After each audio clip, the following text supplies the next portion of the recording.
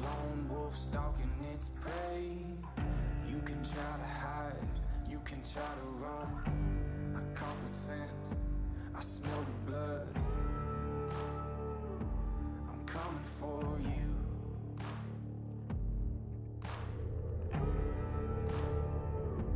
I'm coming for you.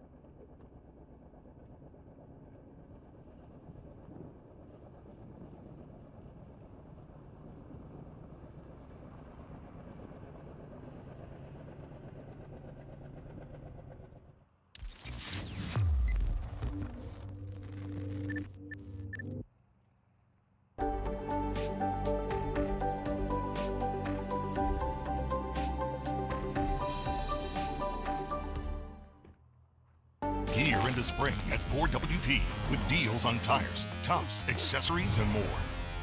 Take advantage of huge savings on BF Goodrich, Mickey Thompson, Falcon, and Goodyear. Transform your truck and save big with up to $750 back on select lift packages and save up to $200 on select soft tops. Grab a Gear into spring and do your rig right at 4 Wheel Parts.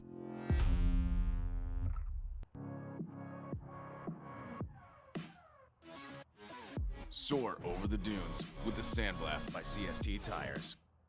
This lightweight, dune-engineered tire delivers maximum flotation and high performance. The size and tread design of the front tire creates excellent flotation and turning ability, so transitioning from dune to dune is effortless.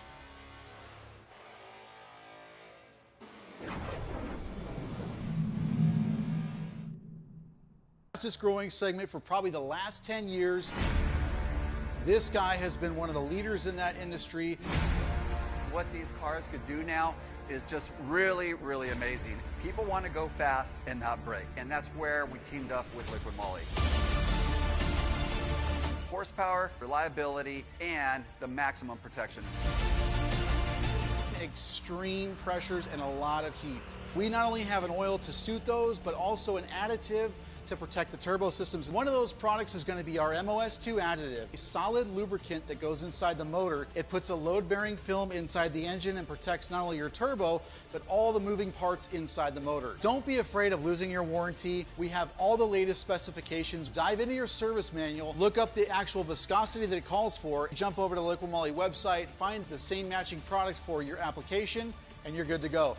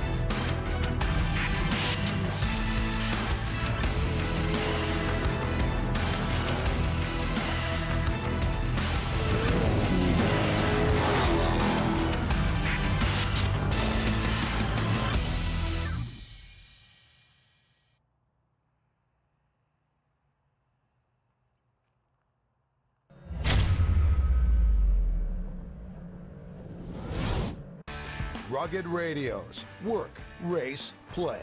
Hey Steve, where you at? Experience clear communications through headsets or helmet kits. I'm up on the hill to your right. Oh, there you are. Talk vehicle to vehicle. Keep the radio contact going. Copy? Talk to passengers. Copy that, I gotcha. And stream your favorite music.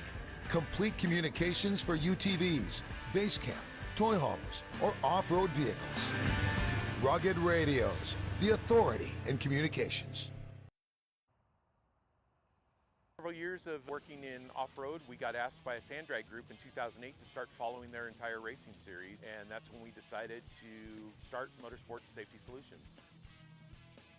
So when we first started in 2008, we had 6 people who were pretty much dedicated to following the different races that we did.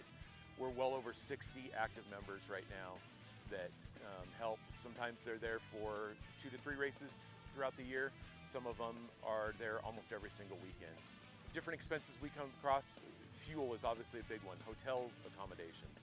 If you're taking 40 people to a race to help people, there's 40 beds, you've got to find a place for people to sleep. So hotels, medical equipment, extrication gear. Our team has been extremely fortunate over the last several years to have great financial donors who have helped us step up. The off-road community has built this truck, they've built another one matching it. They've helped equip 6 other rescue trucks with everything from suspension to rescue tools, firefighting capabilities.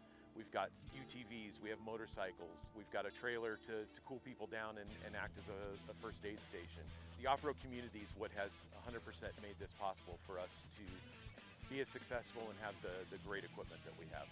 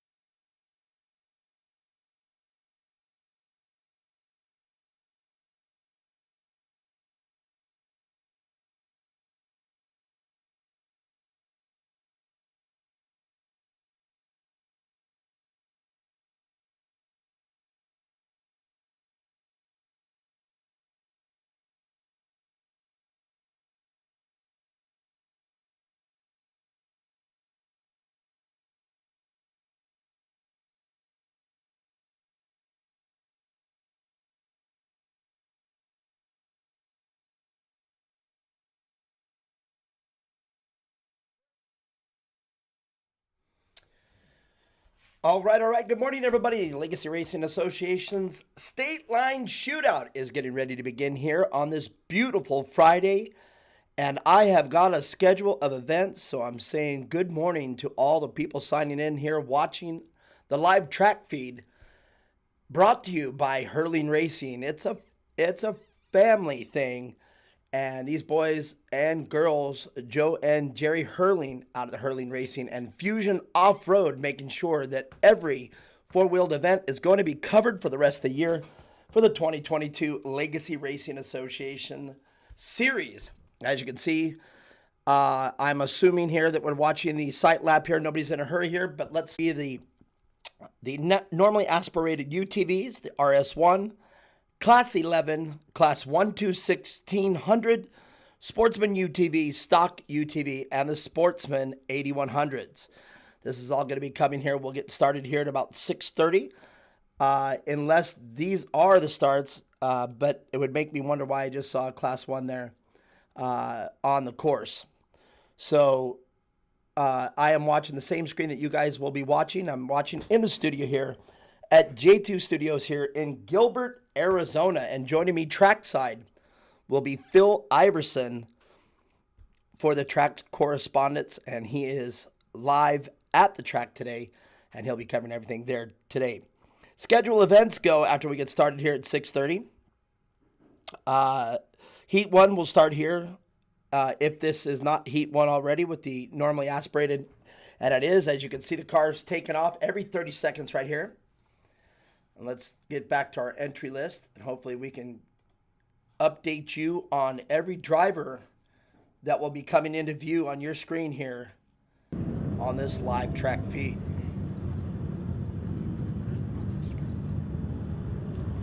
So with the numbers corresponding, let me make sure I get our UTVs, our normally aspirated UTVs.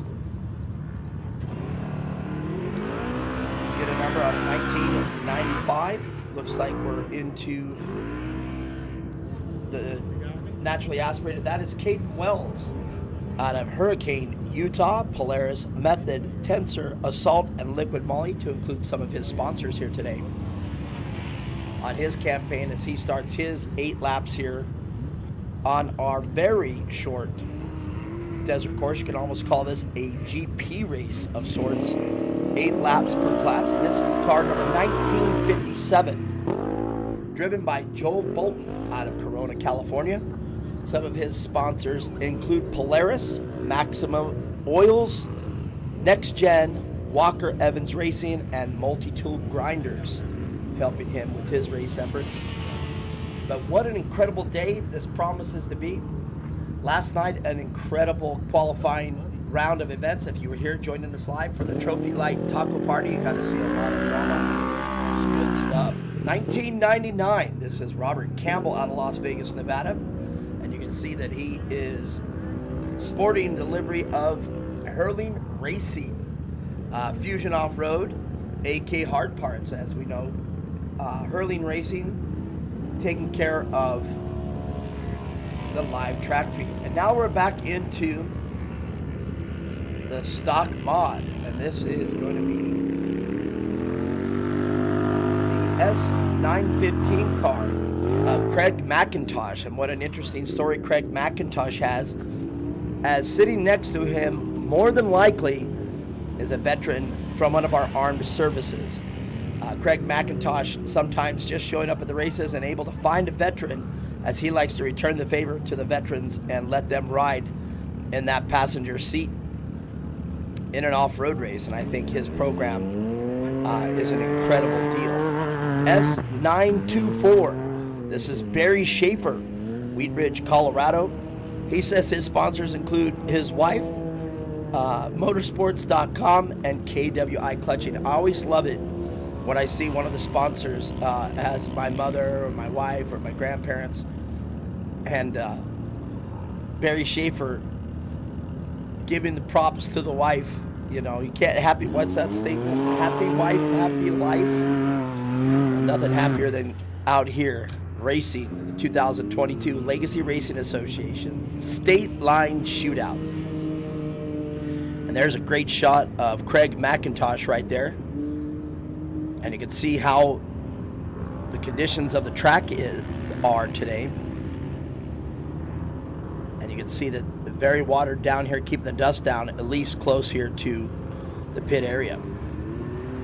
And they're back to starting on the pavement today, but this time heading out in a different orientation that they were doing for qualifying. as you saw the S944 car of Gen Zip Richmond out of Del Mar, California. And again, with great aerial drone footage there. This should give you an exact idea on what it's like to start out here at Prim. That's the 938 car. Let's see if we can get you a name on him. This is the stock class now, stock 1 class. That was Tyler Stewart out of Las Vegas, Nevada.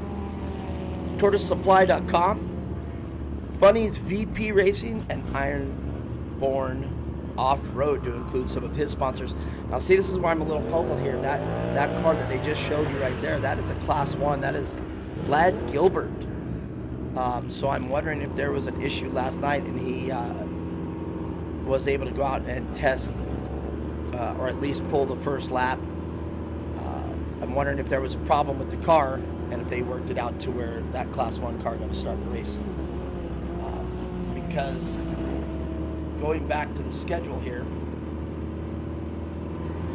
Class 1 won't start today until 1:30. So an interesting development there, seeing the Class 1 car lead the pack. Can almost definitely state that that car is just doing a sight lap after probably some catastrophic failure that happened to the car last night during qualifying.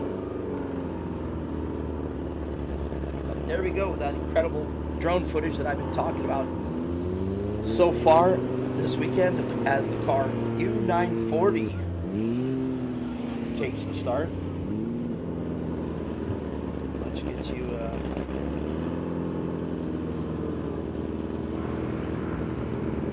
name to that car.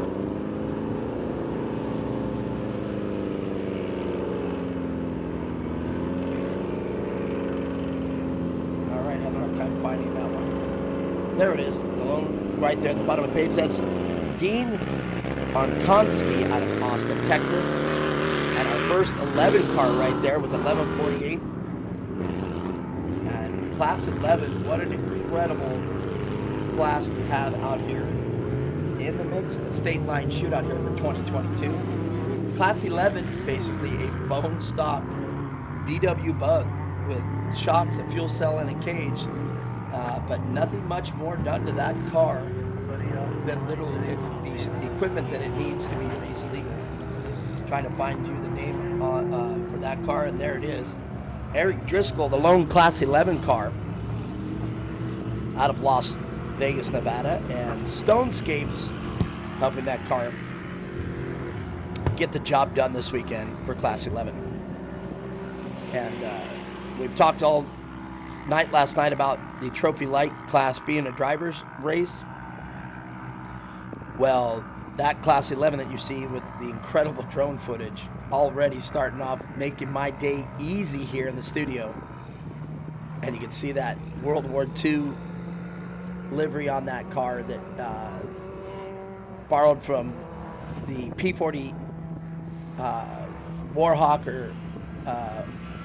aircraft of World War II. 1910 now coming into frame.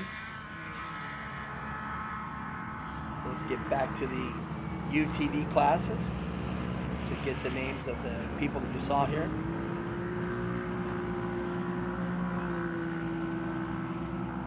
Trying to find our 19 class. 1910, Lucas Cassidy out of Norco, California. Carson City Motorsports, McDonald's. Method Race Wheels, Tensor Tires, Baja Designs, and KWI Clutches helping the car out that you see right here in the frame. And this one here, the 1995, getting it done right there. Caden Wells out of Hurricane, Utah. The 1937 car. It's interesting to say the numbers that they have there. It's like I'm talking about it. Back to the Future reference, rather. And again with another Class 1 car out on the course. I haven't heard anything on this development on why the Class 1 cars are out there But you can see that car pushing very heavily into the corners. And we were going to talk about this car right here, the 1957 car of Joe Bolton. And you can see how wonderfully the track is prepped here in the infield. As you see many, many other course changes here that have happened out here at the Prim site out here. I'm sure this infield track here has been changed multiple occasions, but as you see some of the track crew set up right there as they come back into the short course portion of this circuit. Once again, a special thanks to Hurling Racing and Fusion Off-Road and everybody over there for making a live track feed possible here. And we're able to just thoroughly enjoy this drone footage coming to you in high definition. And I hope that you've got an incredible internet connection out there to enjoy this race from my vantage point that I have here in the studio. I'm watching it in full HD because the images that are scrolling through my monitor are simply breathtaking, and I definitely love this vantage point while watching the desert racing. The track holding the moisture here in the morning. You can see that the moisture doing what it's supposed to do, keeping the dust down, and I bet the track conditions are literally near perfect here for these first competitors out on the track. That's the S924 car. Lots of scrolling here today to get you the numbers. That's Barry Schaefer of Wheat Ridge, Colorado. He's the one sporting the sponsor of his wife, a very lucky young man there. Craig McIntosh, you can see him cautiously taking the jumps. But what a great story, Craig McIntosh.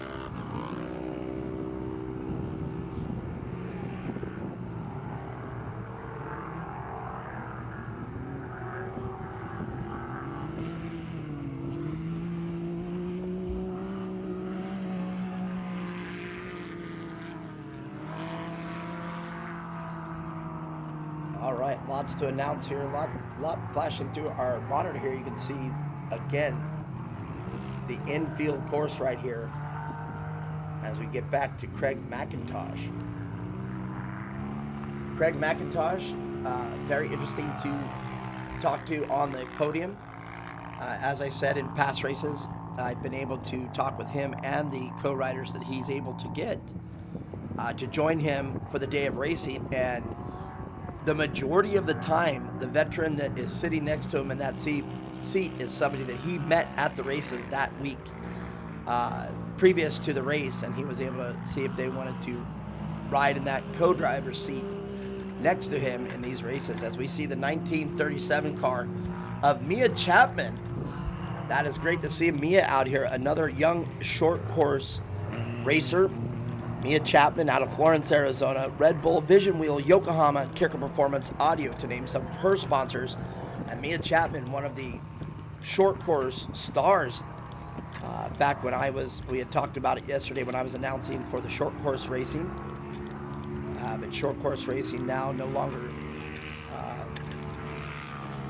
around by the racing organization that I used to work for, but it's great to see some of the stars of the short course racing out here in desert racing and racing with us here at the Legacy Racing Association, and here for the 2022 State Line Shootout here at Prim, Nevada. And the reason why this name, the State Line Shootout, is because Prim and where this facility is at, these casinos, is right close to the border of the California and Nevada border here on Nevada's southwesternmost border over there. As we see the 1999 of Robert Campbell now come into play. The U903 of Derek Morse. And getting a lot of time here. The 905, the U905 car. And that is going to be Sarah Stewart out of Las Vegas, Nevada.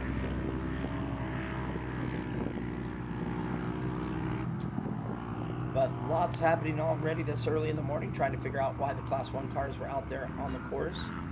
Again, with their race starting at 1:30, I'm going to have to assume that they are out there as they must have had something wrong with their cars last night, or they have to test it. So I'm assuming Donald let them out on the course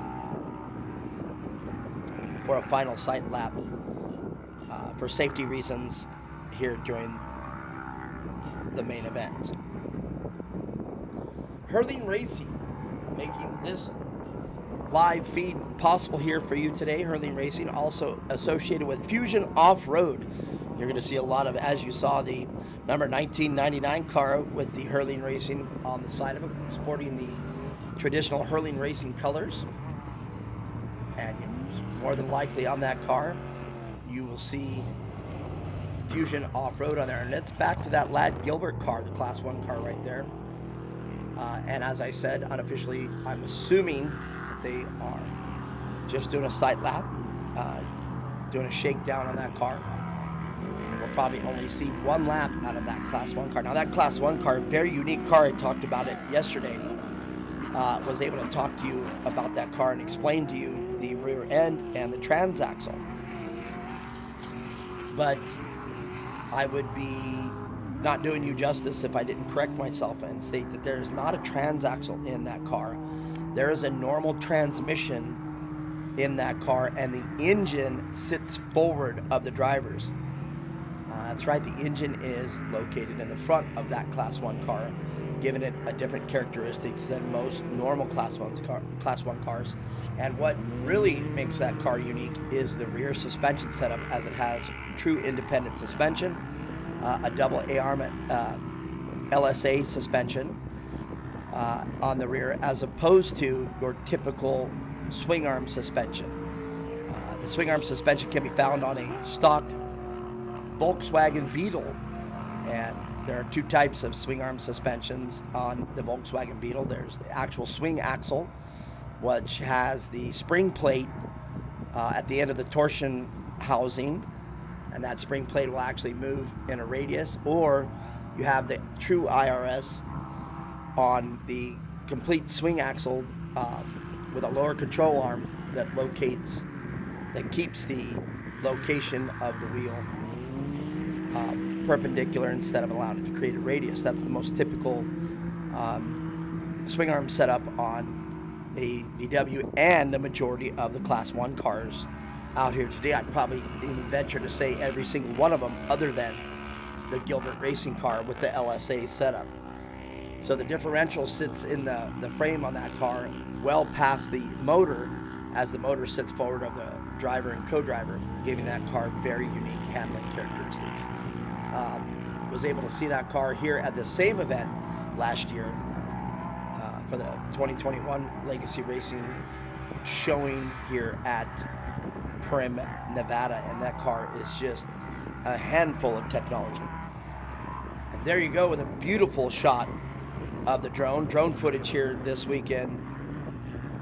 Just incredible to watch here, bringing you the images that you see coming across your screen. There's Craig McIntosh once again.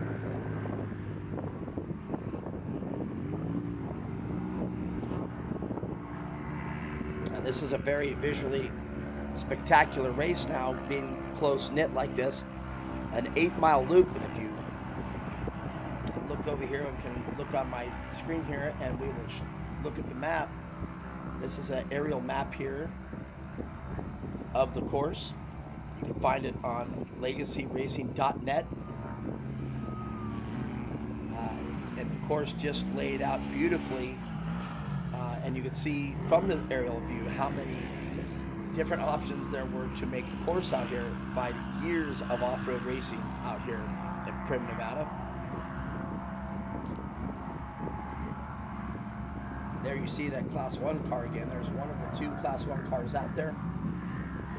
Again, I can only assume that they're doing a shakedown, had some sort of catastrophic failure or something that might have taken them out of competition. So I'm sure Donald Jackson has allowed them to get a sight lap or just a shakedown lap.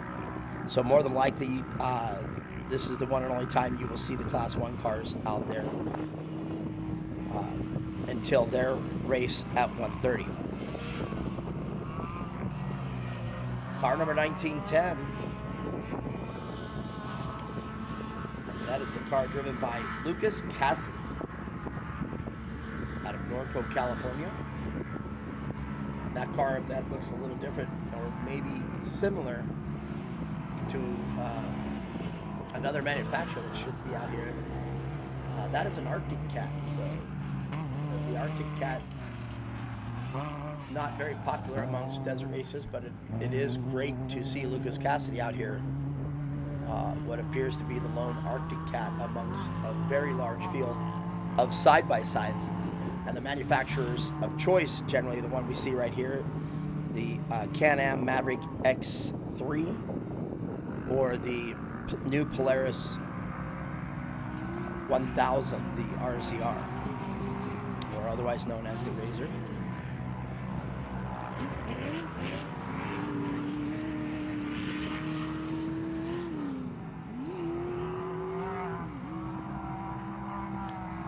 And this is Carson Wernemont out of Murrieta, California. I think I got it right there in one sentence.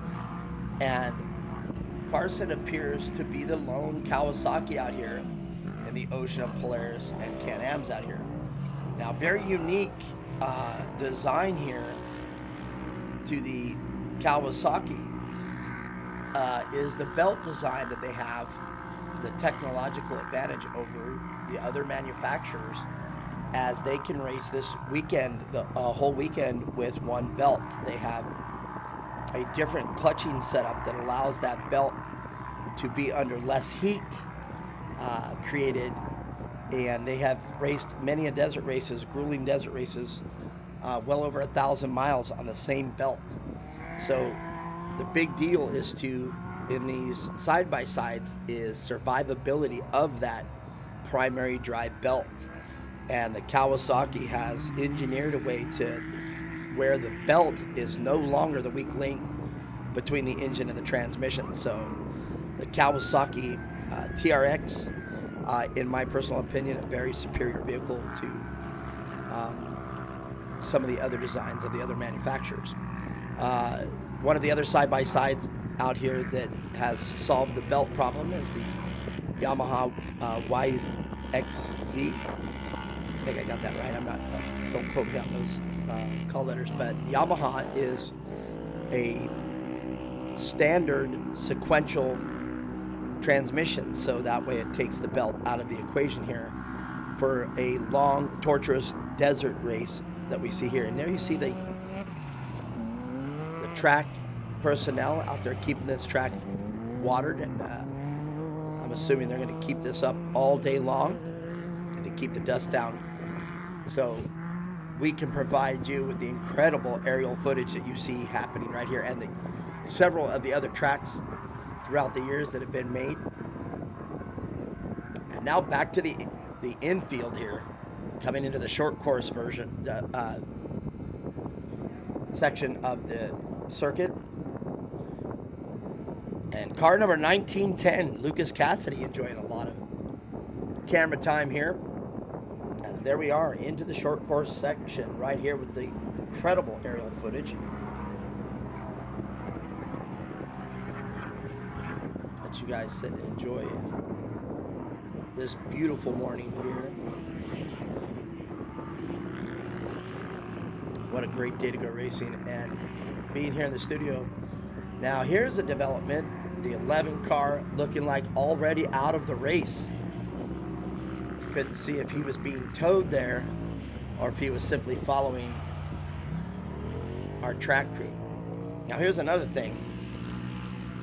1385 and another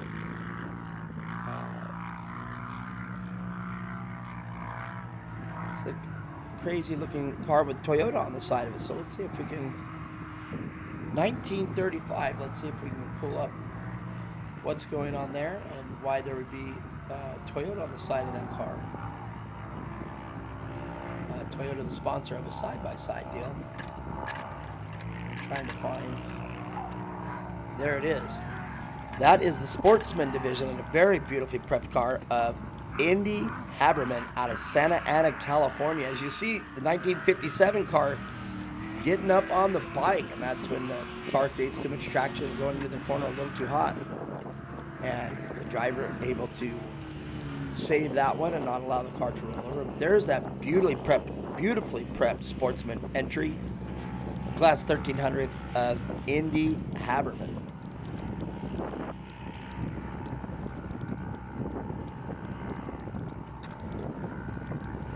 And it says here that the vehicle brand is custom, so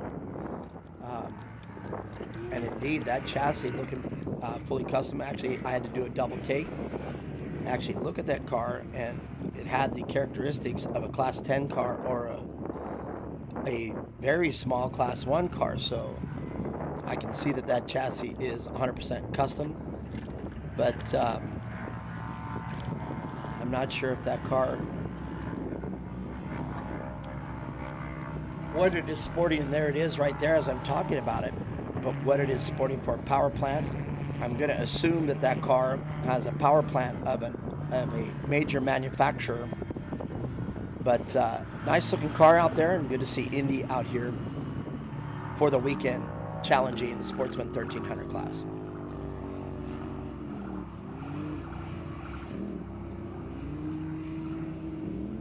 Robert Campbell again coming back into frame.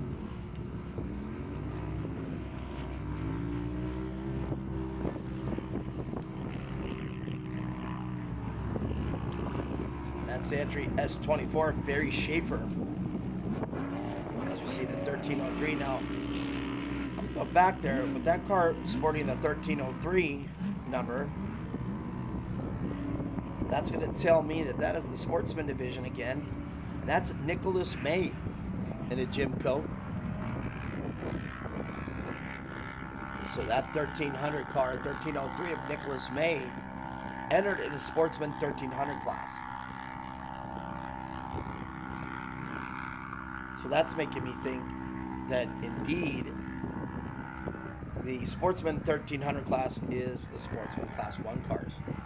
And that is going to answer me why Ladd Gilbert was out there. And I was thinking that Ladd Gilbert entered that car in Class 1. So your three entries of the Sportsman 1300 class are on the track, and they were meant to be out there. So there I am again, already in the morning, Paul, creating my first mistake. So we're keeping track here today of the mistakes that I make. And right off the bat, as I see the Class 1 cars out there, trying to figure out why they were out there this early at this lovely 6 a.m., it's because these Class 1 cars have been entered in the Sportsman division here in the 1300. That's Nicholas May in the 1303, Ladd Gilbert in the 1362, and Indy Haberman, and that's why that car is reminiscent of a Class 1 car, because it is a Class 1 car. All right. So there's my mistake for you people out there watching on YouTube or on the website. S944.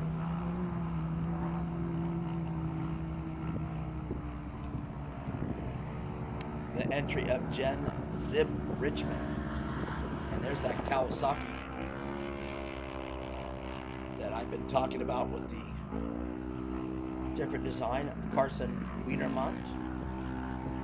Or Wernemont, sorry.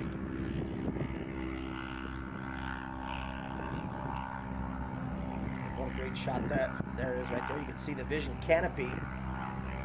Big shout out to Vision Canopy, helping Legacy Racing Association out with all their, as you see, the course markings, the flags out there. Vision Canopy doing a great job out here too, making sure that everybody here in Legacy Racing, when you see that green canopies or the green flags that you see there, Vision Canopy. Check them out at www.visioncanopy.com. And their canopies, I've been seeing them out here since day one, and they are rugged. I've seen a few, as you see, very windy conditions out here in Prim. Last year we had a few of them fly more than 20, 30 feet up in the air, come down and land, and resecure them, and with very minimal damage to them. As we see the 1303 car coming back into frame. That is the Nicholas May entry, the 1300 Sportsman class. It's really incredible to see the format of today's race, as we see two competitors now. And this is the beautiful thing about 8 short laps. You're going to see a lot of door banging like it's getting ready to happen right here.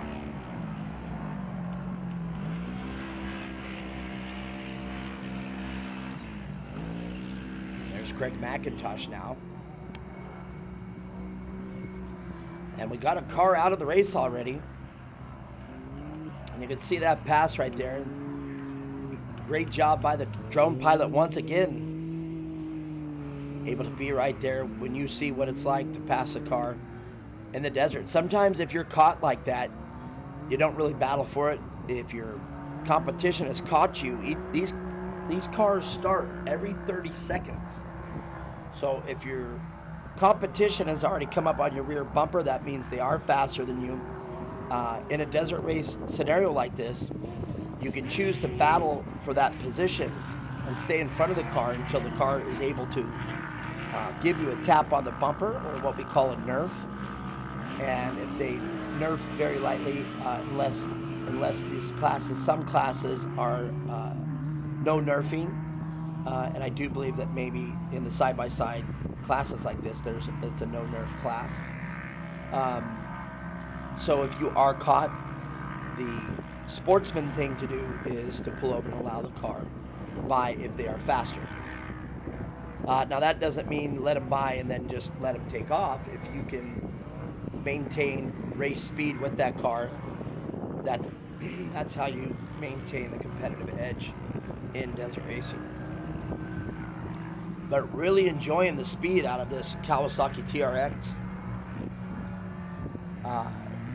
Just visually, from my vantage point here in the studio, this car is blistering. It's just blistering a pace out here. And here we are again looking into the crystal ball with the speed that I see coming from Carson Wernemont out of Murrieta, California. Oh, almost got it wrong. Carson keeps up this pace, and I'll bet you, looking into the crystal ball, he's going to be your UTV normally aspirated winner, because just looking at the monitor here in the studio, I can see that he is blistering pace. 1957 now of Joe Bolton, and there you see in contrast the very different styles. And there's the car, I do believe, that was on the side of the track, must have been got going again. And that's the S944 entry of Gen Zip Richmond. And I do believe that was the car that we saw sitting on the side of the track. Now here's a very interesting thing. You're going to see the classes start to intermix like this, as we see the Sportsman Class 1 car, Indy Haberman coming back into the picture.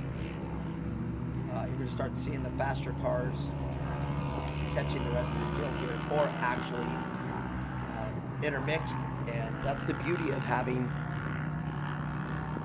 a lapped race like this. And it's very interesting to see how the race course is starting to change as the race continues.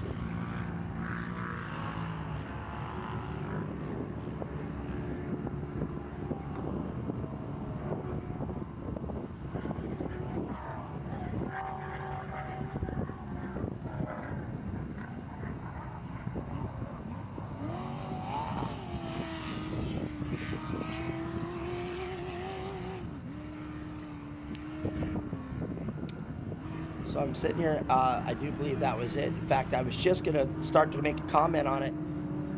You just saw the car there take what appeared to be a shortcut. Well, indeed, there is a shortcut. This is called a joker lane. And that Joker lane is right there in front of the crowd that's going to be there.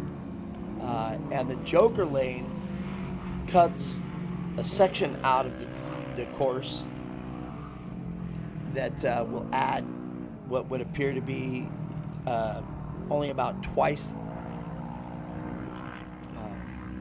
the length of the course right there. So the Joker lane, if it's working, and there you can see another aerial shot of the Joker lane. And if they're working it as a Joker lane is always worked, you can choose to take the Joker lane once in your 8 laps. And as we saw right there, the car that was on screen, the 1999 car, elected to take that Joker lane. Now this is where strategy comes into play. Do you take the Joker lane right off the bat, or do you allow to get settled in and get your position and strategically take the Joker lane to better your position for the rest of the day? So that is the strategy there with the Joker lane. Never had the luxury of racing a course with the Joker lane, so I'm not sure what my strategy would be. I would think that I'd probably get the Joker lane out of the way on the first lap. That way to try to enjoy the clean air ahead, or to actually set the pace. I think that would be my initial knee-jerk reaction. I think I would go to one extreme or the other. I think I would take it right off the bat, or I think I would take it on the last lap. To that way, if you take it in the beginning, you're going to have to set the pace. But taking it at the end of the race, I think would allow you to almost get a jump or that one last section if you have been maintaining a brisk pace during the race. So I think that's the way I think about the Joker lane. I guess I've never thought about it from a racer's standpoint. Car number 1937. That's Mia Chapman, and it's great to see Mia out here in the Desert Racing Series now. Just a very highly competitive young lady. I've been able to watch her career for almost 6 years straight as she was getting her experience through the short course discipline of off-road racing. So it's great to see her out there. I'm really loving this Toyota powered 1300 car. Really love the design of it. Small, compact, a very light looking car. I'd venture to say that car is probably much lighter than the other class 1 cars out here in the 1300 class.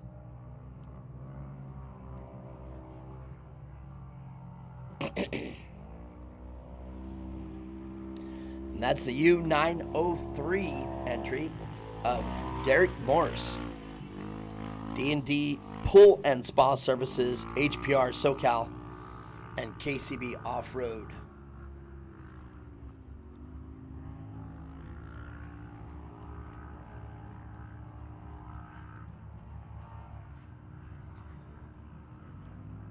And while we're watching the racing unfold here on your screen, let's talk about some of the sponsors that make every race happen for the 2022 Legacy Racing Association Series. Metro Print Nevada, helping us out here with all the beautiful print that we see out here at the race. Hurling Racing, bringing you the live stream that you guys are enjoying right now. 4-Wheel Parts, or 4WP as we are starting to know with the logo. As we know, 4-Wheel Parts been around for a long time. 4-Wheel Parts that I know with locations in California and here in Arizona, and also some in Nevada. Polaris Razor out here today. VT Construction. Liquid Moly, the official oil of Legacy Racing. And CST Tires, been with us since day one out here at Legacy Racing. Trophy Tractor Inc. ATC All Terrain Concepts. out here for this 2022 year. Turn 2 TV Productions, the ones out here that I am affiliated with here in the studio. All the crew here at Turn 2 bringing you the incredible images that you are seeing displayed here right now, brought to you by Hurling Racing. And just what a great job to be here in the studio. Very professionally ran here, and it's just incredible to be announcing here in the studio. Was able to stay here in Gilbert, Arizona, and do it from a remote location here. And joining you trackside later on the podium is going to be Phil Iverson live at the event. So Phil Iverson handling all the trackside correspondence. All right, back to racing with this format. You can see now that the classes are starting to bunch up. Oh, as you see, one of the UTVs off course there for a little bit, but able to get back on course. And now look at that, right on the bumper. And this is, it doesn't get much better than this, especially on an infield deal like this. As you can see, all the other cars now really getting bunched up. As I said earlier, each car starts every 30 seconds. And you can see the car right there of the 1956 making the pass. Car number 1956 of Austin Bolton out of Corona, California. Making the pass on, which I do believe was Caden Wells in the 1995 car. And there's another pass you just saw coming into the picture. And that's going to be what's happening now. And what makes the short course layout visually spectacular to watch, because if you're there watching this, you can see cars now really starting to, the faster drivers able to, really showcase their driving skills here. And watching it from all the camera angles that we have here at the studio, just lots of passing. As you hear again, you see two cars bumper to bumper. And this is the turn where we saw the earlier pass. And there's that car, 1910, of Lucas Cassidy. Lucas Cassidy trying to get the car of what I do believe was Joe Bolton. I didn't see the number, but there's the S944 car of Jen Zip Richmond. And seeing that Kawasaki green, there we are again with Carson Wernemont. Carson Wernemont with Reed Norden sitting next to him. And both out of California. Reed out of Lake Elsinore, California, one of the epicenters of off-road racing, if you will.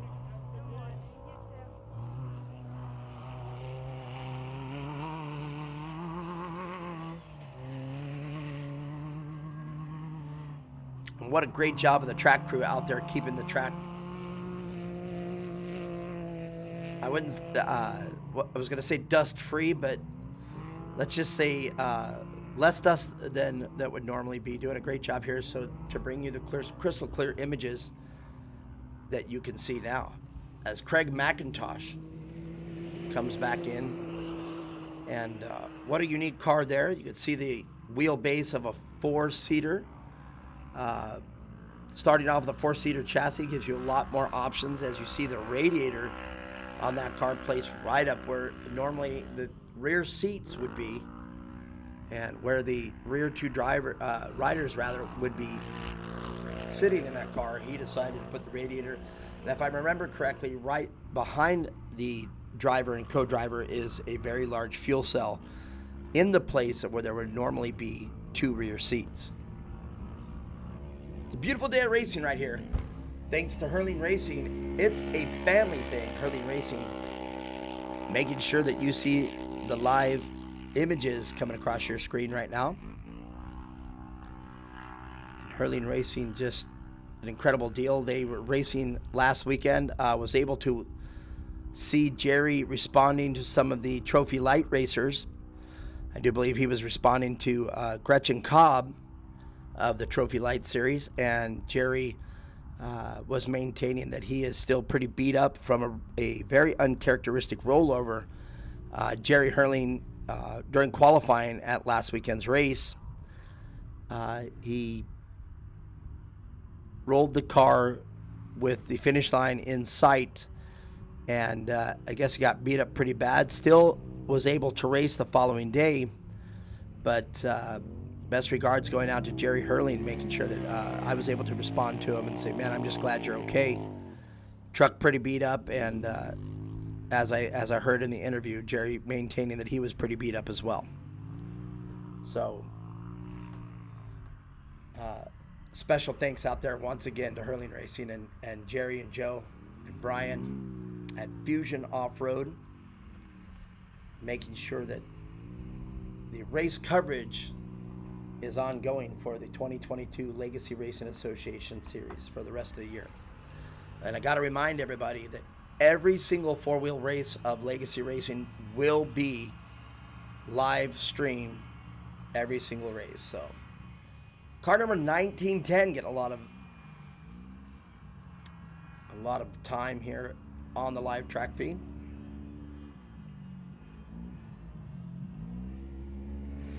As well with the S924 car of Barry Schaefer.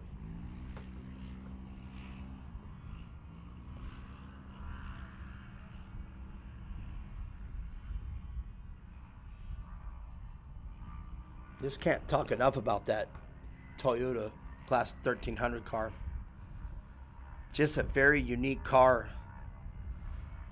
Indy Haberman out of Santa Ana, California, behind the wheel of that car.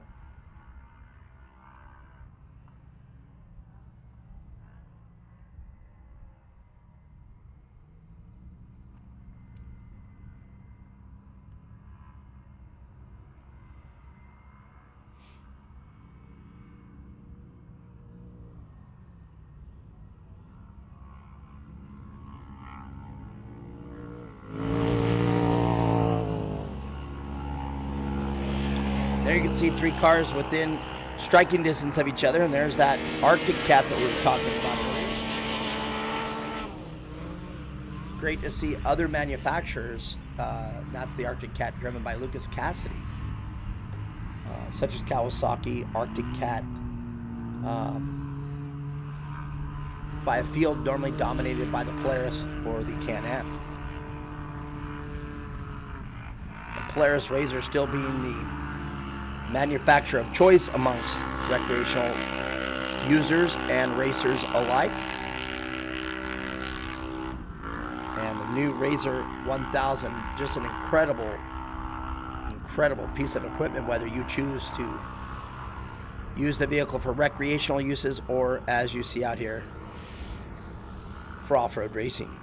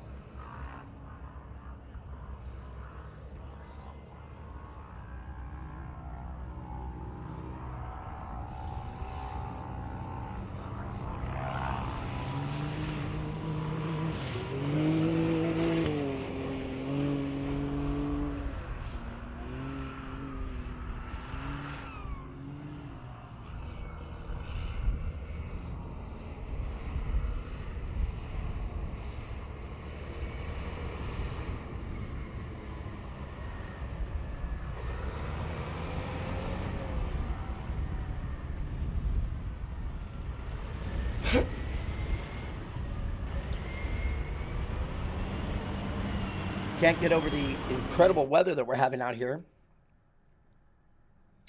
As you see, one of the cars now pulling off, I do believe that's the number S944, a 940 rather, with Armageddon on the side. I couldn't tell if they were pulling off or if there were other issues there. You can see right there from the drone footage. I just don't think that car is up to full race speed. And I anticipate that this car, once it gets into the hot pits, is going to pull off. The car does not seem to be in a hurry. Now, several things could be happening there. There could be something happening with the car that is keeping that car from moving at a race pace, as you see that car taking the Joker lane for the one and only time that it can. But I'm wondering if that car also, another scenario, is these cars, once they get hot or they have a timing issue or something happens to them, the computer, just like your car, will put the car into limp mode. And if the car is put into limp mode, whatever sensor is tripped on making that car into limp mode will slow the car down like that as it takes the cylinder out, or just very simply will not allow the fly-by-wire throttle system. And you can see that car definitely well off the pace, so it does make me wonder if that car is in limp mode.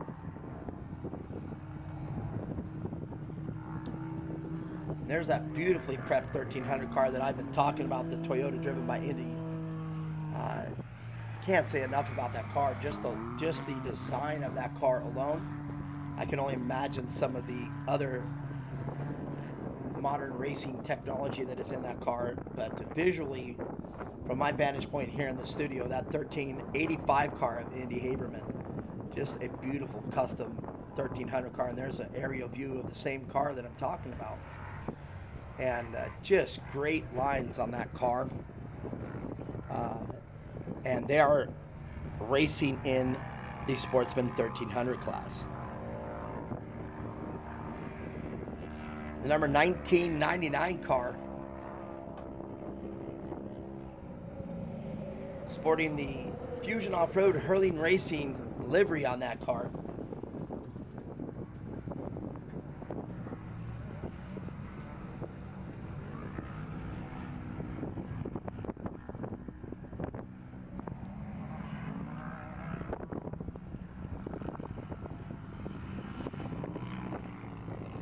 Those are the Hurling Racing Classic colors, the black and orange with the silver or gray accents. That's been the Hurling Racing colors since I met them in the early days of racing the Trophy Light Series. And now both Joe and Jerry have moved on to the 6100 class. Now, a very interesting development coming up later in today's race program. Diamondback Materials has put up $100,000 in contingent money for the 6100 class, and that yielded almost 16 entries yesterday, qualifying for that coveted position 1. Diamondback Materials putting up that 100K, so that definitely has increased the 6100 class here this weekend for the 2022 State Line Shootout here in Primm, Nevada. And the 6100 class is going to be racing. Let me get to my race schedule, because if you're joining me today for the racing, you have to be present. The must watch is going to be at 3:45. The 6100 class will take the track, and I promise you, a very eventful race is going to unfold right in front of you as the 6100 class battling for that Diamondback Materials $100,000 end of the year payout. And there's that Kawasaki again. I didn't mean to have a squirrel moment right there, but this Kawasaki, as I've said, looking into the crystal ball, just watching this Kawasaki when it gets the screen time, that driver is just blistering a pace out here for today's race. But back to the 6100 story, and there again, that Kawasaki laying it down here as we visualize it from the drone's perspective. And I cannot state enough at how excellent the drone pilot is doing with giving me so much material to work for and talk about here back in the studio. But back to the 6100 class, you've got drivers in there like young Connor McMullen. Connor McMullen, just in his adult life. Now, Connor McMullen, as you heard me talk about Mia Chapman, both Connor and Mia used to race in the same classes growing up as children. So now here they are into their 20s, and now they're on a professional level here, racing the desert racing scene. And Connor McMullen has been on top of more podiums than people that have been racing for over 20 years. Connor McMullen, definitely a very smooth, very consistent driver. And if you've been watching any of the other races that Connor McMullen has entered, you've definitely seen him on the podium on multiple occasions. If you haven't seen or heard of Connor McMullen, I've just been stating it as, man, you've been living under a rock lately if you're an off-road racer. So anticipate that Connor McMullen with a top 10 finish at least. And I'm even going to go as high as even say that's a top 5. And I'm really wondering if there's something here on the course that has been changed or they can't see here, because I've seen a couple, unless that is the entry into the Joker lane, which it could be with those signs that I see present. But back to the Connor McMullen story, I anticipate in seeing Connor McMullen with a top 3 finish here. Like I said, for sure top 10, barring no problems with the truck. But when that young man has no issues with his equipment, you can venture to say that Connor McMullen will finish top 3. And no exaggeration, you could take that straight to Las Vegas and book it, that Connor McMullen will get that truck across the finish line in an average of the top 3, if not P1 for the day. Now, other drivers in the 6100 class to watch for is Travis Williams. Travis Williams out of Avondale, Arizona here. Did we decide Avondale or Avondale, Paul? Avondale. Being out here, it's Avondale. I think I tend to agree it's Avondale. It's like that tomato ongoing, what do we say? So Avondale for sure. Travis Williams, been able to watch him and his career back again when I was racing motocross. Travis Williams, just an incredibly fast off-road racer on the quads. Used to race with Zach McKinley back in the old days, the old Whiplash days. And Travis Williams now taking that experience and putting it into the 6100 class. And Travis definitely has the skill and the truck and the team to get that truck in the top 3 as well. But going back up into the 6100 class, while we watch the normally aspirated or naturally aspirated UTVs on the course, the 6100 class, I just cannot state enough of the talent that is going to be in the 6100 class. And with $100,000 up for grabs, anything can happen out here. Some of the other racers to watch out here: Jason Gaunt out of Torrance, California. He's going to be in the Smiley Motorsports Geyser Brothers Simpson Ibach Ebco truck. And Jason Gaunt, he is the one right now sitting on top of the chase of that $100,000 coveted payout. Brent Fox. Now, Brent Fox, changing up some things here for the 2022 season. He's sporting a Herb Smith built chassis and truck. So he's a strong competitor in the 6100 class. As we talked about, Connor McMullen and his just ruthless co-rider, Jenica Jenkins. She is just an incredible girl and one hell of a person to have sitting next to you in that, in my opinion, very coveted and equally as important co-driver seat. Travis Williams out of Avondale, do not in any way count him out. And another man in the 6100 class that has the ability to be top 3, Adam Householder.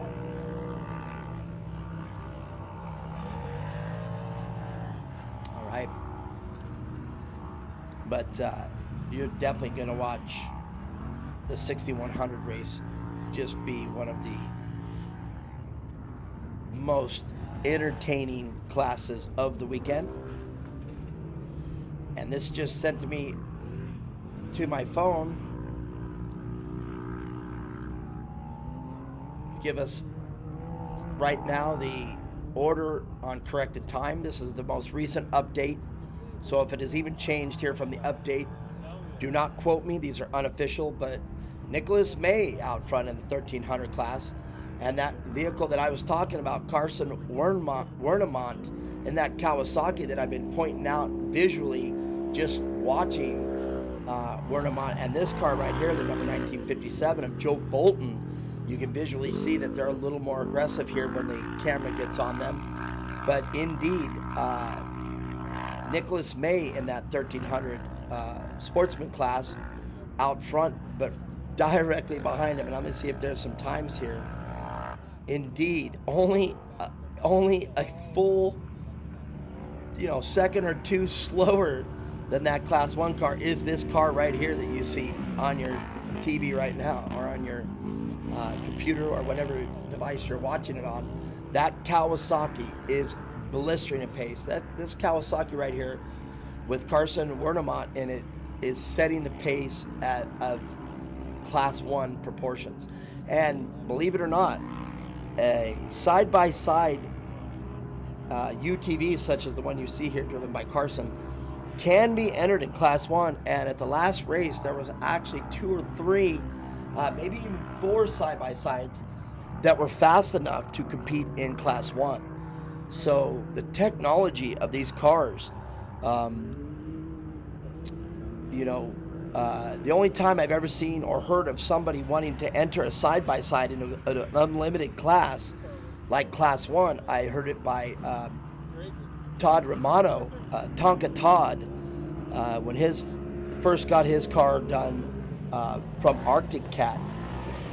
I heard of him wanting to enter his side-by-side in the unlimited class. So right here you can see Carson Wernemont getting that Kawasaki to the speeds comparable with the Sportsman 1300 class. Other drivers up there, the U938 of Tyler Stewart out of Las Vegas, up there in 5th place right now. Lucas Cassidy, the 1910 car that's been getting a lot of screen time, and the 1957 of Joe Bolton rounding off the top 7. So I will keep you updated as I am here at the studio. But Mia Chapman falling back to 9th place in that 1937. Robert Campbell in 10th. And there's to name some of the racers' order here. Now, with it being multi-classes mixed in and maintaining their starting order, this is track position, so these aren't corrected time. So this is what we call on the road position as opposed to corrected time. So the order that I'm giving you is how they come across the finish line, not what their corrected time values for each respective class. For example, the 1300 class, sportsman class, they started first. So every 30 seconds another car went by until they went into the naturally aspirated unlimited UTV class. Well, already Carson Wernemont is right behind the car that started first. So Carson Wernemont has threaded his way through the 1300 sportsman class and finds himself right behind the car that started the day off at 6:30 a.m. So the position of Carson Wernemont is more than likely on corrected time going to place him well in front of the next competitor in the 1995 car of Caden Wells. And in fact, if we look at the times just that I'm visualizing here, about 4 seconds separates the car that you see on your screen right there, the 1995 car of Caden Wells, from Carson Wernemont. So Caden Wells still well on the pace. If Carson were to make a mistake in a corner or have some sort of equipment failure, that 4 seconds can be bridged pretty quickly.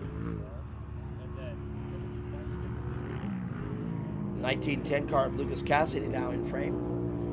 And I do believe what we're seeing here, when I see the cars turn off here, this is the Joker lane from the spectator point of view, and you can see that they're actually going around the course right there, and that's exactly what the Joker Lane does. Is gives you that shortcut, so to speak, right in the middle of your day of racing, and that's where the strategy comes in. When do you take it? You take it at the beginning of the race, the end of the race.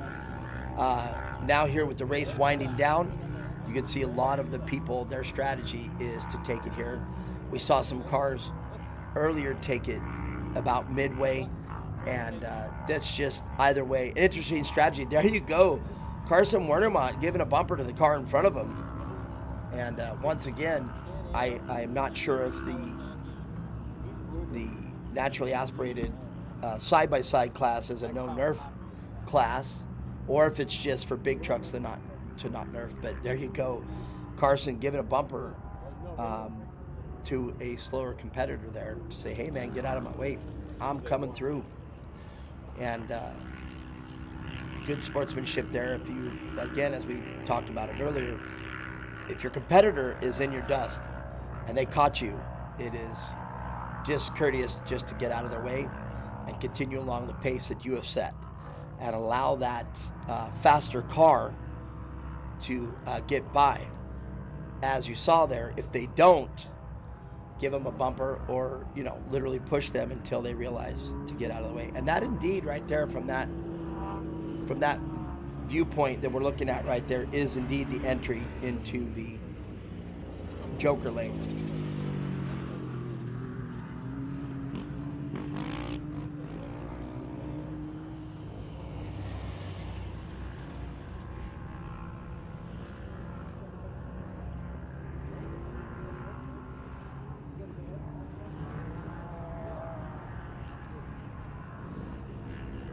(1957) Joe Bolton enjoying a lot of screen time, and Joe Bolton under last update holding it down in 7th place on the road, and subsequently a lot of the times that I'm seeing here are also the road and corrected times. Not a lot of lead changes here. They're staying in the order that they qualified in for the most part. As we see the 1956 car of Austin Bolton now. And Austin Bolton, in my last update, all the way up to 4th place on the road and in corrected time. Craig McIntosh.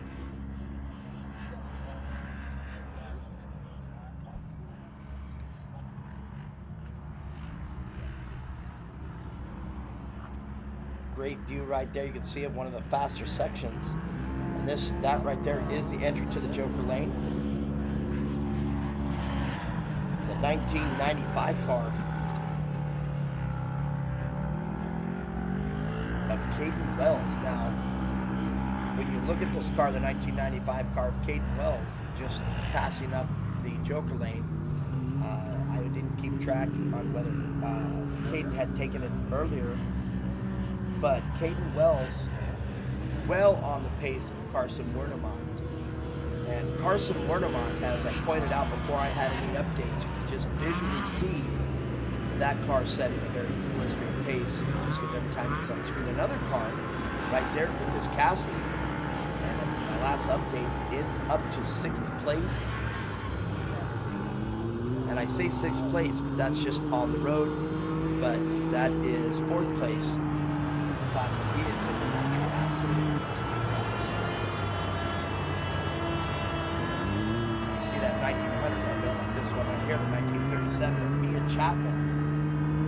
And Mia Chapman at last update in 9th place, or 1, 2, 3, 4, 5, 6, 7, 7th place in the unlimited naturally aspirated side-by-side class.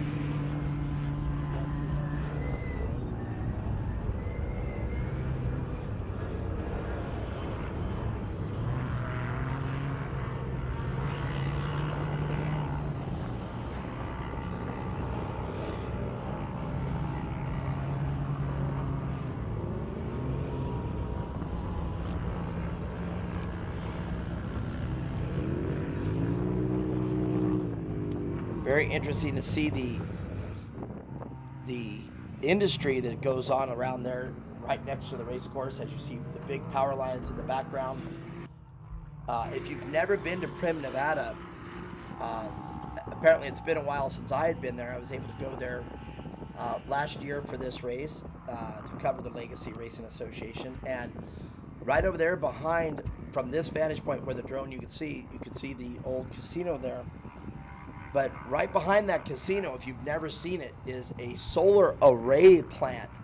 Now, it's a little bit different from your normal photosynthesis solar array power plants out there, as to where what makes that power plant a little different is they actually use solar power to reflect and center a bunch of mirrors, like aiming a bunch of mirrors to a center tower that's in between all these mirrors, and they send the water up into that tower, and all those mirrors concentrate the sun's effective energy to heat up that water and turn it into steam.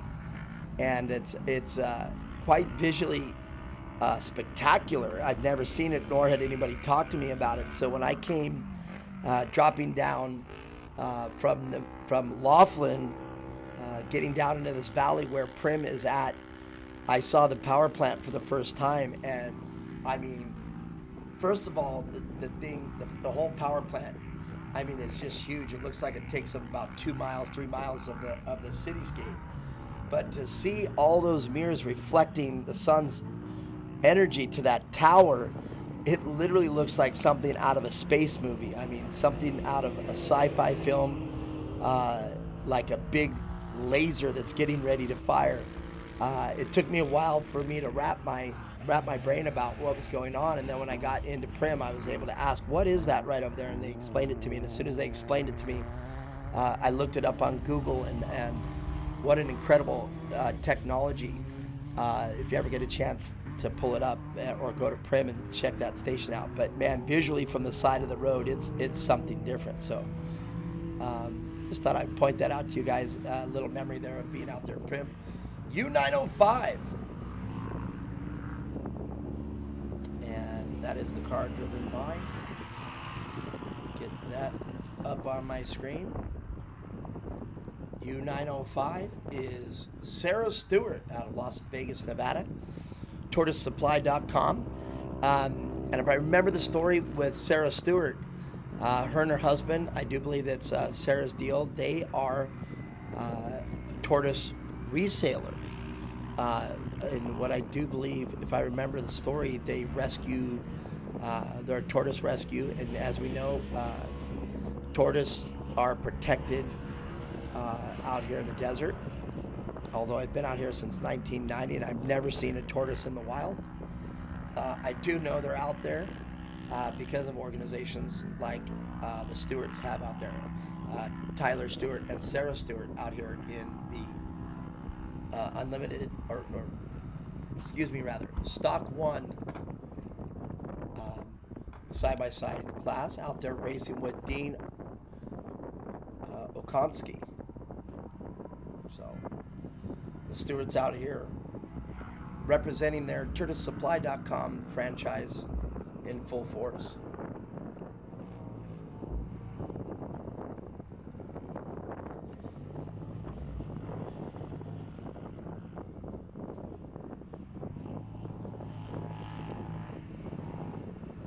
So racing scheduled here to come to an end. I haven't seen a white flag flying yet, but I do believe that we will be concluding here, wrapping things up fairly quickly here for race number 1, or heat number 1 rather, as the next heat, the turbo UTVs and the unlimited UTVs are staging here shortly. They'll be staging at 8:30, and heat number 2 will get underway at 9 o'clock. So plenty of time in between races to make sure that the track is clear, as we see a beautiful shot of Mia Chapman right there. And Mia Chapman either electing not to carry a spare would normally sit right there in that cavity that you just saw behind in that 1937 car, or she lost it. If I know Mia, though, and her dad, Joe Chapman, more than likely that was a call to keep the car light, and then just make sure you don't get a flat. As you see another car here, the 1999 car, again, either losing their spare that usually sits right there in the back of the car, or just simply electing to keep the car light. And as I've said that, now as we see Carson Wernemont, a car that you could see just setting a pace that's just incredible. You can see Carson in the background there. They too have elected to not carry the spare tire. So pretty much with confidence I can go on record and say that a lot of the competition has decided not to run the spare tire. Weight or not, I think I would want to make sure that I have the spare tire so I'm not stuck out in the desert. I can change my flat quickly and get back in the car. So I don't think I would elect to not carry the spare tire in the UTV class. Car number 938, Tyler Stewart, Tortoise Supply car. One of the two cars that we were talking about, him and his wife, Sarah Stewart.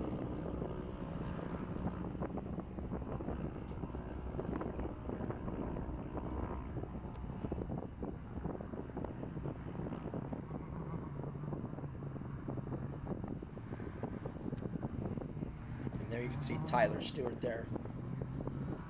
Smooth and consistent with a very good line there coming into the infield.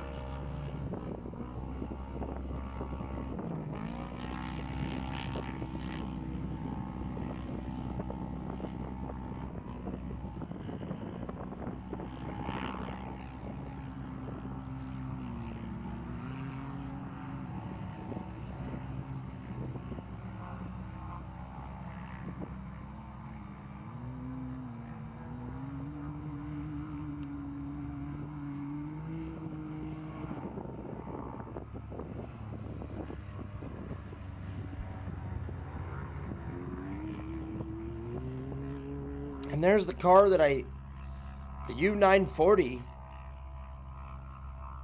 that I thought was having some issues there, which just appeared that they were. And indeed, at my last update, car number 940 did not register in the top 10. So car number 940, I'm looking for the driver now.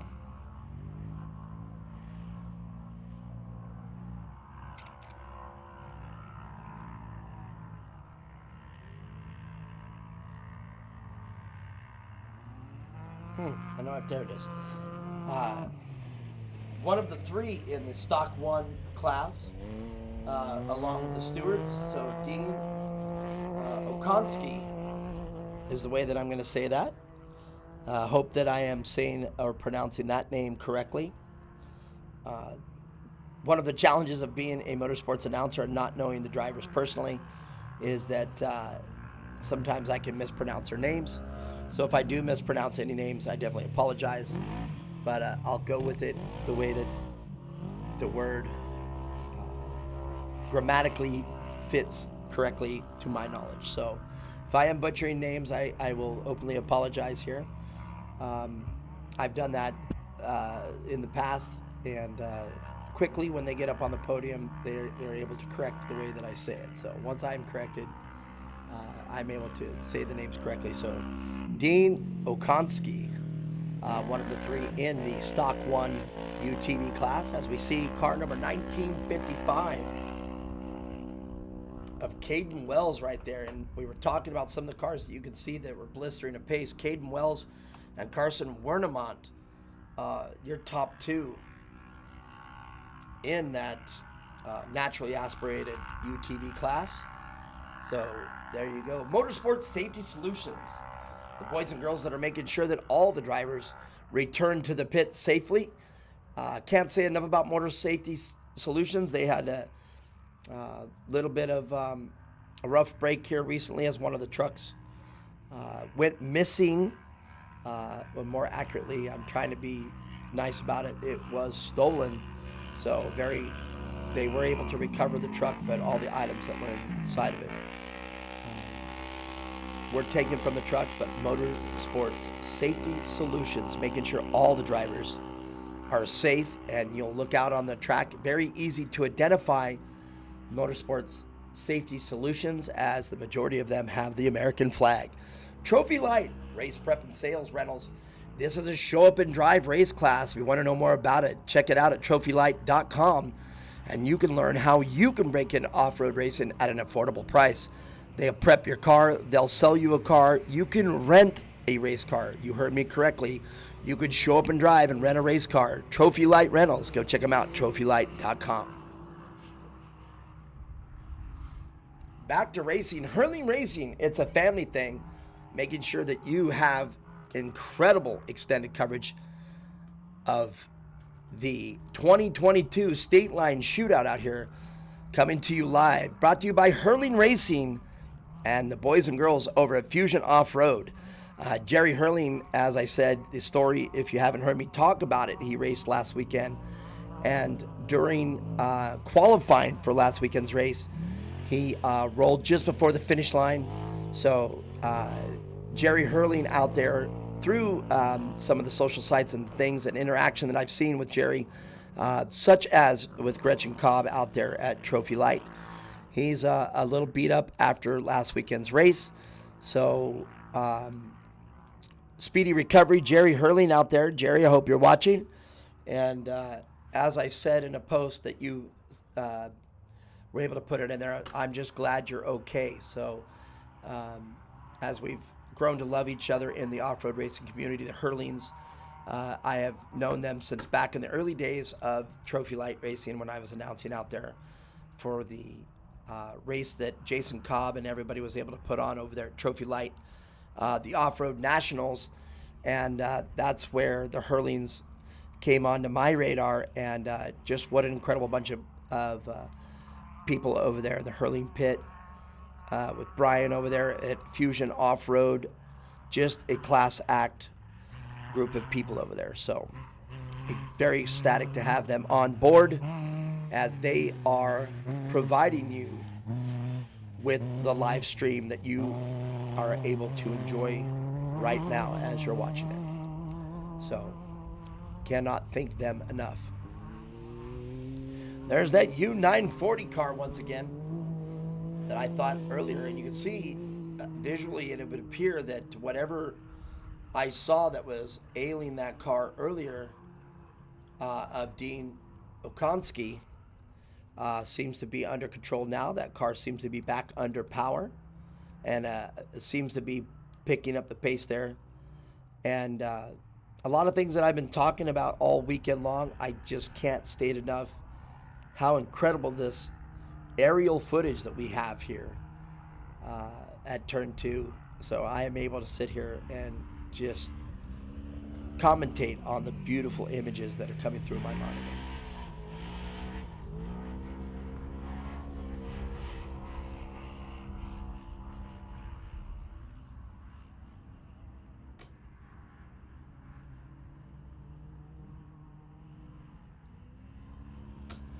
Craig McIntosh, as I told you what a great story that is. And there you go, you can see the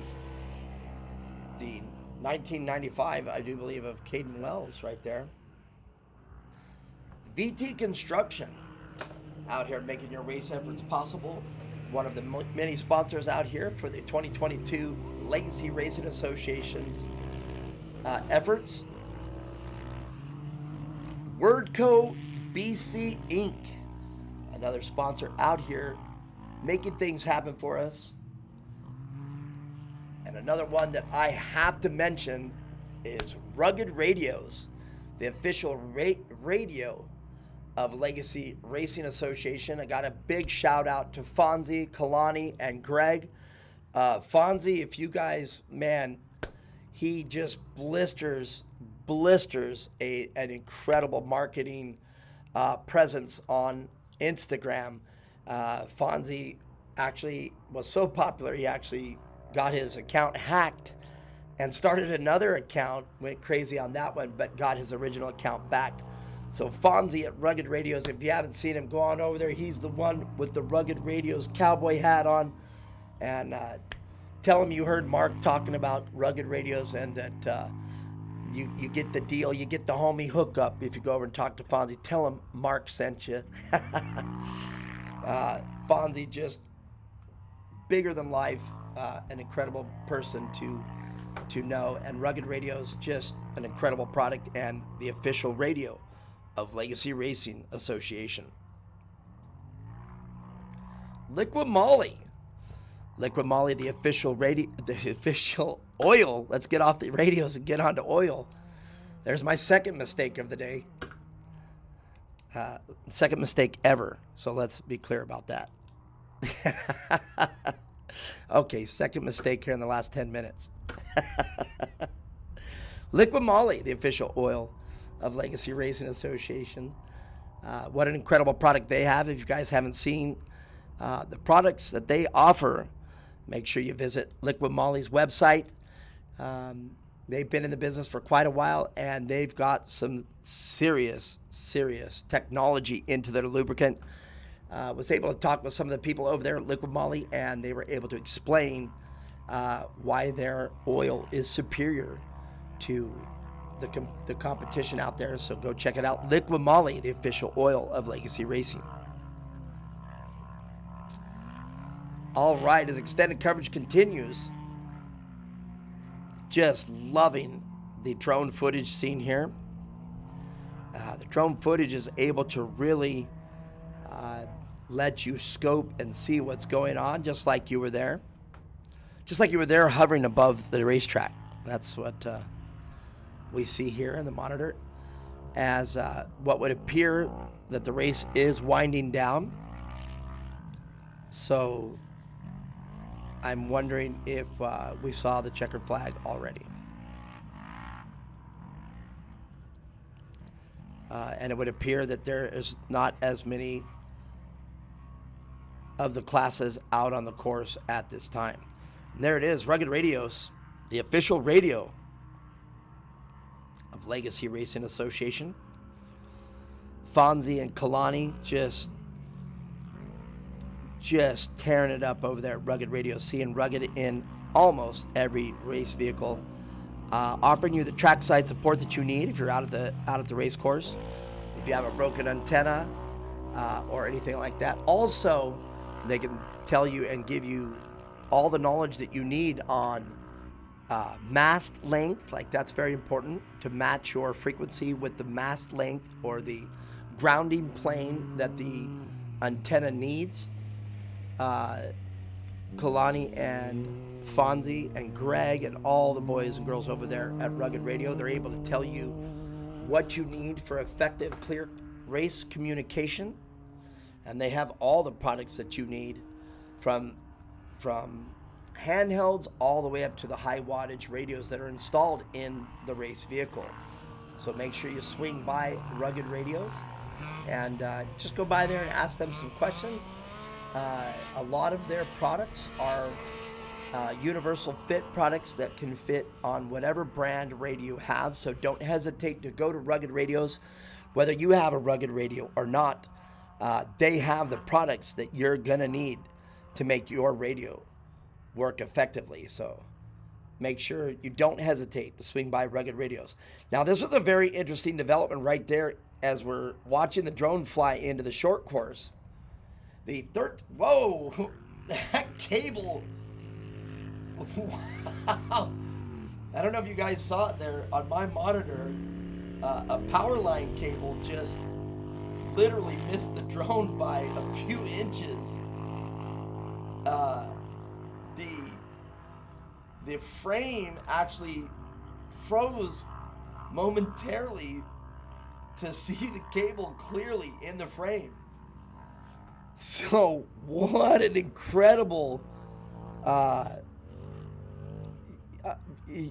footage right there that I couldn't even, it was so crazy I couldn't even think of what to say there, but let's just put it this way. That drone just barely missed a power line cable.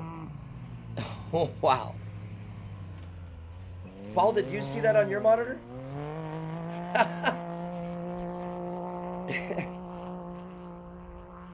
Well, that's telling you how good of a job that drone pilot is doing. I don't think it could have anticipated that that power line cable as he was negotiating the short course portion of the track. All right. So last update that we have, Nicholas Way out front of the 1303 car. Although I haven't seen the 1303 car recently, you can see this is one of the 1300 class entries, and that is the 1300 car of Indy Haberman. Now, this car, as I mistakenly said, they were out on the course for a side lap as it was a Class 1 car. I actually thought this car was a custom side-by-side. But after later on reviewing the numbers and the entry list, I was able to come up with this is the 1300 Sportsman class. There are 3 entries, and Indy Haberman is one of them. And if you look at this car, just visually, what clean lines and great craftsmanship done on this 1385 car, rather. And it's very interesting to see the course, as that section that they're showing you right there is normally where the pits are at. And there's the famous dike right there for the dike jump. But very interesting layout that Legacy Racing has made here. As I click on the map on my computer here, if you haven't seen the course layout in the section I was just talking about. What's that? Oh, perfect. So the section of the course that I was just talking about right here, and coming down that straightaway right there, very, very high speed area, making the turn here, and as they come back into the infield, this is normally where the pits are at, and making their way right here. That is the dike jump right there where my mouse is. You can see it moving here. But this is a very famous part of the Prem circuit, to where competitors will hit that dike jump as pretty much as fast as their vehicle will take them. And it just, for the spectators, it is definitely a sight to behold, to watch a race vehicle hit that jump as fast as it can go and fly in excess of 100 feet in distance. So just an incredible obstacle to have out there. It's to the right here of the drone footage. Right along that power line, you can actually see the road. And actually, you can see the dike jump right there from the drone footage up in the upper right-hand corner. So people jump from that dike jump all the way to that power pole. And to see the big trucks, 5,000, 6,000 pound truck just loft off that dike at 100 miles an hour, it is something to behold at the off-road race, as you see it right there. So, and that is if the dike jump is even in the circuit, which I do believe it is, which I'm surprised we don't have a cameraman over there off the dike jump, as I haven't seen it in any of the footage. Hurling Racing, it's a family thing. Jerry Hurling having an incident in last weekend's race. So the Hurling Racing out here making their presence felt in the 1999 car of Robert Campbell. As we see more footage here, and you can see the drone up there if you're watching it in high definition as I am here at the studio. You can see the drone and how it operates. But a man enjoying a lot of screen time, Indy Haberman in that 1985 1385, 1300 car. And this car, just to me, very clean and just a car that simply looks like it has a lot of very modern technology and modern Class 1 designs. You know, I'm not there looking at the car to determine its weight, but it looks like that car is on a diet. You can generally tell the cars that are a little lighter. They don't run, you know, the 37s or even the 39-inch tires. It looks like he's sticking around with like a 35-inch tire, maybe slightly larger. If he's going with a tire larger than the 35s here, he's definitely not going with any tire larger than the 37. So that car looking very, very light and nimble. Very well-designed car. It does say that it's a custom car on my entry list. So be very interesting to know the backstory on that beautifully prepped 1300 car. Back to UTV racing action. As you see the water truck actually watering while the competitor is getting in the corner there. So right there in this section, you can see the car getting slowed up by a very wet section of the course as the water truck continually watering the infield, as you see the water standing right there on the course. And there's Phil Iverson, and looks like we're getting ready to pass it over to him and talk with Carson Werdemont. What's going on, guys? I got Carson Werdemont and Reed Norton. How'd you guys just finish up out there? How wicked was it out there? Oh, it was awesome. We had a super clean day. Took off the line and just kind of had a plan to just hold it wide open and go for it. It's a short race. You gotta let it all hang out. And this Kawasaki KRX was ripping out there. I mean, we were flying through corners faster than anybody and just sending all the jumps. And it was absolutely awesome. I mean, it's a fun little race. It's different. It's different than all those long races and having to dodge the rocks. I mean, you just have to go out there and go balls to the wall, drive 110% from the beginning. And it was cool. It was a fun change of pace, and looking forward to going out there and doing it again tomorrow. Right on. Now, it was pinned to win it, but it's still technical because the turns are really tight, right? So, I mean, you guys are up there in the front spots. I mean, was it that difficult? I mean, how many people are you catching? How was it like out there? What was your strategy? Our strategy was, since we're starting out front, just run as hard as we can until we start catching lap traffic so we can have some clean air, and caught some lappers, but we got around them pretty quick and made easy work of that. And I think we're gonna have the same strategy tomorrow. We'll start out front, have some clean air, and just go for it and see what the outcome is. But this thing's on a heater this weekend, so I think we'll be up there tomorrow, and we've done some testing. This Kawasaki's it's moving good, and we can fly all these jumps, walk around in shocks and wheels, and BF Goodrich tires were awesome all day. We're hooked up and going forward, and can't wait for tomorrow. I'll tell you what, is there anybody else you want to thank while you're out here? Yeah, I'd like to thank Reed's gone this weekend, so my buddy Tanner is co-riding with me. Did an awesome job today, calling out all the corners. We were just gelling, and it was awesome. We hit every single corner out there, and I'd like to thank my family, everyone that supports us, everyone, all of our sponsors, JMR, FK Rod Ends, Rugged Radios, everyone we can do without you, and Legacy for putting on an awesome event and giving us a place to race. So looking back to be here tomorrow. Well, right on. Carson and Reed, thank you guys so much. We're going to keep it going, and hope to see you here in the top spot again tomorrow, man. Thank you.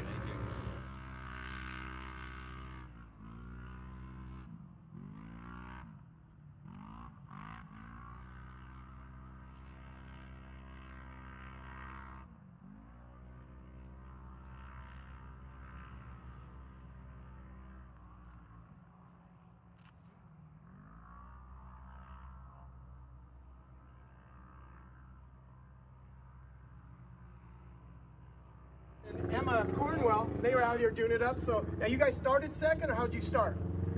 It's Austin Bolton, actually. Oh, Austin Bolton. Gotcha. Okay, Austin Bolton, that's right. We got Austin Bolton, Jacob Garcia, sorry about that. Anyway, so what place did you guys start out here today? We started second, right behind Carson. And finished second. It was alright. This is my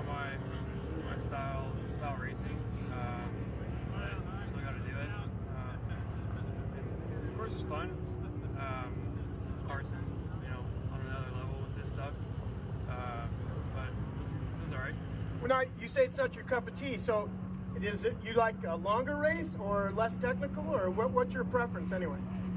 I just like the, more desert style races. Power lines, getting it on? Yeah.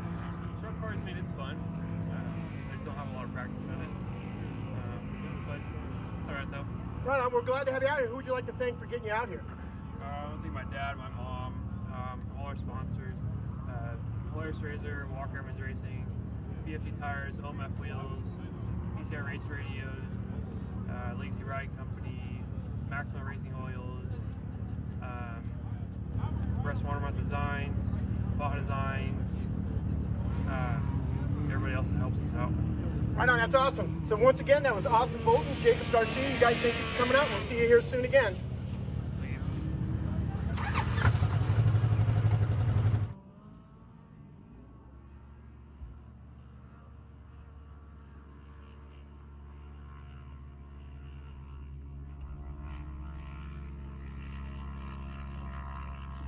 Is going to be Caden Wells, Emma Cornwell. So you guys out here tearing it up.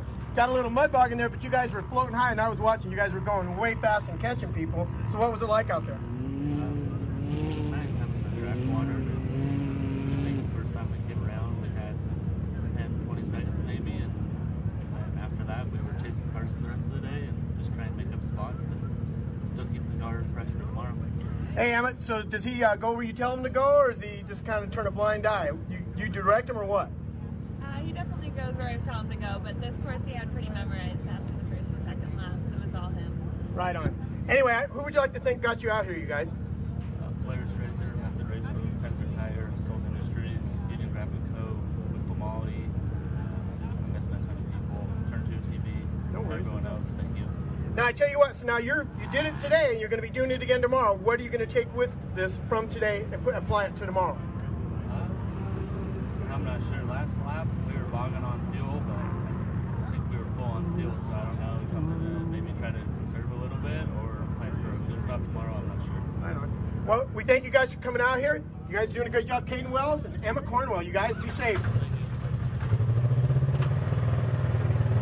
Aaron, you getting all these?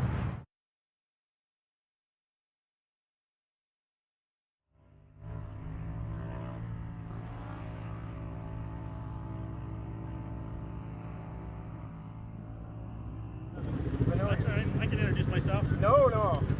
Well, we got 1957. That's going to be, looks like Mr. Benelios, right? Yeah, my name's Matt. Yeah, I'm driving here for Joe Bolton today.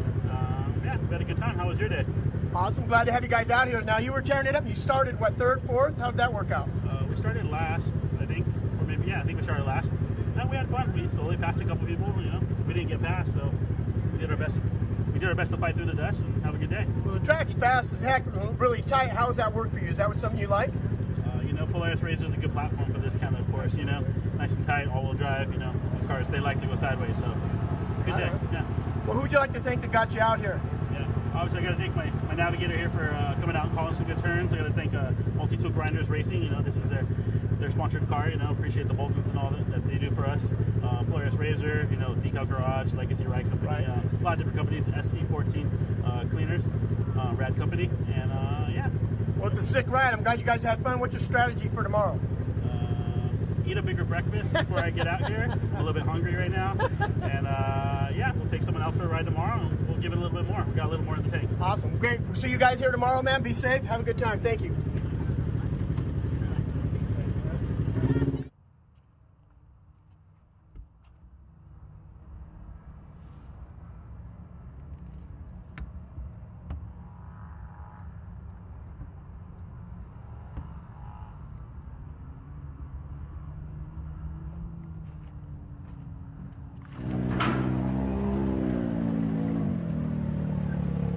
Now, yeah, go ahead and shut it off.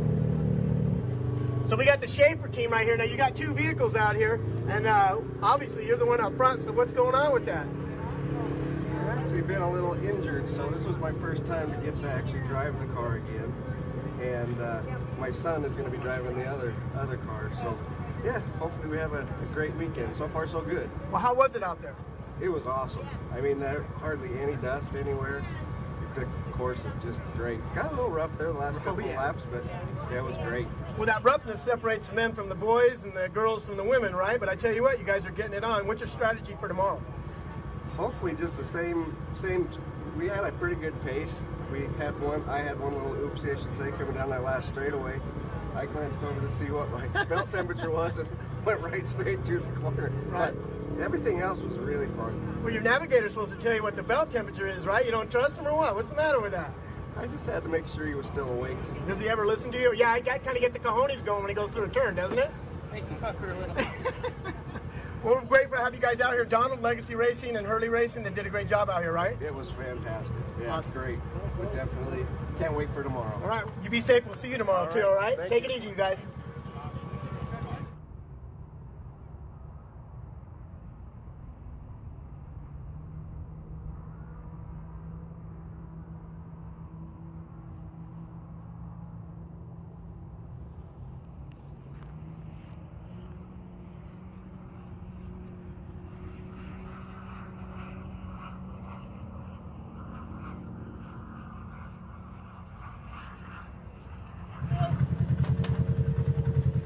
Day, my friend. I got the man with the plan, Mr. Campbell, right here, and this guy is a trick of all trades. He does suspension, and he comes out here when he's bored and rips it.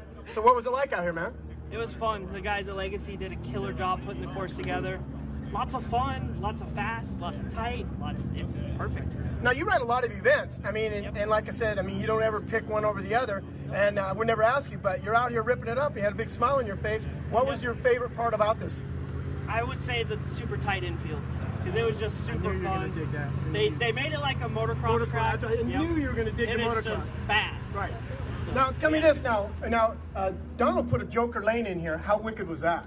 It was fun. We actually used it to our advantage to keep somebody behind us one lap. Absolutely. Well, that worked out good. Who would you like to thank that got you out here? I got to thank Hurling Racing, Fusion Off-Road, my dad, all the people that helped me prep the car. Casey, he's been with me the last 2 weeks straight in the shop every day, just making sure we can make it. So, Casey, what's it like sitting next to this maniac? Because I've known him since motocross days, and he is a maniac. Me too. It's awesome. He just wheels, man. He's a fast driver, and it's fun to ride with him. Now, do you direct him at all, or you just run with your brung and let him I go? let him right? go. Yeah, I just have to reel him in every once in a while. Exactly, reel him in. That's the key word right here. Well, I tell you what, guys. So, what's your strategy for tomorrow? Do the same thing we did today. Go out, drive as fast as it can go. Rock and roll. All right, we'll see you tomorrow, man. Thank you, Mr. Campbell. We'll see you later, buddy. Thank you guys for everything. Absolutely. This guy also does suspension, and I tell you what, man, whether he's fixing it or modifying it, this is your man with the plan. Take it easy, brother. Yes, sir.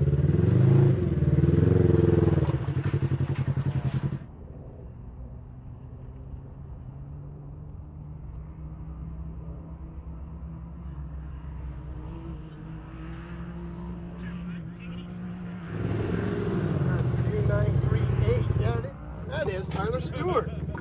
What up, man? We got Tyler Stewart and Jody Krotz out here doing it up. How was it out here, guys? It was a lot of fun. It was fast and smooth at first. It got rough at the end, but we, on about the third lap, our belt started slipping. Getting hot. And we were debating stopping, or we kind of just backed off a little bit, and it held out. It accelerates hard out of the corners, but the top end was gone, so we kind of had to slow down the fast stuff. Well, now you guys got some wicked smiles on your face, so it was pretty fun out there. These guys, Donald, Legacy Racing, doing a good job, huh? Well, yeah, we love it. We did their Cedar City race, and then we did January Pahrump. Right on. And then yes, we'll keep going here. Well, who would you like to thank that got you out here and keep you going? I'd like to thank Funny's VP Racing, Jody here. He's helping a lot, getting us here and helping us out. Robert Campbell, who you just interviewed, he does my shocks. He's a buddy, friend of ours. Desert Whips, Nick Farmer, good friend of ours and helps us out a lot. Ironborn, off-road, they've chased us a lot of times. Raceline, EFX, HCR, and my wife for letting me do it. She'll be here in a minute. Right on. So you got Tyler and Jody out here. What's your strategy for tomorrow? New belt, for sure. Right. I think we did a good strategy today. Just get enough ahead that you know you're safe, and then keep it tight and fast, right? Be stupid, yeah. All right, well, be safe, and we'll see you again tomorrow. You guys, take it easy. Thanks. I don't think those smiles will ever come off, so have fun, and we'll see you again. All right. All right. What's the number? 903. 903, there we go. That's going to be Derek Most and Justin Morris. Yep.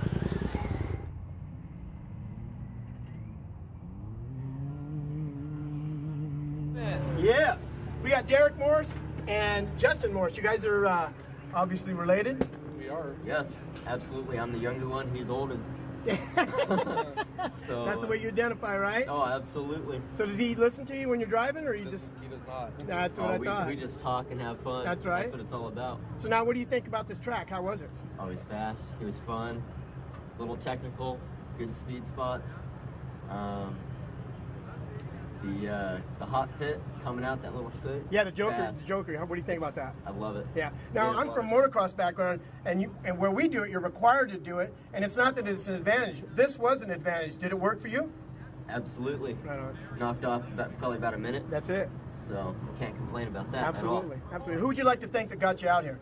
I'd like to thank first off my mom and dad, D&D Pool and Sponsor. Who this is KCB Off Road, Rugged Radio and HPO SoCal, and Kenda Tyler's for hooking me up. Well, okay. Without giving away too much, what's your strategy for tomorrow? Just to have fun. Yeah, pedal to the metal and hit it, right? That's right. All right. Just send it. Right on. Run what you brung. We'll see you guys tomorrow, man. Have a good one, you guys. Thank you. That is the Morse brothers, the old one and the young one. Ouch!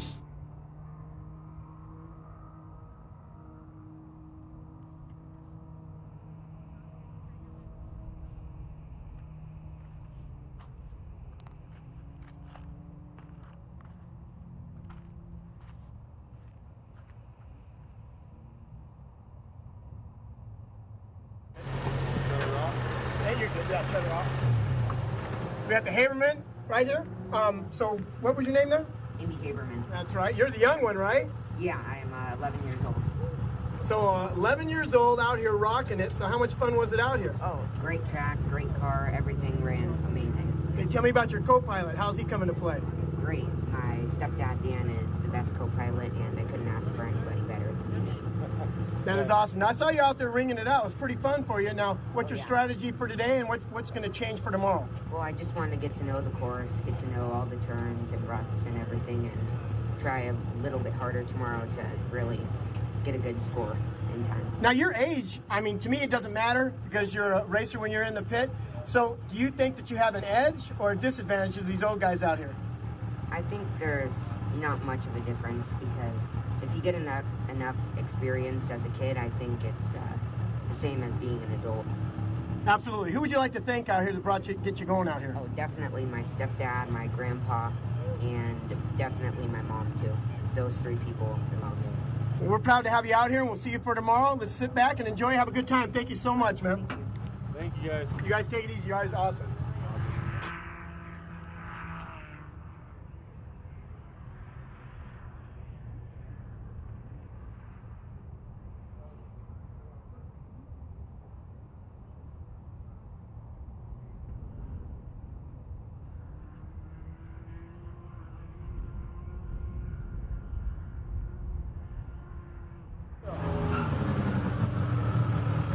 All right, so we're showing Lucas Cassidy, Luke Johnson, and Riley Copefield. So that's kind of hard when you only got 2 spots. How do you fit 3 people in there?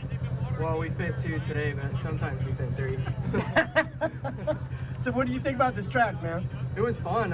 I liked how they kept it watered down, but mainly this course was about corner speed. Exactly. A lot of it got rutted out, so if you could just, stay high on the entry and low on the exit, and get better speed on the outside, on the exit of the corner, it ended up making for better time. But we got a flat on the 7th lap, but yeah, we had a good time. So now what's your strategy? I know in the turns and stuff it ruts out. Do you like it rough or you like it smooth?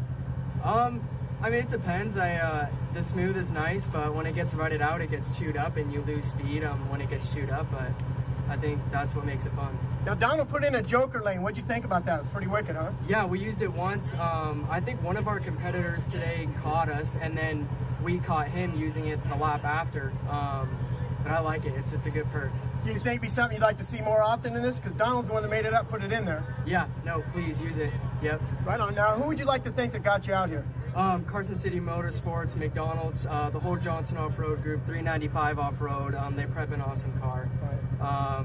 Method Race Wheels, Tensor Tires, Bell Helmets, Rugged Radios, and to everyone else who made it happen. Now, you got a flat tire, you say, so what's your strategy for tomorrow to prevent that from happening? Tomorrow we'll just watch for the rocks. There's some of them are on the inside of the corner, and we actually clip the inside of the wheel where the rubber comes in contact with the wheel. So we'll just watch where the rocks are. Well, right on. We'll see you here tomorrow, man. Sit back and enjoy. Have a great rest of your day, and we'll see you tomorrow, dude. Thank you so much. Thank you. Right on.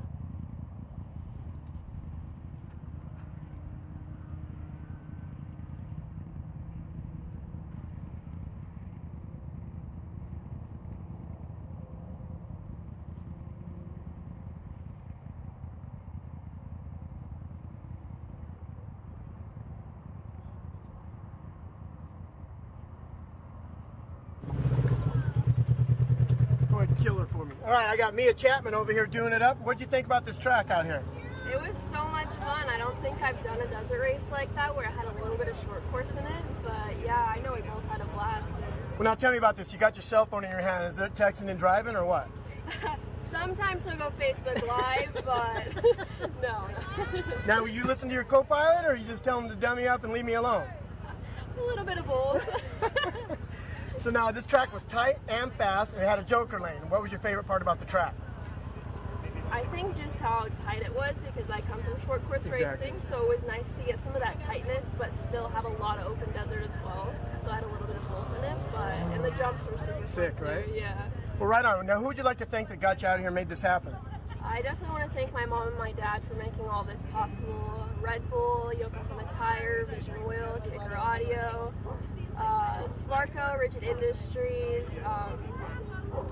Rugged Radios, Extreme Machine Fabrication, and everybody else that supports me. Right on. Strategy for tomorrow? To win, hopefully. There you go.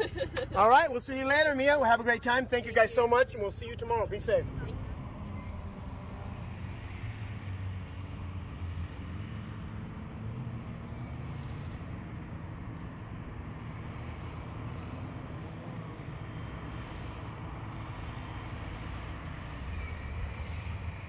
All right, so we got Sarah Stewart and Judy Hiddock. I always think I'm going to go right over. That's all right. My feet are replaceable. So we got Judy and Sarah out here. We got the two women out here. You guys live feed while you're riding? Because women always got to use that phone in the hand. I did. We did it for a minute. She was hanging out the phone out the window. And then, why'd you put it away? Oh, did you do it the whole time? I did one lap. I get a little bumpy maybe. Maybe she couldn't hold it steady. Sorry about that. All right, so now you're out here blazing out here, and you girls are out here putting it to the boys, because I know girls rule and boys drool. So what's your strategy to pass these guys? I don't have a strategy. I'm just going to be straight out honest. Straight up, that's yeah, fine. I don't have a strategy, but I'm really bad in turns. I'm kind of a wuss at turns, but I love those straightaways, those fast speeds. Strategy was just to keep it upright. We did. Right, absolutely. Yeah. Well, everything's a learning process. I mean, young or older as you age on, so you're still picking up what you're doing out here. Yeah. So I mean, you're gonna get the turns down better, and women are much faster on reflexes. So we did it. We did a couple of wiggles, and it felt new, like butter. You know, it felt good. Right. I just need to get better at those. And whenever the photographers are out there with, thank you. They want to get that picture of that roost, and I don't make much of a roost. So you're focusing on the camera guys as well, right? Oh yeah, I tried to get a couple of peace signs out there. That's a fashion statement, rockin'. The water truck was amazing. Yeah. We flying by that thing. The track was watered down great. There was no dust. It was nice. Okay, most importantly, who would you like to thank that got it out here and made it possible? Okay, all right, I got my list. Take your time. Funnies VP Racing, thank you for being an awesome co-driver for my husband and keeping him safe and tame. Desert Whips, my new shocks. I did a few jumps. I don't like jumping. I did a few and they landed solid. Awesome. Vital Motion, Ironbone Off-Road, Raceline Wheels, EFX Tires, DynoJet, and HCR Racing. Okay, right on now. Strategy for tomorrow. You got to have one. Oh, I need to do turns. I need to just trust. What about breakfast? She needs a good night's sleep. There you go. I need a good night's sleep, husband. That's an early race. All right, well, you keep it straight, and we'll see you guys tomorrow. Thank you so much for coming out here. You guys are awesome. Thank you, guys. That's your husband. You run him over by your choice. It's your call. Perfect.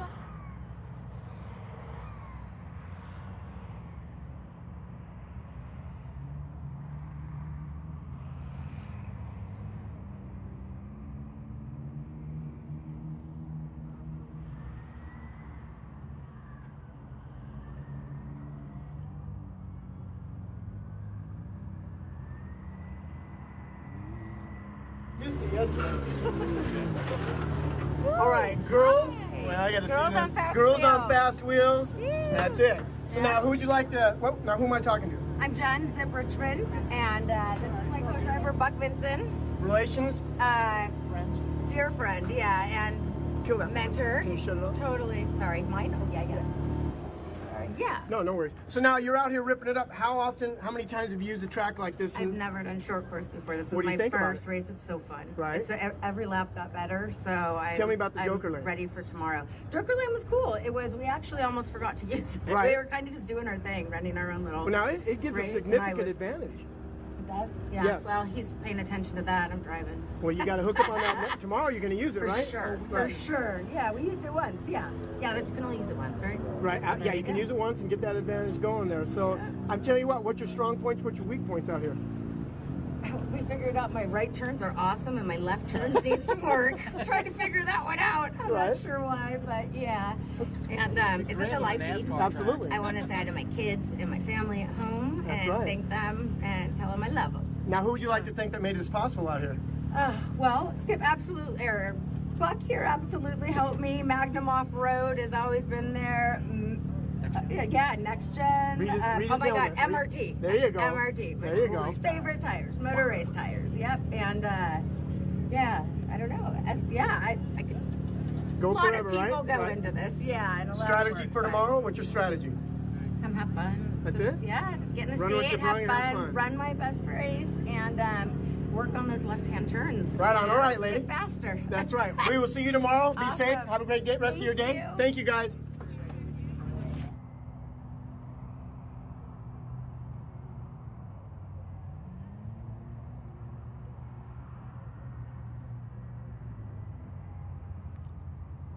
Thank you for letting me steal your husband and take him on all these crazy adventures. You're There awesome. you go. There you go. All right, on. You guys will see you tomorrow. Okay, perfect.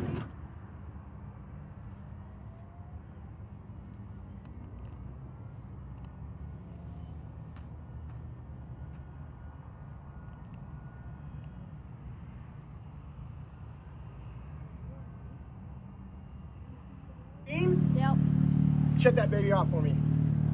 All right, Dino. So I tell you what. How old are you? 15. I'm gonna try to stand in your light. We got an 11-year-old. And we got a 15-year-old. Who's your co-pilot? Drew. And what relation is Drew? Co-pilot friend. I just met him like 3-4 months ago. So Right on. So you have a strategy out here? Try to keep it that so you can see you. just learn, don't crash, just keep it going. What kind of track? You like this track? Yeah, I like it a lot. Like no dust, love it. No, I had a Joker lane. Did you use it? Yeah, we used it once. And did it help you? Oh yeah, it was different. It was different. Liked it. Now, Donald out here at Legacy Racing, he's the man with the plan that put that in there. You like to see that more often? Yeah. That's definitely, awesome. yeah. Well, who would you like to think that made it happen out here? All of Legacy, my team, everybody that put anything into this race. Got anybody else you want to talk about? Oh, my dad, Get in the practice, buddy. You're going to be winning the races. You better learn to tell 'em. co-driver, and team manager. Okay, you got a strategy for tomorrow? Same thing, just learn. Right on. All right, you be safe. We'll see you guys out here. Have a great rest of your day, and we'll have some racing here tomorrow. Be safe. Want to do a wrap real quick? Legacy Racing out here doing it up. I'm Phil Iverson. We're going to keep you updated. Once again, this is live feed the rest of the weekend and the rest of the series, and there is no one touching us with the live feed. So you be sure to watch us. Have a good time, and we'll keep you guys. Also, Hurling Racing partnered with Legacy Racing. Keep in touch, guys. We'll talk more.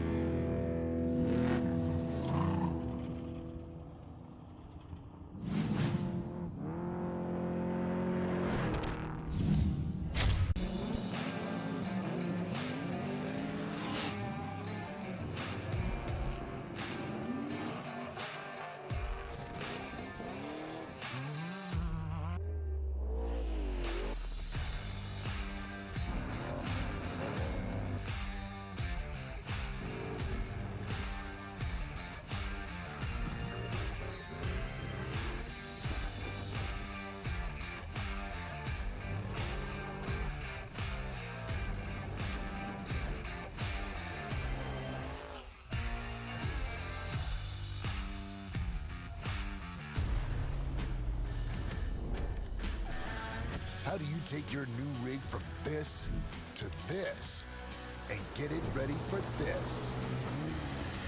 The journey kicks off with a trip to 4 Wheel Parts, where you're in the driver's seat and we're right there with you. With our 60 years of experience and thousands of vehicles built, we'll transform your Bronco with the all-new line of 4WP factory accessories. For extra protection from off-road hazards, more ground clearance for tougher terrain, accessories for the outdoor lifestyle, or parts that'll make your rig truly unique. Whether you want to order the best parts online, shop in-store, do the work yourself, or have it built by a pro, all trails lead to the truck, Jeep, or Bronco of your dreams. Because nobody knows off-road like 4 Wheel Parts. Do your Bronco right.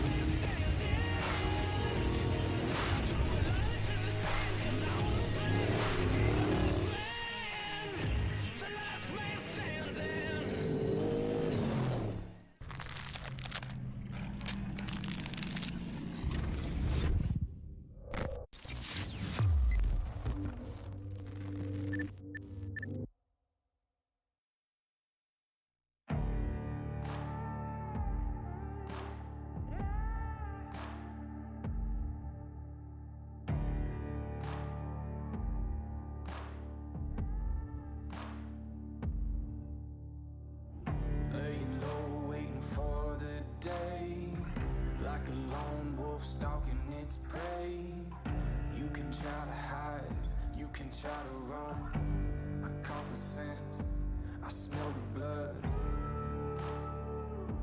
I'm coming for you.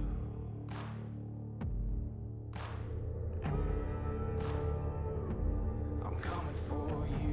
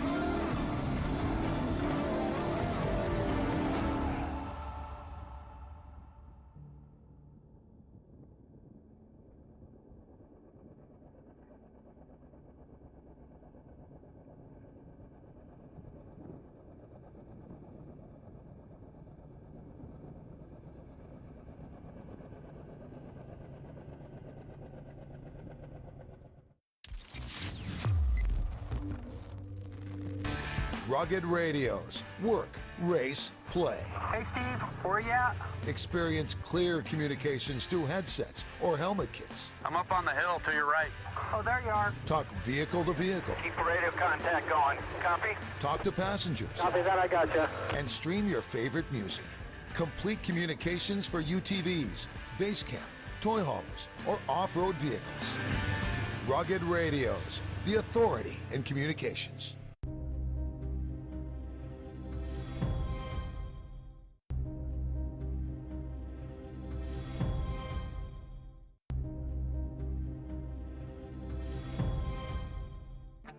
There's nothing wrong with looking good. But when riding is your passion, it's performance that matters. Like having the off-road's most advanced suspension. It monitors input from driver and machine 200 times every second and automatically adjusts each shock to flatten corners, soak up the bumps, and handle the hazards. Confidence and control for those who live to ride. Polaris. Think outside.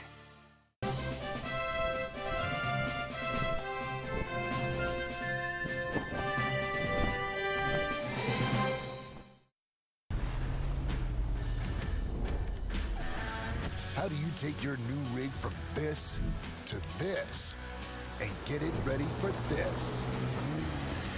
The journey kicks off with a trip to Four Wheel Parts, where you're in the driver's seat and we're right there with you. With our 60 years of experience and thousands of vehicles built, we'll transform your Bronco with the all-new line of 4WP factory accessories. For extra protection from off-road hazards, more ground clearance for tougher terrain, accessories for the outdoor lifestyle, or parts that'll make your rig truly unique. Whether you want to order the best parts online, shop in store, do the work yourself, or have it built by a pro, all trails lead to the truck, Jeep, or Bronco of your dreams. Because nobody knows off-road like 4-Wheel Parts. Do your Bronco right.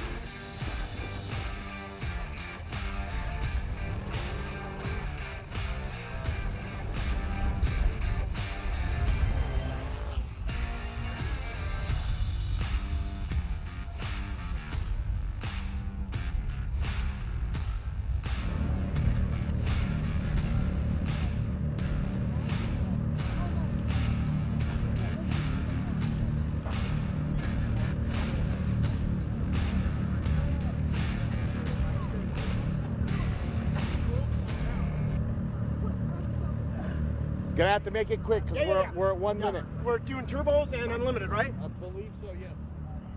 Tell me when you're ready. Hang on. Paul, we're going. Wave when you're ready. He says go. Go. What up, guys? Phil Iverson out here at Legacy Racing with Hurling Racing. We're getting ready for the Turbos Unlimited. We're going to live feed it to you once again all weekend long, all series long. Sit back and enjoy it and watch these turbos rip it up. Hey.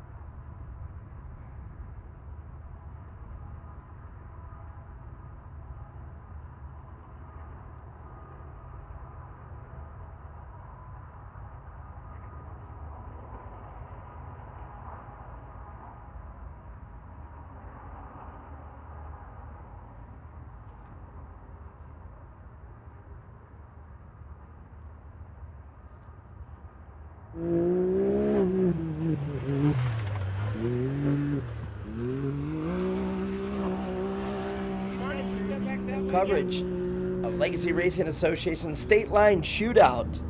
As you see here, it is now Heat 2 start. This is the Turbo UTVs and the Unlimited UTVs. The Turbo UTVs should start first.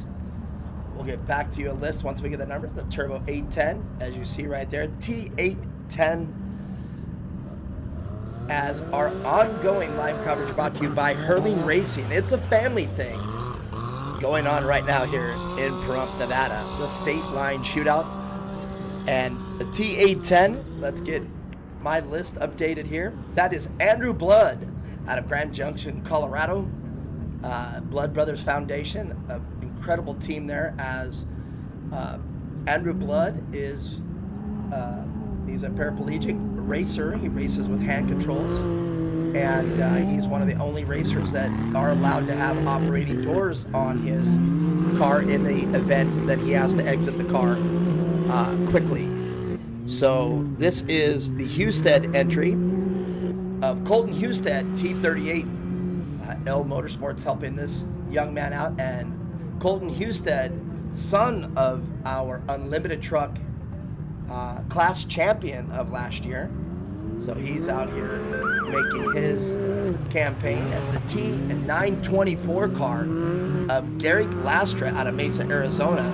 His sponsors include Can-Am, Lone Star Racing, King Shocks, and Tensor tires, with Method wheels and Mod Quad and Evo, to name a few of his sponsors. T872, this is the turbo car of Justin Welch out of Kerman, California. A beautifully prepped and awesome red, white, blue livery on that car. As you see him take the start here in Heat 2. Now, as we talked about that Joker lane, where's the strategy for the Joker lane? Do you take it right off the start, or do you save it for later on in the race? We'll find out how the strategies unfold later on in the race. 8 laps here in the Turbo Class UTV. This is T958. What is that, 959? Did I say it wrong? 959 of Jimmy Perry out of Oak Hills, California. Excessive Industry, PCI, Double E Racing, Traco Jacks, to include some of his sponsors. As we make our way to the 8974 car, this is Randy Romo out of Henderson, Nevada. We'll take the green flag. Sponsors include Polaris Razor, Toyo Tires, Poles Racing, and Super ATV.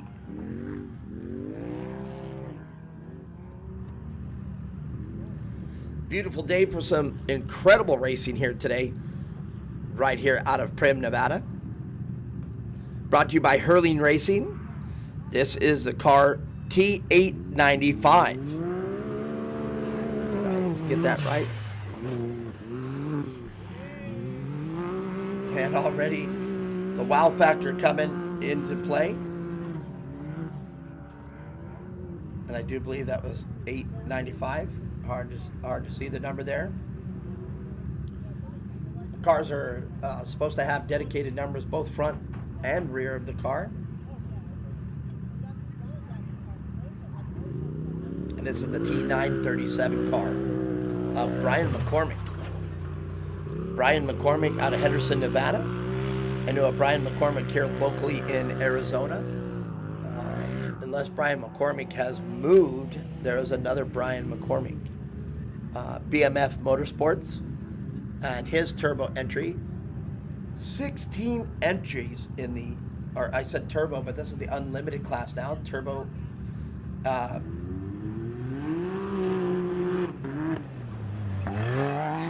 Turbo class.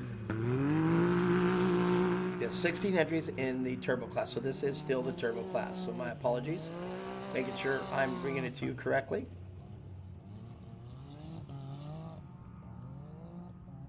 I have been known to make a few mistakes here in my career here and today already. But here we go. The drone footage continues out on course as the car T977 takes his start. That is Braden Baker out of Anaheim, California.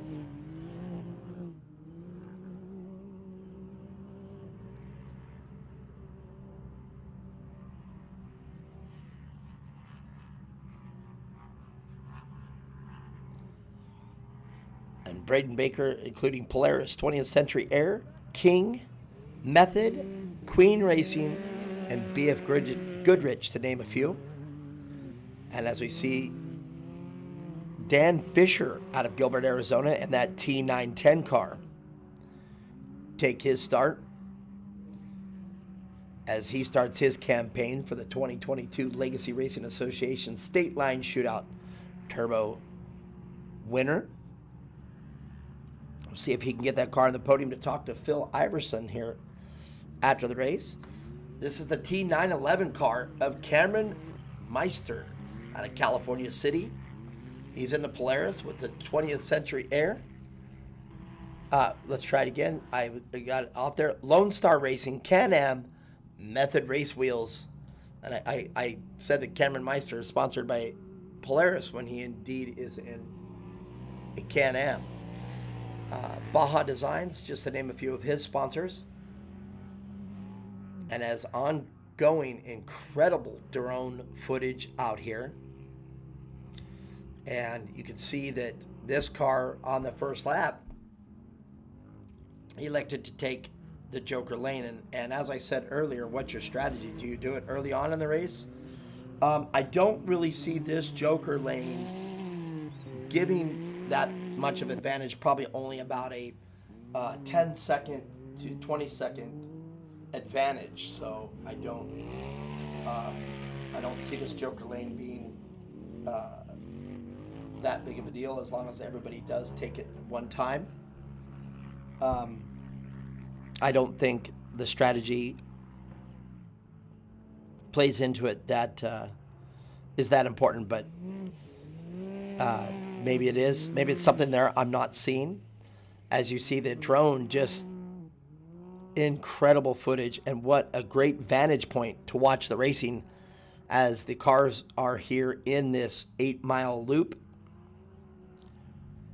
And we've been talking about the dike jump. I more accurately was talking about the dike jump, and I just looked and right there we can see the race course not set up for the dike jump this year.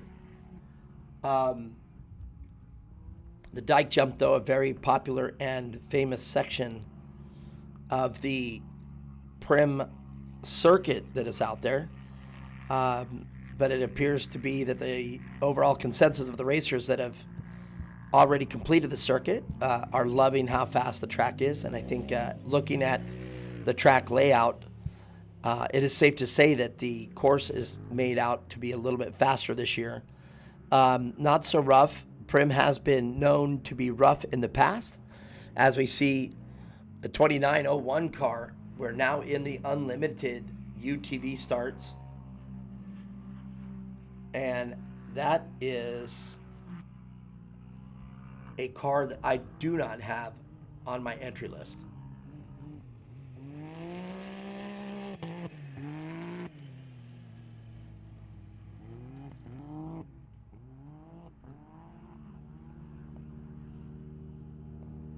your unlimited UTVs include Mike Leslie in the 2969 out of Windermere, California. King Shocks Motor Race tires, Method wheels, and multi-tool Seal Savers and Speed Strap, to name some of their sponsors. And the other unlimited UTV that I have, Nolan Williams. And this is probably Nolan right here in the 2927 car. And hopefully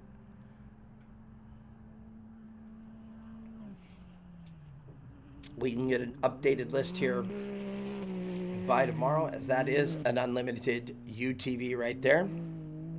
I only have 2 on my list, and I've seen 4 so far, so bear with me as I do get an updated list.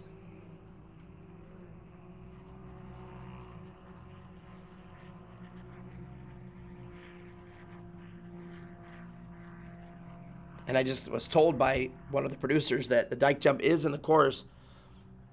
There's just not a long enough run to launch off it. There's a series of turns right before it, so no hucking off the dike jump. So the dike jump is just an obstacle that they cannot hit at their normal speeds that they did. So thank you, Aaron Bryant, for sending me that information. I've been kind of wondering why we haven't seen the very popular and almost a prim tradition of the dike jump. And I just explained to you that the dike jump has too many turns to develop a speed to actually jump off of it. As you heard me talk earlier, the dike jump, the vehicles can hit that at speeds accessing 100 miles an hour and jump well into, if you look at the dike jump from the side right there, there it is. You can see that power pole right there in the background. If they make it to the power pole, that is easily a 100-foot jump there. So definitely one of the more famous obstacles here on the Prim Nevada circuit. Prim has been around for as long as I have been racing, and I will always have love for Prim, because this is where a team that I was with recorded in 2011 first victory that I've had in Class 1. So Corey Halapoff, the driver of that race that year, and Corey Halapoff, rest in peace. Corey Halapoff passing away just a short time ago. But enough of that, back to racing. 2901, one of the unlimited UTVs that are not on my entry list. In fact, I'm going to text and make sure I get an updated list for tomorrow's event. But for now, we'll get back to, as you see, I know that car right there. That is the turbo car of Andrew Blood. Andrew Blood, quite the personality. I know he's missing me out there, as we normally have all the production and everything at the race on site. I'll generally, at the last race that I did, I was in the studio here, and then I ran off to cover the podium with Phil Iverson, doing correspondence from here to there. Phil Iverson today, though, doing a great job, I might add, on the podium, getting through quite the long, extensive class of stock mod, and all the other UTV classes. But these two classes, the unlimited UTVs and the turbo UTVs, tend to be much faster than the UTV categories we just watched. But man, congratulations to Carson. Carson Wernemont, just doing a great job getting that car on the top of the podium. Hurling Racing, responsible for bringing you today's live coverage of the 2022 Legacy Racing Association State Line Shootout. So Hurling Racing couldn't do it without you. Cannot say enough how pleased we are to have you on board, making sure that we can bring you ongoing live coverage of the State Line Shootout. Legacy Racing Association. Go check us out at legacyracing.net, and you can find out the rest of the schedule. Actually, this is why it's so incredible right there to have the drone and this short 8-mile circuit. As you can see, there's going to be a lot of bumper-to-bumper racing action and lots of passing going on here in the infield, making for a very spectacular desert race. Most of the desert races are from point to point, and you don't really get to see a lot of the passes being made, as a lot of the passes are in remote or rural areas that are not directly in view or sight of the spectators or the teams. Although passes do happen in the pits and places where spectators are, it's just not as frequent. And the drone footage right here is really, it's really awesome, as it makes us able to see a lot of the close and tight race in action as we see here. And that UTV able to get around the competitor fairly easily. So that would venture to say that that was either a turbo car overtaking a unlimited UTV. But without me being able to see the numbers, I wouldn't be able to tell if they were both in the turbo class. The turbo class UTVs you can instantly identify them as their numbers, their 3-digit numbers, starting with the 9 series. The 8 and 9 series will start with the letter T. The T representing, of course, the turbo class. And the other unlimited UTVs will start off with the number 2. So you'll see them like 2969 of Mike Leslie, and the 2927 car of Nolan Williams. Those are the 2 that I have on my entry list. As I said, I will have an updated list for tomorrow, so we can really get you into the driver categories and let you know who it is behind the wheel. But back to racing action as ongoing live coverage continues here in the State Line Shootout. And this is the footage where I was talking about being close to the infield here. You can now see the racing action that you normally wouldn't see. This battle would be happening mostly out in remote areas of the course, but now we can see both vehicles and their strong points, and it looks like the vehicle behind this car has come to a slow, or one of them took the Joker lane.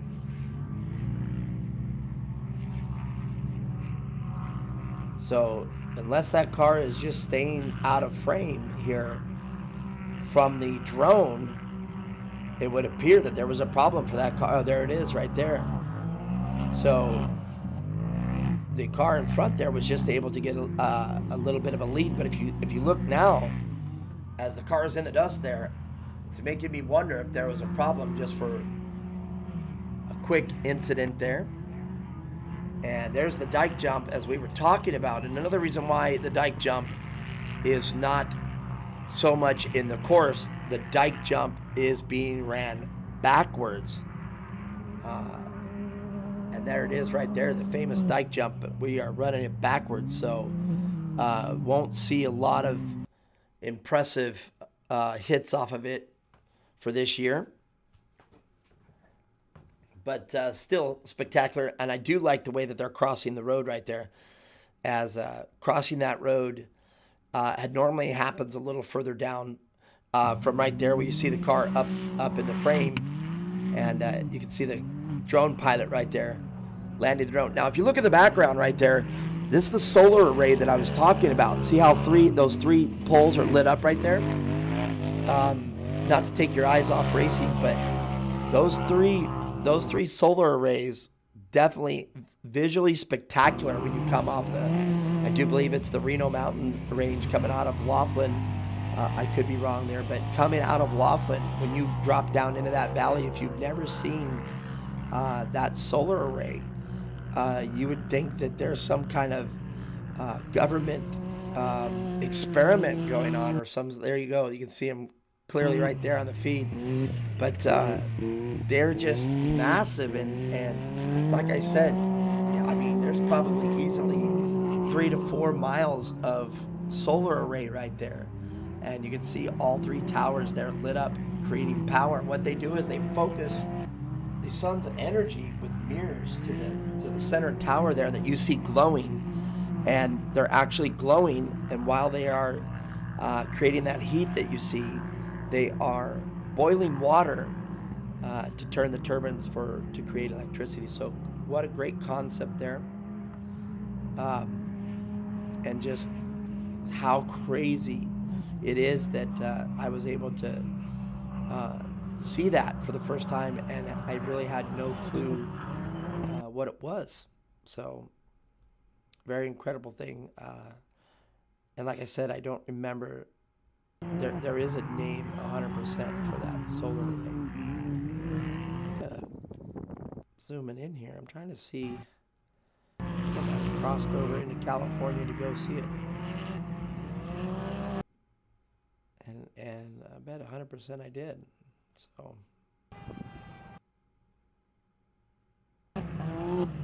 there it is, the El Dorado Ivanpah Transmission Line Project.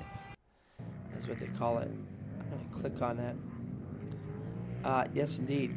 The El Dorado Ivanpah Transmission Line Project is what that is. So if you guys are interested and never seen it before, you can see them there in the background there. They just look like some kind of alien spacecraft that have flown in. And you can find that, look more of it on YouTube as I did. But anyhow, back to racing. Hurling racing, it's a family thing. Bringing you the ongoing live coverage here of the State Line Shootout 2022 of Legacy Racing Association. As you see, one of the cars now coming into the actual short course portion. And this is an old retired short course track that has been around for years in off-road racing. At one point, a very desired stop of the now defunct Lucas Oil Series, and now the Desert Racers put it to use, as you can see the facility now incorporated with the short course out here at Primm, Nevada. So the reason I'm able to state that is they are now a defunct racing organization. They pulled out of off-road racing. As we see the turbo car, and I do believe that's the T974 car of Randy Romo.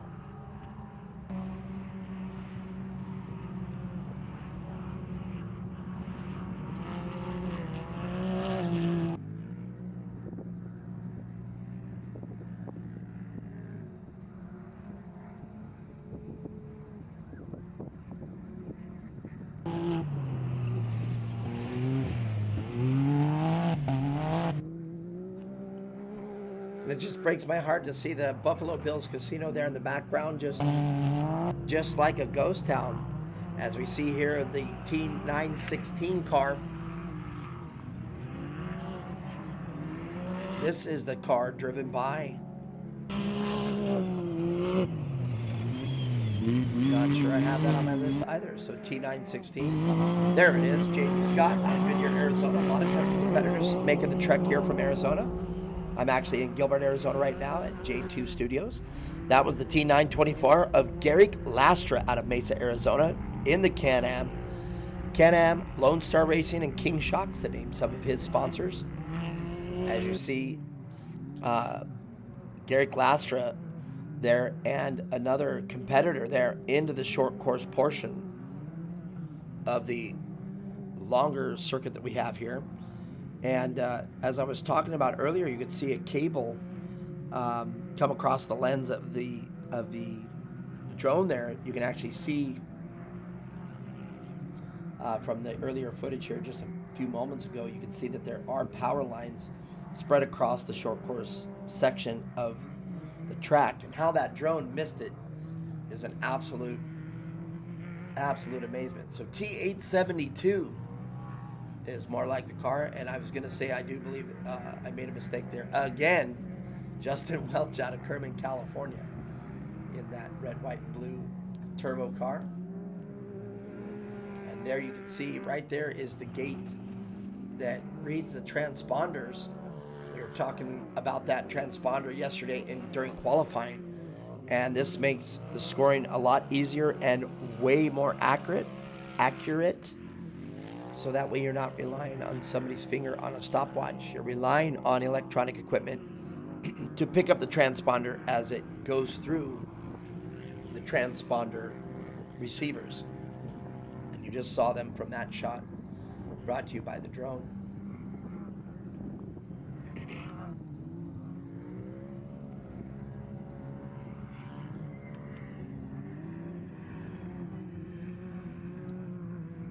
So it would appear that there are several drones out there, as the drone that we are currently watching this footage from was able to pick up another drone there. So pretty much like air traffic control of drones out there, if we see one of the drones go down by hitting another one, it's going to be an interesting day. But right now, the drone footage just giving me tons to work with, and this is the turns that we were talking about as they cross the road that sets them up for the famous dike jump. Now, normally the dike jump comes down that straightaway that you see there to your right, but as they chicane here through it, and right here as they pass that power pole and square off, that is the famous dike jump right there that you saw that car heading out to. And we're actually taking the dike jump backwards as we got more coverage here of the 872 car of Justin Welch.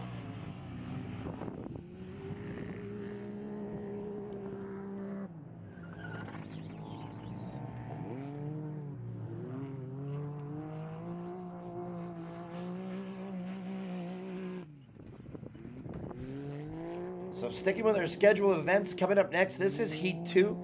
Heat 3 will start at 11:15, and Heat 3 will include the Class 10s, the 6 trophy lights from last night's incredible taco party. It's going to put Greg Bragg up front with Josh Cobb right behind him. Lots of body panel carnage during last night's 8-lap short course race. Both forward and backward. So what a great idea. Giving the spectators a different view of off-road racing as they watch these equally prepped spec trucks race the short course, the famous Prim short course. Class 1450 will also be included in the 1045 race and Class 2000. So coming up at 10:45, some very coveted classes here to cover. And it's going to be a great day of racing as the classes start gearing up. And at 1:30, Heat 4 will be 8 laps of the unlimited trucks and Class 1. So stick around for that. 1:30, the big boys will take the course. 3:45 will be Heat 5, and this will include the $100,000 of Diamondback materials on the line in the 6100 class.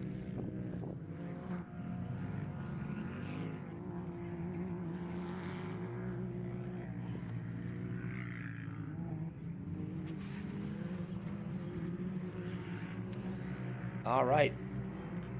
Current standings here in Heat 2. Jeremiah Scott.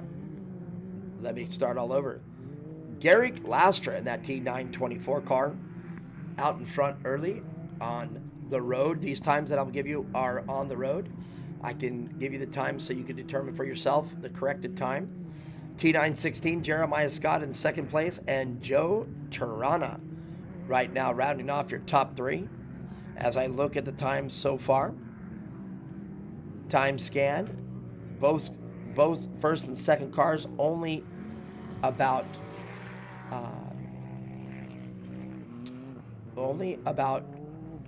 20, just less than a second separating on corrected time.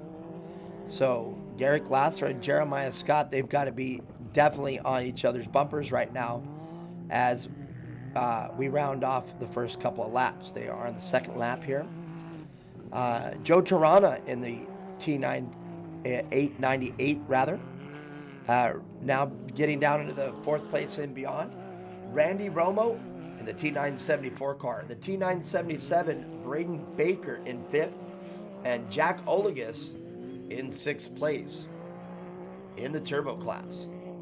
And the first few cars are the turbo. And as I look down here, we don't have the unlimited UTVs until 8th. Now, this is incredible that you see Ryan Piplick and Mike Leslie up there doing battle with the turbos, and Nolan Williams as well getting around a couple of the turbo cars. And that's exactly what I was talking about. The unlimited UTVs have already caught the turbo cars, and there's 16 entries, and have placed the top 3 unlimited cars in 11th place to all the way up to 8th. So your first unlimited car, Ryan Piplick, I know that's going to make him pretty excited. Ryan Piplick,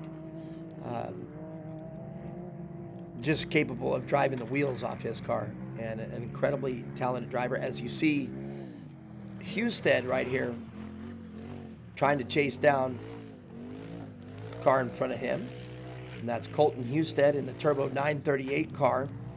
And I do believe he's got his hands full with either Nolan Williams, 2901 car of Nolan Williams, or Mike Leslie. So one of the unlimited cars has got around young Colton Husted. And as ongoing coverage continues from the view of this drone, what a great shot here. I'm going to say it over and over and over. And actually, now that I realize watching that drone land earlier, I do recognize who the cameraman is. So what a great job he is doing. And I hope he's able to go back and watch his drone footage and hear me state that, man, what a great job you're doing, providing me with awesome footage to talk about here in the studio. And this is why right here, look at how close he's able to get into just literally into the cockpit of this driver. And just what great ongoing coverage. T924. This is the car driven by Garrick Lastra. And Garrick Lastra, last here on the list, last update I got, he is leading the race on the road and on corrected time for now. So can Garrick Lastra hold on to his lead, or is he going to be challenged by Jeremiah Scott right here in the T916 car?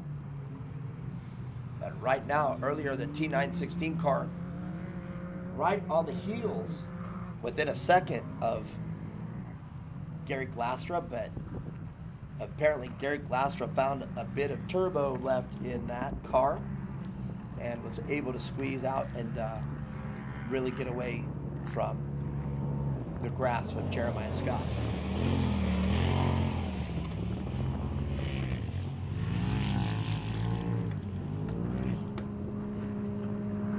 By that view right there, the T974 of Randy Romo, my apologies, that would be, let's go back to my list, the 872 car of Justin Welch. And there it is again.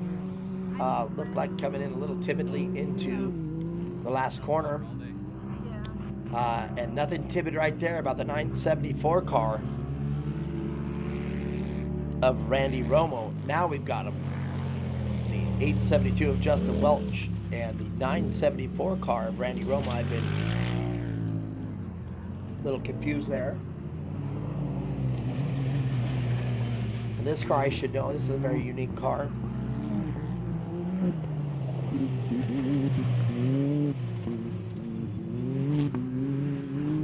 And this is where I think I would be as a drone pilot. I'd be right there on the 6 of the cars like that, because watching from the, the first person right here, what a great view this is of racing. I would want to see it like almost like a video game.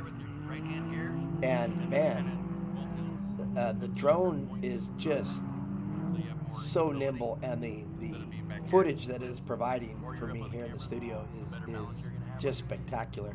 So I reach through here and you can zoom in.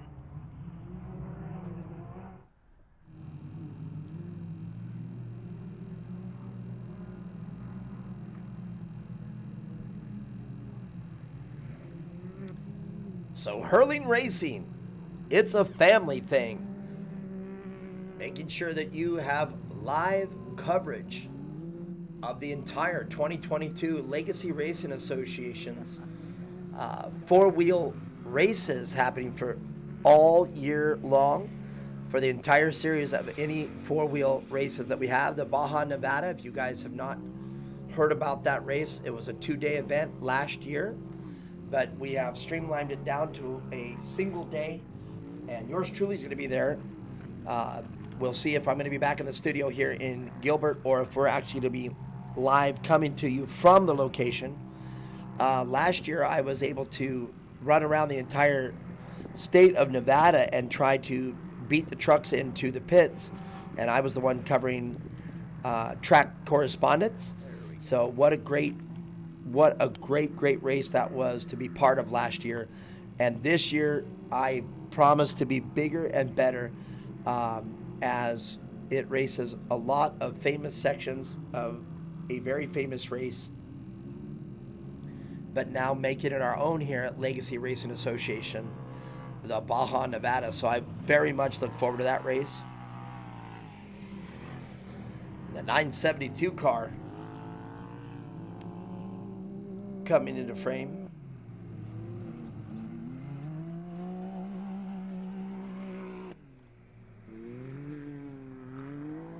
Of Justin Welch.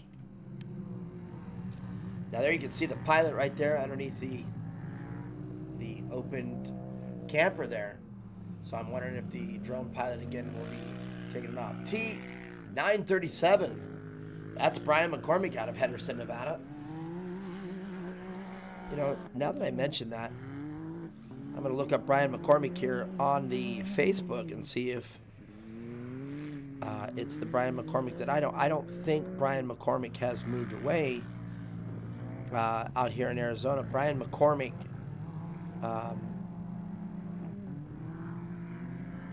an owner of a local brewery out here called 12 West. So, and I think the Brian that I know spells his traditionally B-R-I-A-N, but I'm looking it up right now, so give me 2 seconds. I hope I don't pull this one up, but it's one of the ones, you know, I don't know if you've ever pulled up an old pal. Oh yeah, see? Nope, he's a friend of mine. So Brian McCormick, it is spelled the same way that the Brian McCormick here, but just total coincidence, because the Brian McCormick that I have on the list over here is 38 out of Henderson, Nevada, and sure enough, 12 West Brewing Company still here in Mesa. So, and contact info still 602. So Brian McCormick still living here. The Brian that I know appears to still, and it's funny, they spell it identical. So Brian McCormick, there is another Brian McCormick in off-road racing. So, all right. Colton Husted right there for a brief instant. Let's see, Colton Husted in the turbo class.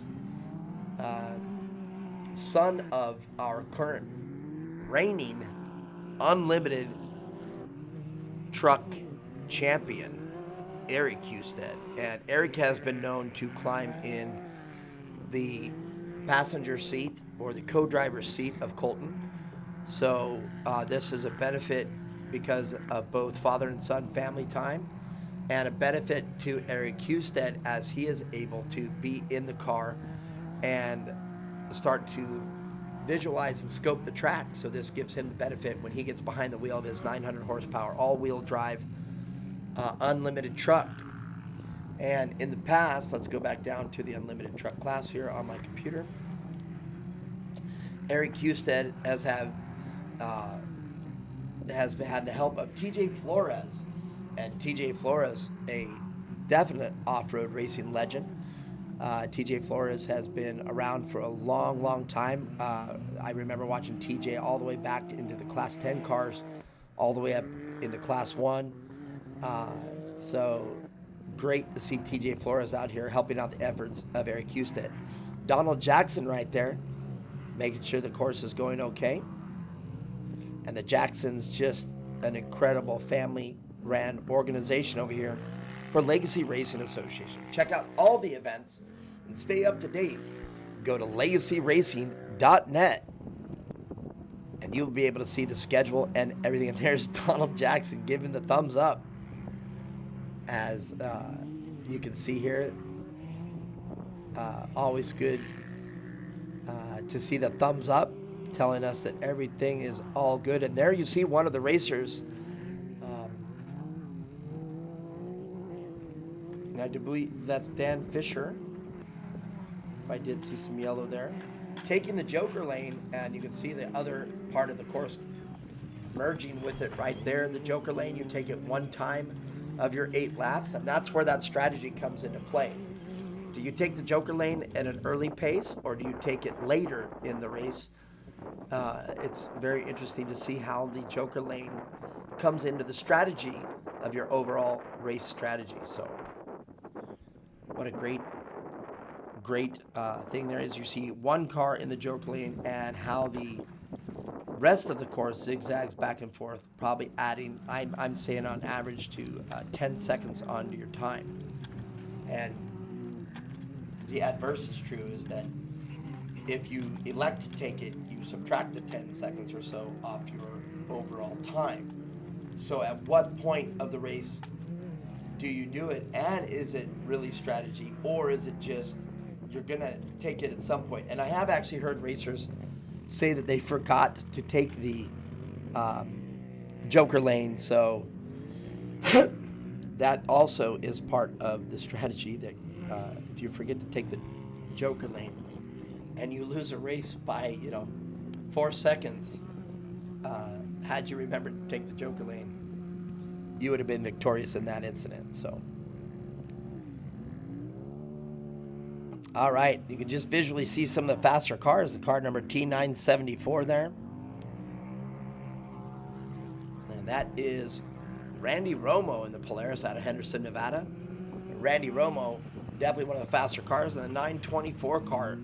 And at last update, Gary Glastra, he was our leader. All right, more updates. Go into it. So we were talking about Garrett Glastra on the last update, but Garrett Glastra has now moved down to 3rd place, putting Joe Tarana up in front. And we've got a car over on his side, and you see Safety Solutions. We got a car coming in hot. I'm not sure. Wow. And somebody waving the red flag. Somebody get that guy a yellow flag, because that red flag might be a little confusing. As the driver able to get out of the car, and that car is definitely rolled over right in the middle of the course. So hopefully everybody is okay there, and I don't know if it's just the angle that I'm seeing here, but those flags are red flags.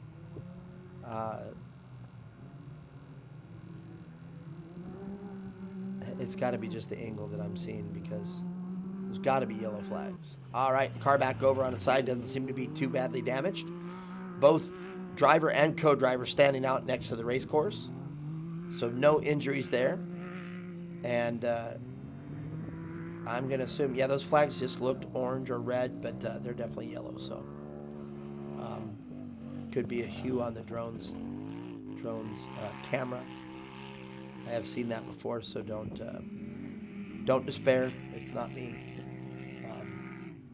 Okay, that car in still quite a precarious position there. As you see, Andrew Blood making his way around the 827 car of Jack Olagus. Now, Jack Olagus, and as you see, one of the co-rider climbing in through the windshield. I'm wondering if they couldn't get the door open. And wow, that was pretty crazy there. The Jeep pulling the car sideways. Yeah, hold on there. If you got a driver climbing in the front window of the car, I think I would have held off there, because if that car would have went back over on its side, that could have been pretty precarious. So luckily there nobody was hurt. But very important to get that car off the race course. All right. So car number 827, Jack Olagus out of Las Vegas, and Mike Bolig. And that was either Mike Bolig or Dustin Orth. Jack Olagus, only 15 years old. And Jack Olagus' name is listed in the unlimited truck, and I've actually talked to Steve Olagus and say, hey, is there any future of Jack taking the steering wheel of the unlimited truck? So without being there, I'm not able to ask, is Jack driving, but we'll see in the at the podium if Jack, or if Steve Olagus rather, can get that truck to the podium. So here we go, a battle. Mike Fisher, or Dan Fisher rather, in the Can-Am, putting pressure. And let's see if I can get here by my latest update. Dan Fisher, that's, I was going to say that's Jack Olagus, but as we know, Jack Olagus over on the side, that is probably Randy Romo directly in front of him. So can Dan Fisher pick up another place? That last update, he was in 4th place on the road, placing him only about 3 seconds off the pace of the leader at our last update of Joe Tirana. So 8 laps on this 8-mile course. There you see the T911 car of Cameron Meister.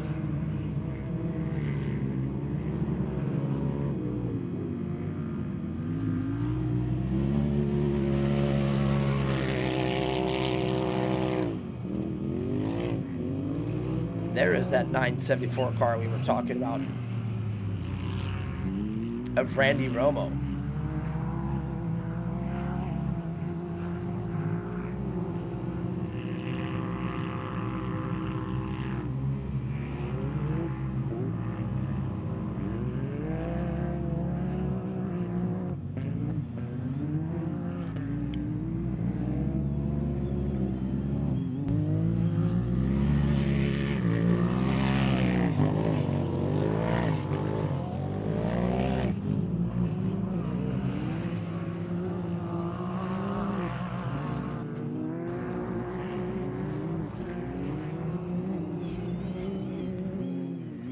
I've got to admit, long time announcing for several racing organizations, I have never had the opportunity to announce watching through the eyes of a drone. So this is a very exciting vantage point for me as an announcer. I've been announcing now for well over 20 years, and this is an all-time first for me to actually be watching the race course from the eyes up in the sky, and this is a definite different vantage point for me in combo, as you see right here, with the ground and everything that I can see from the drone. As the car number 2901 comes in, that's one of the unlimited UTVs. Won't have a name for you on that car until tomorrow. I only have 2 entries, but there appear to be 4 entries in the unlimited class. Rugged Radio is one of the sponsors of that car. And what makes an unlimited different from a stock UTV is they can make the cars wider, they can make them modified in the engine, they can change a lot of things in the car to push it into the unlimited class. Wider, longer, faster, really get into the engine and change things such as bore and stroke and injection, and really give it a lot of modifications that keep it from being stock. And then there's also a mod class in the UTVs. As you see, that UTV chassis right there, completely custom built. But Colton Husted putting a turbo on that car and able to race that car in the UTV turbo class. So Colton Husted in that beautifully prepped car, very simple design. And in desert racing, we have a saying, we call it KISS, K-I-S-S, and we call it keep it simple, stupid. And you can see that in the Colton Husted car. Very simple design. Speaking of simple, Andrew Blood right here preps his own cars, And Andrew Blood drives with hand controls. You can see his door just a little bit different from everybody else's, as most all racing organizations do. You can see the drones there, both drones now. And you can see that other drone just racing after that car. But where I was going with the Andrew Blood is Andrew Blood, his doors are, you can open his doors. And that allows Andrew to get out of the car quickly in the event of a fire or any other emergency that requires him to get out of that car in a hurry. They have a double latching mechanism on it, and he is one of the only competitors that I know of that is allowed to have opening doors on their car. As you see, the T924 car of Garrett Lastra, your early leader, and now he, as I said earlier, he must have had some issues as Randy Romo and Joe Torrana,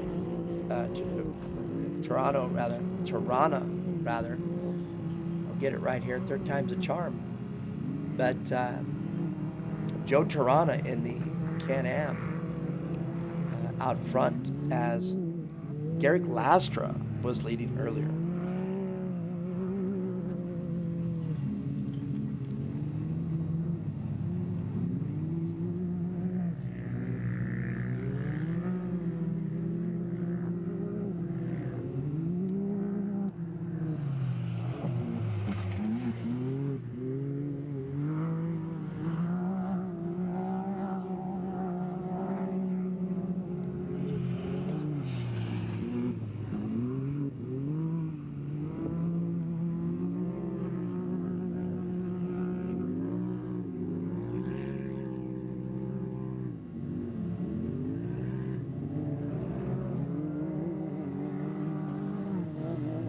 Ongoing coverage continues, brought to you by Hurling Racing.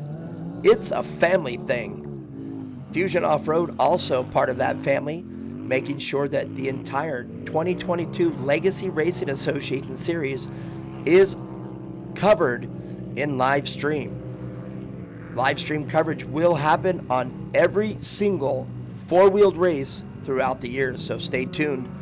LegacyRacing.net. Get the entire race schedule for the 2022 year and upcoming events. Let's see if I can pull it up here.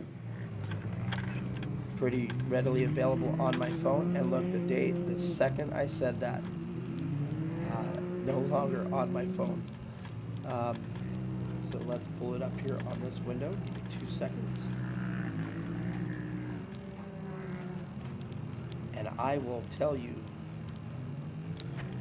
LegacyRacing.net,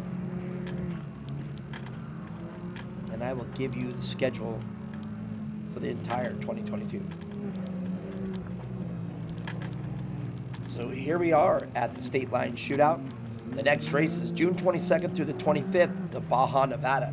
This is going to be a four-wheeled event and will be live streamed, and it's going to be very interesting to see where I'm going to be there, if I'm going to be down at the track with live correspondence, or if I will be in the studio announcing play-by-play. The Dirt Revolution back at Cedar City. This is UTVs, quads, and motorcycles. And this event, a great event last year, and quite the place to hold an incredible off-road race in beautiful Cedar City, Utah. The VT Construction Battleground. This will be December 1st through the 4th, and this will include trucks, cars, quads, bikes, and side-by-sides. So there is the remainder, 3 more races to go, of the remainder of the 2022 Legacy Racing Association's schedule, and all the next 2 four-wheeled races will be covered by live stream, brought to you by Hurling Racing. It's a family thing, so Hurling Racing making sure that you have full coverage and brought right to your doorstep here through live streaming. And Turn 2 Productions making it all possible out here and making sure that I have a place here in the studio. I'm here at J2 Studios. J2 Media, rather. And we're in the studio here, and I have a live feed that I am watching, and you can see the beautiful layout of the course, Donald Jackson and the entire crew over at Legacy Racing Association. And if you look closely, you can see how close the racers are there from that aerial view brought to you in that drone. And that's Gary Glastra. Last updated position I had him in is third on the road. Gary Glastra, let's see the times here. So only about 3 seconds still separating the top three in the turbo class. And there you go. You can see that the turbo class right there, there can be a separation of just merely a second or two. As you see, one of the side-by-sides get a little sketchy there coming into that corner. With a bad hop, but the driver able to put his foot in it and get that car back to straight.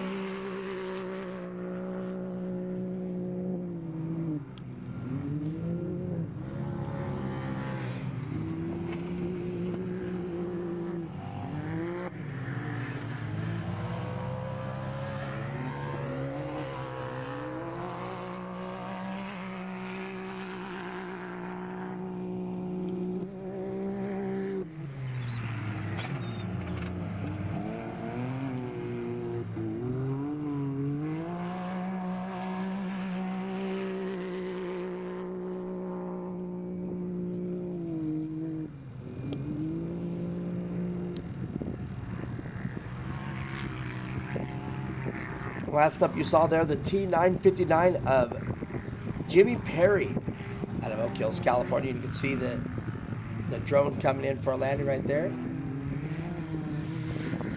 And that's a great view as well. So while the drone is, I'm assuming, changing batteries. Just incredible that drones these days, as durable as they are, and can actually bring a completely different view of an off-road race like this. As I said, this is the first time I've really been able to announce from the viewpoint of a drone. So definitely me having to adapt to the challenges. And there you see Dan Fisher coming into frame. And Colton Husted there in the T938. I see what they did there. His dad's number before he able to rock the number 1 plate as our reigning 2021 Unlimited Truck Champion. He had 38 on the truck. So now that he has won the championship here in Legacy Racing, he's able to run that coveted number 1 plate on that Unlimited truck. And I know Eric Husted is very proud to rock that number 1 plate as he earned it for 2021. Lots of competition here. Steve Olagus, longtime off-road racing legend. I do believe Steve Olagus was one of the original Rough Riders. In fact, I'm going to confirm that right now. I don't want to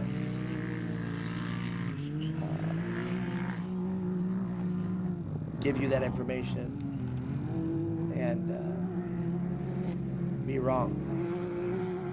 So let's see. I got a poster here. I wonder if I can pull it up and zoom in and see the names. I know Rob McCachran.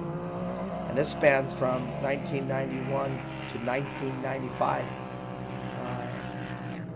But here were the original, and Steve Olagus is not included in the Rough Riders on this poster. John Swift, Dave Simon, Danny Thompson, Paul Simon, Dave Ashley, Rob McCachran, Scott Taylor, and Dan Smith.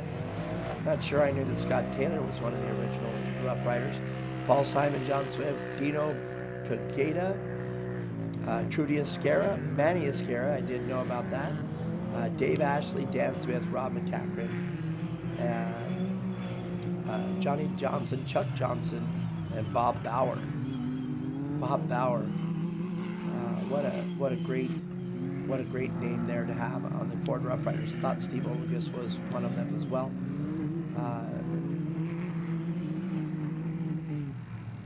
Trying to read here pretty quickly. but I don't see Steve Olagus included here. But just a long list. Although Robbie Gordon gained fame from Desert Racing, even though the 1995 Rough Riders paint scheme, Robbie was not a member of the Ford Rough Riders, so this is actually the Valvoline paint scheme. But I was under the impression that Steve Olagus was part of it. Manny Esquera, though, often referred to as the king of the desert, racing a Ford Ranger, but Manny Esquera, he actually died behind the wheel, driving a Ford truck during the second lap of the Parker 25 in 2008. So, yeah. Sorry there, getting a little emotional as I do remember hearing about the passing of Manny Esquera. All right, back to racing. T911 Cameron Meister out of California City in the Can-Am there, feeling the pressure. There's Andrew Blood, and feeling the pressure of this car, and you can see the car behind him now within striking distance. Now here's the thing on corrected time. If you're right on the bumper of the car like that, more than likely you are already ahead on corrected time. As I said, each one of these cars start 30 seconds from each other, and if time wasn't the issue, each car would finish 30 seconds intervals. But the thing is that 30-second interval becomes shorter, and you're right in the dust of the person who started in front of you. You are ahead of that driver on corrected time. So sometimes desert racing, you can see the on-road position like we see here, but depending on where they started, that determines on actually what place in the race they are in. All right, lots of lead changes. I am getting lots of updates as quickly as I can, and the lead changes indeed are plentiful. But Joe Girona in the 898 car, staying out front here, but right behind him, Gary Glasser, after leading early on in the race, has now gained back up to second place, and a very hard charging Randy Romo in the Polaris with Dan Fisher right behind him. And we've seen Dan Fisher here make his way through the pack. So can Dan Fisher keep the pressure on Randy Romo, and Randy Romo can or will he make a mistake? The 2969, there's the unlimited car driven by Mike Leslie out of Windomar, California. And you can really see the difference there of a unlimited UTV with the modifications made to that UTV that keep it performing way better than stock. Hurling Racing, bringing you our continued live coverage out here so you can enjoy the racing. You weren't able to get out here to Primm, Nevada for the weekend? Well, sign on. Go to legacyracing.net. Find the link, click on it, take you right to the YouTube channel. And if you want to bypass the website, I'm going to go give you the keywords to watch the live stream on YouTube. Happening right now, type in Legacy Racing 2022 State Line Shootout. You type that in, you'll be able to see the same thing that I am watching here in the studio, and you'll be able to hear me and see me do it. So if you're on any other format, go check it out. Legacy Racing 2022 State Line Shootout. Brought to you by Hurling Racing. It's a family thing.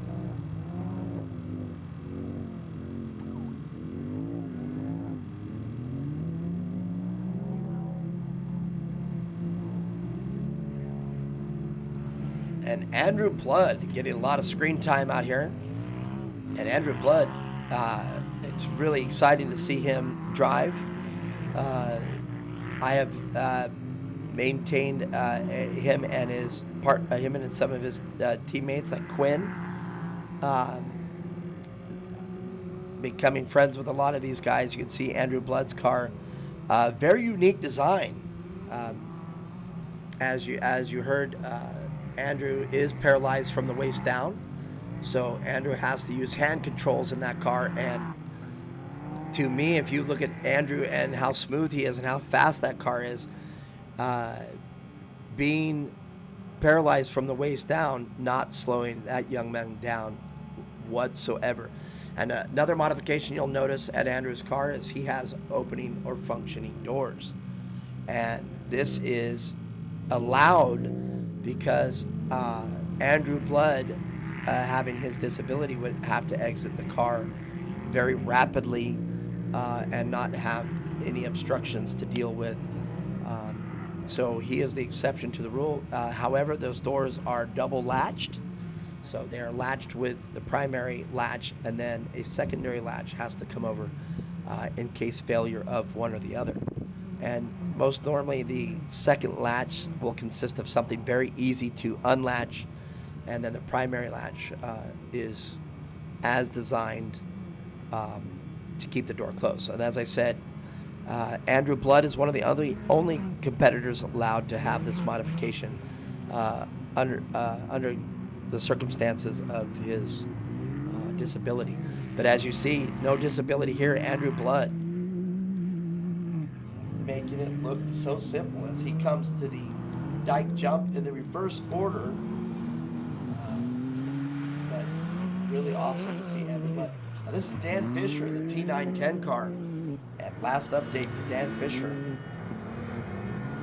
Dan Fisher was in 4th place. Can he better his position as he's trying to reel in Randy Romo and Gary Glastra, your early leader in the turbo class, now having to fend behind the T898 car of Joe Charana.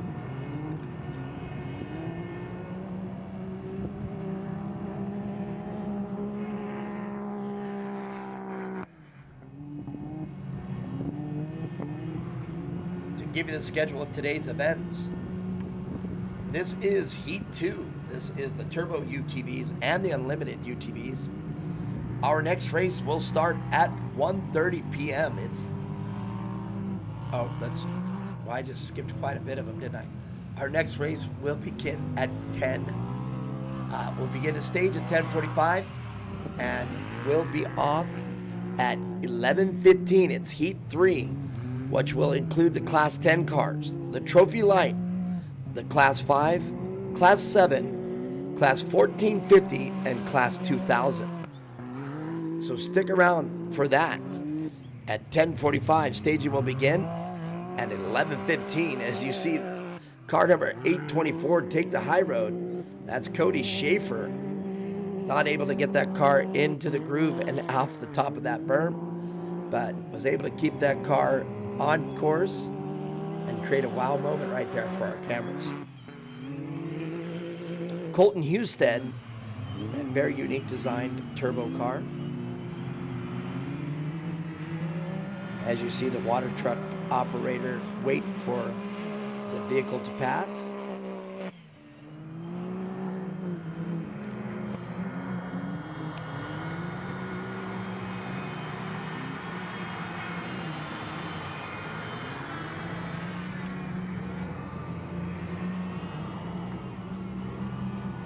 Sad to see the now defunct Buffalo Bills Casino and roller coaster back there in the background, just a literal ghost town. And we were talking about some of the names and things synonymous with Primm, Nevada, and the off-road course that you see. We're talking about the short course that you see right here on your screen. This was a very predominant stop of some of the larger short course events by other race organizations right here. But now as the desert racers come into town, they're able to use this short course facility to implement it into their race circuit that they put together. This race circuit around 8 miles. But Buffalo Bills host the majority of the Primm off-road races. And if you've ever been to the famous Tree Bar, I don't even really think that's the name for it, but that's what we called it. And it might have been the name. But the Tree Bar, very, very famous, as we see T977 climbing out of the car. And that is the car driven by Braden Baker. Braden Baker doing a little dance for you as one of the unlimited UTVs goes by. So glad we caught that. I really hope that that makes some of our future reels. I'm hoping that Paul caught that, and we'll mark that to come back in some of the videos here in the future. Some of our B-roll. Dan Fisher now on your screen. Back to that T977 car. That's right where the primary drive is, between the engine and the transmission. The primary drive consisting of a clutch and a belt, otherwise known as a CVT, constant velocity transmission, or the CVT belt. And the way those belts work are exactly like the way a snowmobile CVT works. As RPMs increase, the cones squeeze together and slip on the belt, creating heat, creating friction, creating traction. So traction is increased between the engine and the transmission through that CVT, constant velocity, primary drive. T872, that's Justin Welch. He's enjoying a very smooth day of off-road racing. Last Justin Welch position reported to me, he was in 10th place. Justin Welch well off the pace, about 5 minutes off the pace of the leader.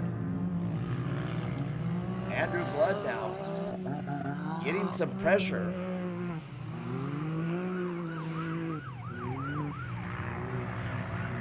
Very exciting to watch Andrew Blood. I've always interviewed Andrew Blood, but now able to watch him race as he gets passed aggressively. So that makes me wonder, is Andrew having a problem? Like Andrew all of a sudden just came to a stop.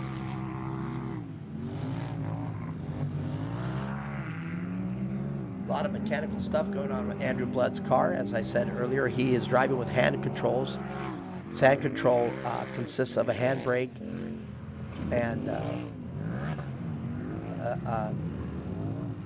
forward motion, if I remember correctly. And I think the handbrake just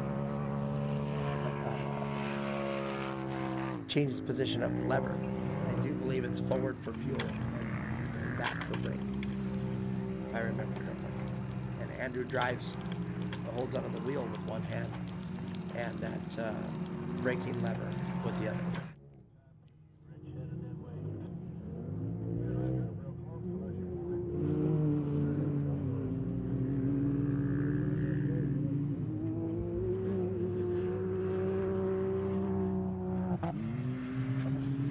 I get the name of the 2901 car.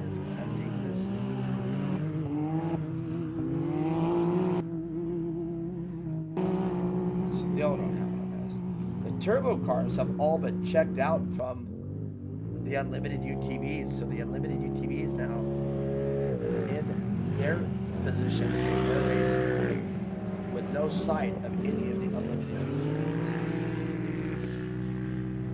UTVs. 16 entries in the turbo class.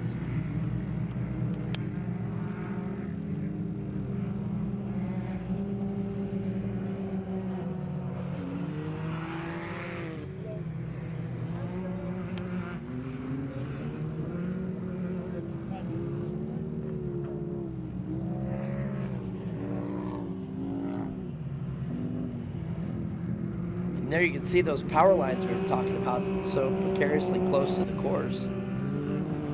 As I was able to see it, and I'm going to make our pilot aware, is that, man, you came crazy close to those power lines on the section.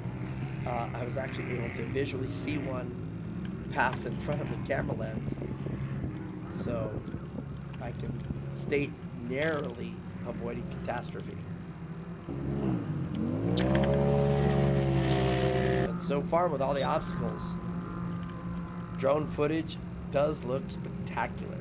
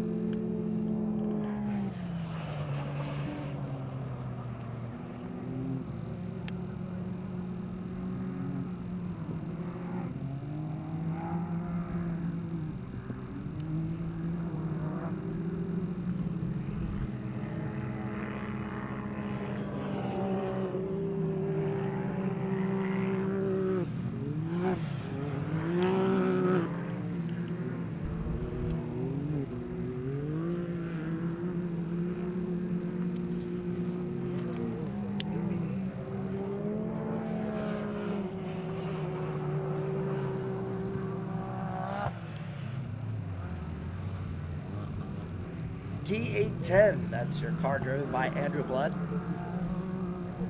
Very interesting to see the very different design of that car. That is a turbo car. And here you can see the paved portion there that they have to cross. And they have to cross it twice. So that section we haven't had a lot of footage of right here. As you see one of the competitors jump in back into the dirt portion. The road crossing, as I said, they have to cross it twice. Coming into that section, going backwards to the dike jump. And then right here you can see back into the infield coming in from the paved road. And just incredible footage here from the drones. Ongoing coverage continues here. Hurling Racing, it's a family thing. Making sure that we have continued live coverage of the 2022 State Line Shootout. I'm Mark Wright. I'm in the studio here at J2 Media. Kind enough to lend us their facility here so we can set up studio to bring you this live stream brought to you by Hurling Racing and all the boys and girls over at Fusion Off-Road. Told you the story, Jerry Hurling, weekend of last weekend racing, a very uncharacteristic rollover ended his qualifying run, and he was able to still race the following day, and he was able to record a finish. The boys were able to get the truck back together, but definitely looking like a warrior posed for battle. He finished, and in his interview he said, man, I gotta tell you, I'm pretty beat up. So, and then we see a competitor pulling off another tragedy. As you see the other one, T977, back in the background. Braden Baker still not able to get his car going. So hopefully the camera will put our other stranded driver now back into frame, so I can tell you who that is.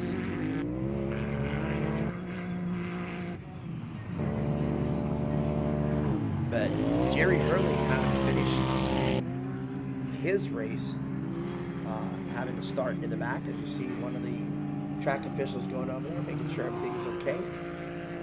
And apparently everything is good as that competitor is back on the race.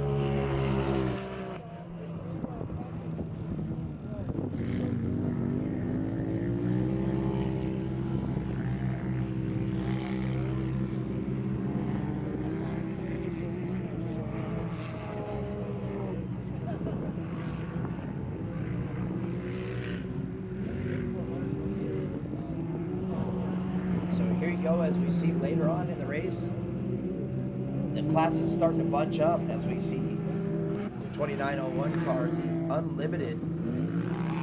Let's back out here and get back to my other list here. I still had some of the Unlimited cars. Oh, yes.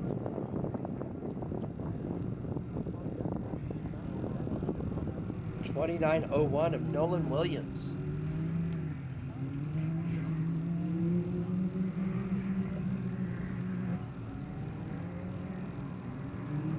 Let's continue with the schedule of events. Staging at 10:45 for Heat 3. Heat 3 will get underway at 11:15, and Heat 3 includes Class 10, Trophy Light, Class 5, Class 7, and Class 1450. So this promises to be another great race just before we get into the 130 race of the Unlimited trucks in Class 1. Now, the race of the day is going to happen at 3:45. This is where there's $100,000 up for grabs from Diamondback Materials. They've placed $100,000 in the purse and for contingency prizes of the 6100 class. So if you're watching and you want to see the race of the day, over 16 entries in the 6100 class, and that race will begin at 3:45. And that's going to conclude our day of racing until the after race party. The results will be posted later at about 6:30, so I will give you the last official results that I have, but stick around. I'm telling you, the race of the day is going to be at 3:45, heat number 5.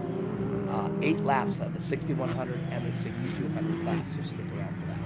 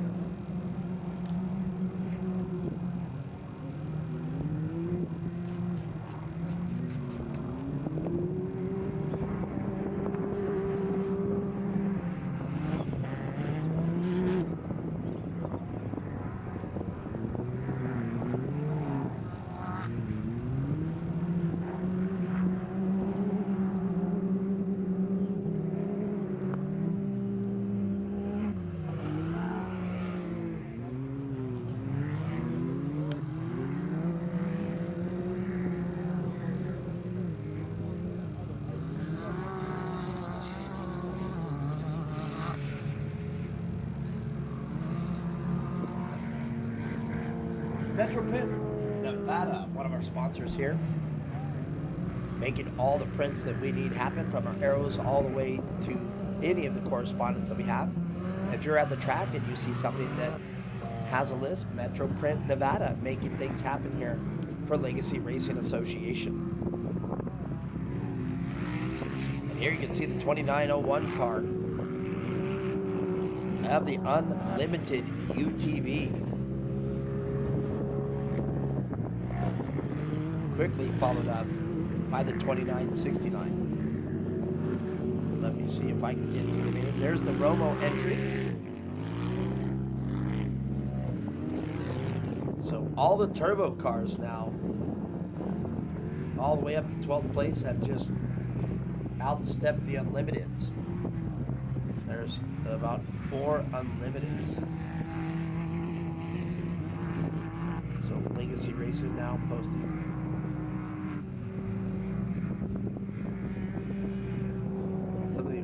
finishers from Heat 1. So official now, Carson Wernemont, your winner of Heat 1, Caden Wells, 2nd place, and Austin Bolton in 3rd. And these are the naturally aspirated UTVs. In the stock mod class, Barry Schaefer comes out victorious. And stock 1, Tyler Stewart. So there's your official results of Heat 1. And to keep mentioning stock mod, me make sure I got it right. Stock mod was Barry Schaefer. And stock 1 and the sportsman class. There it is, the only sportsman finishing. 11-year-old Indy Haberman.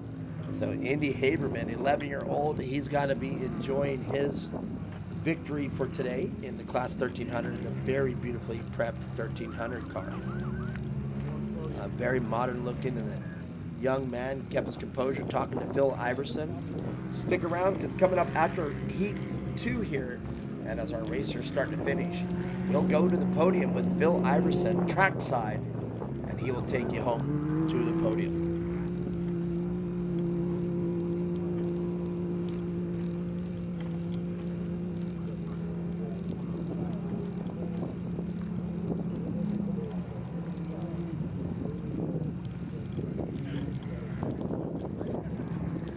As I said yesterday, I will keep you going to keep you updated as I am updated here at the studio.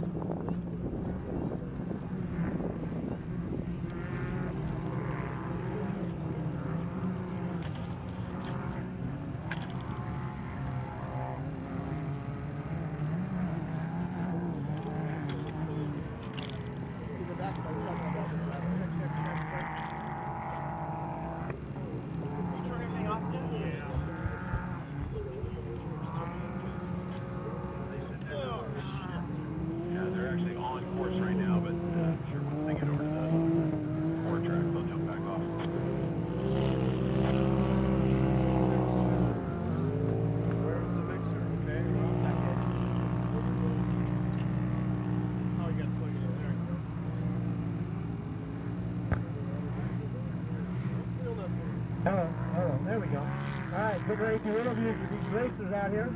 Turbo and Unlimited coming up.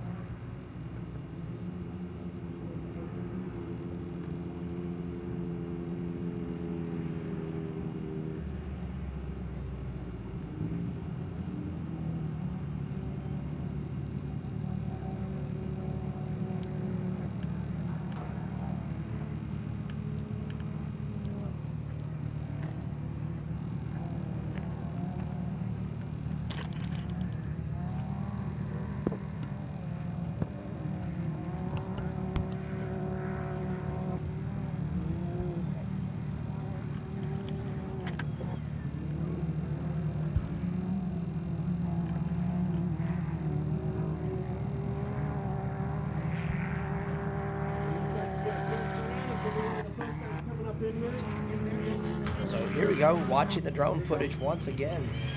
Hurling Racing making it all possible here for the ongoing live coverage of the 2022 State Line Shootout. There's the T824 car.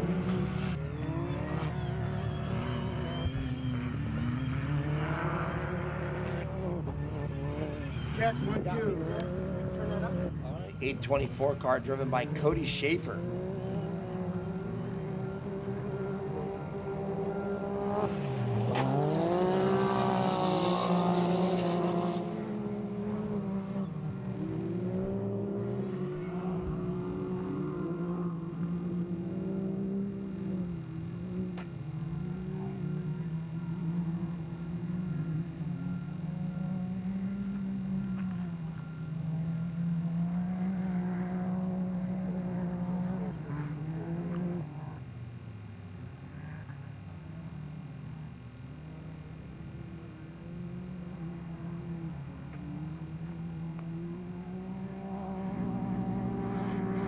All right, we're going to pass it over to Phil Iverson. He's at the podium.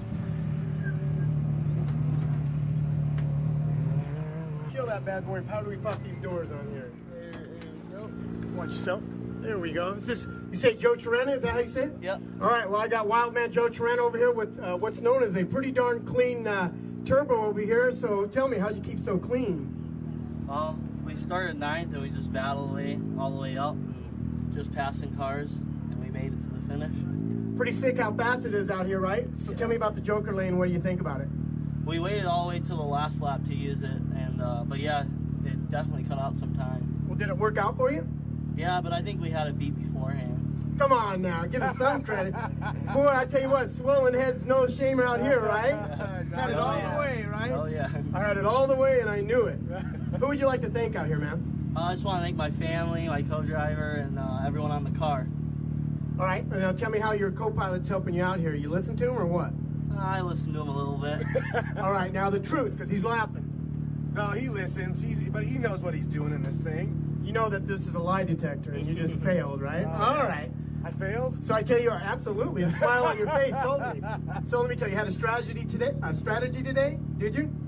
No, we just came out here and ran it hard. That was about it. Run what you brung? Well, now what about tomorrow? You got a strategy for that? No, I'll just come out here and run it again. All right, I'm going to give you another chance, rather than your universal love that you just gave to your sponsors, to actually mention a name this time. Lone Star, KWI Clutching, PCI, Patrick's Graphics. I think that's it. Oh, KMC Wheels. There you go. That's it. You got to give them the love because they're taking care of you. All right. We will see you tomorrow. Thank you so much. Thank you. Be safe. Be square. Have fun. All right. Joanna out there doing the terrible tease out there on this turbo, which is definitely a wicked ride. We got the next rider coming up right now. That's going to be Turbo 916 coming up at us.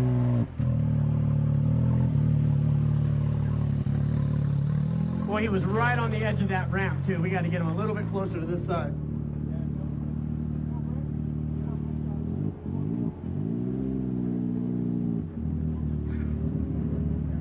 The only wrong way is if you run us over.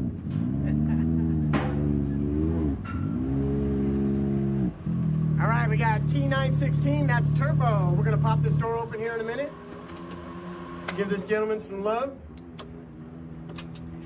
All right, let's get you cleared in there. All right, so do me a favor, tell me who do we got in this car? Jeremiah Scott, Tim Solver. Now, I tell you what, you guys are out here doing battle. How well do you feel you did? And what was your problems and what was the good part? We started first. I'm not sure if we finished second or third. Right. Problem is we got passed. Other than that, clean race, good course, high speeds, technicals, some corners. Other than that, overall the car did good. Good. Now, what do you think about Donald's Legacy Racing Joker turn, or Joker straightaway? How do you like it? It gives you some strategy. You try to figure out when to use it, when the other competitors are using it. So it's a good feature to have out there. Now, do you like the short track or do you prefer a long track? I'm not good at short course, so that's a no then. It's more competitive, I think. You're tighter. Just more competition, tighter competition. But in the desert, faster, not as technical sometimes. Well, we love having you guys out here. Who would you like to thank out here? Lone Star Racing. They built the car. They prepped the car. They do a fantastic job. Dan and his team over there. Method Wheels, Tensor Tires, KWI Clutching, All-Tech Motorsports, and then Tim for jumping on board this weekend. All right, hey Tim, what's it like sitting over here next to this maniac? Does he listen to you when you give him direction or what? Yeah, I think so. I'm a driver too, so I got a little more experience than him, but definitely listen and do pretty good. Well, we really appreciate you guys being out here on an event, and we look forward to seeing you tomorrow. Have a great rest of your day, man. Sounds good.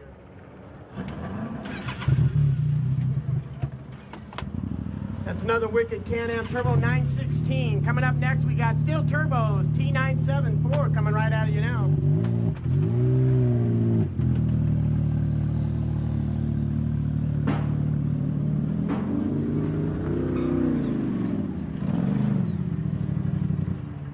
All right, Mr. Romeo right here, dude, right? Yes, sir. Doing business, right? I tried to. We had a couple issues with some brakes. I just had some fade early on. So we overshot quite a few corners. I had to back it down a little bit. I think we started 7th or 8th and 3rd physical, so maybe 2nd corrected. So well, for day 1. Right, for a track that's so tight and demands braking, that's got to be difficult just to even finish this thing in one piece, right? I'm in the air, gas brake, trying to get brakes. Right, and, flew over a big berm over there going into the Lucas track, and that was a little sketchy. But other than that, it was a pretty clean run. I'm happy with how it performed, and it's a good day. Awesome. Now, you're going to be racing tomorrow as well, but you had a strategy today or not? Yeah, we just wanted to try and stay up in the top 5 and get some good times, and then tomorrow kind of save the car for tomorrow so we could really push. So what do you think you're going to do to better your braking system for tomorrow? Are there things you can do? Absolutely. This car literally just came off of a 300-mile race 5 days ago. So we didn't do any of the brake stuff, so we're going to go through all that tonight, put all fresh, so tomorrow will be 100%. All right, do me a favor and tell me who's special to you. Who took care of you this race? First and foremost, my wife that lets me do this. Our pit crew, Rory over here, my co-driver, did an amazing job keeping the belt cool and calling a great race. Polaris Factory Racing, it's always good to have them as our main title sponsor. Toyota Tires, Super ATV, Walker Evans, Fox Shocks. There's a big list. Hostel, Dornets, Proline Wraps, Anti-Gravity Batteries, Baja Designs, Chupacabra Off-Road. Everybody that helps us out. I'm not forgetting you. I'm just long list. Just got it done races. Absolutely. We look forward to seeing you guys tomorrow. Be safe, and thank you so much for coming to this event. We'll see you tomorrow, guys. Mr. Romeo out here doing it up on the Polaris Turbo, baby. Romo, sorry, I keep calling him Romeo. Well, I actually did call him Romeo all the time anyway. All right, we got another turbo. Now, this wicked vehicle, I tell you what, man, this guy, right off the start, he launched it, almost blew out the turn, but he managed to get up on two wheels and make it all the way around.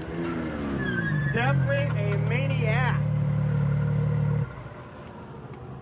So we're gonna pop this open over here. All right, so let me tell you, who do we have in the driver's seat here? Garrett Glastra. Okay, so now I saw you on the launch, and that thing was sick when you took off. Now, is that what you planned to do, or was it a gotcha moment? No, it's just kind of what we always do. Adrenaline? Yeah. I tell you what, it looked sick, and you had it under control. It was pretty awesome. Now, do you prefer this tight course, or you like a long way? I mean, I like them all. I mean, racing's racing. Yeah. This course is awesome. I love it. I wish we had a shorter wheelbase car for it. So. Yeah, I mean, and that's, you know, you say that, and that's so true because you're racing against these small. I've never seen an event where a smaller vehicle was catching some of the bigger vehicles, and it is so tight. So now what can you better prepare for tomorrow that you weren't able to do today? Well, today we were second place physically and on corrected time until like lap 6, and then the car started had a real bad rattle, started falling apart, and we were afraid it was going to break, so we just backed it down, and we lost a few positions. So now that Joker lap, Joker lane, did that come into play for you? Did it help you or hurt you? I mean, obviously it's going to help us on time, but we didn't take advantage of it on anybody. There was no reason to, so we just took it on like lap 4. So. Well, that's awesome, man. Who would you like to thank that keeps you out here upright? Can-Am, Lone Star Racing, Riverland Rentals, King Shocks, Mod Quad, PCI, and all the guys at the shop who do all the wrenching on the car. Well, right on. We'll see you out here tomorrow. Thank you for hanging out, and we be safe. Get it right. Thank you. Oops, sorry. Once again, guys, as this Turbo 924 is pulling out, remember, we're live feeding this all weekend long. I got Mark back at the station out there doing the live action. We're going to be doing this all weekend, and for the rest of the series, nobody else touches live series except Legacy Racing, Hurley Racing, guys. Mr. Houston. Now, this guy, I talked to him yesterday, and he had to demo his dad's truck because his vehicle was not ready to rock. And it looked like it was going pretty good today, so you got everything back together? Yeah, no, the course was really fun. You know, the first lap we blew an intercooler boot, which was super odd. So, you know, I stopped in the pits, and they fumbled around with it and got it back on, and I had to back it down a little bit so I didn't blow it off. And second lap, I think one of the fans just stopped working, so I was battling overtemp issues. So I basically just stayed at 75% and kept it smooth without being stupid, you know, and, you know, just kept it smooth the whole time, and, you know, keeping it smooth really usually gets you to the finish line. You know, I can't really complain about that. Now, you've got a dad that's just so fast, it's amazing. Is that a hard shadow to stay in, or do you try breaking out on your own? No, I like to be my own person, but following behind him definitely means a lot to me. It's a good place, right? I mean, I know you guys have a great bond and great respect, and I mean, I'm jealous of it. It's pretty nice to have a father in the business. I tell you what, so your strategy today was keep it alive. What's going on for tomorrow? Really just get it back in the pits and look it over, figure out this fan issue. If we can get to figure out this fan issue, the car felt good other than that. So I fixed the fan issue, and I think we'll be back for tomorrow to, you know, give the leaders a run for the money. All right, well, do me a favor and tell me who you'd like to thank that keeps you upright. You know, my dad, of course. Everybody knows that. KMC, Can-Am, everybody at home, all my pit guys, everybody, appreciate you. Right on, man. We'll see you tomorrow. Keep it safe and get it cool, man. Take it easy, man. That's a Houston family, and like I said, his father is just amazingly fast, such a skilled driver. And I tell you what, his son, I've never seen somebody so calm when they're racing out there. And he had to baby that thing all the way through it, and you know what? He kept it upright, and he's ready to race another day. So now we got another turbo, the Wicked Kawasaki, I believe. That's, oh, the Schaefer family. All right, so earlier we had, I believe, Papa Schaefer. This is a younger Schaefer, right? Yeah. We got the young Schaefer, and I saw you launch out of here today, too, and you were pretty darn fast, getting people to move over for you, right? Doing my best. This is my first time driving this car, so I kind of took it easy at the beginning and then picked it up as the race went on, and try not to make too many mistakes, but I had a really great time. Well, now you're in a shorter wheelbase, and this track is definitely technical. Along with the Joker lane, I mean, how much do you like this track? The course was awesome. The prep was great. The water truck was like not overdosing anything, but keeping everything, the dust down, so we could battle with each other. It was an awesome job. So now today, everybody comes out with a strategy. Did your strategy work well for you today? I think so. We'll pull this thing apart. I don't think I broke anything, so that was strategy number 1. So what about strategy number 2 for tomorrow? How are we going to work that out? Continue not to break stuff. Right on. Who would you like to thank out here that keeps you upright? My mom and dad, my brother for working on this thing, Casey Performance Trucking, Vanna, KWI Clutching, and all my other sponsors. Thank you so much. Right on. We're so grateful to have you out here, and we'll wait to see you tomorrow, man. Be safe. Keep it upright. Got the brother somewhere around here. Where's he at? There he is over there. The man with the plan, the camera. Yeah. You guys, take it easy. Be careful, and we'll see you later. Just try to stay in the middle of that because you don't want to go off the edge on the right side either. Okay. Not that this thing wouldn't handle it, but still. See if you got to push me off it here. Yeah, they don't like being hot and shut off, but we appreciate you doing it. If I got to push you, it's no problem. It's kind of crazy. You got to do the special. Right. There it is. Mr. Special himself. Take it easy, guys. Yeah, stay center. You'll be all right. There you go. And we are not done yet. We got more turbos coming at you right now. Turbo 959, T959. Mr. Jimmy Perry out here tearing it up. Had the door open.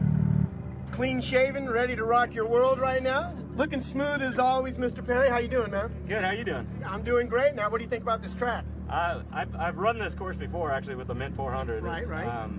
So it's a lot more work when you're just doing it back to back to back to back. I'd call it short course racing, really, not desert racing. Exactly. My stepson navigates for me. He's Successive Industries, built the front arms on this car. So we were able to get a little better geometry than what was available. That helped. This car really corners like a knife. It needs to. And we gave away a few spots. I mean, this is basically the first race we've really done in about 2 years. So basically your strategy on the short course was just keep it upright and get her going, right? We just wanted to get it to the podium. The last 2 times we took it out, we had the front diff just blow apart in it. Well, that's beautiful work you got right now, so you did an awesome job. So now it was a good day. That's all we really wanted to do. All right, tell me what. I want you to tell me who keeps you upright and who keeps your wrench. Actually, I'm pretty much the only wrench at the moment. The pandemic, we lost our whole race team at the beginning. That's why we called it Pandemic Motorsports. That's it. David helps us with, he built the front arms on this car. And, we talk about a lot on the phone, but I'm pretty much the main wrench. My wife puts up a whole bunch, being a race wife. There you go. I'm 36 married, so you got to do it. So I'm probably taking her on a really long 20-year anniversary vacation this year. Give love where it's due. But we're gonna, we're having fun with this, so we're gonna push hard with it for the year for sure. Well, I'll tell you what, Legacy Racing is very grateful to have you out here with us, and we appreciate it. And we'll see you tomorrow, man. Be safe, all right? Yep. So as he said before, the pandemic has been definitely difficult on people, but like the strong Americans we are, we've endured and we're making it through, guys. Yeah, that's fine. Absolutely. That'd be great. All right, we got Mr. Romo again. Now this is the daughter, right? Romo's daughter. There you go. You got the helmets up top. Don't forget. There you go. I got to say, you're much better looking than the other Romo, so I tell you what. So tell me how much fun you had out here. Oh man, this was a fun track. I come from short course racing, so I really just soaked up the short course. The track conditions were really good. It wasn't too muddy, wasn't too dusty, so the guys killed it out there with the track conditions. Well, now Legacy Racing implemented this Joker lane and everything else, and it was pretty sick. So tell me about it. You like it? Yeah, it was interesting. It was different than anything I've done before, and it was kind of like a game. Like you had to see when the person in front of you took it. It was all a strategy. Mike Leslie actually came out here and asked me to race for him for points. So I had to beat the guy behind me, so that was a fun game of trying to see when he took it versus when I should take it, so it was a blast. Well, tell me what, who would you like to thank out there that keeps you going? Oh man, my parents, my pit crew, Mike Leslie for letting me fill in for him this race, Legacy Racing, my co-driver Dominic, Polaris Razor, Fox, Lone Star, Super ATV, Walker Evans, Chupacabra, Baja Designs, Proline Wraps, Dynojet, 212 Gloves, Hostile, PCI, Cross Motorsports, Queen Racing, VP Race Fuels, Desert Squadron, and everybody else who makes this possible. Now, I tell you what, you obviously had a strategy. It was right up your alley. You're doing the tight course. Now, what's going to happen tomorrow? You're going to go to the drawing board, or you're going to keep the same thing going? Oh, man, I think we're going to hit the drawing board. It was a close one. We came in like we were just hugging that fine line of 30 seconds beating the guy behind me. So tomorrow I think we're going to make some changes to the car and hopefully get a bigger gap. There you go. We look forward to seeing you tomorrow. Keep it upright, and we will see you tomorrow. Be safe. Thank you. How's right? Do me a favor. Want a picture? Yeah. No, you're good to go. Just keep it in the middle. Oh, yeah, no, hold on. Let me move out of the way there. Okay. This next one does not have brakes. Okay. Camera guy, the family wants to get a picture. If you can just back up a little bit. Don't fall off the edge. I got more of an edge than you. Got it? All right. Keep it straight. All right. Thank you. Have fun. We'll see you later. Send it. All right. He's got no brakes. Watch out. He's got no brakes. Helmets! I told you. Okay. Good.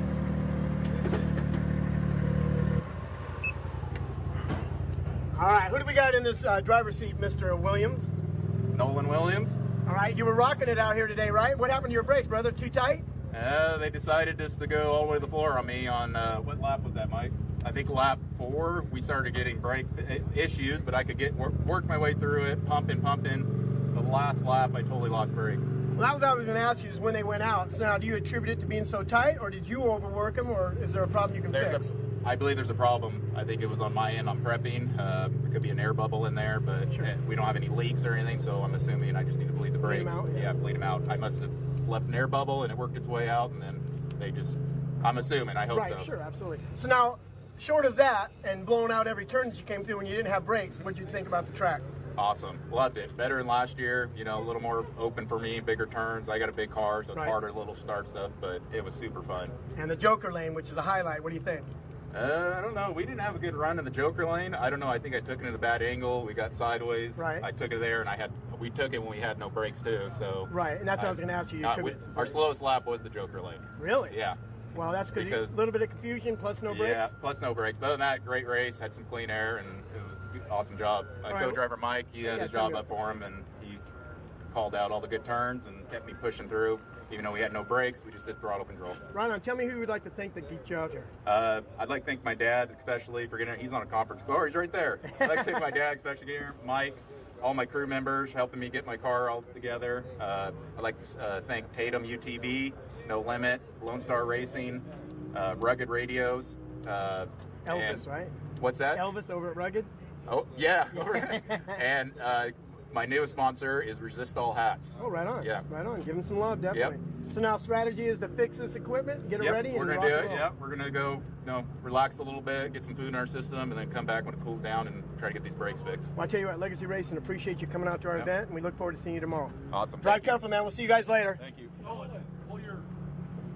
Oh yeah, there you go. Be careful, don't fall down there. Awesome, thanks guys. Keep it down the middle, you can roll right on out. Good job, Nolan. And once again, we got another turbo coming up over here, guys.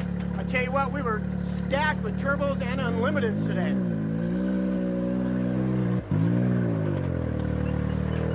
A lot of positive attitudes out here right now. We are coming to you live. This is Legacy Racing with Hurling Racing out here doing it up. We are the only ones, only off-road racing, giving you live feed all weekend long, all season long. If you want it real, come right here. We keep it real at Legacy Racing.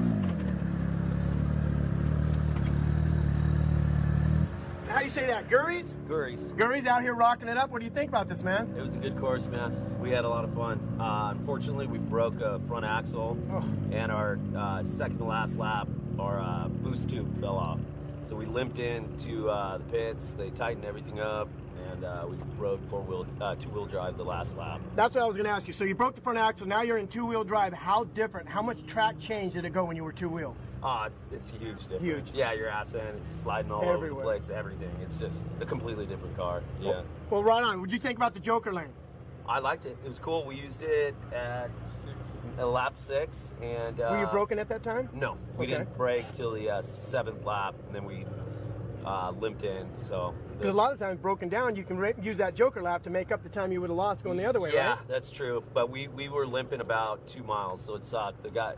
Couple guys we passed, they got back at you. Yeah. Well, tell me what. Who would you like to thank for keeping you upright out here? My whole team, my sponsors, wife, all wife the friends first. and family. Yeah. That let us do this. Well, we're going to let you get back to the pits. We will see you tomorrow, and thank you for coming out for our Legacy Racing. Yes, and Schneeder's right here. Mr. Schneeder's? Mr. Schneeder's. Did you listen to you? Oh, yeah. All right, right on. Keep it upright. We'll see you guys He's going to get a treat tonight for sure. Oh, baby. Yeah. All right, thank you. Take it easy, guys. Looks like we have one more, or maybe two more vehicles. We got a T911. That is a turbo. Yeah, the hot, they don't like restarting. Keep it right down the middle so you don't go off the right edge. All right, we got T911. Gotta love it. Who do you call when there's an emergency? T911. You're good. All right, I got T911. Who do we got in the driver's seat? Cameron Meister. Cameron, you're out here tearing it up. How'd you finish out here today? Don't know how we did. Felt pretty good though, for the most part. That's the most important part. Did everything keep working, functioning for you today? Yeah, did add a little tip over, but besides that, everything ran perfect. Right on. So now when you had a tip over, how was that? Was that driver error, or what was that about? Track fell apart? We were being pressured. A little bit of driver error, a little bit not. A little looking behind you too much, and then here comes a turn, yeah? Right on. Well, that's your co-pilot, right? You can blame him. You don't have to take the blame for that one. Who would you like to thank out here? Lone Star, KWI, ITP Tires, Method Race Wheels, Can-Am, ZRP, friends, family, co-driver Seamus Smith. That's what I want to know. Who's your co-pilot? Tell me about him. Seamus Smith, we've been racing for a few years now. He's going to be driving tomorrow. Right on. So you guys took turns, double tag teaming. Today you, tomorrow him. Yep. And you're going to co-pilot for him, right? Yep. Right on. Okay, well, we'll see you tomorrow. Keep it safe. We're glad to have you out here with Legacy Racing and Hurling Racing. Thank you. Hey, Josh, wait. Hold on, Josh. I want to take a picture real quick. Yep. And when you drive out, stay to your left. You don't want to go fall off the right. Yeah, that's what I thought. Got it? Yeah. Come over here a little bit more to your left right here. And then, yeah, watch him, watch him. Now straighten it up. There you go. Thank you. All right, so that looks like our last racer. And I tell you what, we're going to send it back to Mark, and we're going to keep it real, keep it live. And I tell you what, we're the only ones doing this, Legacy Racing, along with Hurling Racing. And we're keeping you up to date what's happening. Don't go away. We got more to come, guys. Thanks.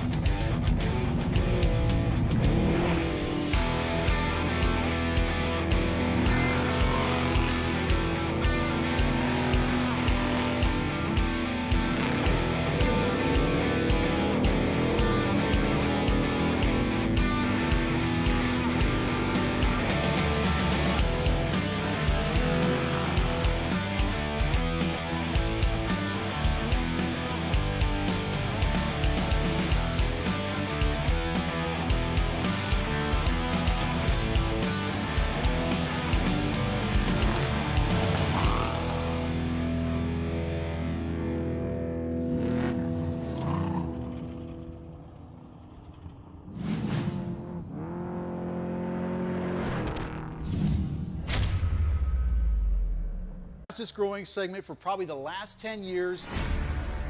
This guy has been one of the leaders in that industry. What these cars could do now is just really, really amazing. People want to go fast and not brake, and that's where we teamed up with Liquid Moly. Horsepower, reliability, and the maximum protection.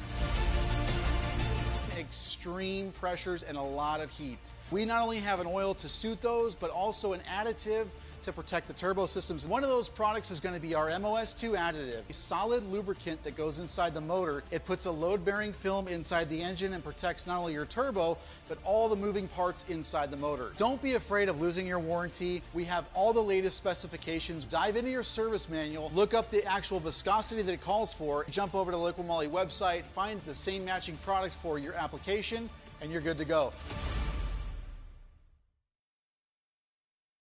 Grab a gear in the spring at 4WD with deals on tires, tops, accessories, and more.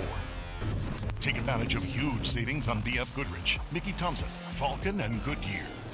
Transform your truck and save big with up to $750 back on select lift packages and save up to $200 on select soft tops.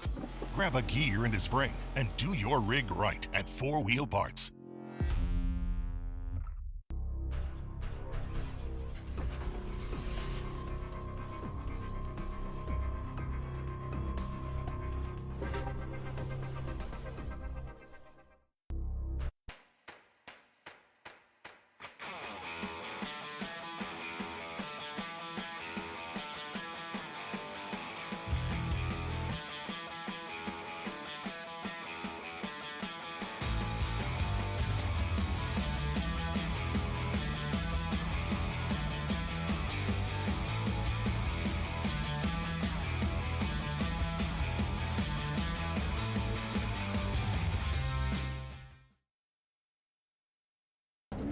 We are built on our core values, quality work that comes from the safety on our job sites, the teamwork that makes it happen from employees that are guided by integrity, and making a commitment that we are proud of at Stronghold Engineering.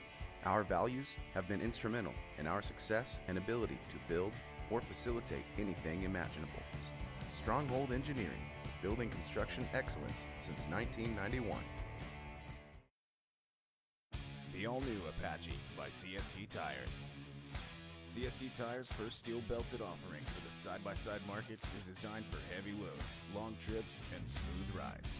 With an aggressive, light truck-inspired tread pattern and ample sidewall protection, the Apache is built to withstand the toughest conditions. From dry desert lake beds to Rocky Mountain trails, the Apache will get you there. The all-new Apache by CST Tires.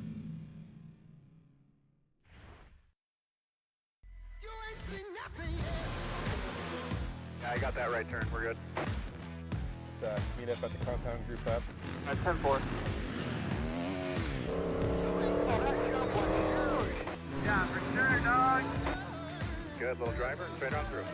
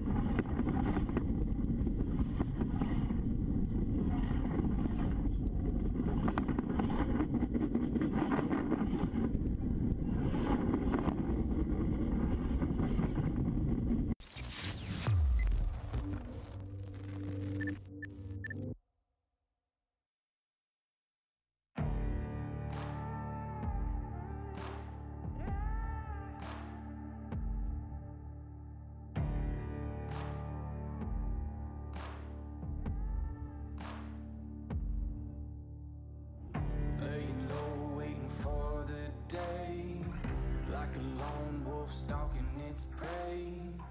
You can try to hide, you can try to run.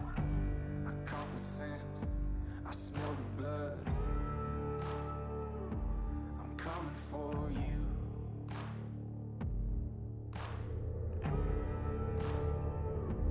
I'm coming for you.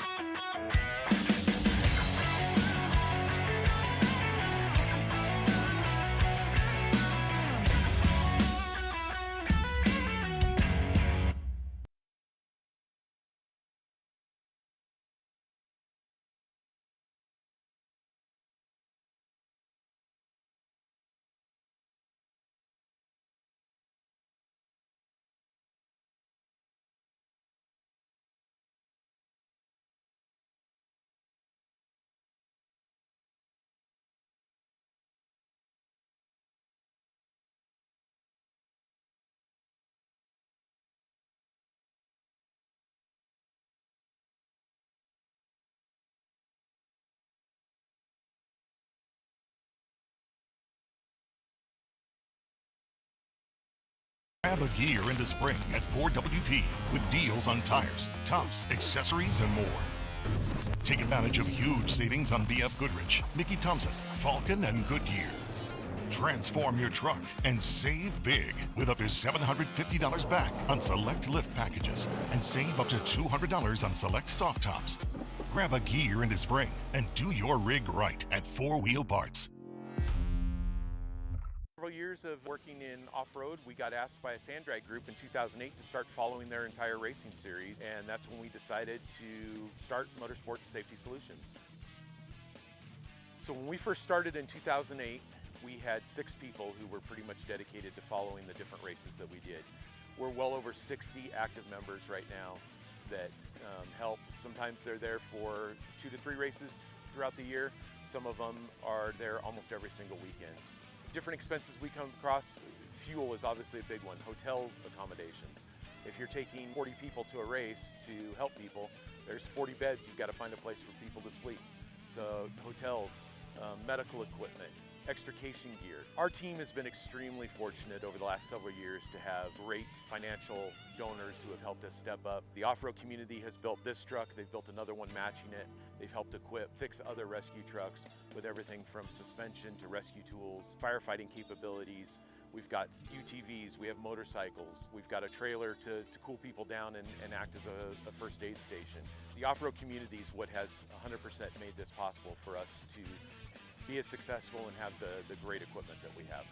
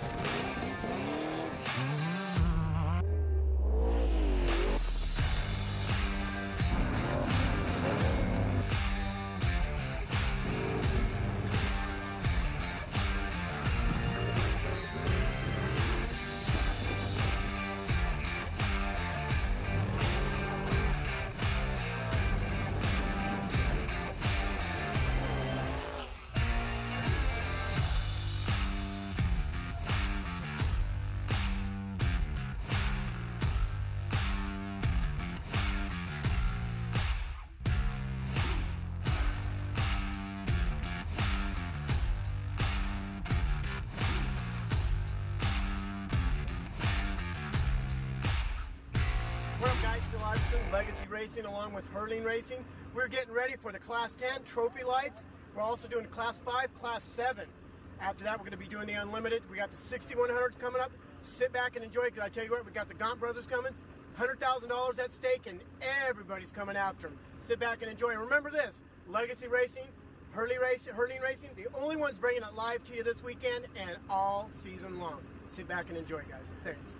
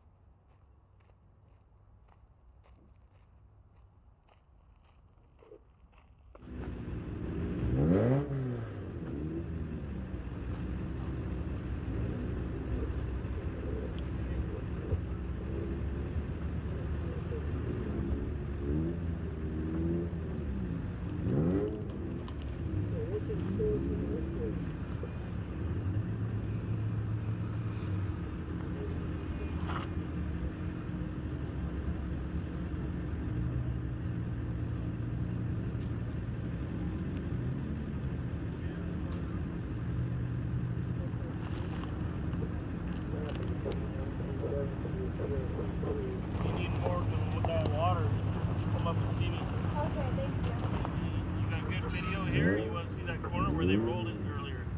I've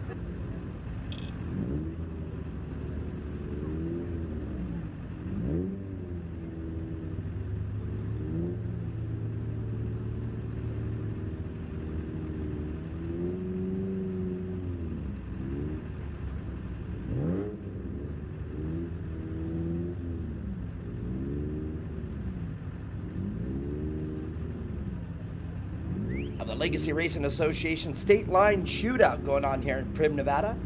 And we're getting ready to start heat number 3. This heat number 3 will consist of Class 10, Trophy Light, Class 5, Class 7, Class 1450, and Class 2000. As you see here on the line, ready to take his start here for the State Line Shootout. This is the Class 10 car belonging to Kent Perkins out of Scottsdale, Arizona in the race co. And you will see this car, as you see, anxiously rocking back and forth to take the start here of his campaign to finish this race here at the State Line Shootout for 2022. Live coverage ongoing, brought to you by Hurling Racing. It's a family thing. The boys at Hurling Racing and Fusion Off-Road last weekend, a very uncharacteristic rollover from Jerry Hurling in qualifying. So Jerry Hurling a little beat up from last weekend. Here we go with the Class 5 car. What a beautiful car this is. Baja Jerky as the sponsor right there in the Class 5 car. This is Maverick Gaunt of Torrance, California. Chasing Gaunt. This is part of the Gaunt, I guess the Gaunt legacy, if you will. I was looking for the word there, and legacy is the best way to put it in there. Maverick Gaunt, Chasing Gaunt, racing the Class 5 here, and Baja Jerky as the sponsor. Now getting right in to the Trophy Light class. Trophy Light getting back to business. 6080 will start us off, and 6080 is the only Trophy Light that I do not have here. Let's see what I got here. Yeah, 6080 I do not have on my list. So you can see the rest of the Trophy Light trucks here beat up from last night. This is the 6086 entry of Clayton Sullivan. Clayton putting that truck over on his lid. Pretty much just removing the entire body off that car. So having to go Skeletor now.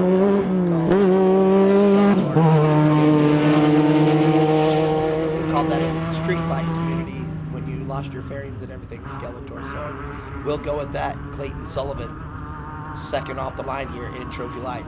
6081, Larry Schmauser out of Rifle, Colorado. You can see damage to his car. Also, as a result of last night's awesome short course race to determine starting positions. And the leader last night, Greg Bragg, followed up quickly by Josh Cobb. So very interesting to see how they're starting off here. But one of the trucks that remained unscathed but did get some damage on the side. But here looks brand new, the 6075 car of Chad Woodruff out of Flagstaff, Arizona. And that truck looked like it hadn't even been raced last night. Clean, prepped, ready to go, body panels all on. The 60 Trophy Light car out on course. Now, if you are unfamiliar with the Trophy Light race, this is Josh Cobb right here, finishing second right behind Greg Bragg, and it looks like they inverted the view.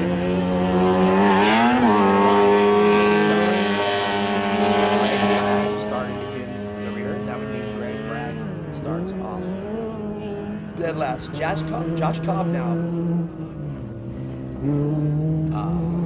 taking the start to his race.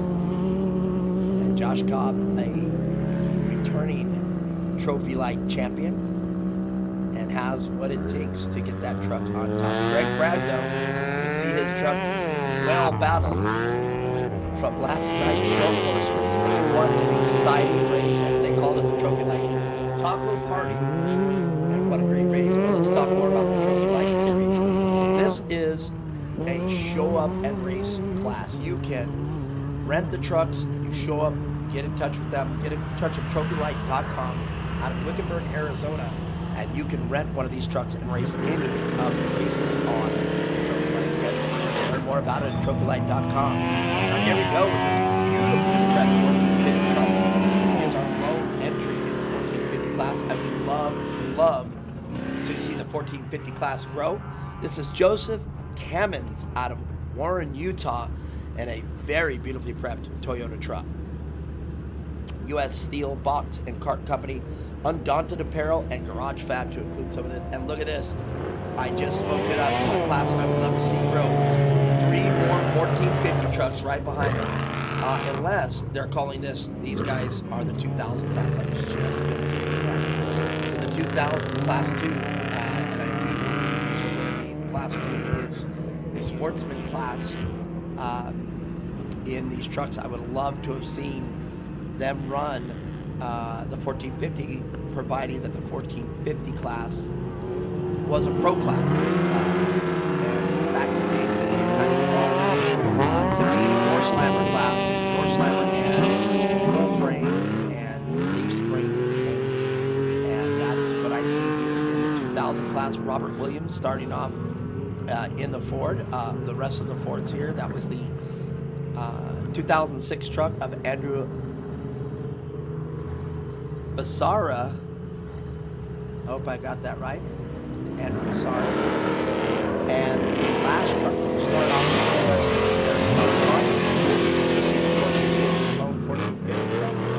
that beautifully prepped Toyota truck of Joseph Cannons out of Utah. Hopefully here within 30 seconds you're going to see our first 2000 entry. Now we're moving into the truck classes.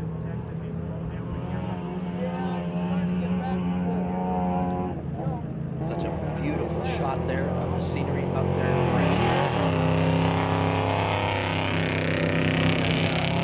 Just flying by the seat of my pants, not familiar with the 2000. I do believe this is going to be the sports boundary, or it is going to be the class that I talked about, being a steel cab, door slammer, full frame, leaf sprung truck. These 4 trucks rolling by, and I do believe in the class 2000, they're going to keep it stock engines no larger than 3.0, very similar to class 7S. But a sportsman class. So, and that class has bounced back and forth from a pro class to a sportsman class, and I think they called it the 2500. That truck is fun as well, I do believe. So, very interesting to see the class 2000. And I'm going to text my producer here really quick and see what class 2000 is.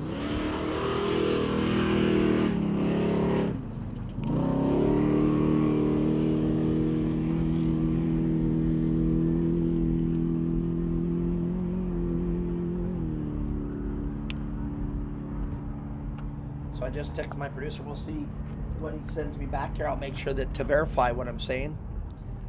But to me right now, it looks like the old class that we used to have, steel cab, full frame, and leaf sprung sportsman class.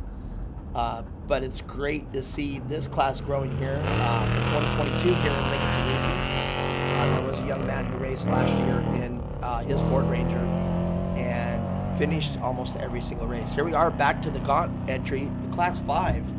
That's Maverick Gaunt, 27 years old, out of Torrance, California. And Jason Gaunt pulling double duties here.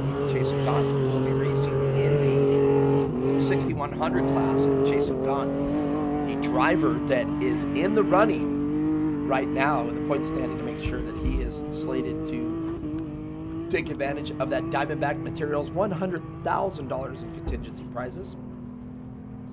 So can Jason Gaunt keep his racing season alive and chasing after that $100,000? Brought to you by Diamondback Materials.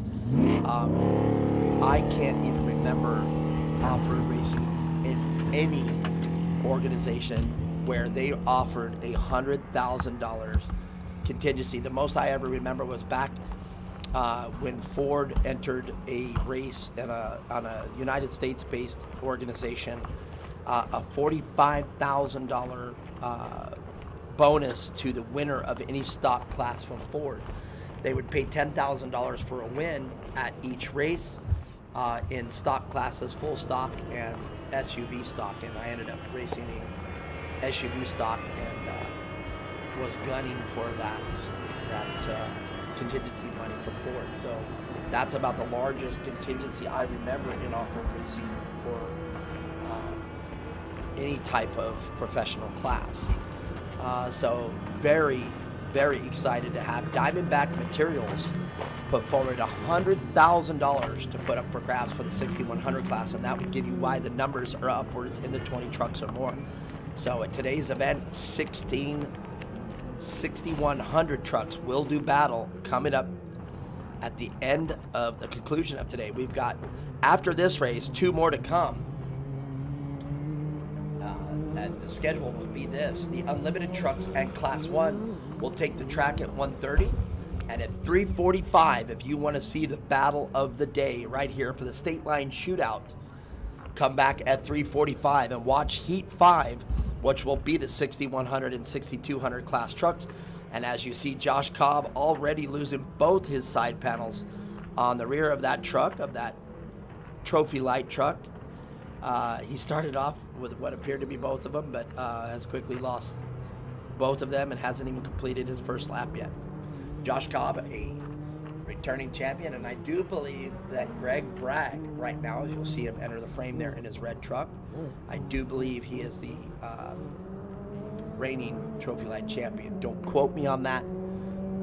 I've been announcing Trophy Light for quite a while, and I can't remember. In fact, it's not Greg Bragg.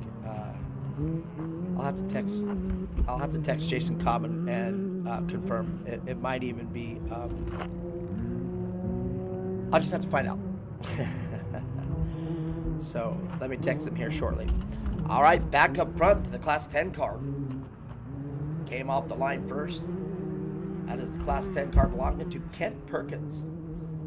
And I have a feeling that the Kent Perkins Class 10 entry is going to be challenged by either this 1450 truck. And you can see there, this is a Toyota. It's 4-link. Beautiful truck.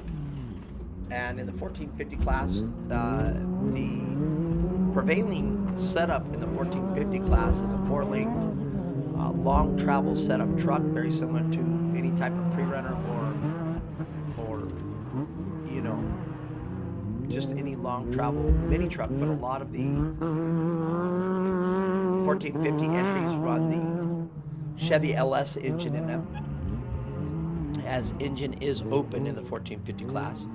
And normally the 1450 class has an excess of, 15 to 30 entries at any given deal. So I really, really would love to see the 1450 class come and find a home here at Legacy Racing. So it is good to at least see the 1450s make a showing out here at the state line shootout. And here's why right here. You can see this is a beautiful reason of why I want to see the 1450s, because you can see here in the Class 2000, we've already got a battle brewing. And looking at both those trucks, both of them are leaf sprung. And this class right here keeps racing to an all-time high, but the cost to an all-time low. These trucks in 2000 right now, these are all Ford Rangers. And every single one of them is leaf sprung and full frame. So every single one of them, that old short bed rain gutter out front. Beautiful to see these trucks out here on the course, as you see the lone 1450 truck in the background.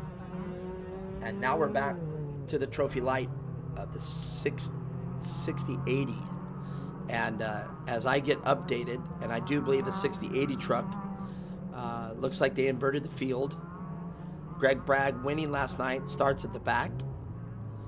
And if we see Greg Bragg out front in correct time, as I said last night, the two fast guys that have on a regular basis been on top of the podium, Josh Cobb in the 6066 truck and Greg Bragg. Greg Bragg, long-time veteran of the Trophy Light class. Let's get back here to the trophy lights. And Greg Bragg in the 6012 truck. As we see the shot here from the 6081 of Larry Schmauser.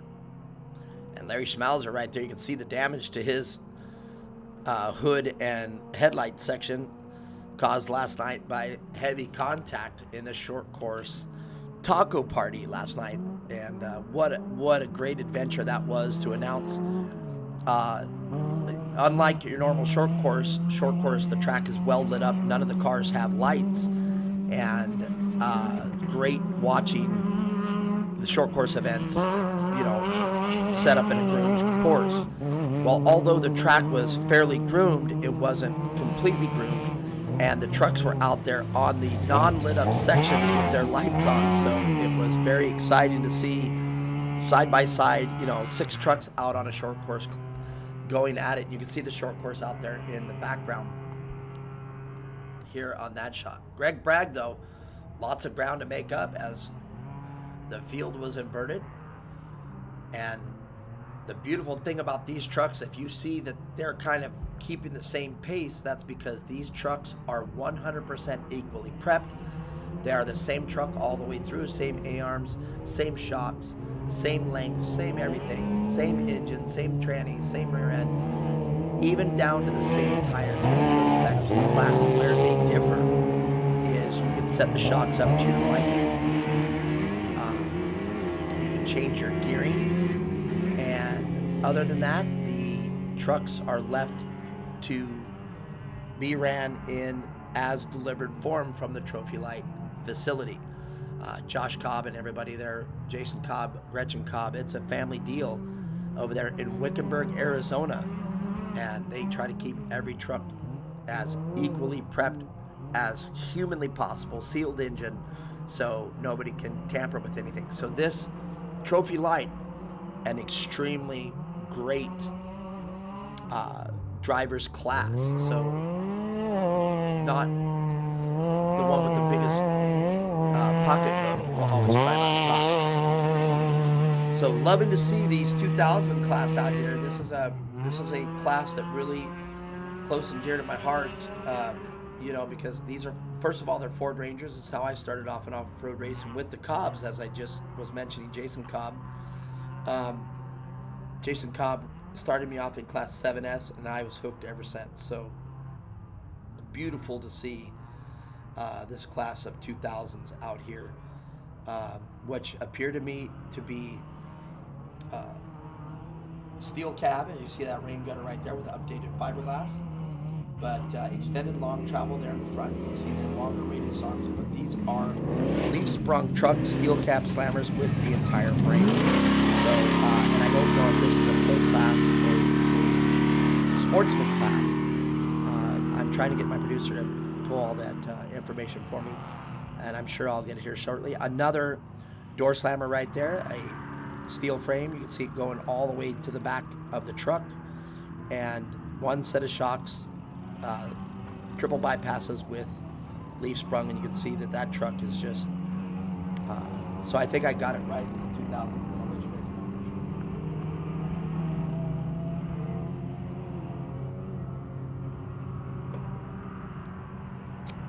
There you are, the truck belonging to Clayton Sullivan out of St. George, Utah, 61 years old. And he was that truck battled it out last night. He put that truck over on the side. And I guess the bodies that come too much damage. So Trophy Light elected to let him go full Skeletor. So if you've ever wanted to see what a Trophy Light truck looks like without its bodywork on it, without its fiberglass bodywork, there you have it. You can actually see the design of the truck right there. Four-link truck, an LSA front suspension. LSA standing for long arm, short arm in the front suspension, so the tires go in and out of camber as they make their way through travel. But a very simple, tried and true design, a very light truck, keeps the fun factor high. And again, this is a rental class. You can call the boys and girls at Trophy Light tell them you'd like to rent a car for any of the races on the Trophy Light schedule. Show up, they'll have the truck prepped waiting for you. You show up, you put your fire suit on, you put your livery on the truck, you make it look the colors that you want or who your sponsors are or who you're advertising, and you show up and drive. And here's the scenario that I was talking about earlier. I knew that the Class 5 car was going to catch the Class 10 car. And here it is unfolding right in front of us. Class 5 belonging to the Maverick Gaunt legacy over there. Chasing Gaunt in there as well. And the Class 16 car. Kent Perkins out of Scottsdale, Arizona is about to have his hands full with a Class 5 car. Now, Class 5, in case you're unfamiliar with desert racing, a Class 5 is a more modified, heavily modified Volkswagen Bug based. Now, the reason I say based is because there are a lot of things that Class 5 is able to change. They have to stay tuned. If you know anything about the buggies, the Volkswagen buggies, they had torsion sprung front housings that run the width of the car instead of the length of the car. And they have control arms that attach to the ends of those springs. Class 5s now can run beams, but they do not have to run the springs in the torsion housing. They have to run the swing arm style front suspension, but they can run coilovers. So a lot of the manufacturing they can run, I do believe, up to 2-inch longer front control arms. So they have to stay beamed. They can widen the beam. I think it's a total of 4 inches. I don't remember, so don't quote me on it. The rear, they can run a full IRS suspension, but it has to stay a swing arm variant. And 938 axles are generally, I think, they can run up to 938 on the transaxles, but they have to keep the front windshield frame, the front clip as delivered even as a fiberglass bug clip, but they have to keep the doors and everything to qualify for a Class 5. So there's a lot of the stock bug they have to keep, but other than that, they have to stay within the range of the wheelbase, but it is basically a bug at its base. Trophy Light race prep, sales, rental, and parts out of Wickenburg, Arizona. Get a hold of Trophy Light if you guys want to show up and drive. Talk to them on how you can race one of the many races on the schedule of Trophy Light Legacy Racing Association. Every four-wheeled event for the rest of the year, you can show up and drive Trophy Light. The thing to do there, though, is plan an entire year so you too can take home the very important and very coveted Trophy Light Championship. As you see this gentleman here in the Trophy Light in the 6080 class, or 6080 number rather, Trophy Lights. And I do believe you're going to see Josh Cobb, as I just saw him coming into the picture, and Josh Cobb already around the Woodruff entry, and you can see Josh Cobb. Yeah, that is definitely Josh, already weeded his way through the pack. Josh Cobb, not just the name, he actually preps these trucks, he gets them going, and I can tell you this, to squash anything about, well, Josh Cobb works at the facility, maybe he can tune his truck different. Well, the reality is, and this is about as serious as it gets, and I've known the Cobb family for a very long time. Josh Cobb will prep everybody else's truck before he even touches his.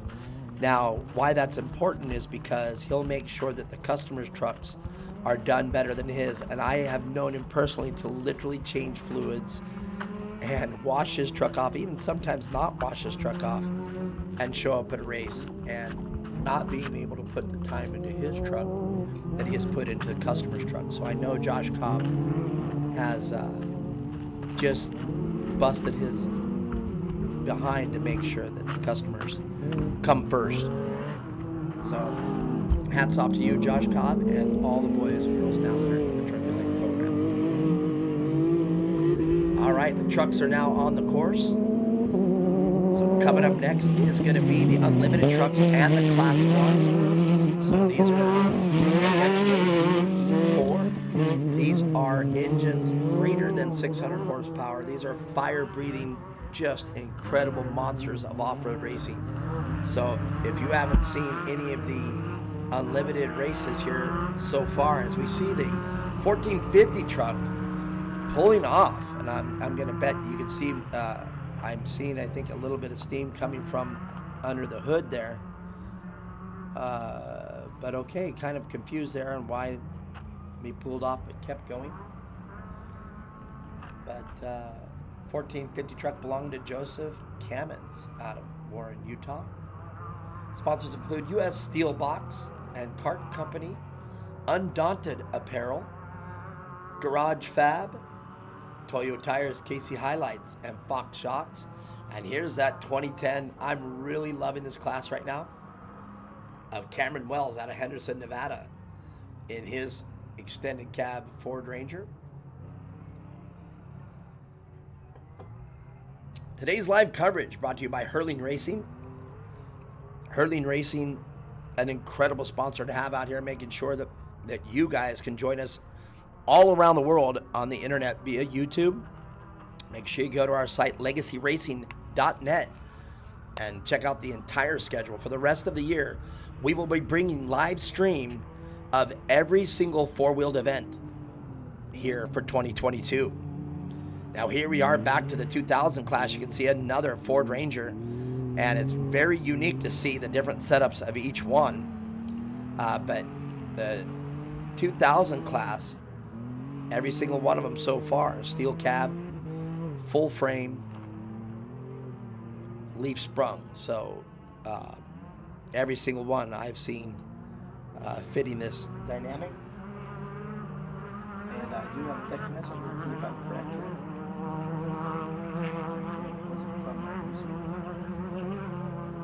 But here we go.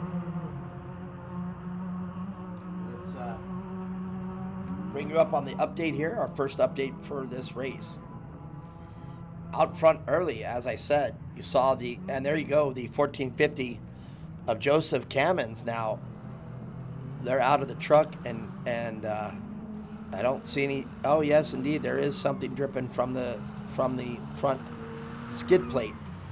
But now back to Josh Cobb here, and Josh Cobb gonna get around. Let me see if I got it in, and he's already around him. I was just gonna say the 60-80 of Lyle Anderson. So Lyle Anderson now going backwards. So let's do a recap. Maverick Gaunt starting after the 10 car of Kent Perkins. Kent Perkins off the line first, but Maverick Gaunt already moved up in that Class 5 car up to first place. Cameron Wells right behind him in the 2010 entry, that blue Ford Ranger, up right on the heels of Maverick Gaunt, and only 4 seconds separates their times on the first lap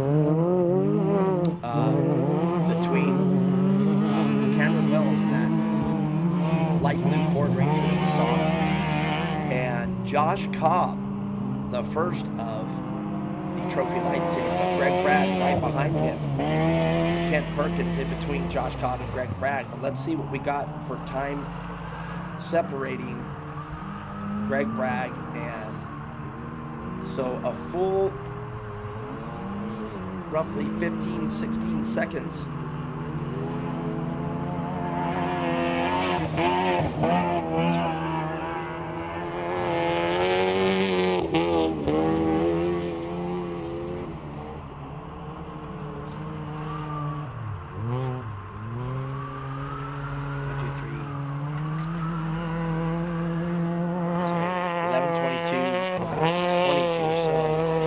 About 12 seconds in between Josh Cobb and Greg Bragg in the Trophy Light. But there you go. I told you that the two fast guys would get out front early. Josh Cobb, though, on the road, physically in third place, chasing down Cameron Wells in that 2010 Ken. And there's that 2010 of Cameron Wells right there now in the frame. And you can see this truck, long travel beams, extended radius arms, and still leaf sprung. I'm going to imagine he has the Link Killer kit on it. Indeed, spring under with the Link Killer kit. And this goes to show you that you don't have to be 4-linked to go fast out in the desert and be reliable. Leaf sprung technology has been around since desert racing has been first ever, the history of desert racing. The first unlimited trucks were all leaf sprung. So it'd be safe to say that we've figured out how to make your leaf springs work very good. In fact, all these 2000 trucks, full leaf sprung. And you can see the next of the 2000, Andrew Becerra coming in to frame here. And you can see that truck as well. Long travel I-beams, extended radius arms, extended cab, and he has the link killer kit as well. Spring under the axle. And again, you can see that that leaf sprung trucks still work very well. And as I was starting to say, and I was going to say that that's a link killer, but now that under further investigation, he might just be the regular Deaver springs above the axle.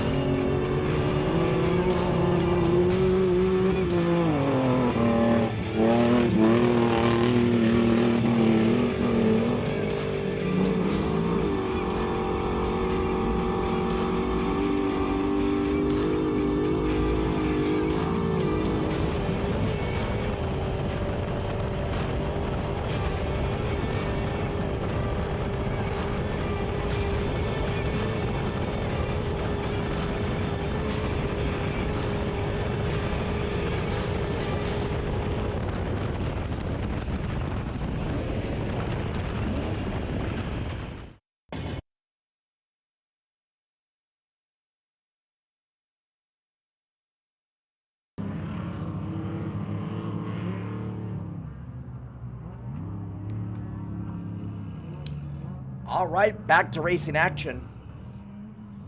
Let me get you the latest updates here.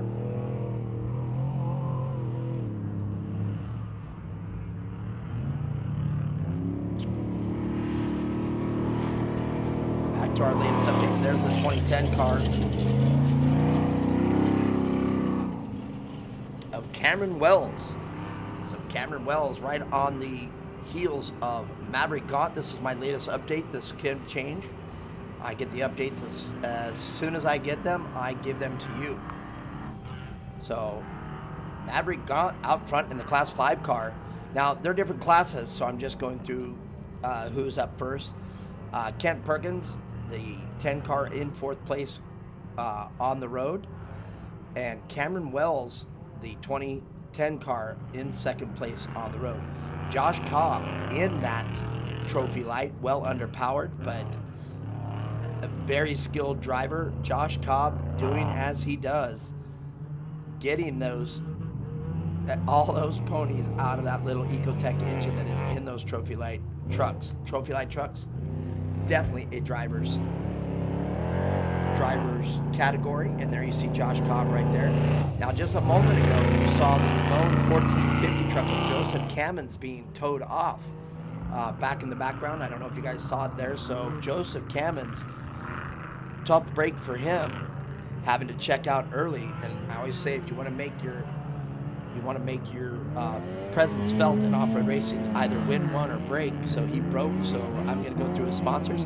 Joseph Cammons with Blair Cammons sitting next to him, out of Warren, Utah, making the trek down here to Primm, Nevada. U.S. Steel Box and Cart Company, Undaunted Apparel, Garage Fab, and Toyo Tires to include some of his sponsors. So hopefully Joseph Cammons and Blair Cammons will get that truck fixed and make the curtain call for tomorrow's event. And there you see it. I was just talking about him. As you see, Joseph being towed off the track, and that's not the way you want to get your truck back to the pits. You want to get the truck on the trailer under its own power. But Joe's just going to have to settle for getting back to the pit, and hopefully he can get that truck fixed and back out on the race course for tomorrow. What a great truck. I really love the way this truck right here is set up. And I do believe that is going to be the truck of Robert Williams out of San Bernardino. 59 years old, Robert Williams. So that is awesome. And he's in that Ford as well. Underground Manholes, Torco USA, GG Lighting, Miller Raceworks, Dirt Designs, some of his sponsors, to name a few.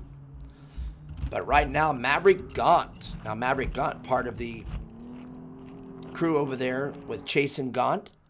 Maverick Gaunt in that Class 5 car. And there you can see some of the features that I was talking about earlier. Still a beam car. You can see the swing arms. But if you look closely, you can see that the car has coilover shocks up front to provide the spring action for those front swing arms. If you look at the back, independent IRS swing arm style suspension as well. There you go, with coilovers and functioning plunging, more than likely 938 axles. So Class 5, a very heavily modified bug-based Ford WP, one of our predominant sponsors out here, Legacy Off Racing, 4-wheel parts. If you guys have any needs for your 4-wheel drive, lift kits, tires, wheels, shocks, lights, winches, the list goes on and on, make it 4-wheel parts. 4-wheel parts with locations spanning California, Arizona, and Nevada.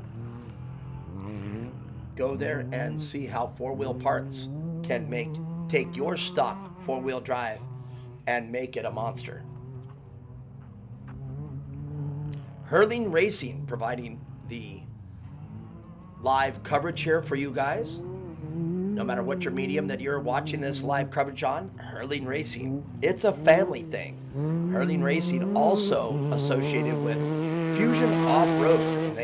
Fusion Off-Road, if you have not done yourself diligence, go check out what Fusion Off-Road can do for you and your race vehicle in prep or even building you a truck. They've unleashed last year the T4, which is a 4-cylinder project spec truck, and very excited to see that class get to doing something. So do yourself a favor, go check out Fusion Off-Road. But Fusion Off-Road and Hurling Racing making the ongoing live coverage for you for the weekend. Josh Cobb, smooth as glass out here on this course, and you can see the way that these trophy light trucks work. They just soak up everything you could throw at them. Josh Cobb on several occasions, and many people that have climbed into these trophy light trucks have said, man, you could throw everything at these trucks that you can, a full-on unlimited truck. You just do it at half the speed because of the 4-cylinder engine. But as you see here, fun factor is high. These trucks are durable. Very rarely do things, do you suffer from any kind of catastrophic failure in these Trophy Light trucks. But as you see Greg Bragg now coming into the frame, Greg Bragg, the only one that could dethrone Josh Cobb. And let's get the latest update here. I think I was on it still. So Greg Bragg just mere 10 seconds within catching Josh Cobb. So can Greg Bragg find those seconds that Josh Cobb is putting on him? Now here's what's interesting to understand is we just saw Maverick Gaunt come in, but Josh Cobb was second to last vehicle start in this entire field. So Josh Cobb is already right behind Maverick Gaunt physically on the road. If Josh Cobb continues to make time on Maverick Gaunt, that means Josh Cobb has literally passed every single vehicle except one. So, and that is going to be the car of Greg Bragg, but that's only because Greg Bragg is literally right behind Josh Cobb. So, Greg Bragg is the only one that started behind Josh Cobb. So if Josh Cobb catches and passes the Class 5 car, that would mean that Josh Cobb has literally passed every single car on the course except one. So, very interesting day for Josh Cobb. And the young man is quite the driver. What an incredible truck here, the 2010 car of Cameron Wells. Loving that truck. It's very fast, and Cameron Wells showing and demonstrating that he knows how to race that truck.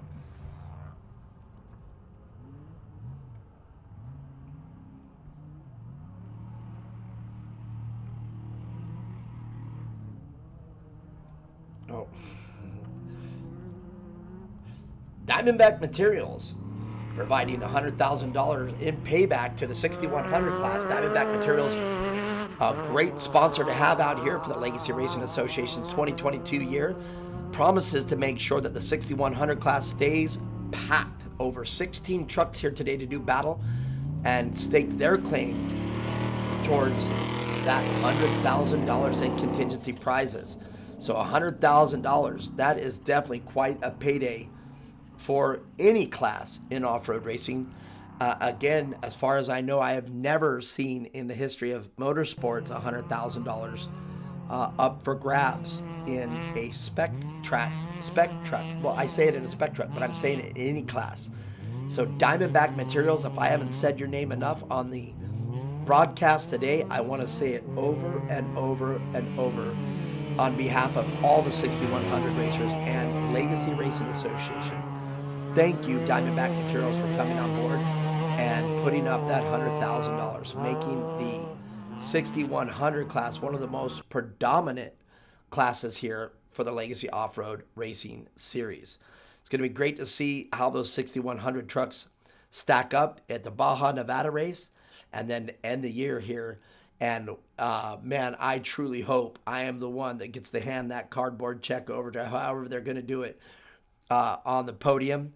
I would love to be present as they crown the 6100 champion. And there you go.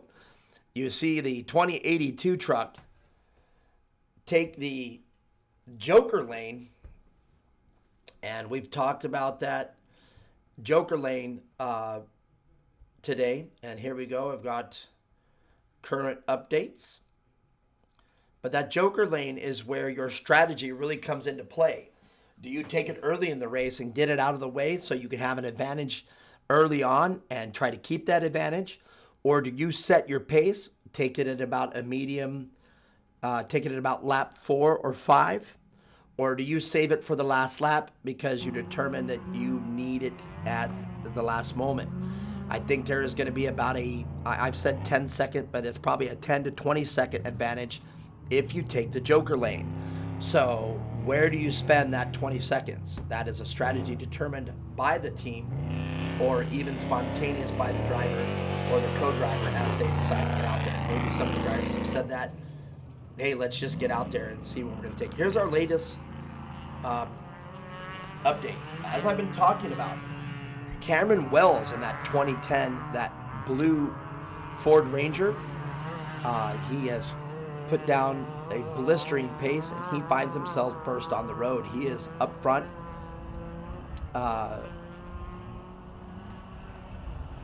And then I didn't read it in the book. We'll try it again. So I made another mistake.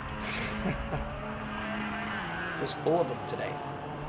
Kent Perkins got his stuff together in the Class 10 car and found himself back up front on the road. So Kent Perkins, possibly having a little things to work out on the first lap, now finds himself back out front. But Cameron Wells on his heels. Let's find out the discrepancy between them. They're at least,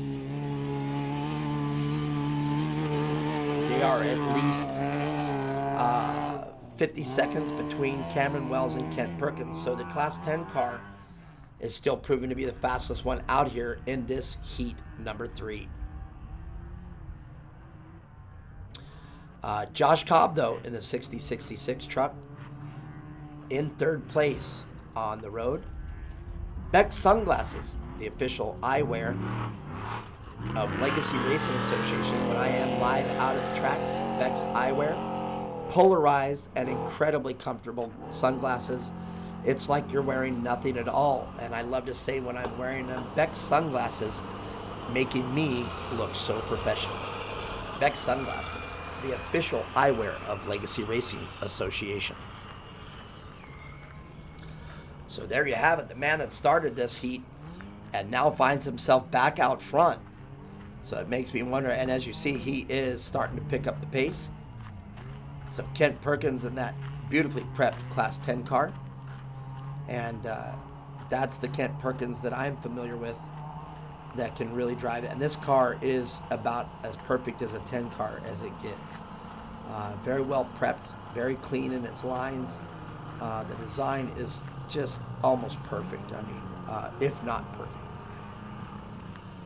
So the Kent Perkins Class 10 car, beautiful, beautiful Class 10. So following up Josh Cobb at third place on the road is Greg Bragg. And Greg Bragg, with only a few seconds separating them.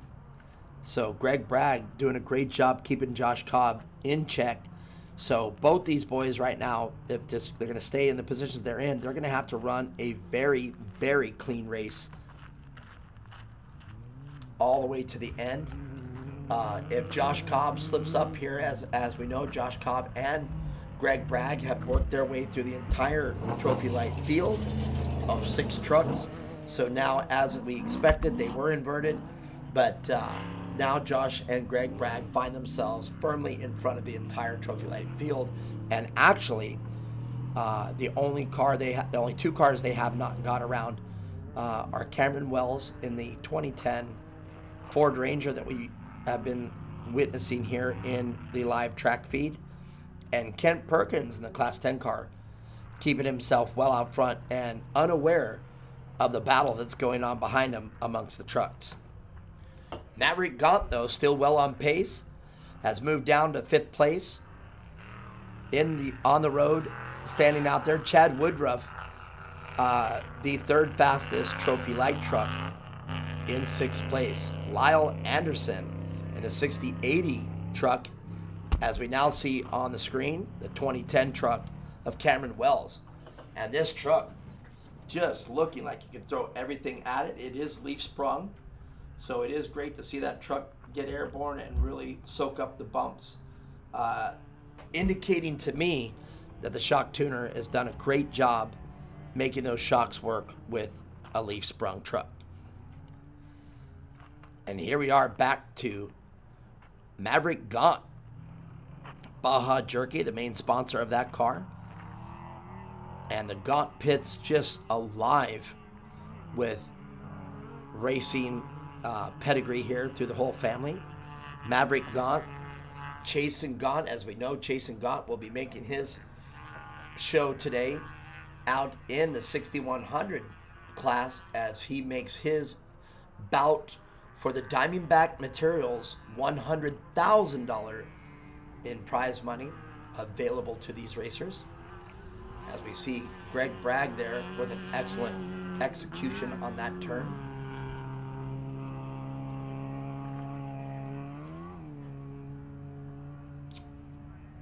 Tuba Art Films, if you guys haven't signed on and logged into Tuba Art. Tuba, a great editor and film photographer. He has done a great job, or videographer rather, in piecing together some great off-road clips. Tuba Art, for some reason, has been able to capture some incredible off-road moments, from crashes and wrecks and bicycles. And man, if you do yourself diligence, make sure you get on YouTube. You're an avid off-road racer, and check out Tuba Art. He is an incredible videographer and has been in the off-road community for a long time, and it is a simple pleasure to have Tuba Art out here at Legacy Racing Association. Truck number 210, Cameron Wells, putting down quite a showing here, as you see Josh Cobb racing the drone there. And the drone footage here today has been absolutely phenomenal. But as we now, apparently our drone is taking a break. The ground crew doing an exceptional job as well, filming on the ground. Beautiful scenery right here at the Legacy Racing Association State Line Shootout 2022. And you can see it here with lovely Prim, Nevada. And what an incredible view we have there. You can see the dust in the background. And we are at one of the dirt road crossings. We were just going to see who was going to come in there. And there we go, the Skeletor truck of Clayton Sullivan. And you hear me calling it the Skeletor because that's what we used to call our street bikes when they didn't have the fairings on them. They still had all the fairing frames. Or, you know, Street Fighter style bikes. We always called them Skeletor. Reference to the He-Man Masters of the Universe deal. So, very interesting. Legacy Racing Association State Line Shootout. Today's live coverage brought to you by Hurling Racing. It's a family thing.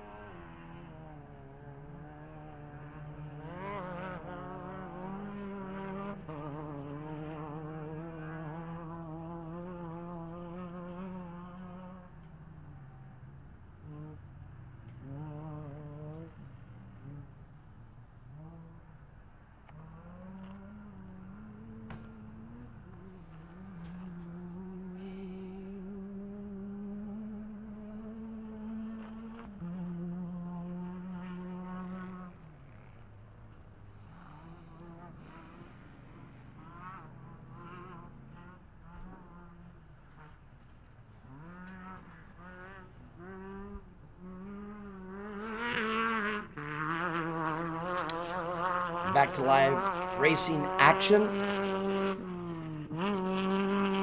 The 2010 car of Cameron Wells, a little slip up there,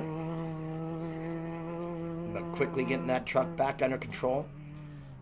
And this truck demonstrating that beautiful pre-runner stance, leaf sprung truck. I just simply cannot get enough of this truck, and this guy can definitely drive this truck. Incredible. He's just a great job, and it definitely demonstrates that that gentleman is a great driver. If I was there watching this all day and then being able to run over to the podium, I would tell him, man, Cameron, you definitely know how to drive this truck. Because as you see here, with this truck without the body, you can see that rear suspension. That is a 4-link suspension on the rear of these trophy lights. And 4-link suspension yielding larger travel numbers, and definitely awesome to have that 4-link style suspension in the whoops. However, in my experience, a leaf sprung truck, as you see it go into the corners, they tend to keep the body more perpendicular to the ground that it's on, and really there is no need for a sway bar in a leaf sprung truck, as long as you see the beams, because the beams are independent from each other, fully independent, and it's very rare that you see a sway bar on a leaf sprung truck such as the ones that you see like this one here. I'm not saying it's not possible or that they don't do it. I'm saying it's very rare that they do put a sway bar on a leaf sprung truck. I have built several of these Ford Rangers, and I have never put a sway bar on them. The Legacy Racing Association State Line Shootout 2022, brought to you live here today by Hurling Racing and Fusion Off-Road. Joe and Jerry Hurling, the two rock stars over there, running the 6150 and 6160 trucks respectively, and just tearing it up. Having some issues last weekend during qualifying. Jerry Hurling ended up getting just beat up as he was qualifying and ended up rolling the truck with the finish line in sight. So he rolled it just before he finished the race. Just had to hold on a little bit longer, and apparently the roll really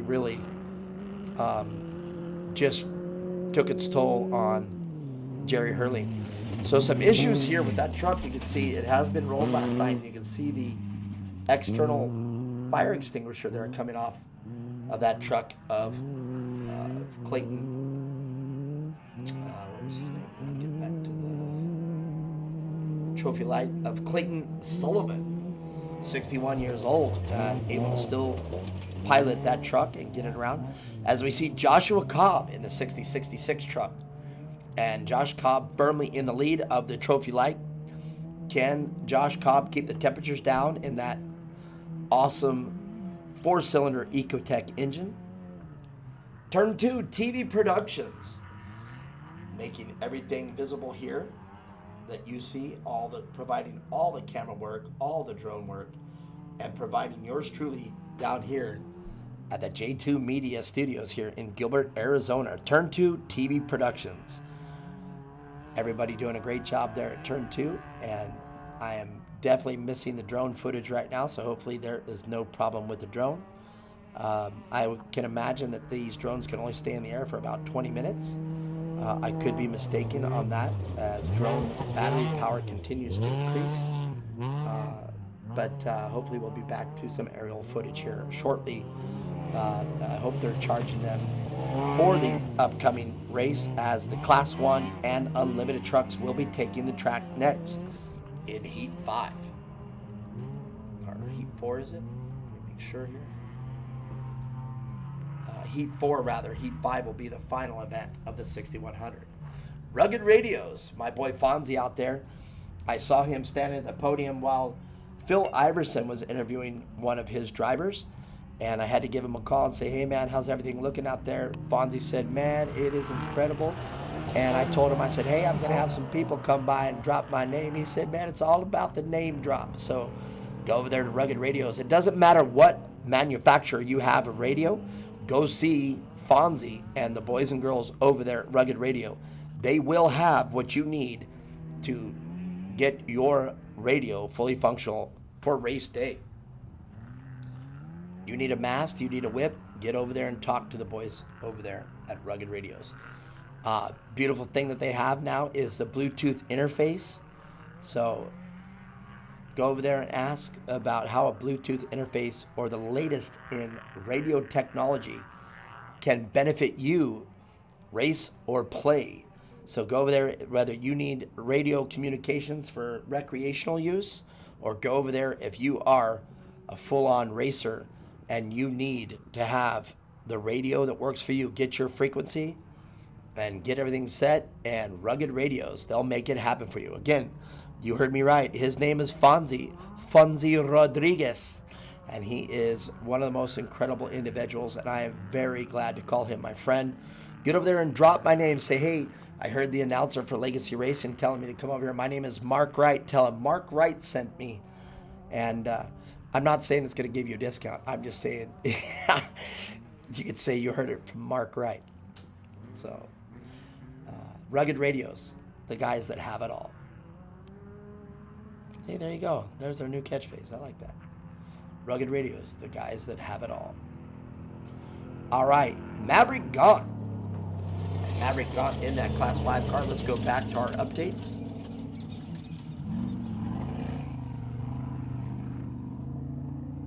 Let's see here. Going back to my updates here from turn 2. And our latest updates. Kent Perkins still out front. And Cameron Wells, the second fastest car on the road in that 2010 numbered Ford Ranger. And Josh Cobb in the 6066, and firmly putting Josh Cobb out front of the entire Trophy Light pack of 6 trucks. So Josh Cobb driving the wheels off that truck. And loving that angle right there as the competitors come into the Joker Lane decision. And here we are back with Maverick gone. And I haven't been able to keep track of who's done it. But there's the GB racing truck belonging to Greg Bragg. And Greg Bragg, a longtime veteran of the Trophy Light series.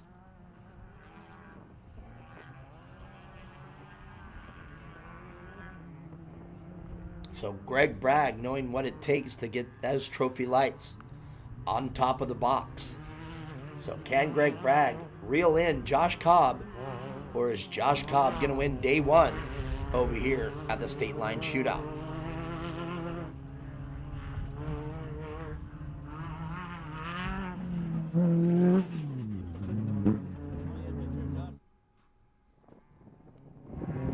And here we have your leader of this field of cars and trucks. That is Kent Perkins in the lone Class 10 entry. He started off first, had some issues there in the middle as the other cars shuffled around and got in their pace.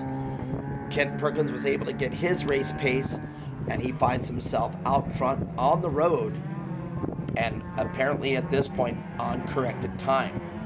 But he's got his hand full because Cameron Wells and Josh Cobb, merely seconds behind each other, are waiting for the opportunity to get around that Class 10 car.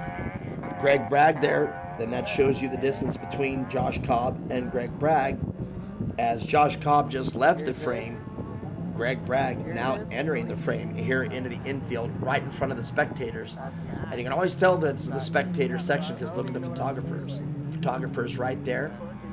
And you can see in the background another one of the Trophy Light entries.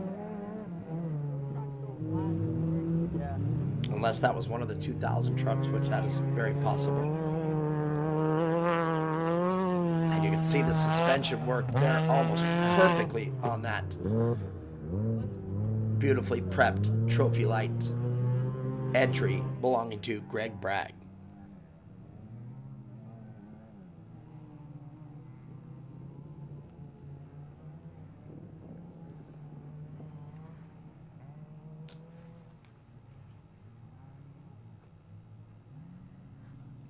Big shout out to everybody that's out there listening here, tuning in live. Somebody I know that's out there, shout out to Tammy. Tammy's out there. Young lady that I'm very happy to have met. So Tammy, I hope you're out there watching it. A big shout out. That's one of the That's one of the perks about being the announcer, is I can give a shout out, a birthday shout out, or any kind of shout out like that, like the one I just did. It's not Tammy's birthday. I'm just giving her a shout out because she's tuning in live from Arizona. And I do believe this is the first time with this kind of racing for her. Tammy told me she's a Chevy fan, and I'm embarrassed to tell her that the trophy lights are all powered Chevy engines. Well, they're Ecotech, which is a Chevy design. But the Class 2000 out here are all Ford Rangers. So, and then the Unlimited trucks are coming up, and I would be willing to bet the nod goes to Chevy in those. This is a beautiful shot right here. This is the Ivanpah Power Station there. I'm transferring to Phil Iverson. Give me the point. Is he ready? Somebody do a countdown when you're ready so we know. Yeah, let me find out. Are you talking to Paul? No, I'm talking to you right now, seeing if you're talking to Paul.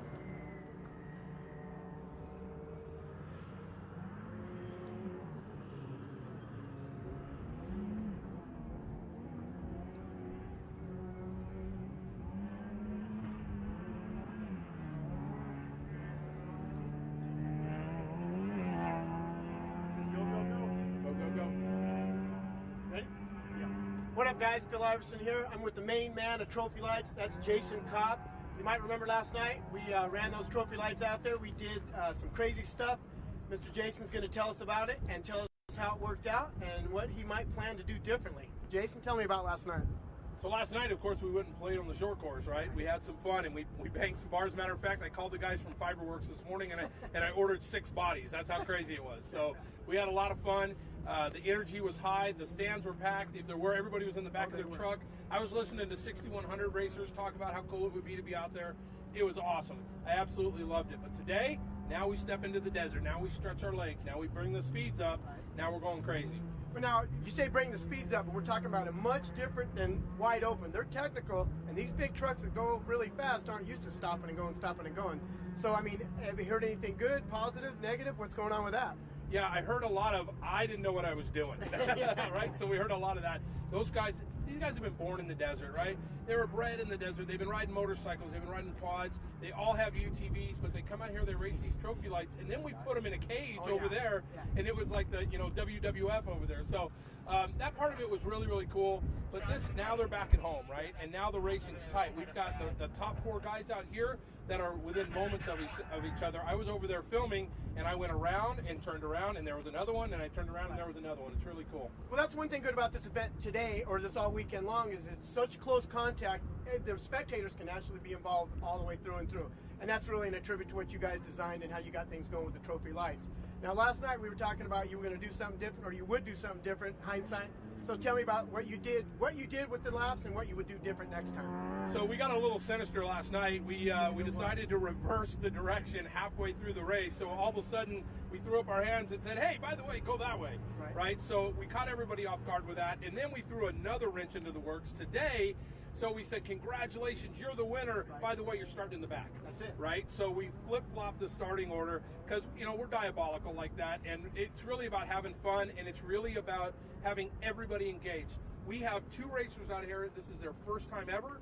And then we have guys that have been doing it forever, like Greg Bragg and Josh Cobb and those guys. So to mix those guys and to force that action together, it's all very organic, and it's happening right here. And you can see they're staying together. Yeah, it's kind of a merry, like we always talk about grassroots programs. You've got the old and the new coming in, and that's such a good blend, and it's actually working very well, and that's the family camaraderie that we have out here, and it's what you brought to the table, and we really appreciate it out here. So now we got this coming up. What do you got plans coming up next? What's going on?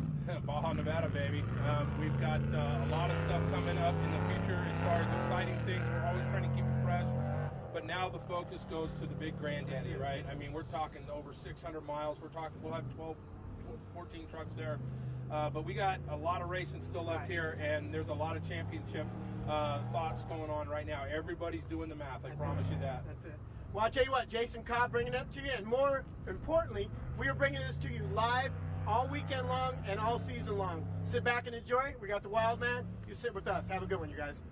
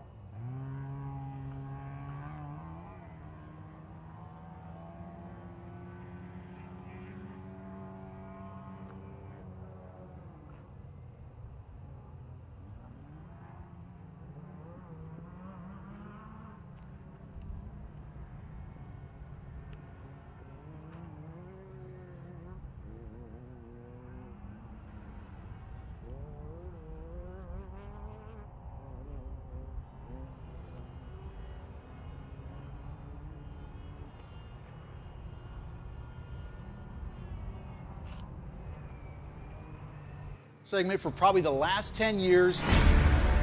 This guy has been one of the leaders in that industry. What these cars could do now is just really, really amazing. People want to go fast and not brake, and that's where we teamed up with Liquid Moly. Horsepower, reliability, and the maximum protection. Extreme pressures and a lot of heat. We not only have an oil to suit those, but also an additive to protect the turbo systems. One of those products is going to be our MOS2 additive, a solid lubricant that goes inside the motor. It puts a load-bearing film inside the engine and protects not only your turbo, but all the moving parts inside the motor. Don't be afraid of losing your warranty. We have all the latest specifications. Dive into your service manual, look up the actual viscosity that it calls for, jump over to the Liquid Moly website, find the same matching product for your application, and you're good to go.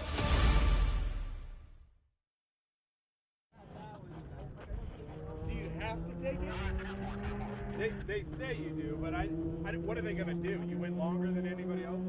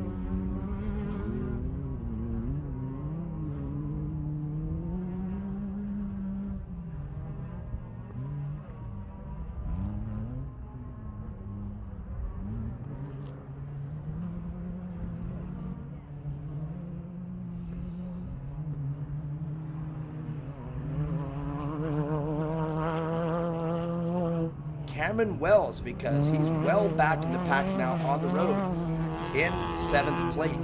So Cameron Wells, I'm going to assume something has happened to his truck that has put a damper on his race pace. But Maverick Gaunt now sliding back down into 3rd place. And let's find out where Kent Perkins is. Kent Perkins all the way down to 5th, and that putting the 3rd place, a repeat of last night's race, Chad Woodruff in a 6075 Trophy Light truck. So looking like the Trophy Light 1, 2, and 3. The Trophy Light, as we see there, Greg Bragg in 2nd place, has been doing a great job getting through the field in this 8-mile loop right here in Prim, Nevada. Lyle Anderson in the 6080, I do believe he's one of the new drivers here, and he finds himself in the top 6. Cameron Wells back all the way to 7th place, so I am going to assume that he has had problems. Now, if he hasn't had problems, that would tell me that both Greg Bragg and Josh Cobb and Chad Woodruff have done a great job keeping their pace consistent to get around Cameron Wells. And there you saw the 6080 truck of Lyle Anderson. And Lyle Anderson, there he is again. And you can see that the roof of his truck missing. Now that's just the body of that truck. But the way that the off-road trucks, when they have a complete tube chassis like that, they have to have a layer of aluminum between them and their fiberglass, as the fiberglass does not do a good job of keeping everything from entering the cab of the truck. So the only place of the cab of the truck that can be open is the windows, front, rear, and sides. Now the sides, as you notice, of every race vehicle on this track, if it has 4 wheels, they have a window net. Now you may be wondering what the window net is for. That is not to keep things out. That is to keep things in. In the event of a rollover, and if you're a high speed and the truck starts to roll, your hands' natural reaction are to put it out and stop your motion. It is very hard to remember in the event of a rollover to put your hands on your chest and just hopefully, let the harnesses do their job. So your natural instinct is to put your hands down on the ground, and the ground comes out very quickly right there in that window, and your hands sticking out the window while you're rolling is not the ideal situation. So the window nets there are to keep things inside the truck. So you'll notice that every single four-wheeled vehicle at least has a net on the side of the occupants. Now, if somebody elects to be the single occupant, like in a short course truck, that means there's only a window net on the driver's side, because your arm is not going to make it out the passenger side unless it is a single seater. But the majority of these trucks and cars out here today are two-seat vehicles. They consist of a driver and co-driver, and both sides will have window nets to keep the occupants' hands inside the vehicle in the event of a rollover. So these nets are not there for looks. Those nets are there to provide the occupants safety while in the event of a rollover. All right, now it has happened as I said it. Jason Gaunt in that Class 5 car needs to get around that Class 10 car, and he has done it. Maverick Gaunt, with Jason Gaunt in there, but Maverick Gaunt has made his way around that Class 10 car. So Maverick Gaunt doing a great job, and that puts Maverick Gaunt at third place on the road, because Josh Cobb now and Greg Bragg have succeeded in taking over that first place in corrected time.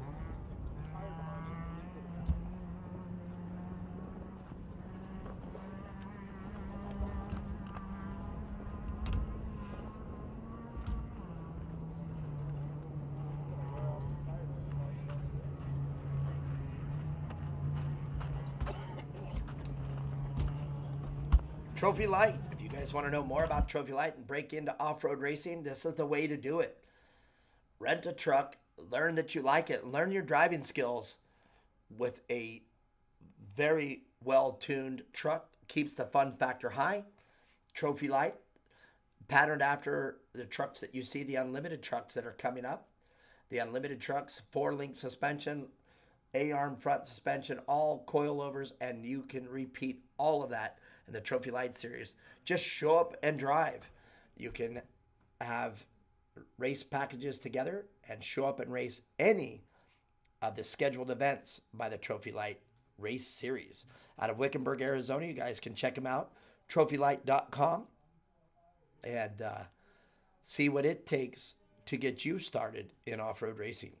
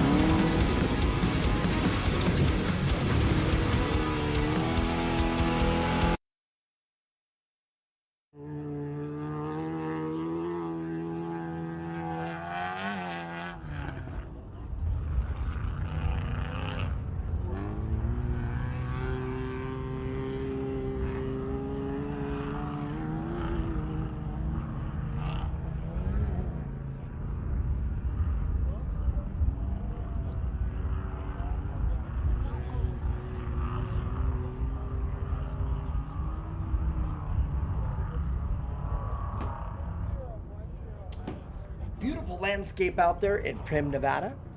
I'm out here in Gilbert, Arizona at the J2 Media Studios here in Gilbert, Arizona. And here we are, Greg Bragg doing a great job trying to reel in Josh Cobb. And this was just delivered to me by my producers. 66 car of Josh Cobb has a 1 minute lead on Greg Bragg, which means a 30-second lead on corrected time. So there we go. Josh Cobb, the fastest car out here in this heat, number 3. So Josh Cobb getting every ounce of horsepower out of that 4-cylinder Ecotec engine. He's going to tell me that that is one tired engine, and is Josh, is he taking the risk of overheating that engine? It's going to be interesting to see how this shapes up by the end of the day. Diamondback Materials, $100,000 up for grabs in the Class 6100. Drivers like Connor McMullen, Travis Williams, Chasen Gaunt, the one that is poised to chase down that $100,000 payday at the end of the year. Diamondback Materials providing an incredible purse here for 6100. So don't miss that race. The 6100 class race coming up at 3:45, and it is not going to be one you want to miss. And man, Mr. Woodruff right here, you can see that he's really pushing that truck as he got both tires to the inside of that corner up off the ground. And there it is, Maverick Gaunt just launching into frame as you see Chad Woodruff in the background.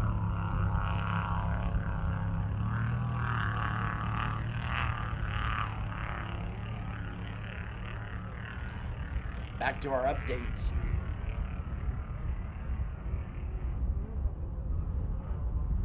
Josh Cobb, as you heard, with a 30-second lead on corrected time. Let me see, indeed, over 30 seconds. 10 seconds above Greg Bragg. So Greg Bragg definitely shortening that lead between them. And Chad Woodruff in the trophy lights. So 1, 2, and 3 in corrected time. Trophy lights. 4th place. Let's do this again. Josh Cobb, Greg Bragg, Maverick Gaunt in 3rd place rather, and Chad Woodruff in 4th place, trying to keep track of the corrected time scenario. And once again, I have to tell you that these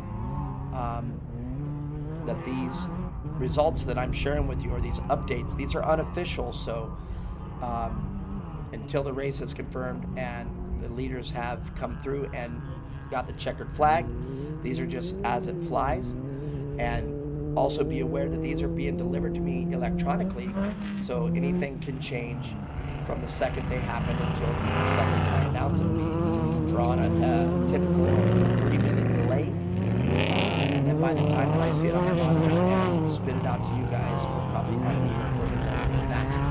So please, once again, do not hold me responsible for any false information that I have delivered. I'm only delivering as I read it when it comes to me. So anything, if you're out there at the track watching it live, anything can happen in that discrepancy of time. So please understand that these results are unofficial until the race ends. Then I'll be able to deliver you the official results, or you'll be able to see them on the LegacyRacing.net website or Instagram or any of the Legacy Racing's up to date. We keep you up to date as quickly as we can. That's why I'm able to get them.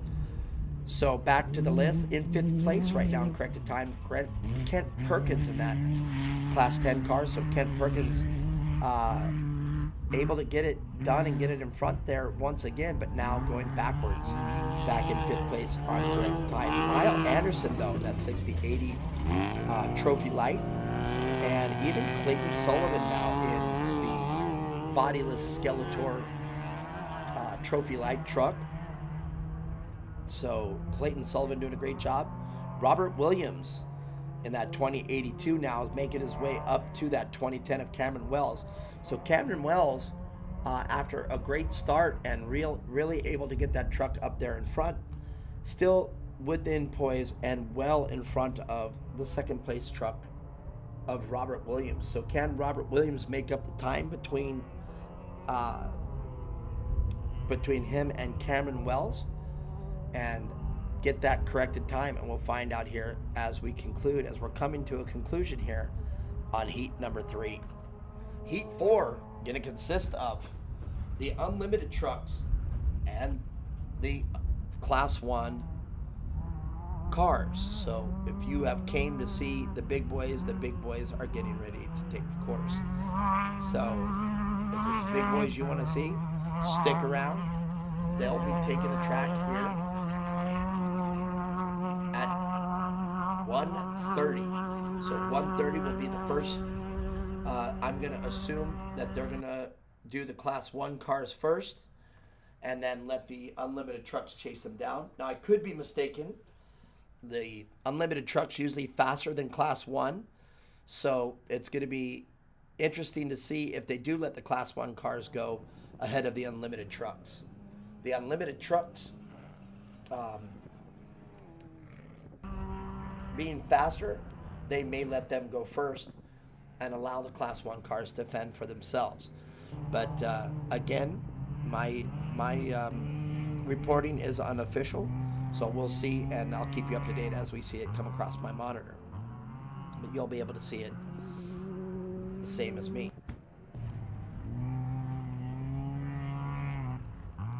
So some of the other sponsor mentions out here, CST Tires. CST Tires, a great job with their UTV Apache tire. The Apache tire, if you guys have seen it, tons of technology into it. Roger over there at CST, he has taught me a lot about that Apache tire. Definitely a hard charging tire, and CST tires with bigger things on the horizon. So it's going to be interesting to see the next step in the CST tire design. Liquid Moly, the official oil of Legacy Racing Association. Liquid Moly, a very technologically advanced lubrication. And if you want to see more about Liquid Moly, don't hesitate to look them up online and learn all of the great products that Liquid Moly has to offer. And Liquid Moly very extensively covering how they can benefit your engines in race or play. Today's live stream provided by Hurling Racing and Fusion Off-Road, doing a great job making sure that you can be up to date in our live broadcast of the 2022 Legacy Racing Association. This is the state line shootout here in Primm, Nevada. All right, Josh Cobb coming back into frame. You can see Josh Cobb there of the Trophy Light Series. Josh Cobb, a great representative to have in the Trophy Light class. Show up, drive, rent the truck at any one of the many events that the Trophy Light will be entering for the year 2022. If you want to know more about it, just get into trophylight.com. They will teach you how you can break into off-road racing and keep the fun factor high. So, great job out here, and you can see the beautiful terrain. Not too hot today out there in Primm, Nevada. As you can see, the wind taking the dust away. That tells me that there's a beautiful breeze out there. And I have a feeling that we're coming to a conclusion here of heat number 3 here shortly. So we're going to hand it over to Phil Iverson here shortly as the checkered flags continue to fly for heat number 3. This is the conclusion coming up here of heat 3. And there we have it. Have a gear into spring at 4WT with deals on tires, tops, accessories, and more. Take advantage of huge savings on BF Goodrich, Mickey Thompson, Falcon, and Goodyear.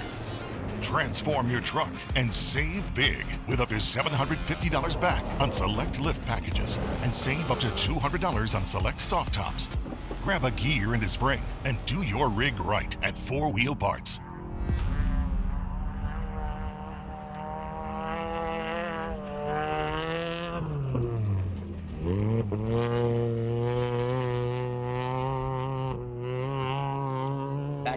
commercial break, and man, what a beautiful landscape we have out here at Primm, Nevada. And what a great landscape to have. The state line shootout right here. Buffalo Bills right there. Closed down. I do believe succumbed to the advent of the COVID-19 pandemic. So it's very sad to see that casino dilapidated and just sitting there idle. For many, many years that I have been able to be out here in Primm, Nevada, that has been alive with just a group of people on the roller coaster and just a very festive atmosphere inside Buffalo Bills. So it is a very emotional thing for me to see Buffalo Bills just laying there dormant. So quite a thing there. As again, we get a view of the landscape out there. That should tell you everything. You can see many of the other courses carved out by multiple races having happened right here on site. So there's Chad Woodruff in third place on correct time in the trophy light. And we'll see how many others we can sit right here and get in here as we come to a conclusion of heat number 3. This is Class 10, Trophy Light, Class 5, and the 1450 and 2000 classes. So, here we go. And we'll see the next one coming through.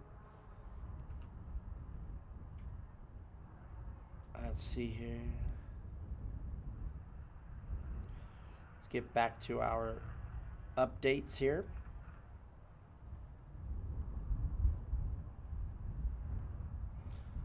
So currently my last update puts Josh Cobb up front on corrected time. He's in that 60-66, and I have a feeling that we're going to talk with Josh Cobb first on the podium. And who's going to finish right behind him is the 60-12 of Greg Bragg. And somewhere in there, unless Maverick Gaunt has been physically out front on the road, that means that Josh Cobb was able to break that barrier.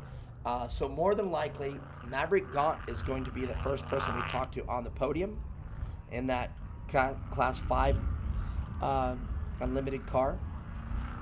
And then we're going to go right down the Trophy Light series, unless physically the car number 2010 of Cameron Wells has been able to stay physically on the road right behind the Class 5 car of Maverick Gaunt. So we'll see how that shapes up. Now, if you do see the order like that, that means the results that I'm giving you are already in corrected time.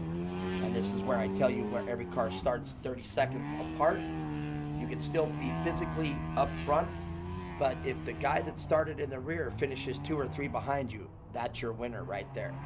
So, and in that mindset, I've been a desert racer since 1994. I haven't raced a lot of races lately, as I've just been having to work my tail off. But I always love starting in the back. And when I mean in the back, I don't even care if I qualify. I love starting in the back of the race because, in my opinion, I think there is an advantage to starting in the back, because if you finish in the dust of your competitor, you're more than likely up there in the top 5 or so. So that is just my rationality with desert racing, and I prefer it that way because you can set a much better pace from behind, because you know if you've been quiet back there and you haven't run into any competitor, you really need to pick up the pace. So I do love starting, and what that ends up doing is you do pick up the pace and you do end up really driving it through and driving it home, and then it makes you hungry every single car you pass from that point on. So in my opinion, I love starting in the back. Very rarely will you see me make a stink about qualifying or even qualify at all. I just prefer not to. I like to start in the back of the field, and it gives me something to chase. As you see right there, like Chad Woodruff right there, he can actually see the dust in front of him. So that means that he's got one of his competitors or somebody that he needs to get around right in front of him. So that makes him, you know, when I'm behind that seat, I like to be hungry. And, you know, get to that bumper of that competition as quickly as I can. And you can actually see it up there. And hopefully that is the red truck of Greg Bragg. So without being able to see that, hopefully that is the trophy light belonging to Greg Bragg. All right, to continue with some of the other, the 2010 of Cameron Wells appears to still be on course, but he has dropped back to 7th position in corrected time. Robert Williams as well, in the 2082 truck in the 2000 class, dropping back all the way to 8th place. Clayton Sullivan in the 6086 car, as we're sitting here watching him on screen just a moment ago. He's in the trophy light.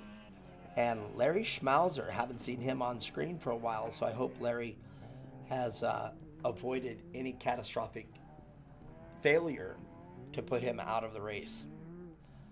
And Andrew Becerra in that 2006 in 11th place, and that is a very respectable place to finish amongst these trophy lights.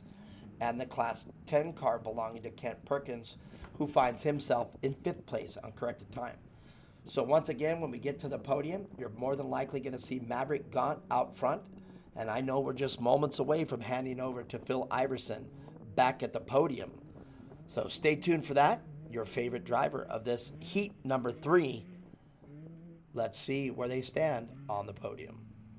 Grab a gear into spring at 4WT with deals on tires, tops, accessories, and more. Take advantage of huge savings on BF Goodrich, Mickey Thompson, Falcon, and Goodyear.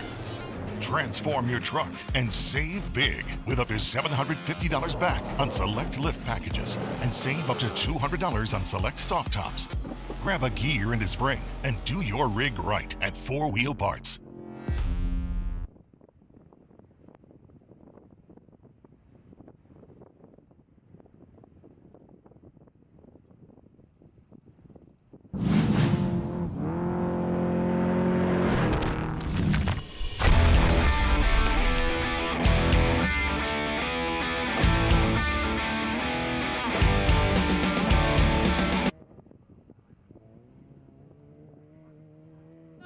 Is he ready now? No, not yet. He's got contact. I got the camera in my hand. Gotcha. All right, since we get the green light on live wire, we're going to head on up and get these girls interviewed and find out what they did and what they know. Here we go. Here we go, guys.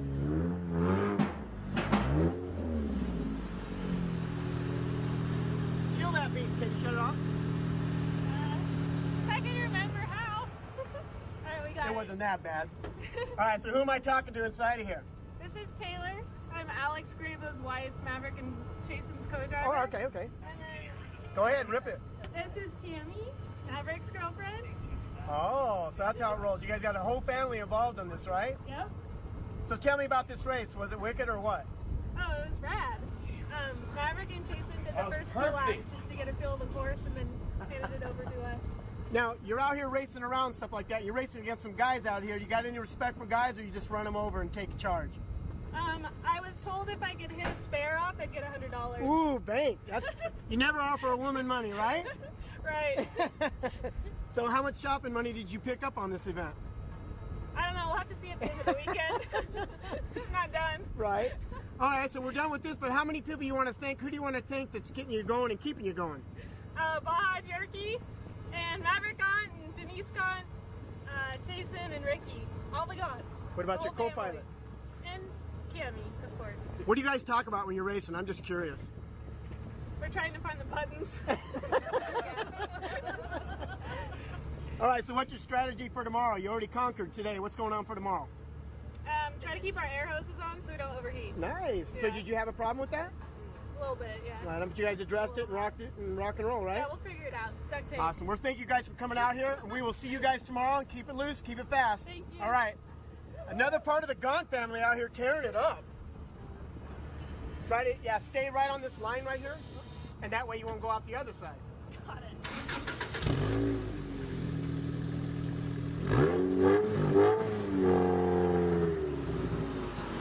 I tell you what, we got the Gaunts out here. That was part of the Gaunt family right there, and they have such a huge support base like that, and that's what makes them so fundamentally perfect. Tucker over there, the mechanic, he works on everything, but I can't stress enough how the Gaunt family just works so closely together. Thanks, you guys. And these guys are just amazing to this. And like I said, we're coming to you guys live, Legacy Racing, with Hurling Racing. We're doing it up, keeping you guys live, keeping you informed. We got more racers coming up here in a moment. Sit back and enjoy it. It only gets better. And like I said, Mother's Day on Sunday, I'm giving you the heads up. Better take care of Mom right now or you're going to have some trouble, guys. Here we go. Got some more racers coming.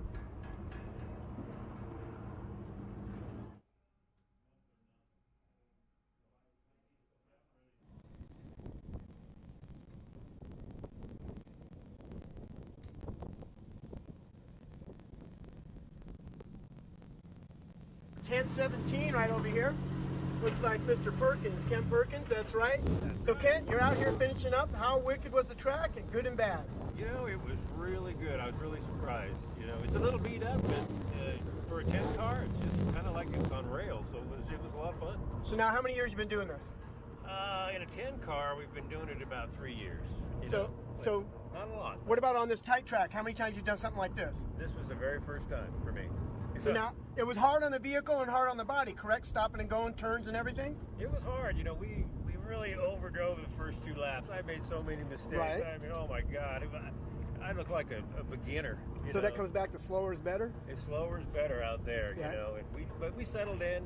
We had an issue. We had our intercom just go out, so it was really quiet in the car after the second lap. Different, isn't it? Yeah, that's not what. It's not what racing's supposed to be. We do this to talk. You know what I mean? Now bring it back here. What about the Joker lane? What'd you think about that? The Joker lane was okay, but the guy behind me, we both took it at the same time. Oh, that's supposed to work the opposite, right? So it was like the Joker was on me, you know. So the vehicle held up. Everything was good. It held up. We had a flat. There's a wicked rock buried in a hard left sweeping left-hand turn, and it's gonna take out a lot of tires. Right. It So just destroyed it. tell who you want to thank for keeping you out here and keeping you upright. You know what? My whole family, Abel, my co-dog here. I mean, we work hard on this car. We have no sponsorships. We just do it for fun.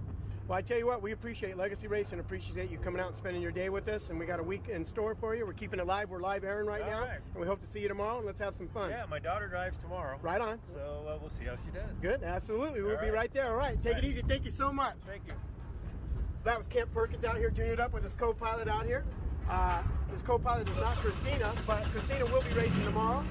And that was race number 1017, and it is a wicked vehicle right here.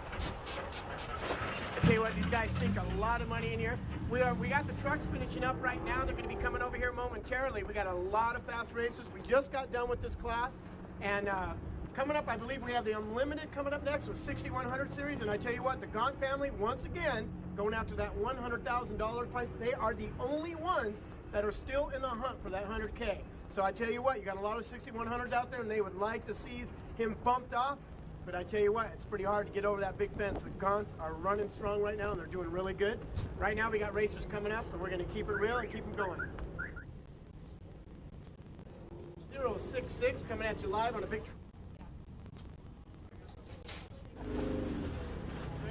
That's the Cobbs. So now we got the Cobb right here doing it up. We were talking to Mr. Jason over here about you guys, which was Gretchen had no words for us because she was watching you. There was a time where Jason was saying, "Call the race." So he's winning. Let's go. Let's be done. So now tell me, how bad was this track? How cool was it? It's a great track. It's fast. It's flowy. It's the right amount of fast and technical to really, find all the limits of your truck. It started out really fast and just got rougher and rougher as it got beat, right? Yep. Every lap, everything was different. Well, now you're a younger generation versus the old school, and you're coming up now in this, so you've got the benefit of Jason of teaching you and you growing with it. How different is that old school mentality versus what you're doing now? I think it's still the same. I think we push a little bit harder than most.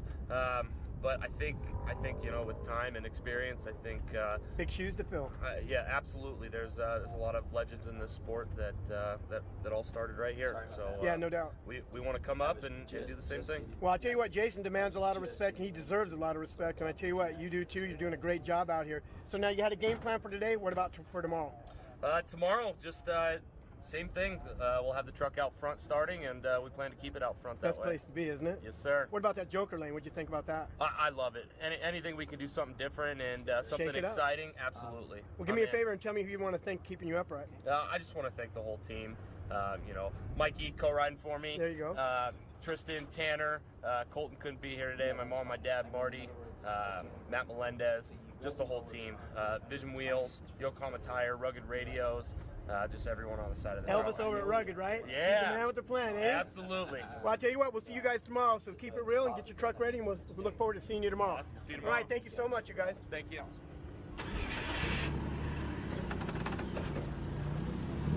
Nice run, guys. Thank you. We got 6012 coming up right now, beautiful red truck.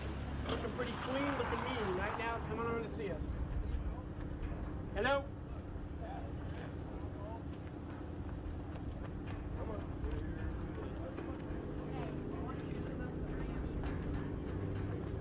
Got Papa Cobb down over here investigating everything.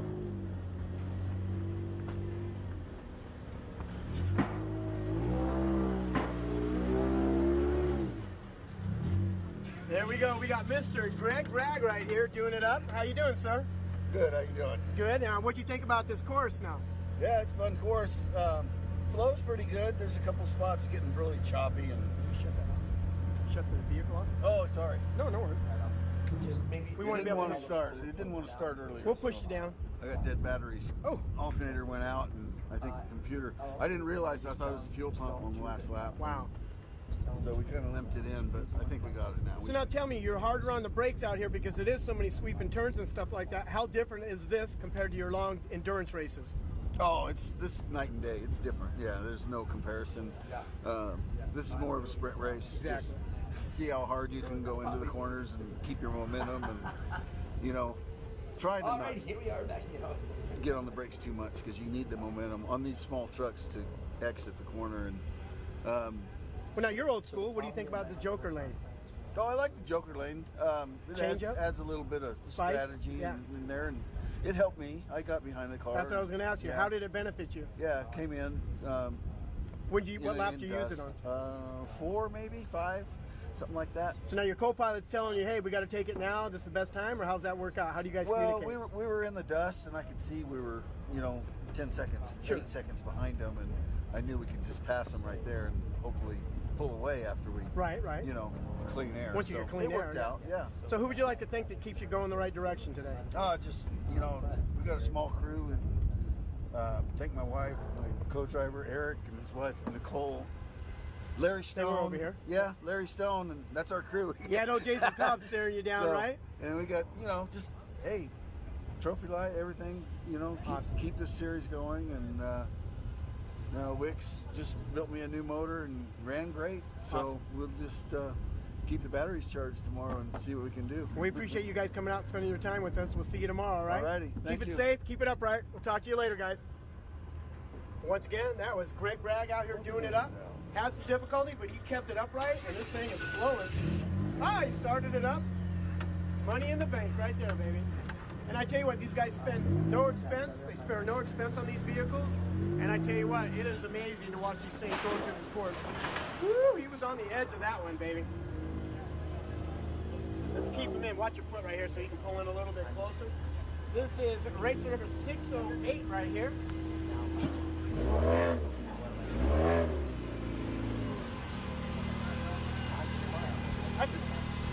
Yeah, we'll get him going to the left.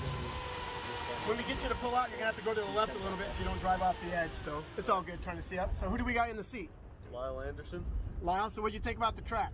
It was fun. Yeah? It was really fun. Definitely my favorite race so far.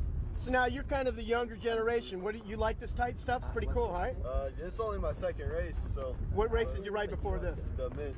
The Mint? Yeah. So now comparable, that's a long endurance race. This is a sprinting race. Which one do you prefer? I prefer this one more. Right. Yeah, it definitely does work. What about the Joker lane? Pretty sick, huh? I didn't take it. No way, really? Yeah. It's beneficial to cut your time down, right? Yeah. I forgot. Did you just mentally block it, or so your coach is going to get you going in the right direction next time, right? Yeah. Right on, right on. So who would you like to thank for being here? Everyone is putting on this race. Legacy Racing, absolutely. What about your sponsors? It's my dad. He's sponsor. So Give it up. Tell your dad how much you care, man. He's live, baby. That's it. Yeah, I want to thank him for letting me do this. It's super fun. We appreciate you coming out here, guys, spending your time with us. We appreciate it, and we'll see you tomorrow, okay? Nice. Right on. When you do pull out, make sure you veer off to the left because you are way over. Look at it. Look at your guidance right here. Way over to the left. I'm going to get up here real quick. All the way over here. Keep watching him. There you go. There you go. All right, we got racer number 6075 coming up here with a beautiful pastel gray race truck. Watch it.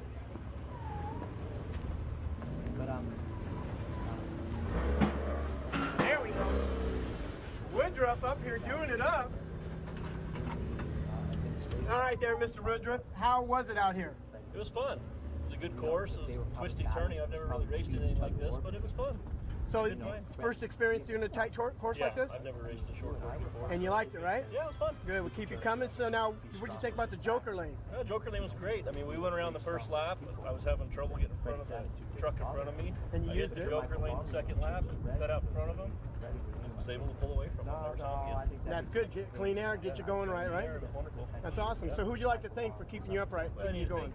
I need to thank Legacy. You guys put on a great race. Awesome. Everything's wonderful. I need to thank Jason, Josh, Gretchen, the guys at Trophy Light, all my pit support, my family, Babbitt Ford, Yokohama Tires, Vision X Lights. Last night in the short course, lights were wonderful. Everybody else perfect. In my head going, yeah, it was good. So. Yeah. What do you think about 12 laps one way, 12 back the other way? It was good. I like the back. I like going the regular way, not backwards. Right.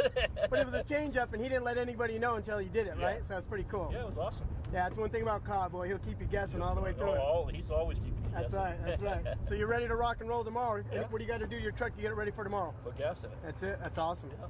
Well, right on. We will see you later. Thank you so much. Thank you guys. We'll see you guys. Thank you for coming out to our event. Thank you. Make sure you steer straight off. Watch Mr. Green right here so you don't go off the track. All right. All right. Take it easy, guys.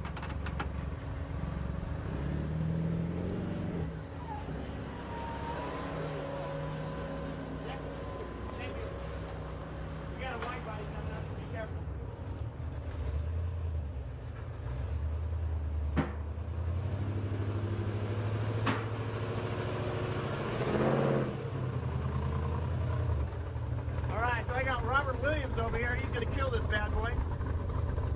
Yeah, go ahead and kill it if you could. There you go. I have never seen a buckskin furry dash, and this has got to be the pimpinest ride I've ever seen in my life. Real Argentinian cow. Yeah, well, Mr. Williams, that is rocking. What'd you think about today? I loved it. It was a really good course. A little sandy for my truck, but truck still looks good. It worked good. Yeah. So now, how did the Joker lane come into play for you? I just had to take it once. And that's it, right? That's it. Didn't benefit you at all? Nope. Yeah, how'd the truck run? Truck ran great. Now, are you familiar with these tight courses like this, or you like the long ones? Well, the truck's set up for the long ones. Right, absolutely. But I do like the short ones. It's fun, isn't it? Yes. It's nice to be able to get back to your room in a spacious time. You got to race, have fun, everything, right? Yes. Do me a favor, thank who you'd like to thank for keeping you going. Well, I'd like to thank UGM Racing, my family, and Dirt Designs, Revolution Engines for building a strong engine, Miller Raceworks for building a really tough truck. Awesome, awesome. Well, we appreciate you coming out and spending your day with us, and we're going to have more time tomorrow. Keep it going. Torco Oils for Torco Oils, absolutely. Real good oils. This has got best oils plush door panels. This is right as pimp. This is bad. This is nice, look at man. The back or the front. It's got license plates. Oh, that is so sick. Well, I tell you what, if this is my truck, I'd be driving it to work. It is sick, so it is cool. Anyway, we will see you tomorrow. Thank you so much for spending your day with us. We're going to spend some more time tomorrow. Thank you. All right, have a good one. Careful when you drive off. Watch him, because I want you to go straight down the middle, because you are one wide body. All right. Beautiful truck, too, by the way. Thank you.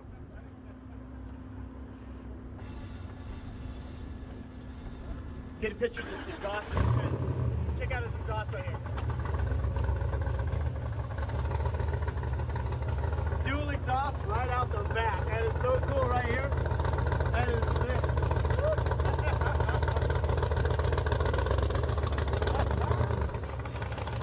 All right, we got a naked vehicle coming up here, 6086. You know, somehow it's still beautiful no matter what. This thing is a work of art. You're good. So I tell you what, this thing is naked and it's still beautiful. So who do we got sitting in the driver's seat? Daniel Sullivan. Well, Daniel, how'd you think about this event? How much plastic did you, or fiberglass did you start with, and how much did you lose? We start with 0. There you go. You didn't lose nothing, right? Didn't lose nothing. So then what'd you think about it? Was this beneficial? Or? Oh, this is awesome. Yeah? Yeah, this is awesome. What'd you think of how tight it was? It was, yeah. Challenging? Super challenging. Yeah, it's awesome. What about that Joker lane? I hit it the last time. It was nice. Did it help you? It did. Yeah, that's awesome. I caught it a lot of time. Right on. Yeah. So now, who would you like to thank for getting you up here and keeping you going? My dad, Clayton. Yeah? Yeah, I wasn't supposed to race today, and he said, hey, you want to try it? And I said, yeah. Nobody ever turns down or drive in a truck like this, no, dude. Sir. Never happened. No. He did a good job. Did he? Oh, yeah. How much coaching did you get? He made me proud. A lot. Yeah? It's nice when you can absorb off a sponge like that, right? Oh, yeah. That's awesome. We're grateful to have you guys out here. Legacy Racing definitely needs you guys, and we will see you tomorrow. All right, thanks. Get your truck going. We appreciate it very much, man. Have a good one. It's still beautiful. Yeah, thank you. It's still gorgeous.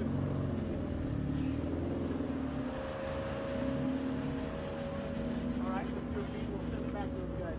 All right, guys, so that was our racers. We've got unlimited 6100s coming up, and once again, I can't stress enough, we are live the rest of the weekend and the rest of the season. Nobody can touch us. We're the only ones that are live. So if you want to get entertained without coming out here, turn it on. If you want to come out here, come on by. Send it back to Mark, and we'll keep you guys running. Have fun, you guys.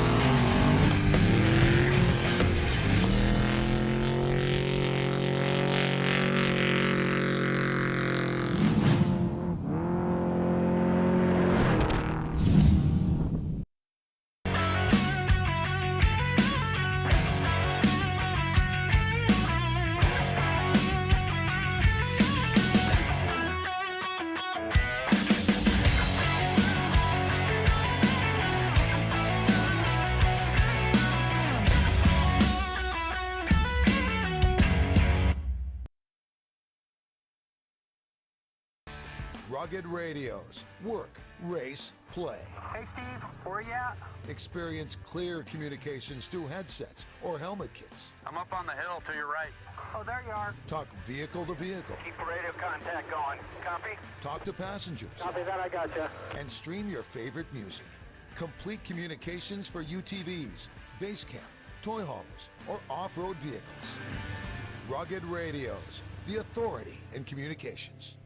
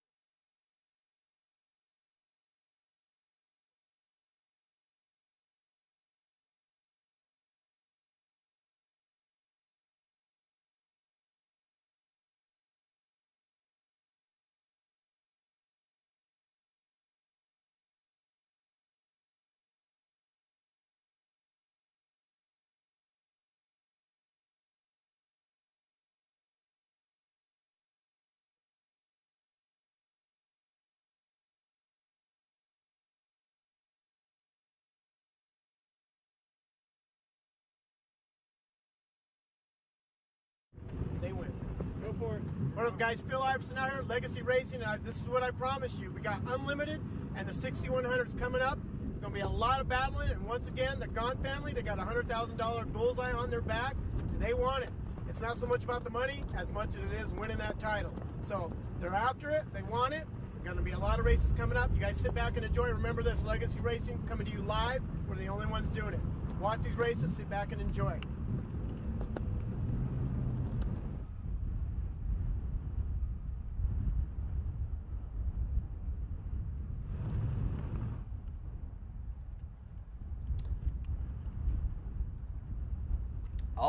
All right. Thank you, Phil Iverson.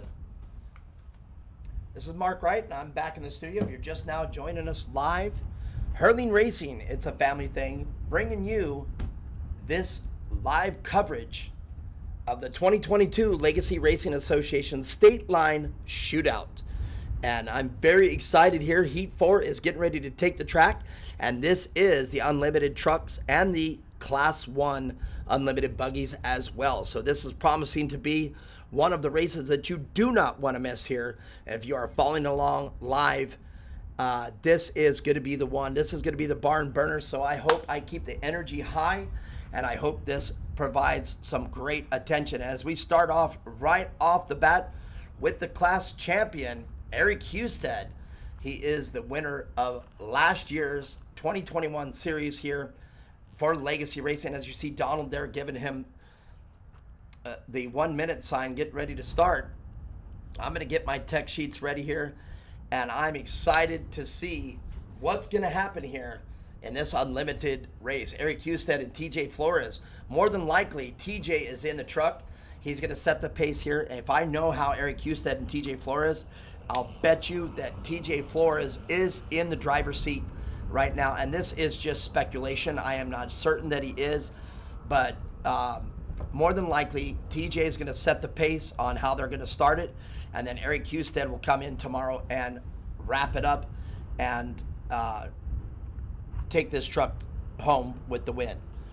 Other trucks that we're going to have out here, Frank Napoli, Jack Olagus out here, Steve Olagus, and hopefully Jack Olagus. I have Jack Olagus listed as driver of record.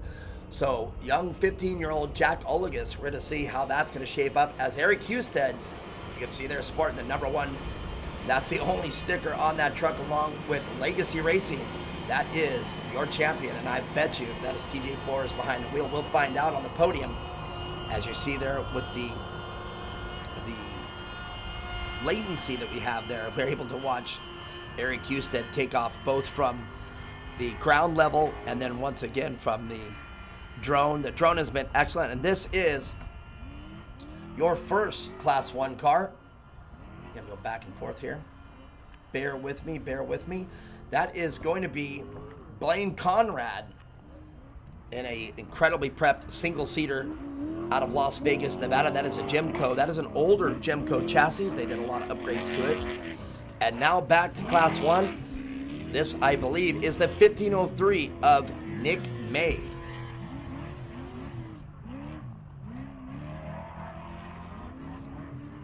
Oh, and Nick May's going to have to pull over and get that window net closed. So already he's going to lose a few seconds. I don't think he's going to continue, as that window net can fall off. So I do believe he's going to have to pull over and pull that window net.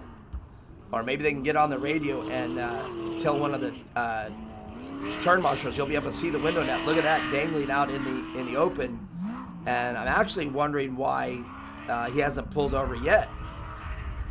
So we'll see here through the drone footage. Is Nick May going to pull over and take care of that window net? Because my theory is I think he would hate to lose that window net. And that is a safety feature, as we talked about earlier, that if you don't have those window nets and you get in a rollover, the first thing you're going to want to do is stick your hands out. And here's our current reigning champion, Jake Johnson, 45 years old, out of Yucaipa, California. Helicopter pilot or helicopter owner, and he is our current Class 1 champion, and he's doing a little more flying in his custom Class 1. Merlin Johnson Construction is his sponsors. Baldy Racing, High Performance Helicopters. There's that helicopter connection we were talking about. And next up, as we talked about, is this young Jack Olagus, and we're just bouncing all around here. We were watching Steve Olagus' entry of the 27 Unlimited truck, but is this young Jack Olagus in the driver's seat, or is Jack Olagus just the co-rider? But back to the Class 1 car you just saw take off, that is Ladd Gibson. Now back to the Napoli entry, car number 67. And then a beautifully prepped truck there with the black, white, and gold livery. That looks really awesome. And can the 67 get around a very hard charging Eric Husted on corrected time? It's going to be anybody's race here in the Unlimited trucks. And there's only one more limited truck left in the field, and that is going to be the truck belonging to Jonathan Brenthal and Jordan Brenthal. And at the last race, they did race the all-wheel drive truck, but now we're intermixing Class 1 and the Unlimited trucks, and this is the 1549.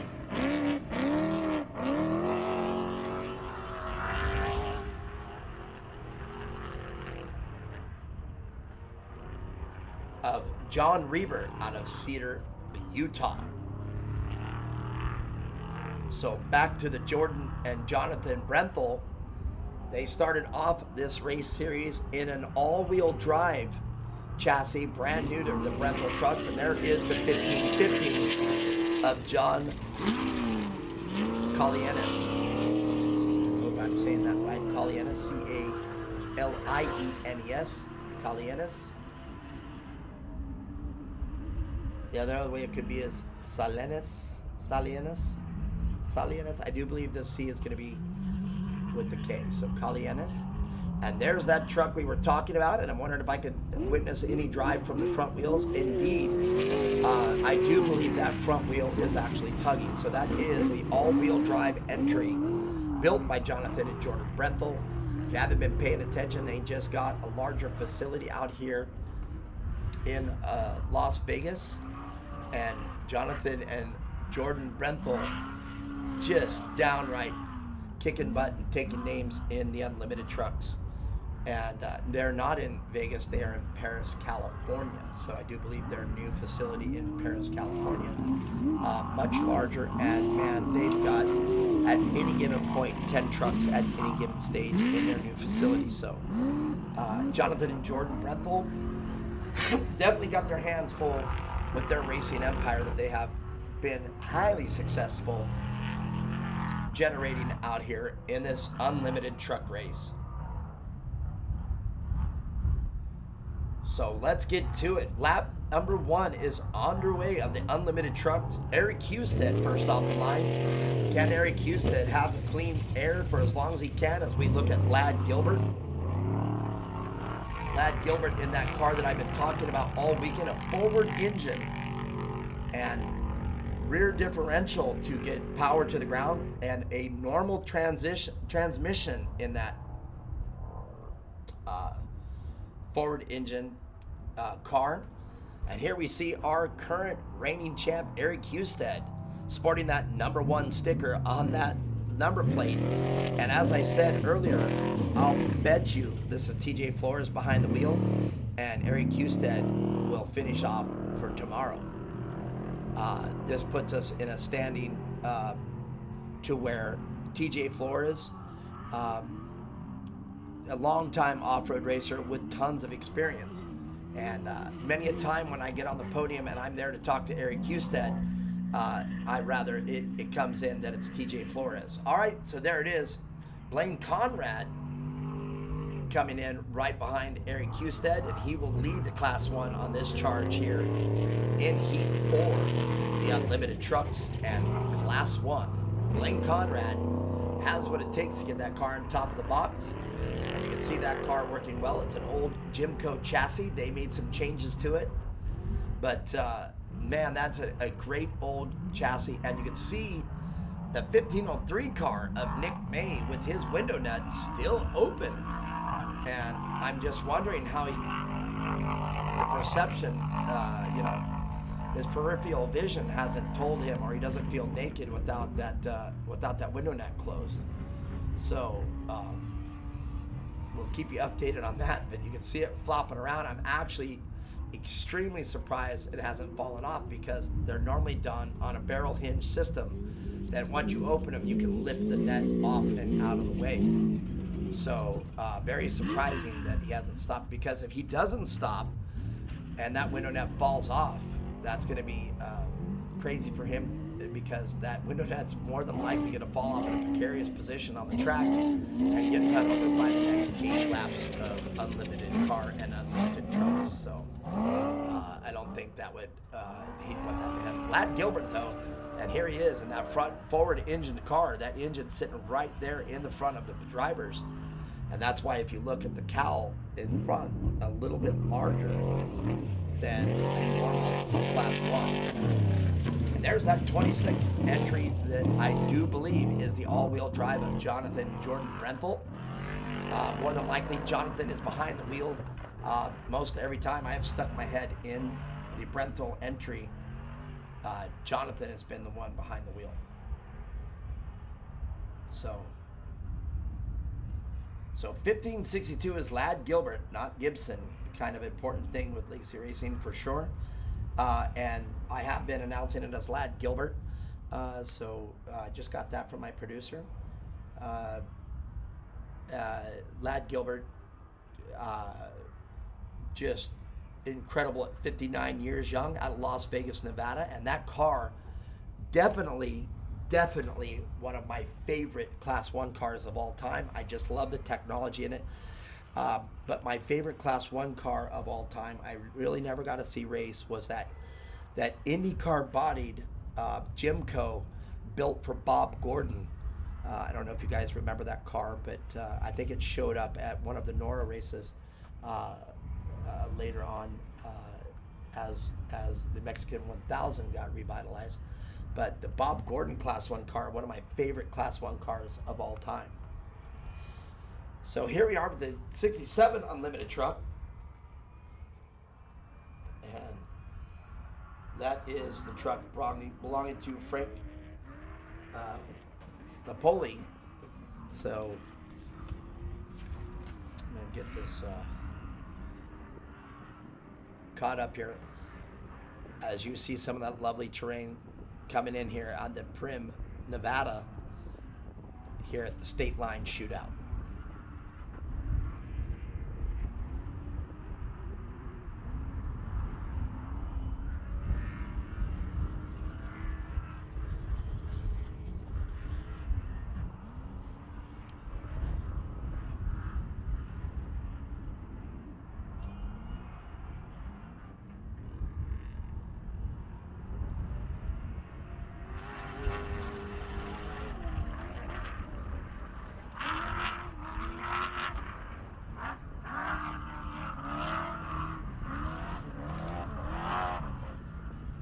All right, the Unlimited class well on its way as they finish up on lap number 1.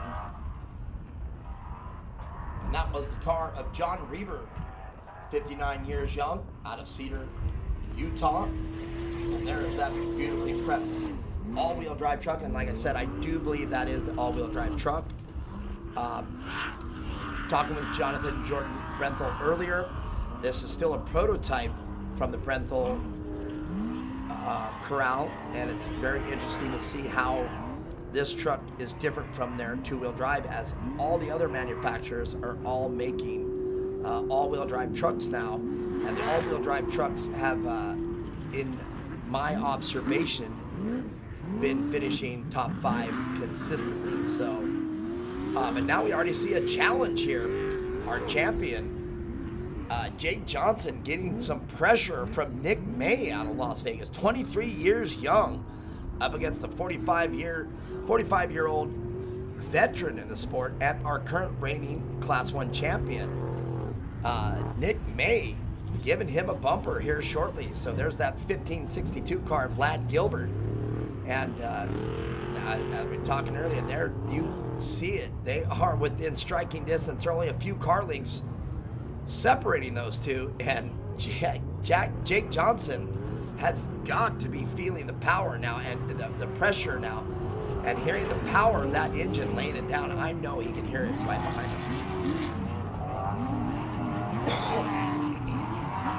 And that's got to be simply crazy. So Steve Olagus entry right here. On my entry list, I have Jack Olagus rather as the driver of record listed first. So it's going to be interesting to see who is behind that wheel. I'll tell you how I'm going to tell is with a lot of these jumps here, Steve Olagus is not afraid to take that Geyser chassis unlimited truck all the way to its absolute max. Steve Olagus just last year terrorizing that chassis. As you see, Lad Gilbert making his way back into the normally ran opposite direction of what we're doing it now, right there to the dike jump. So not a lot of speed they can pick up here going into the dike jump. And normally the dike jump, just a staple around here. That's some of the other crib races that happen out here as well. As you see tons of courses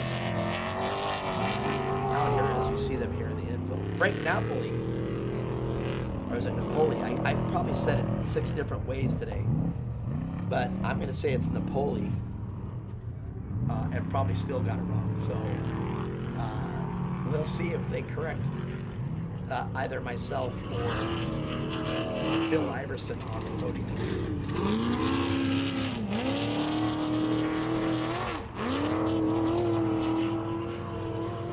All right, today's ongoing coverage brought to you by Hurling Racing and Fusion Off-Road. making sure that you have this live stream coming at you from whatever media you are watching it from, on your TV, your computer, your smartphone, that you're able to see live action that is happening in Primm, Nevada for the state line shootout right here. Happening live, as you've heard Phil Iverson say. We are going to be covering every single four-wheel event for the rest of the year for 2022. So stay tuned for every race and check out the schedule at legacyracing.net as you see the 1515 car of John Salinas. What is it? Calientes. Oh my goodness, I'm gonna mess this name up all day. Calientes out of Rancho, California. Get up on the bike there. And this is the Jonathan and Jordan Brethel entry. And they have been known to sit right next to each other as each is driving. So who's in the driver's seat for today? You see at the podium here in these very quick 8 laps later, we'll see who's sitting in the driver's seat. So it's going to be interesting to see, but there you go. You can actually see the front end of that truck actually dig up some of the roost, and that's pretty interesting. It does tell me that is for sure the all-wheel drive truck. Yeah, you can actually see the front tugging. If you do pay attention here, watch the front throw a roost as it lifts up and hits back down on the ground. There, right there, you saw it do it there. And right there as well, you can actually see the front throwing roost as well. Now that is a very interesting, if you've never driven a truck with horsepower in, like if you've had a Bronco or a F-150 or a Blazer or anything, and you've never driven it in four-wheel high, I definitely don't recommend it taking it up to 80, 90 miles an hour in four-wheel drive, but it is always fun to drive your all-wheel drive or four-wheel drive vehicle where the conditions are like this, because you can point the front end and just stand on it, and the front end will go wherever the wheels are pointed. So you don't really have to fight it in the turn.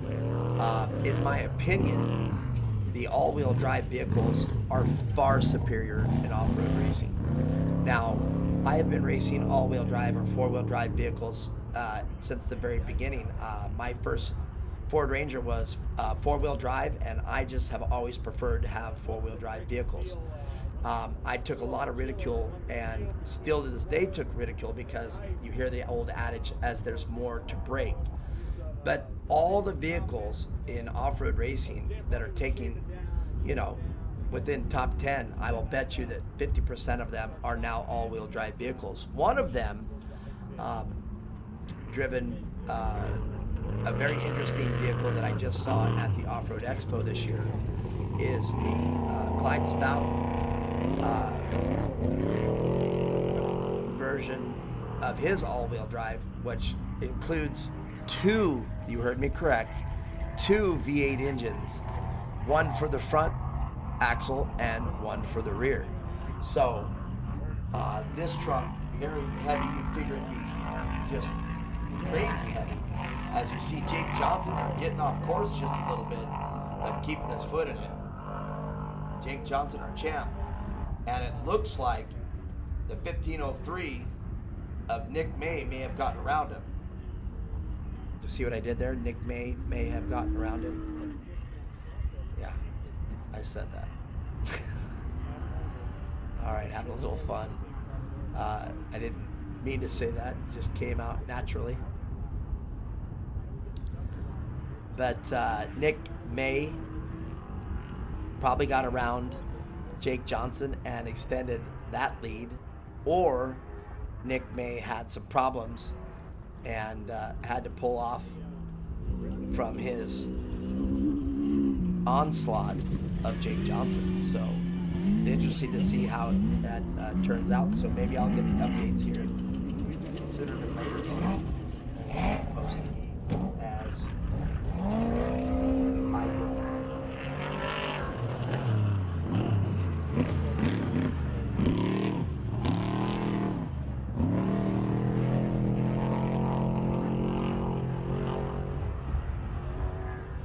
And right as I said it, I heard my phone.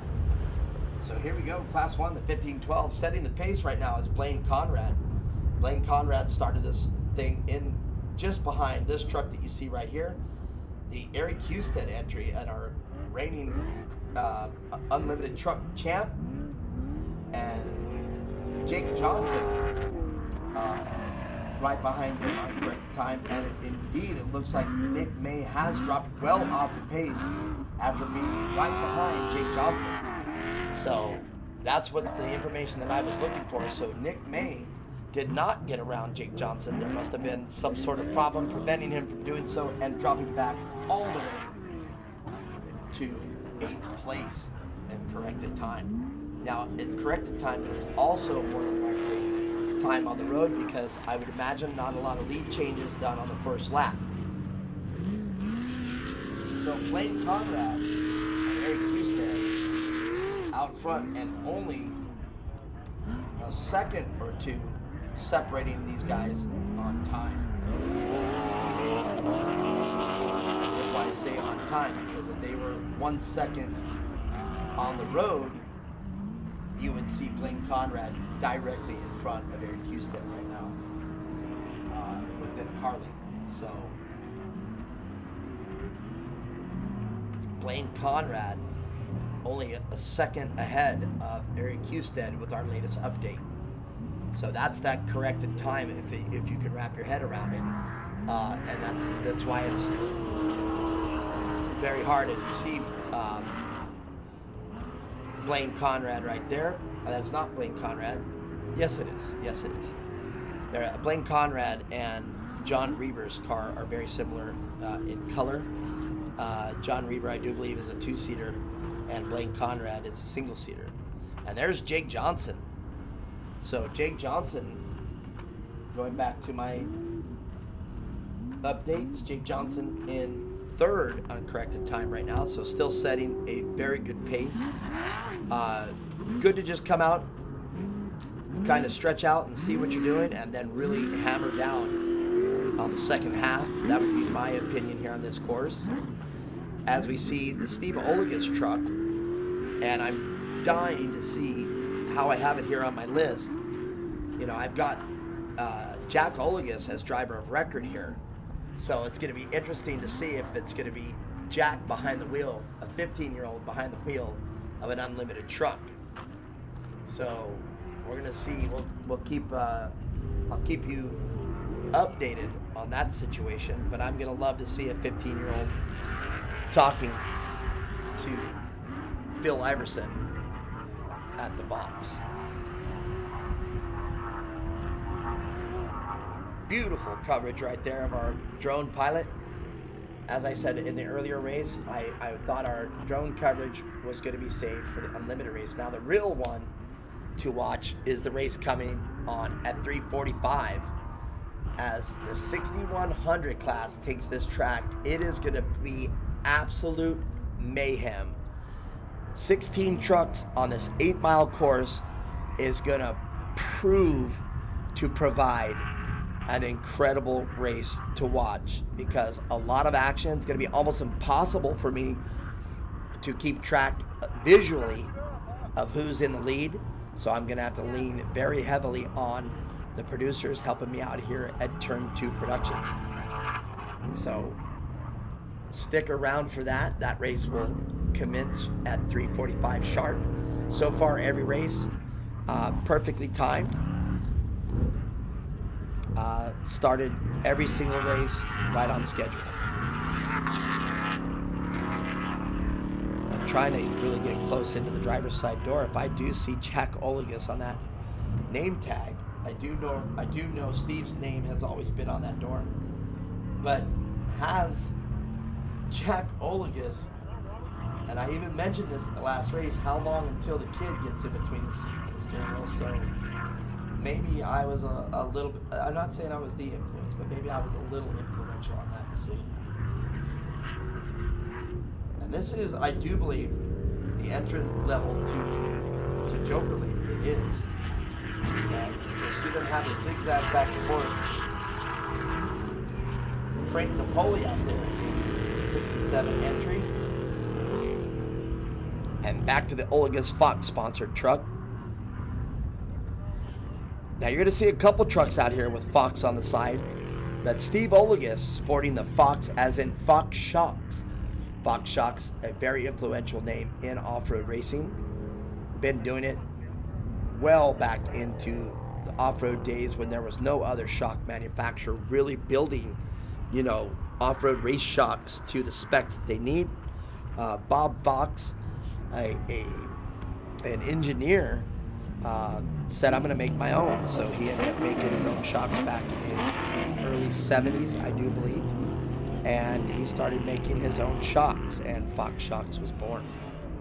So Bob Fox now enjoying seeing his name on the side of the Jack and Steve Olagus entry on the Unlimited trucks. Now the other Fox that you're going to see is Brent Fox, a veteran in the Unlimited trucks, but he's going to be racing in the 6100 class. In his, I do believe his car is a Hertz Smith chassis, and I do believe it's a new chassis for him. Let's kind of just visit that really quick since it is top on my. Yes, indeed, Brent Fox out of Highland, Utah. That is a Hertz Smith built, Unlimited truck chassis, but with a spec engine and making it a 6100 class.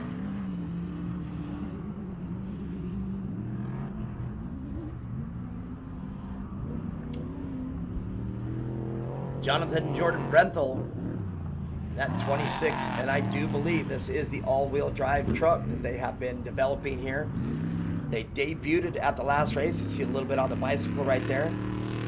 And you can absolutely see that front end roosting. So I'm going to say 99% certain that that is the all-wheel drive truck. John Reber there, coming into frame, watching it from the aerial view of this incredible drone pilot that has been doing just a great job all day long, giving you these incredible visualizations for you to watch on the live stream.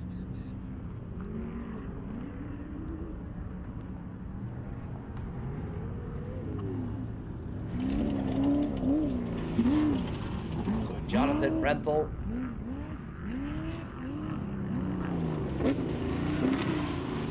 and I know I keep telling you guys to pay attention to the front wheels, but it is actually mesmerizing to watch those front wheels pull. You can see it there very clearly.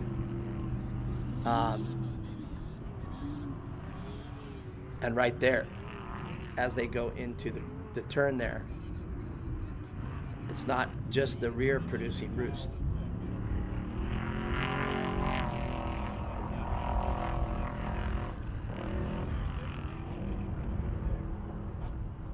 So that tells me that that is the all-wheel drive chassis that they've been developing here over the past couple of years. So there you see the Eric Husted truck at the top of your frame. Definitely in a hurry. Starting off this race wearing that coveted #1 plate. And here it is, the drone view of that Husted entry. And this truck here is also an all-wheel drive truck. And again, if you look at that front wheel, every time it hits the ground, you'll see the roost. This truck has been known to be ran in two-wheel drive. I do believe one incident he lost the rear drive and was able to finish the race in nothing but with the front drive. So I do believe I remember a story like that last year. But however he got that truck to the finish line, he got it done, and he got the championship points that he needed to win that #1 plate.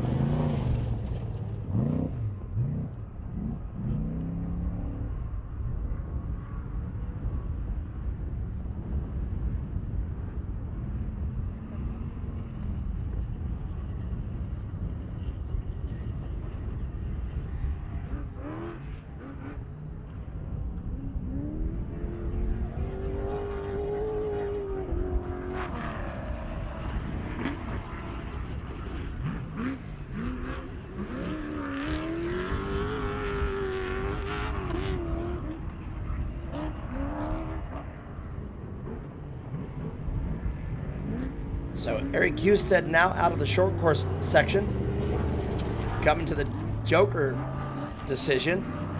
And he elected to not take the Joker, and I don't think he's taken it so far. So Eric Husted with his strategy,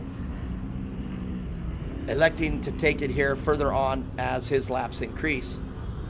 And there you can get a great visualization of that all-wheel drive catching traction. He bicycled a little bit going into that corner, but stood on it, and the front end of that truck settled right down. And that, to me, is what I was talking about earlier, having the advantage with all-wheel drive. And you can see when that truck gets out of shape in a corner and you really stand on it, what really pulls that truck down and gets it back to straight is the drive created by the front of that truck.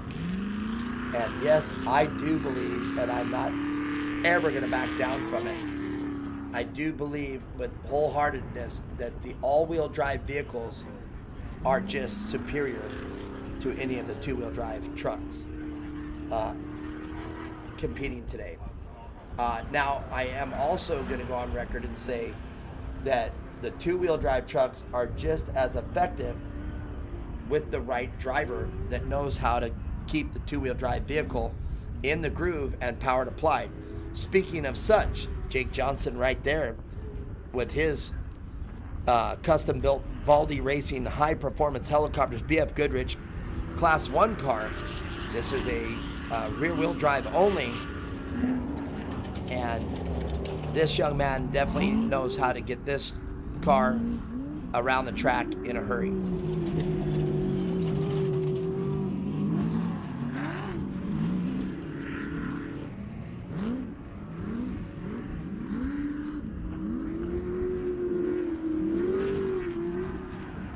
And there's the Nick May entry. We haven't seen him on the screen here in a while, so, and yes, you can see right there a little bit of slowing, so it's making me wonder, is there some kind of electronic or fuel delivery problem, or is his transaxle not shifting? What's going on here? But you just saw him either miss a gear or something that took his drive away in that corner. So can Nick May get back to where he was at? He was right on the heels of Jake Johnson, and I know Jake very ecstatic now that he is no longer pounded away. Something happened with the Brenthal entry as they are now missing their entire front clip. So I'm wondering what caused that.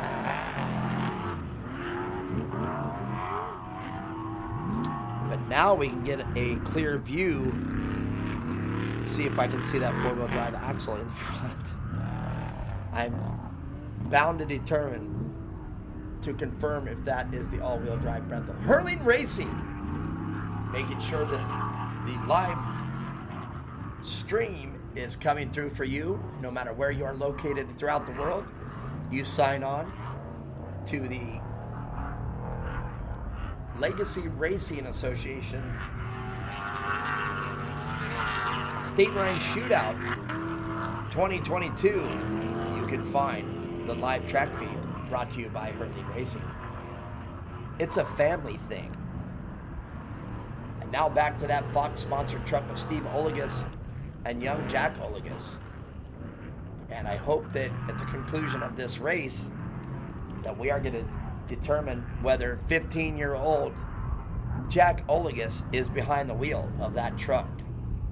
Now, Jack Olagus, at the last race here at Prim, was driving I do believe it was an unlimited UTV. So Jack Olagus with driving experience, but now he's just doing it in a 6,000-pound Geyser-built unlimited truck. So, and as I said, talking with Steve and Jack at the end of the race, I said, yeah, Steve, how long until Jack's behind the wheel of the unlimited truck? So I think we are going to see it here today. Frank Napoli in the number 67, beautifully colored truck here. I love the color scheme. Very classic, very elegant. Nothing bright or fancy, but very classy. White and black with the gold trim. I think just enough of the gold to not keep it gaudy, but that is a great looking truck, and I do believe that is a Gemco. I'm going to scroll down here and make sure. That does look like a Gemco built truck. Could be a Brenthal. That is a Gemco, so kudos that I was able to see that. One of the giveaways, if you look right between the spare tires, their fuel cell. Also, Brenthal style as well, putting the fuel cell between the two spare tires. And in my opinion, increasing your rear view. And as a racer, I love to see behind me just as much as I do in front of me. So I watch my rear mirrors just as much as I do looking forward.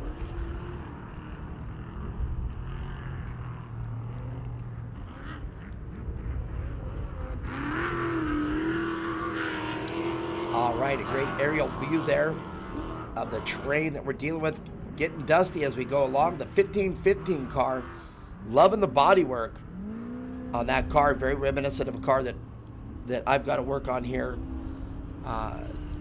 The Icon car. For all I know, this could be that car. It definitely does have a lot of the same design of that car. So it'd be interesting to see if that is the same car. At the time owned by Sean Meekum, driven by Corey Halapoff and Sean Meekum. So I wouldn't be surprised. But I do know there were a lot of chassis of the same manufacturer. So very possible that is just the same manufacturer. 1549 of John Reber now comes into frame.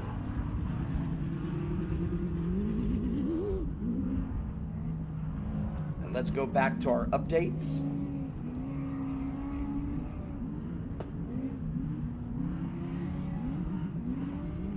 The latest.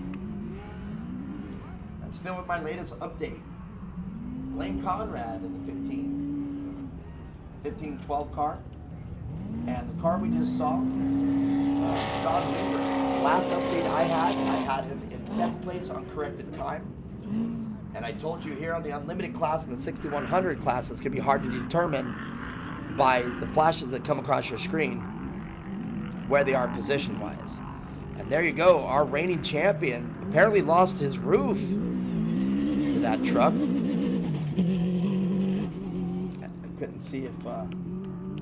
I couldn't see if they had it last lap or not.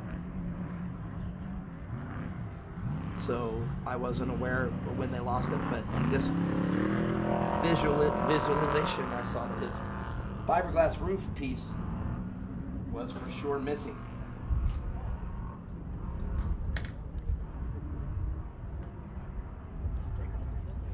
And great aerial footage right there, brought to you by Hurling Racing.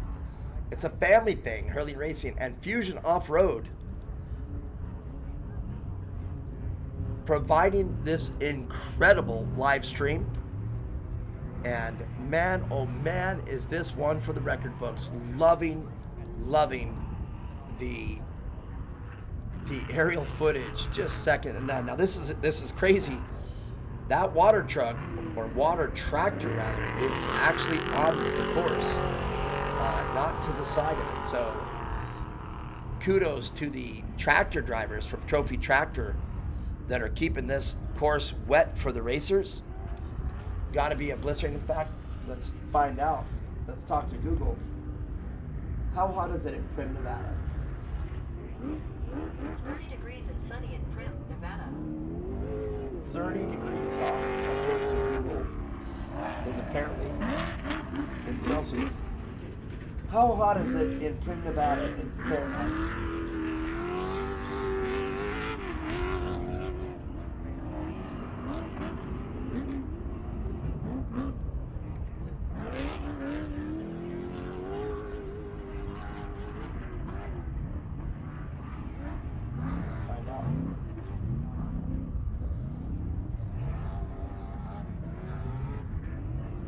So not that hot at all. I'm not certain why my Google told me in Celsius, but in Fahrenheit they're saying it's around 86 degrees. So not that hot. You can see very windy there. But what a pleasant day in Trim, Nevada. 86 degrees, very tolerable if you're standing on the side of the course. But if you're in one of these very hot race cars, that can still be very blistering for you. But a lot of the competitors, as I see them pull up onto the podium, rather relaxed and not too sweaty. As the 1503 car, Nick May, will discover, hopefully on the podium, we'll discover some of the problems that Nick May had, because early on in the race, had a bumper on Jake Johnson. As we look at Blaine Conrad right there in that single-seater Jimco.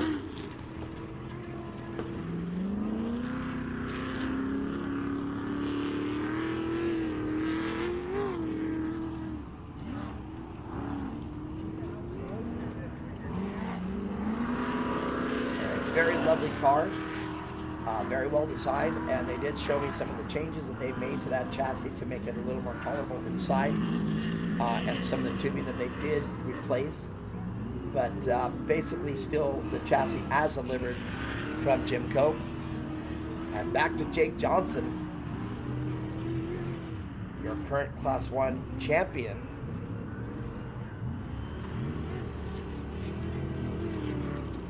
And you can see both of these cars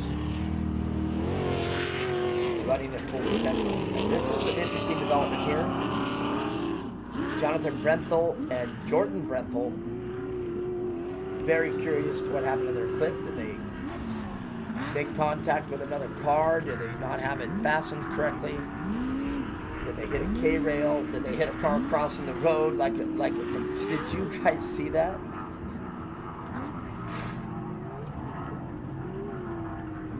Wow. Very narrowly avoiding collision right there on the road crossing. And an interesting deal there, though. Nick May have, jeez, if I say that again, Nick May possibly lost his time because they had to pull over and close that window net. As you see, it is now closed on the vehicle. Absolutely amazes me that he didn't see it and pull over just to be safe. Some great aerial view there.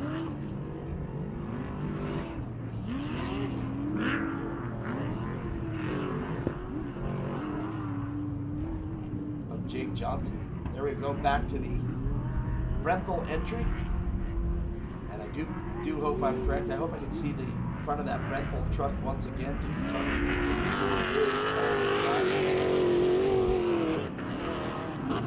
Here we go, right here. The cameraman could just zoom in for me there really quick. And I do believe I see the four-wheel drive axle in there. See if we can stay closer and look in, look in. Still undetermined.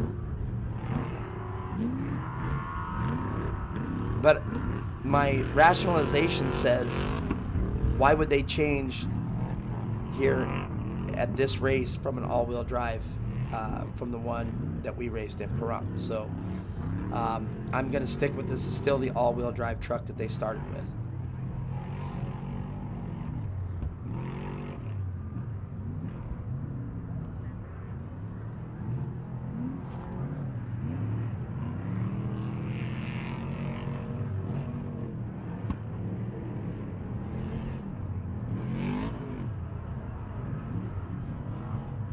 So Steve Olga's now back on your monitor. Steve Olga's on my list. I have young Jack Olgas listed as the driver of record. So this is going to be interesting to see who is behind that wheel on the podium. And these being a faster class here, I'm going to expect this race to be over a little bit faster. And let's see what lap we're on here with my updates.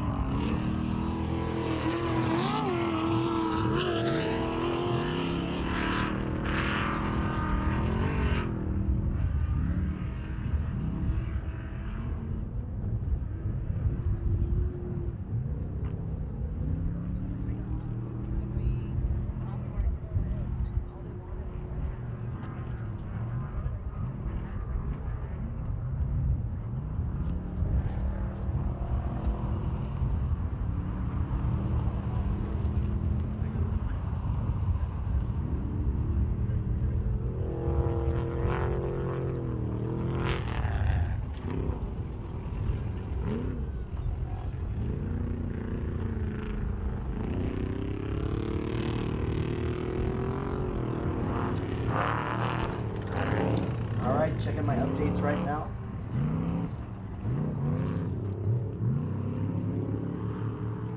And I just got it.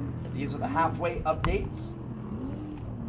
So I do have them. Eric Husted now starting first P1. So Eric Husted now in correct time out front. Blaine Conrad, though, not going backwards too badly, but Blaine Conrad firmly in second place in the 512 car. Jake Johnson now in third place in corrected time, and Nick May still right behind Jake Johnson. So Nick May still keeping a great pace and was able to pull over and get that window net taken care of. So I guarantee that's what cost him the gap. But Nick May probably didn't have to pull in or stop the change to close that window net. Hard to say where he would have been. And firmly listed as the driver of record in that 27 Unlimited truck is Jack Olagus. So Jack Olagus, 15 years old, driving a $500,000 Unlimited truck, has got to be a dream for any child of 15 years old. Can you imagine that conversation in school? Hey Jack, what did you do this weekend? Oh, I ended up winning the state line shootout down at Prim in my dad's $500,000 Unlimited truck. What a great way to spend your day in high school. So congratulations to Jack Olagus there, and I hope we get to talk to him at the podium. So Jack, just get that truck to the podium. 5th place for Jack Olagus. Frank Napoli in the 67 truck in 6th place on this update. And John Calianis, the 1515 car, in 7th. So there's our top 7 drivers here on corrected time. We're just talking about them. John Calianis. And that is a beautiful car. I do love the bodywork on it. Like I said, reminiscent of a car I used to know. And you can see John Calianis now within his rear view mirror has John Reber to deal with. And you can see John Reber there coming into frame right as we stay on the car of John Calianis. But John Reber, it's the battle of the Johns. Yes, Paul, you heard me right. The battle of the Johns. Looking for something to tease about here at the studio. So we've already got one good one. But over a last name of Buchanan, I'm sure you can determine what that tease is if you're out there watching the live stream right now. So anyhow, back to racing. Eric Husted now. And as I've said here throughout the day, I bet you TJ Flores is going to be behind the wheel. If I know the way that they normally done it, TJ Flores will lead the day and hand the truck over to Eric Husted on day 2. This is not consistent, but I have seen in the past this is what they do. And TJ Flores, or whoever is behind the wheel of that car right now, just doing an absolutely fabulous job. They are out front on corrected time, and they are out front right now just on corrected time by only a few seconds. So they're going to have to maintain this pace and keep it up, because as you see the Frank Napoli truck come into view there, it can still be anybody's game. The next closest Unlimited truck behind Eric Husted is the Jack Olagus truck, and he is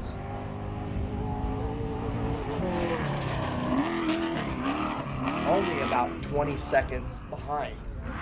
So 20 seconds is gone in the blink of an eye, and Jack Olagus, although not very experienced in driving the truck, still experienced with what it takes to bridge a gap of 20 seconds.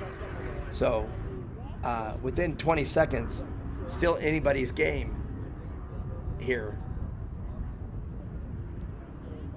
in the Unlimited class. Blaine Conrad right there out of Las Vegas, Nevada in that single-seater Gemco. Great car, great paint job, great paint scheme. The cage or main chassis of that car is painted in white. You can see it there. Just a beautifully prepped car.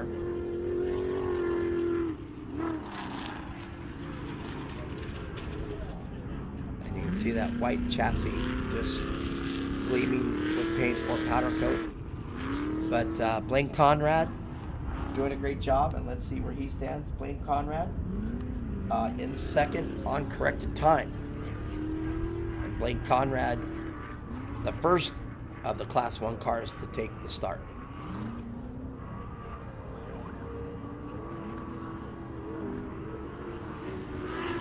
And there's Jack Olagus. I got him listed as driver of record. I don't see the name on the side of the truck, so still anybody's guess. Is it really Jack Olagus behind the wheel? Gotta call it that way because that's the way it is on all of my entry sheets.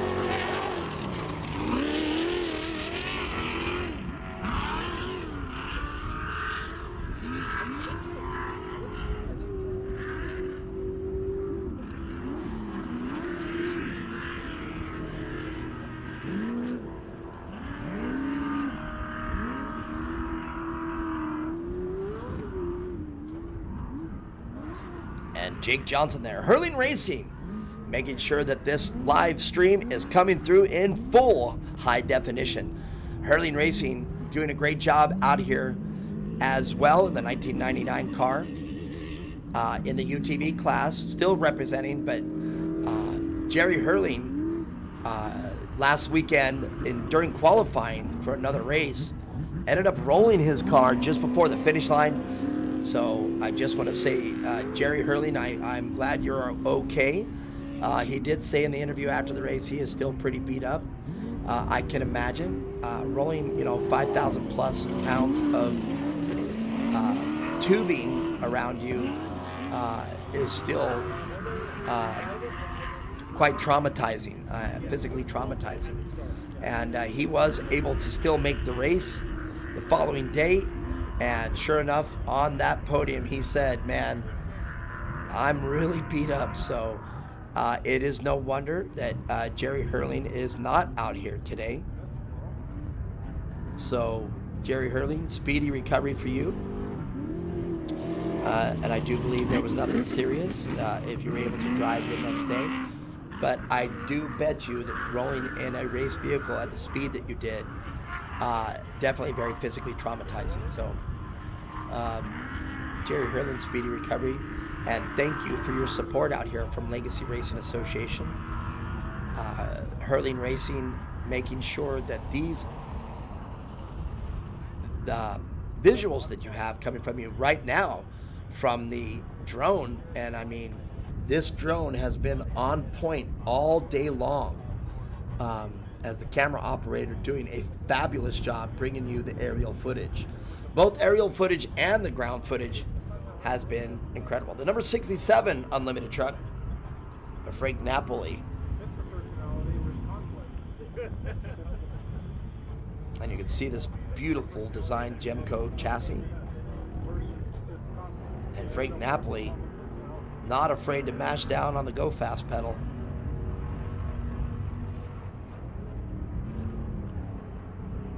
Can you imagine the gas bill if regular gas is $5 a gallon right now? How much is race fuel? Double that? Triple that? $15 a gallon? $10 a gallon? $10 a gallon, and these trucks have 80-gallon fuel cells. Okay. So that's $800 every time you fill that fuel cell up. Still mad about your car taking the fuel that it does? Come off-road racing in the Unlimited class. So I'm announcing as it is on my sheet, young Jack Olagus, 15 years old right there in the Fox-sponsored Unlimited truck. Trying to chase down our champ, Eric Husted, in the Unlimited truck. But Jack Olagus providing that is him behind the steering wheel, which, as again, I'm announcing it as it's written on all my sheets. Doing a fabulous job trying to reel in Eric Husted. And there it is, Eric Husted right now. Got his hands full with the John Calianis entry of the Class 1 car. But that would tell me, because Eric Husted was the first vehicle to start, that Eric Husted now is getting ready to put John Calianis a lap down. And then also,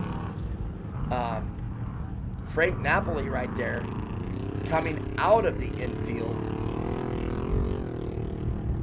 is telling me that Eric Husted could potentially put Frank Napoli a lap down as well. You can see Frank Napoli there at the decision, and he ended up staying on the longer of the two. And just love seeing the other drones piloting there. So drones filming drones. Now that's pretty amazing.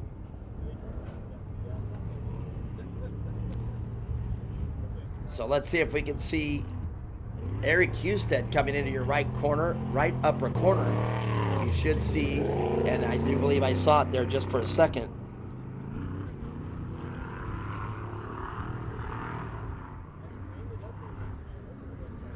And there it is.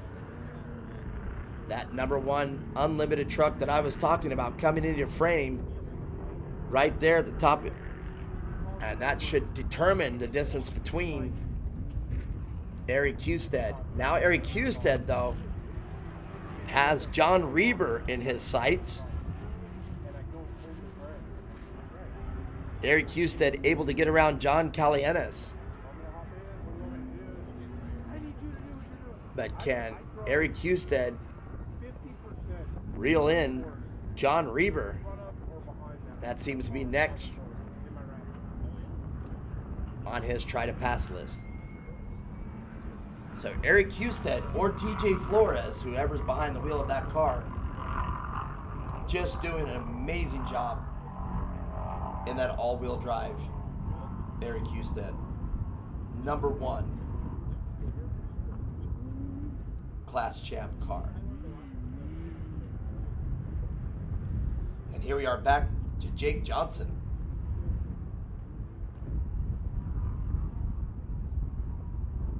Jake Johnson in the very traditional, very just super clean, finish every race kind of car right here.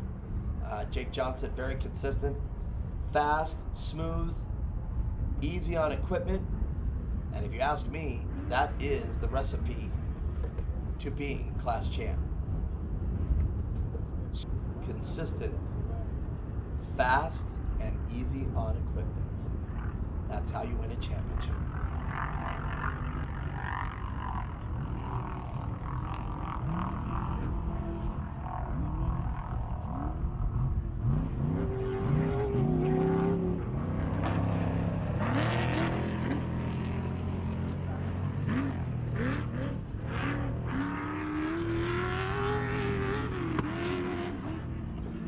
That black unlimited truck looking incredible with that number 1 on there. I know Eric Husted and the boys, and there you see John Reber going up on the bike. Now, a lot of these corners have been lifting the inside wheels up on these cars, and the driver's doing a great job setting it back down. More than likely, John Reber there just with a split-second lift of the throttle, allowing that car to set right back down. And we were just talking about the bicycle, and there you have it. The 1515 car of John Calianis up and over. And I'm not sure that team sees it there, but we were just talking about a lot of bicycling going on. Did they lift? But here we have it, and it happened right after it came out of my mouth. John Calianis with a very easy rollover. Doesn't even look like it's hurt anything on that car. Maybe except a little bit on the Pride. This is not one of those incidents where you say the driver ran out of talent. That was a very easy rollover. So, and as we just said, very possible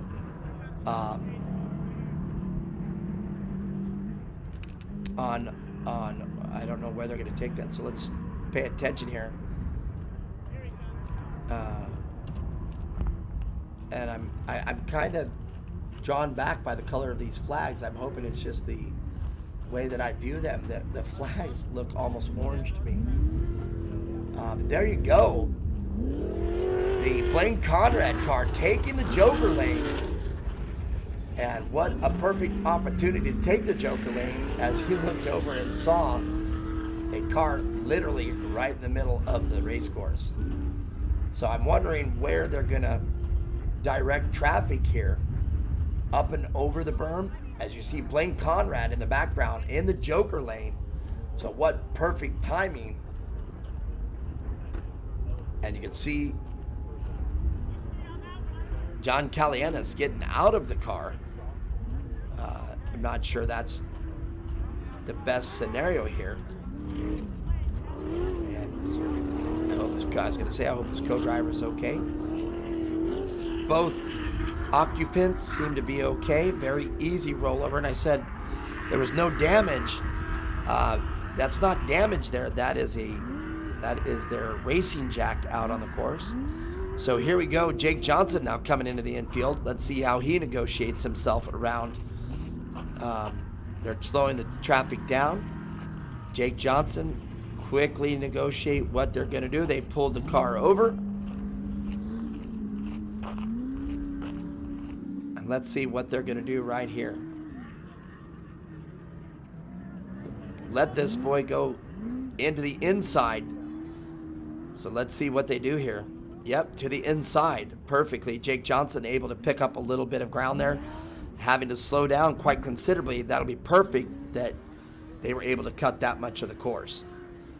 So they'll sit here until the car gets back on the way. They're securing the jack, putting the window nets back on, and putting their helmets and neck restraints back on. They're still going to be there for a couple of minutes. The 15:03 now.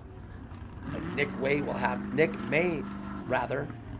to negotiate as well as he send him to the inside of the corner. And that is the correct answer to do right there. Having to lift over that jump and wait there, go to the inside. There you go. And you can see it again as the latency by both cameras go that way. There you go. So Nick May now able to take the inside line, maybe pick up a second. And Nick May back on the gas.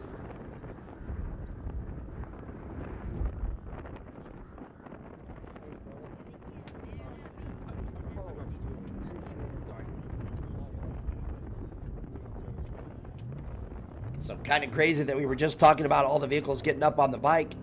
And man, just no sooner than I said it, that car 1515, John Calianis, not only gets it up on the bike, but we had a perfect view of that car rolling over. I'm sure that's going to make a clip of the week somewhere, or we'll end up seeing that on some sort of instant replay or a fails video. But a very easy rollover. Doesn't look like much damage to the car at all. If any at all. Maybe just light scratches, maybe a bent spoiler there. But I don't see much other damage that could have possibly happened to that car.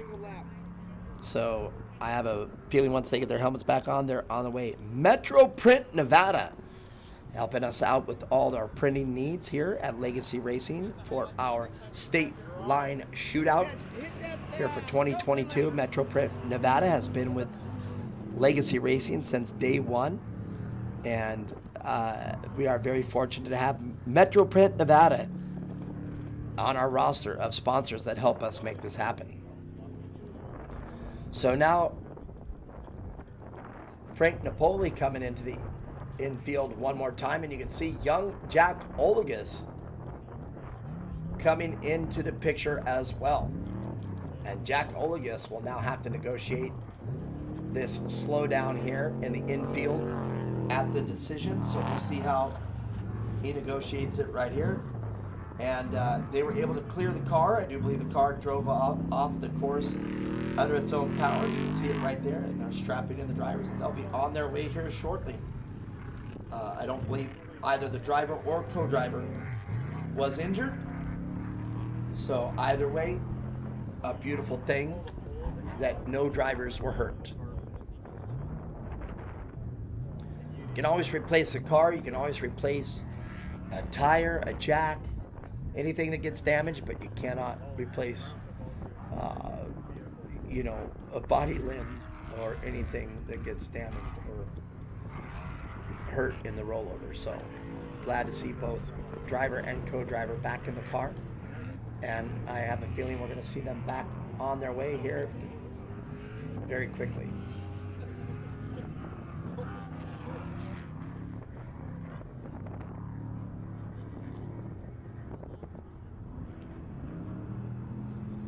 So look at the flags out there, 86 degrees here as according to Google.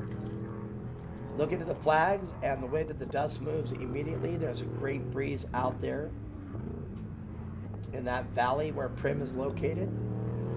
So just equates to a beautiful day for off-road racing. Conditions are probably just optimum. You won't have to sit in somebody's dust for very long unless you are definitely right on their bumper.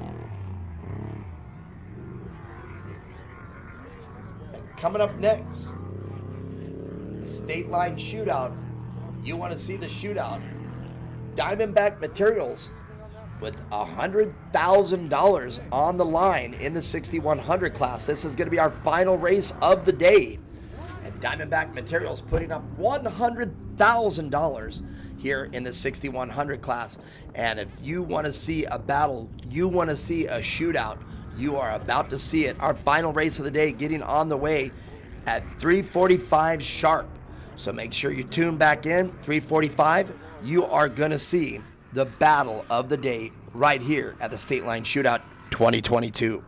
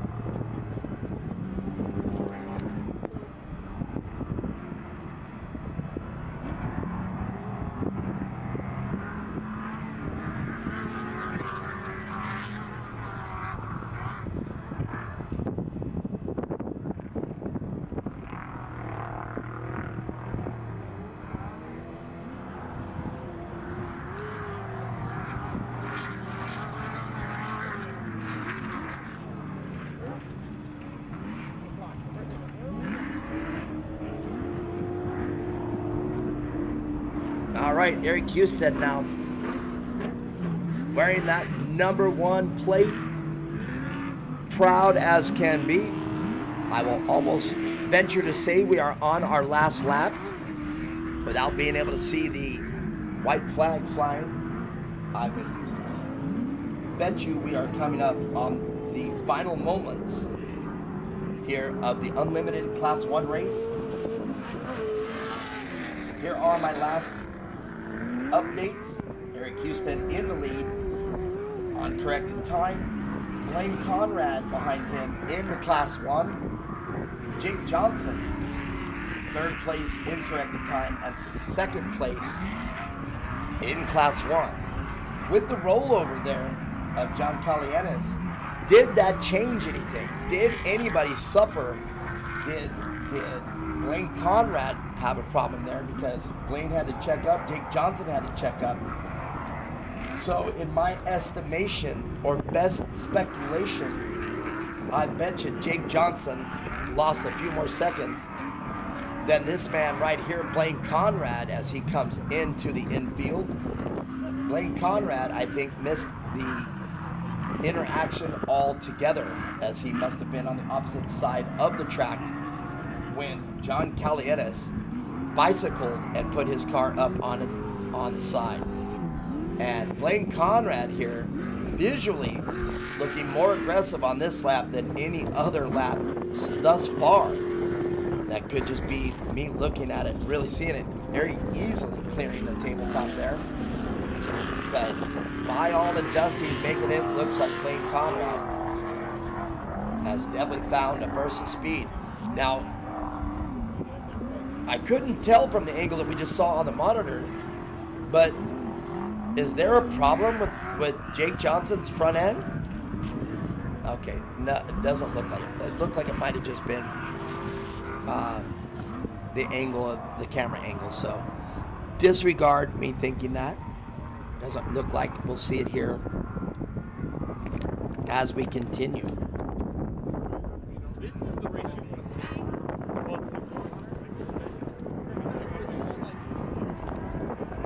And here we go. I do believe this is the backside of the dike jump. So this normally would be the takeoff. So look at how perfectly smooth the takeoff is of the dike jump. It just really doesn't get any better than that jumping anything. So I do believe if we sit here and see it, that is indeed Blaine Conrad coming over the backside of the dike jump. So a very interesting perspective, and one that I have never seen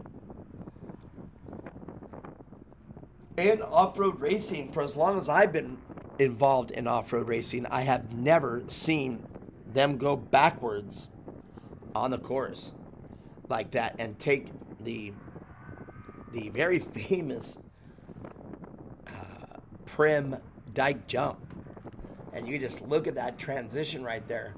What a beautiful, perfect transition to hit on any vehicle. If you've got great travel, I say launch it. So Blaine Conrad, and right after him should be the 1546 car of Jake Johnson, if this is where we're going to stay.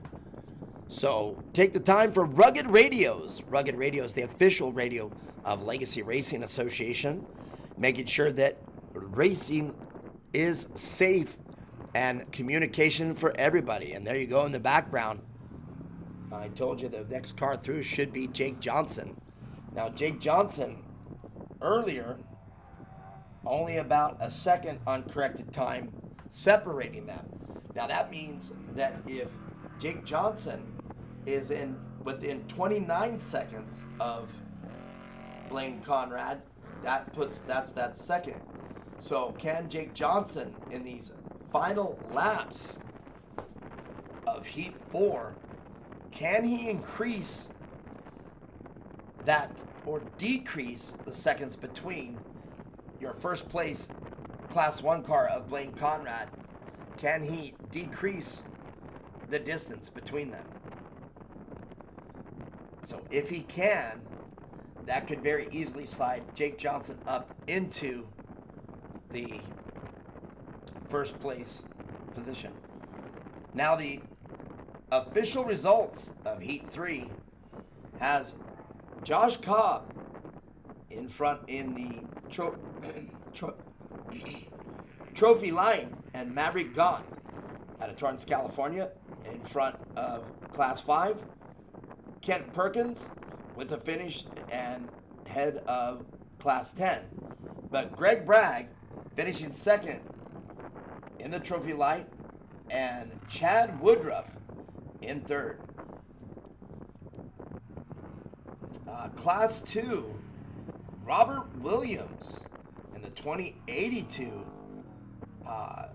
That means that something happened to our early leader of Cameron Wells. Indeed, Cameron Wells recording a DNF.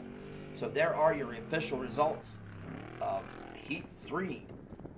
And we're now watching Heat 4, and the big one coming up. The 6100 class, Diamondback Materials, $100,000 on the line. Coming up here with the 6100 class. And if you haven't watched any of the racing here today, this one is going to be the one to watch. And I do believe now we're getting ready to turn it over live to Bill Iverson, and he's going to be talking to the racers on the podium. Stick around. It's the State Line Shootout.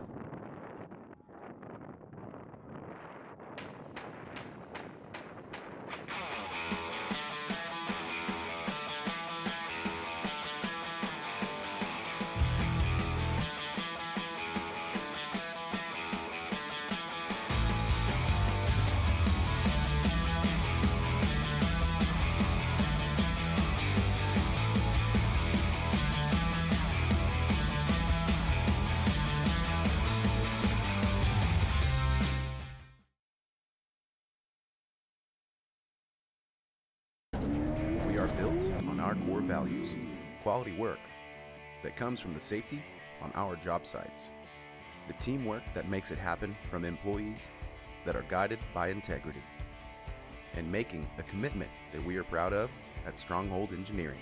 Our values have been instrumental in our success and ability to build or facilitate anything imaginable. Stronghold Engineering, building construction excellence since 1991. The all-new Apache by CST Tires. CST Tires' first steel-belted offering for the side-by-side market is designed for heavy loads, long trips, and smooth rides.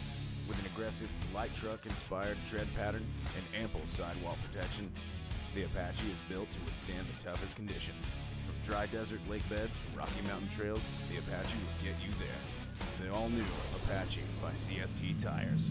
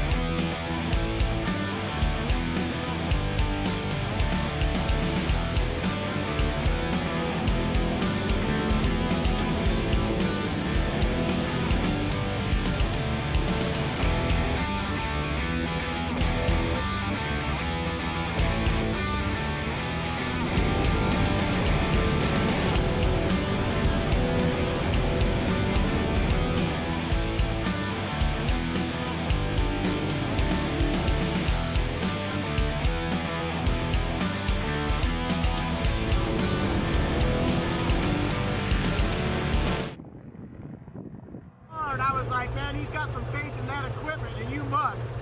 Well, they're saying our splits were tight, pretty tight that first lap, so I was like, oh. You were on it, dude. He snatched me, so I stepped it up, and then we got a gap, and I let off the last 2 laps. It was so fun to, I'm not kidding, it was so fun to watch. You were threading it hard, so. Anyway, real quick, who do you want to thank before we let you go? The whole crew's here, Preston co-driving, Colton on the prep. It's not Colton's fault, fenders came off in qualifying, that was right. We already went over that, but I want to thank BFG on the tires, and Jeremy at Gearworks, everything held up so far today. The Tugans on the engines was great, Dude, you pounded it, and it was just it sounded so clean the whole time. That engine ran really good. Everything worked really good. So. Well, we'll look forward to seeing you tomorrow. So keep it real, stay safe. See you later.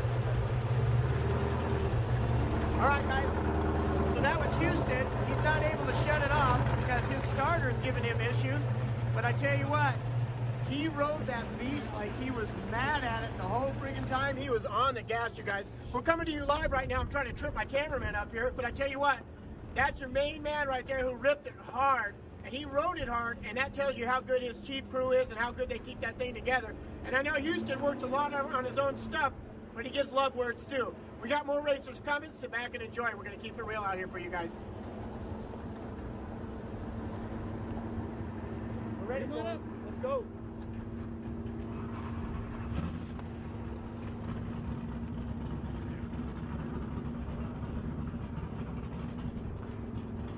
Watch your toes.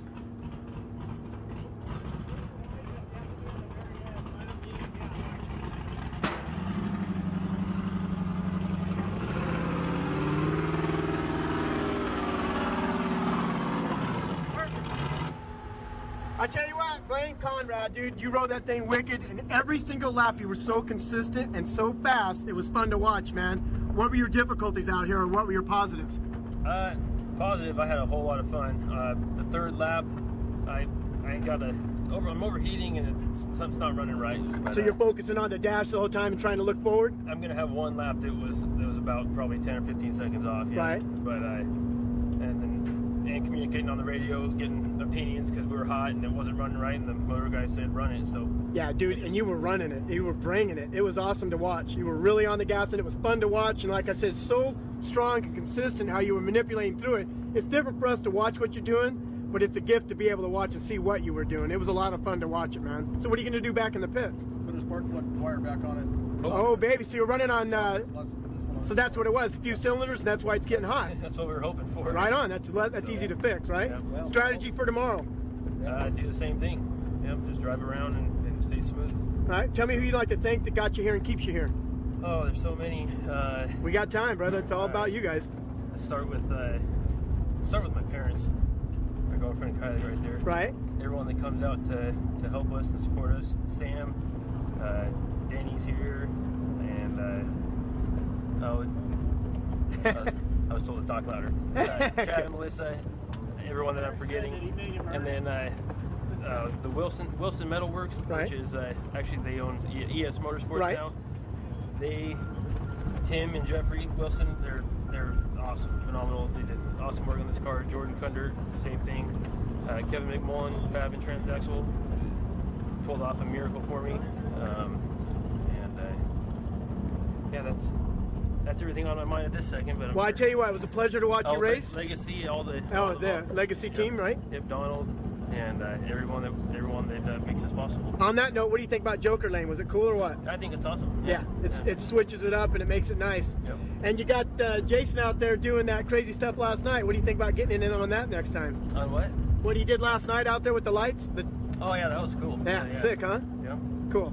All right, so get her fixed. We'll see you tomorrow, man. Thank you so much for being on. It was a pleasure. Sounds like it might be fixed already. Yeah, I'm sure it was. It was, like I said, I tell you what, it never looked like there was a problem. All right, thank you. All right, man. Keep it right on the edge when you go down. This wide body right here, man.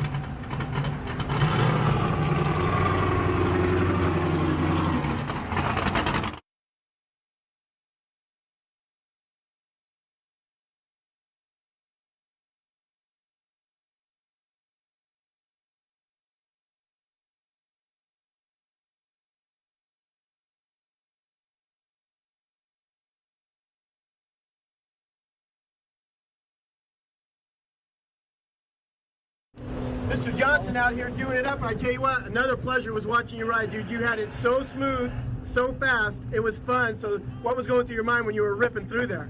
Not much. Just trying to make sure we kept it on 4 wheels, to be honest with you. It looked good, though. You looked like you had no problem doing that. No, we had no problem. It was fun out there. It's getting rough, of course, but, you know, it was fun, and there was a rollover happening in front of us, so I think we lost a little time there. We had to slow down and make a turn, but as long as everybody's safe, that's all that matters to me. He finished. He got up and finished. Oh, good for him. Yeah. Good. So, but we had a good day. Tranny was getting a little hot there on that last lap, so I was trying to baby it, but at the same time, didn't want to lose any time. Well, now, you're a long-distance runner primarily. What do you think about the short track, how fast and loose it is? I'd rather go out and do 120. Out on open field, just rip it. I mean, this is fun, but this isn't, you know, really our forte. It's not your business, right? You know, we're desert racers. This is great, and I'm so glad Legacy's putting it on. Right on. Thank them for doing it. Right. You know, but it's awesome, and it's fun, and it's a change, but, you know, I'd prefer desert racing. And once it gets in your blood, you'll never get it out, man. No, you know, this is good stuff for, you know, Rob McCackert and those guys that do that short course stuff, you know, right. It's awesome. You know, we really enjoy being out here. We love supporting Legacy. And, you know, we're here, wherever they want to race, we're coming to race. Well, we're grateful to have you out here. Tell me who you'd like to thank for keeping you real. Well, I'd like to thank quite a few people. First off, Johnson Racing, my parents. Hold on, this radio's driving me nuts. Yep. BFG, Ultra Wheels, you know, it's all over the car. I can't think of it all right now. Take your time. We're in no rush, man. You know, but we have a lot of people to help us get out here. You know, my prep guy, he did an awesome job, you know, so far for the first day. Hopefully it holds together for the second day. ES Motorsports, you know, everybody, my co-rider is my nephew, Cody. He did a hell of a good job today. Awesome. First time racing in this car. I've taken him practice and here or there, so. Racing's different. It's different, and it's a little fast paced for him, but, you know, and especially the short course. Oh, yeah. It comes so fast. So, but it's good. Your turn speed was wicked. I tell you, it was fun to watch. It really was. Oh, good. Well, thank you very much. It looked so good. It looked like you were right where you were supposed to be. So we were trying, you know. Like Conrad there, is he crazy or he's what, putting man? it to us. So, oh my gosh! So you know, we're right there with him. I think we're within a second of him, one way or the other. I'm telling you, you were very smooth, very consistent. So is he. You guys are just both so fast. I wouldn't want to live off the difference. That's for sure. No, you know, best of luck to him. And I can't, you know, I want competition out here, and he's held a good competition along with everybody else. I'm not saying anybody else isn't, absolutely. but that kid's fast. Awesome. Well, we thank you. We'll see you tomorrow. Keep it real. Have a safe trip, you guys. Talk to you later. All right, man.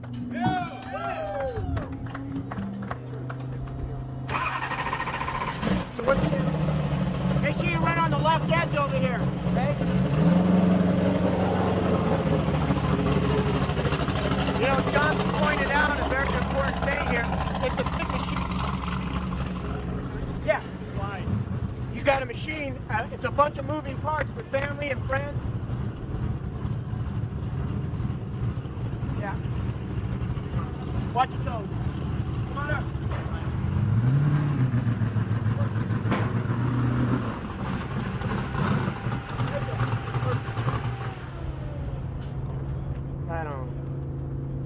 All right, man, so tell me, who do we got in the driver's seat here?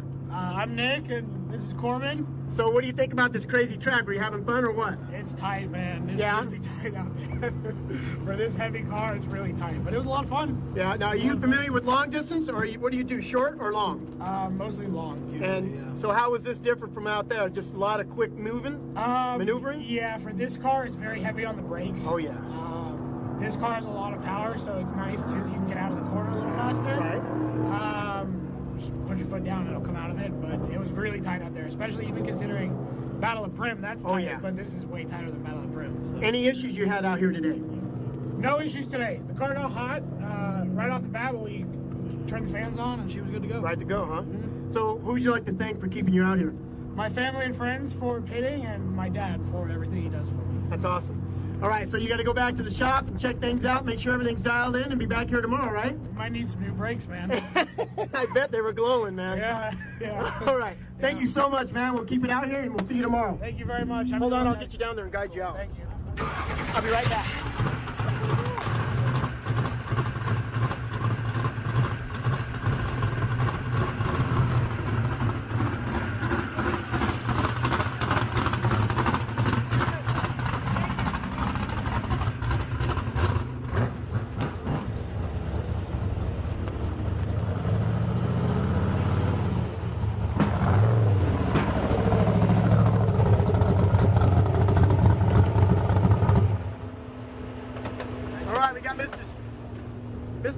out here as smooth as silk tonight. So how was it out there? Oh, what a great course. Donald and Liz always lay out a great course.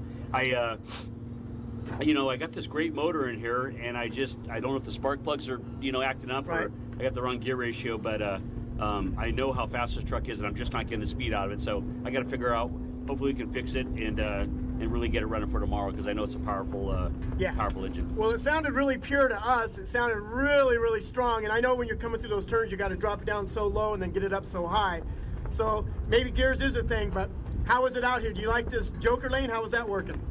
To be honest, we didn't even use the Joker lane, and I love it. But I don't know. We were just going around, and I missed the Joker lane. And last year we did this, and I loved it. It was my favorite part of the course, but I missed it. And but all in all, just a fabulous course. I wish we had a little more straightaways for these motors to get air up and air it out a little bit. But that's the only thing if I had to be picky, But all in all, but what's really cool is I have my son Jack Olligus riding with me. That's got to be fun, yeah. And he's going to drive tomorrow. Right. And so we're looking forward to that. And it's his first time he got to go do a sight lap in the series. He's never driven it, and so I'm really excited to have my best friend with me. I was actually shocked you showed up semi on time last night.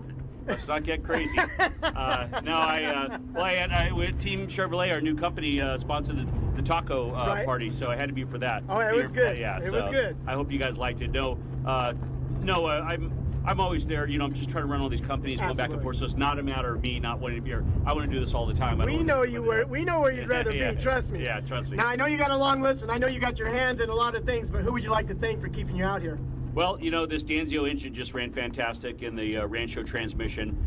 Fox, this course had some big jumps in it, and we're kind of, choked up on the wheel travel a little bit. We lowered it down. So, the Foxes were just so spot on. Of course, KMC wheels and BFG tires. So these are actually the tires we used on a previous race a week ago. Really? And we just brought them out here. So these tires have gone 300 and qualifying, this and that. So they've gone 400 miles on a set. They look good enough to go on my truck right now, so they look pretty darn good. Well, it just tells you not only how good the tires are made, but this all-wheel drive geyser just really distributes the power. Evenly distributes the power, and that's really what the big thing totally, is. Totally. But by far, the tires are superb. Well, we're very grateful to have you out here, and we will see you tomorrow. And you got the kids driving tomorrow, and you're not a kid, you're a young man. All right, you guys, thank you very much. Thanks, man. Thank you so much. A little to the left, right? Yeah, just a little bit to the left. He's going to guide you down.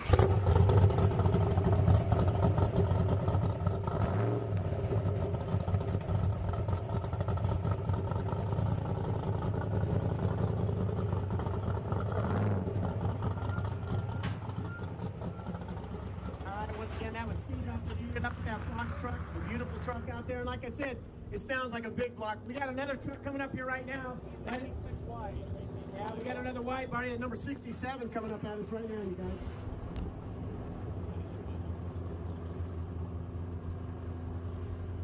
Come back on my lane. Yeah, there you go. What? No more steps. No more stepping.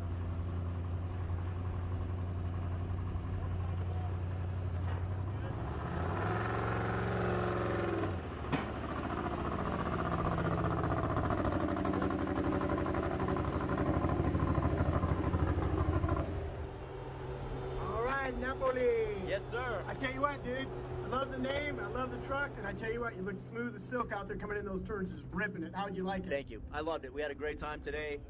Before I say anything, I gotta thank the guy sitting right next to me. For what? You scared the crap out of him? No. For keeping me from scaring the crap out of myself. Awesome. This is my brother Anthony Apolitegui. He is best friend since high school. Preps this truck, looks after this truck, looks after me, and the only reason that we're out here today. So thank you, brother. Appreciate it. We had a great time out there. Awesome. Second of all, I want to thank the entire Dean and Wick family.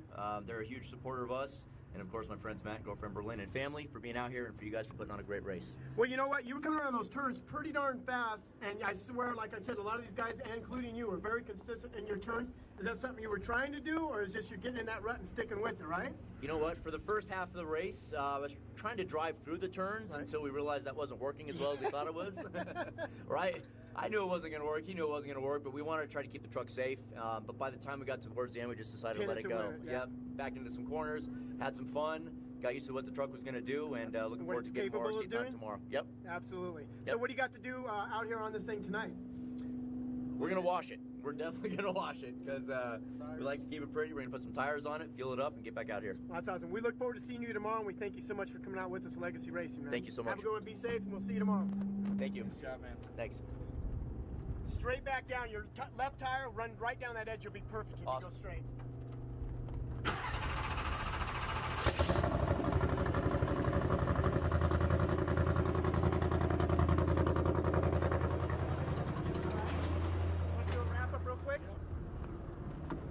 All right, guys. Hey, guys. What's up? Phil Iverson out here at Legacy Racing along with Hurling Racing. These guys are still turning and burning. We got still 6100s. They're coming up next. And I tell you what, there's a lot of money at stake and a lot of racing at stake. Stick with us. We're coming to you live the rest of this weekend, the rest of the series. And once again, we're the only ones keeping it real, keeping it live right here at Legacy Racing. Talk to you later.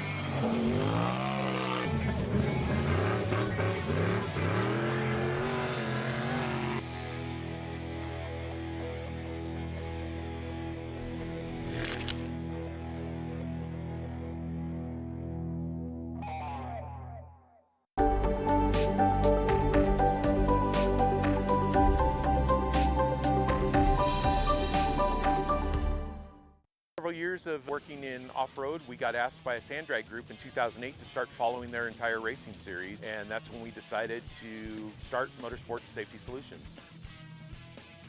So when we first started in 2008, we had 6 people who were pretty much dedicated to following the different races that we did.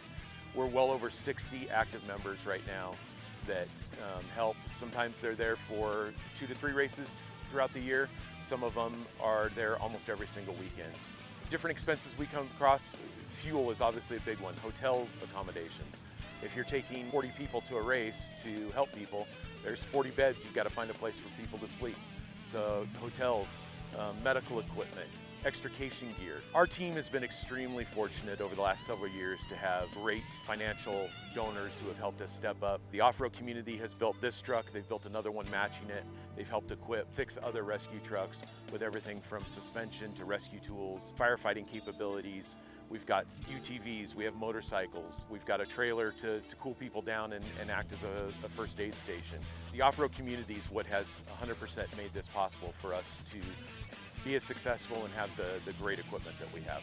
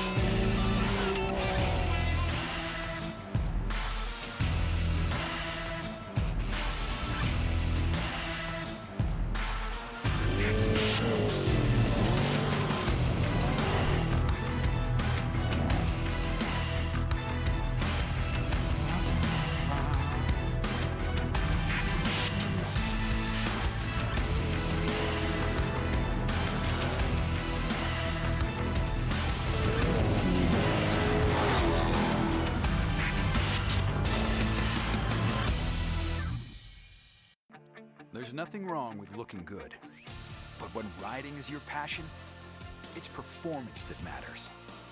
Like having the off-road's most advanced suspension. It monitors input from driver and machine 200 times every second and automatically adjusts each shock to flatten corners, soak up the bumps, and handle the hazards. Confidence and control for those who live to ride. Polaris, think outside.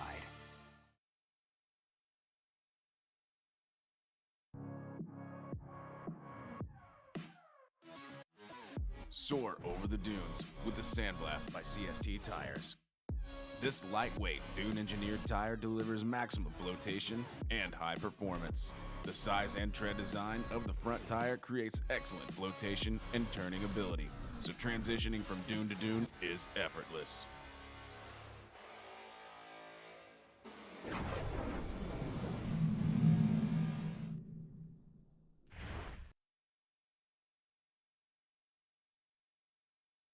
Take your new rig from this to this and get it ready for this. Bring it to the experts at 4 Wheel Parts, where we'll transform your Bronco with the all-new line of 4WP factory accessories. Whether you want to order the best parts online, shop in store, do the work yourself, or have it built by a pro, all trails lead to the truck, Jeep, or Bronco of your dreams, because nobody knows off-road like 4 Wheel Parts. Do your Bronco right.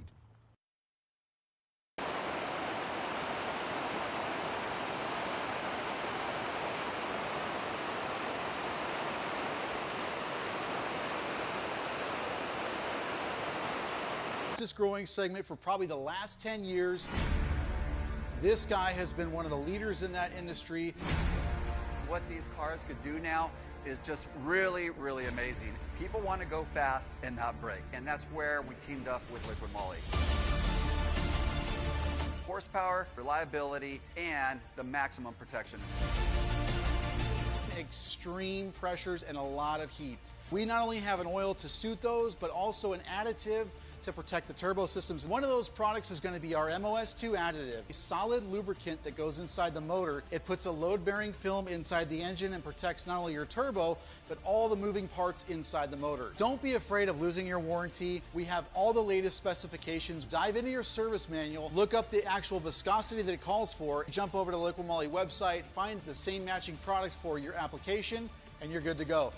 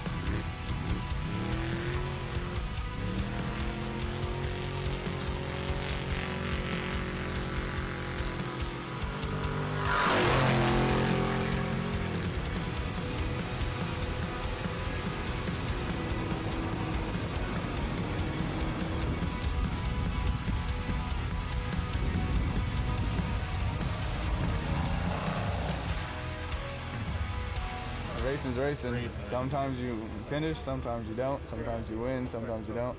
It is what it is. But hey, you made the finish line. Heck yeah, that's all that matters, man. Thank you.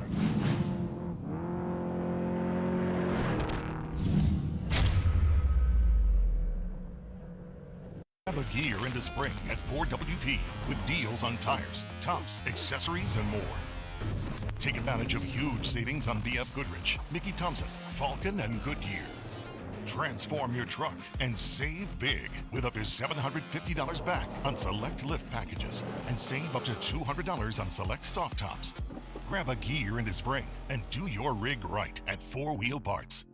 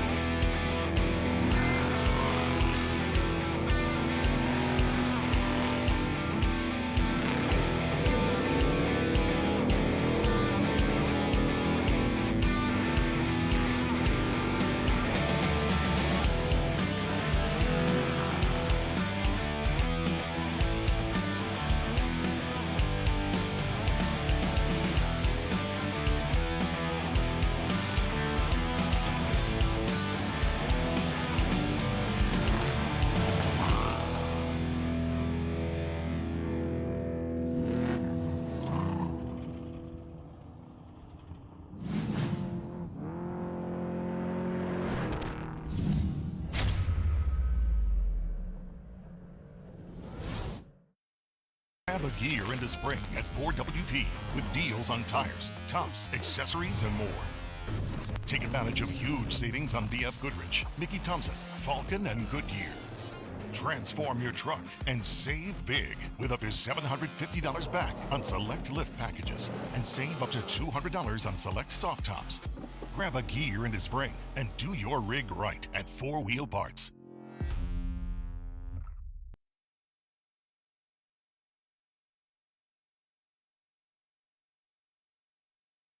Grab a gear into spring at 4WT with deals on tires, tops, accessories, and more. Take advantage of huge savings on BF Goodrich, Mickey Thompson, Falcon, and Goodyear.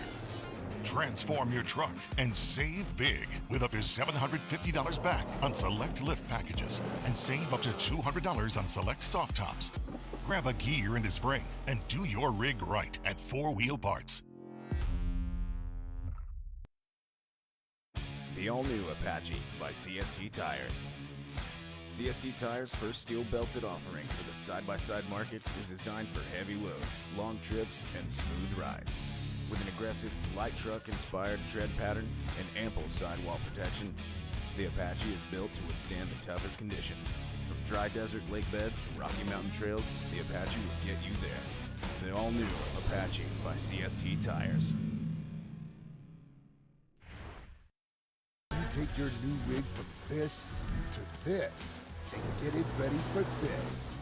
Bring it to the experts at 4 Wheel Parts, where we'll transform your Bronco with the all-new line of 4WP factory accessories. Whether you want to order the best parts online, shop in store, do the work yourself, or have it built by a pro, all trails lead to the truck, Jeep, or Bronco of your dreams, because nobody knows off-road like 4 Wheel Parts. Do your Bronco right.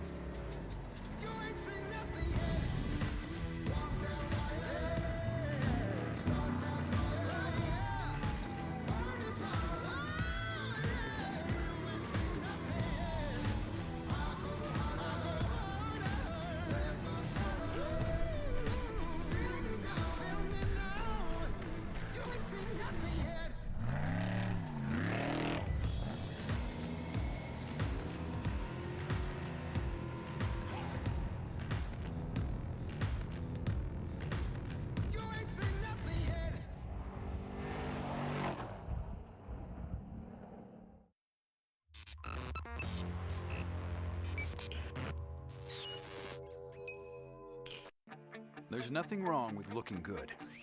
But when riding is your passion, it's performance that matters. Like having the off-road's most advanced suspension. It monitors input from driver and machine 200 times every second and automatically adjusts each shock to flatten corners, soak up the bumps, and handle the hazards. Confidence and control for those who live to ride. Polaris, think outside.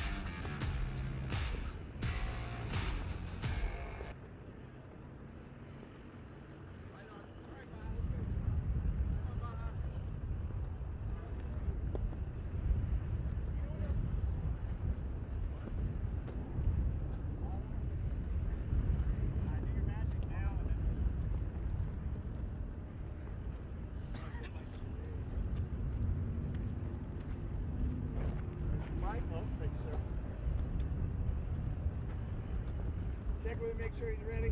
1, 2, 1, 2. You got a good mic, everything right? They can hear me. Step back just a little bit if you would.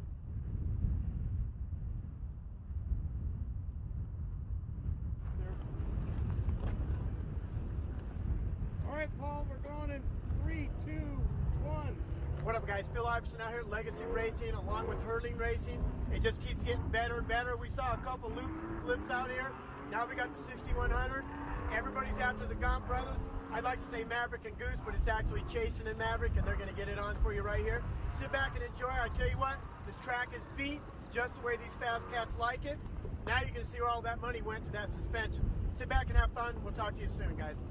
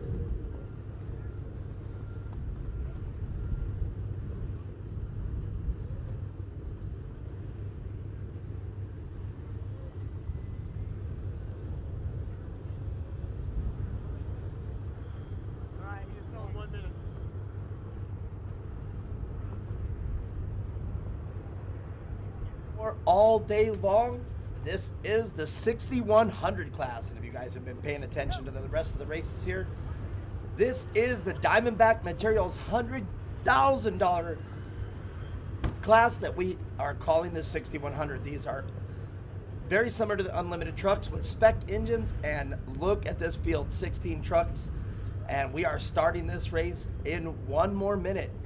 And this is what you came to see. 16 trucks to do battle here at the State Line Shootout. And this is the premier class and the race that I have been waiting for. This is going to be very exciting to announce. You can see Donald Jackson there giving the 1 minute sign to our first competitor. And that is the 6186. No, that is, and there you see, we're off the line.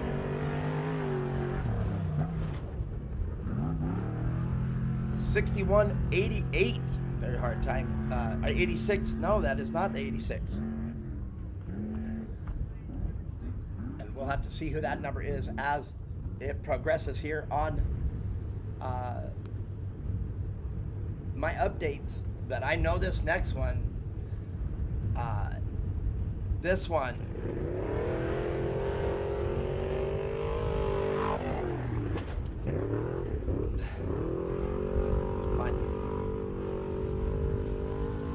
That's Jason Gaunt. And Jason Gaunt, one of the trucks here that are in the running for that $100,000 Diamondback Materials money. And this promises to be an incredible race because of 8 laps to do on an 8-mile course with 16 trucks, and they are all gunning for it. Adam Householder, he'll take the start. Adam Householder, a long-time off-road racer, and Adam Householder, he does have the skills to get it done here today. As you see him not wasting any time off the starting line to get that truck up front. Coming up next, the young kid sensation, Connor McMullen, driving the Brenthal chassis, the Brenthal built truck. Now Connor McMullen and all the racers ahead of him, as you see Connor cautiously taking off. That's the 6173. Connor McMullen resides in Peoria, Arizona. His sponsors include Brenthal Industries, Baja Kids, Keen Shots, and Method Race Wheels, to name a few. And Connor, one more time, elected not to run the spare tires to keep the truck as light as possible. Very smart move, again, in the shorter loop race like this, as we come up to the truck number 6113 of Blaze Noonley, in a Geyser built chassis, and Swift Homes is his sponsor. And Blaze Noonley, I do believe, was our #1 qualifier. I'll have to look back on the results from last night as I read them off. But as we keep going, this is the new livery of Brent Fox. Brent Fox in the 6146 truck. And you can see that the co-rider dropped the water bottle there. Drinking, staying hydrated right up to the very last moment. As you see Connor McMullen there coming into the picture. Red Fox, now let's get back into the action. These trucks are going to stay pretty well separated here on the first lap, but then it is going to be absolute chaos here into lap 2 and lap 3. Can some of the faster drivers work their way up to the front, as we are now seeing the truck of Travis Chase. Travis Chase out of La Crescenta, California, in the Mason-built 6100 truck, and you can just see that suspension drooping out of that truck as he takes flight on the first jump. Travis Williams out of Avondale, Arizona, the Ultra Real Rigid Street Graphics Traco Impact Safety sponsored driver. And Travis Williams, a very smart driver. Can he get it done today to take his bid towards that $100,000 Diamondback Materials prize at the end of the year? Just 2 more races to go after this one, and it can still be anybody's up for grabs. Hurling Racing bringing you the visuals that you see out here and the live race coverage. Hurling Racing absolutely making sure that top-notch, high-definition streaming here in the studios. This is Reed Dodenbeer in the 6186 truck out of Bunkerville, Nevada. And here is the onboard camera that we're going to have live with you from Travis Williams. So Travis Williams will be able to go live at him and see what the progress is, or if he starts coming up on any of the trucks here quickly on the first lap. Now this is going to be an all-out battle. This is the Motul sponsored truck. Andre Lauren out of Tiny, Ontario.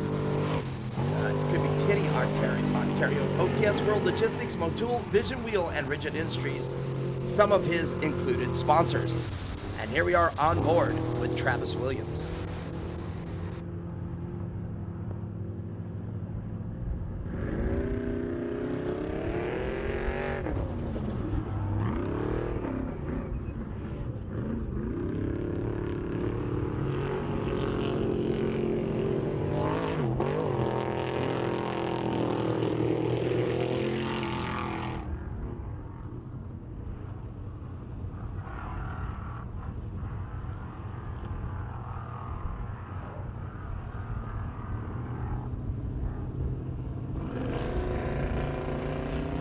And here we go, one of the Armada Engineering. This is the 6154 truck of Alan Levinson. Alan Levinson out of Blue Diamond, Nevada.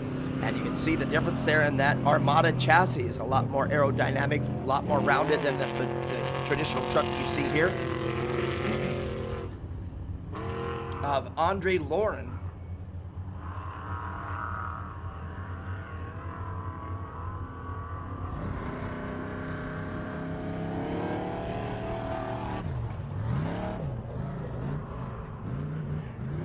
This is the 6123 entry of Bobby Pierce out of Gold Hill, Oregon, and the Brenthal Industries Maximum Off-Road Transmissions Raceline Wheels, Timber Mountain Construction, as he takes his bid for his chances at that $100,000 Diamondback Materials contingent prize is 6108. That's Chad Dorman, your first one off. This is 6155. And this is Kirk Harkley out of Paris, California, in the Brenthals Industry Recycle Wise, sporting the new livery today at this race. Normally a lots of green on this black and white livery that he has now on the side of that truck. Paint scheme looking great. And another Brenthal Industries truck. And let's get the number on this one. I do believe this is LD Smith. In a 6133 truck, and it is LD Smith. You can tell there by that very bright, flashy graphics on the side of that truck. And very easy to see LD Smith. Adam Householder now enjoying his time catching up here. The first lap, as I said, they're probably going to stay pretty well spaced out. I don't think any of the trucks will climb out here on the first lap. Brenthal Industries truck, the 6195 of Russell Bowers out of Stockton, California. And I do believe that's going to be the last truck to start. As I did not see any more in staging.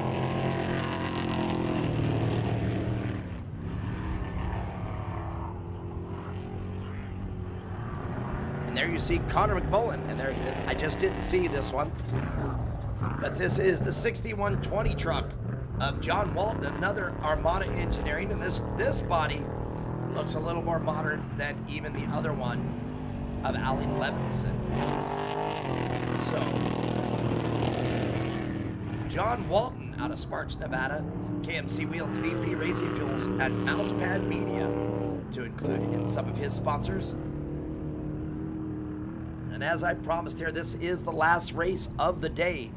And this is going to prove to be one of the most intense races with over 16 entries in the Spec Unlimited class known as the 6100s.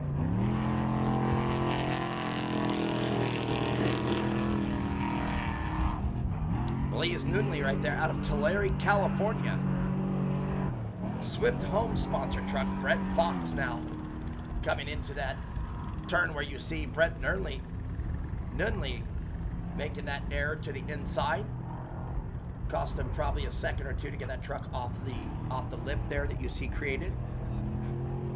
So I'm sure Brett will be aware of that inside cushion there and stay out of it. Travis Chase. And I do believe that Travis Chase is our defending class champion. I'll have to double check on that. Adam Householder with a great aerial view. Back to Travis Chase in the 6101. Showing you how that corner should be negotiated. And now Adam Householder into the short course portion of this circuit here in Primm, Nevada for the State Line Shootout. Excellent coverage by the Hurling Racing. It's a family thing, making sure that you have all the live stream coverage that you need here at the State Line Shootout. Hurling Racing and Fusion Off-Road will be covering the events for the rest of the year, as we will be covering every four-wheel event. Travis Williams now, and Travis Williams appearing to be a little bit off pace of his normal aggressiveness. Now this could be Travis just taking it easy, and Jason Gaunt already losing the front of his truck there. The bodywork and the hood and the grill and everything already off that truck. Reed Dodenbeer, you can see that teal colored truck in the 6100 class. Reed Dodenbeer out of Bunkerville, Nevada.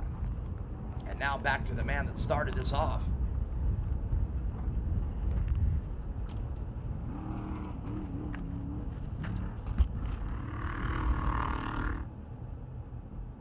And I'm gonna have to get this guy down pat if I'm gonna be announcing this correctly.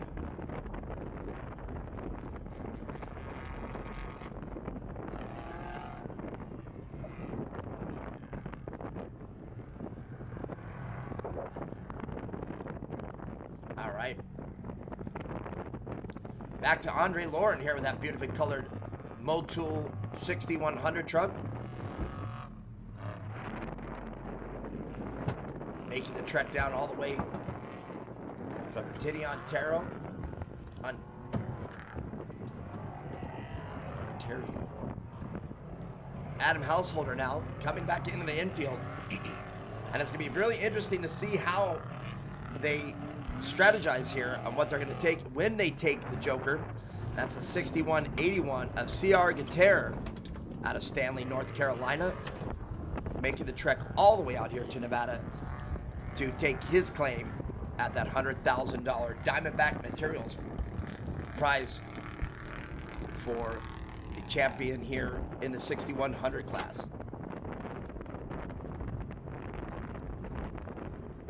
And Diamondback Materials providing the $100,000 prize that we were just talking about here in the 6100 class. This is the racing class that I've been talking about all day, as Alan Levinson coming into the frame here. That Armada, very, very aerodynamic chassis that you see.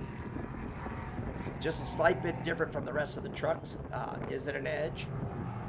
Could be. But as you see, very different strategies and building styles here between Renthal, Geyser Brothers, and the Armada Engineering. There's even a Mason out there by Travis Chase, driven by Travis Chase. And the Herbst Smith built trucks, there's a couple of them out there as well. And this truck, we know that is a Geyser built spec truck of C.R. Guterre out of Stanley, North Carolina.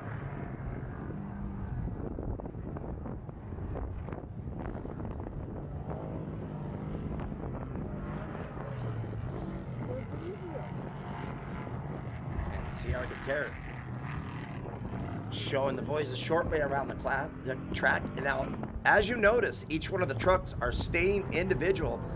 You don't see a lot of the trucks out on the horizon or coming up behind them, as I spoke a little too soon there. But you won't see until the second or maybe even the third lap that these trucks will start tangling it up with each other and start to give a bumper, and really on probably the second or even third lap. And I spoke too soon. Travis Williams now already up on Jason Gaunt. And Travis Williams says, well, I'll take the Joker on this lap. And that's going to deplete him for that. But that was an excellent call,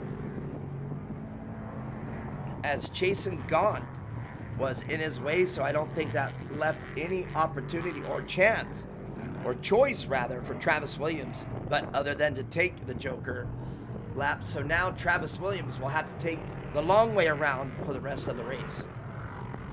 Reed Dodenbeer now coming back into the picture. Reed Dodenbeer looking very smooth and consistent. As the Stockton driver making the trek all the way here to Prim, Nevada. This is Russell Bowers and Jason Gaunt now.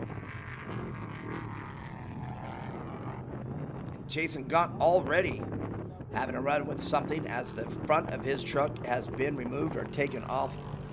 So I'm wondering if there was an issue early with the truck. The 61-ton 20 of John Walton out of Sparks, Nevada. And that lovely, very well-designed Armada engineering truck. And now you can see the truck's already bunching up. I didn't think this was going to happen this soon. But already, before completion of the first lap, the faster guys are already catching what appears to be some of the drivers that have not been able to find their stride on this Prim, Nevada circuit right here behind the old Buffalo Bills.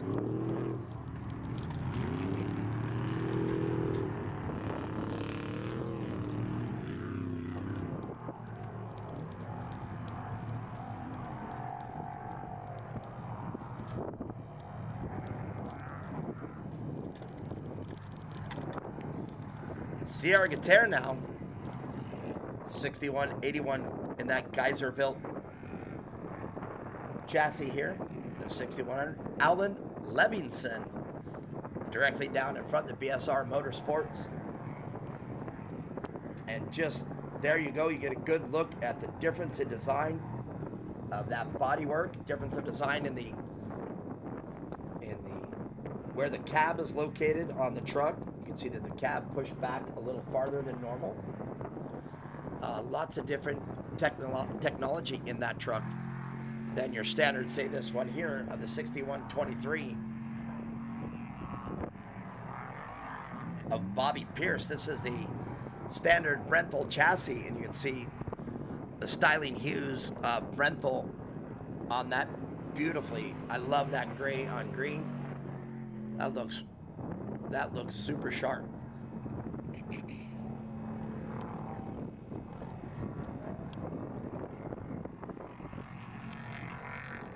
And the 6108 truck of Chad Dorman started it all as we look at the 6155 truck driven by Kirk Harkley.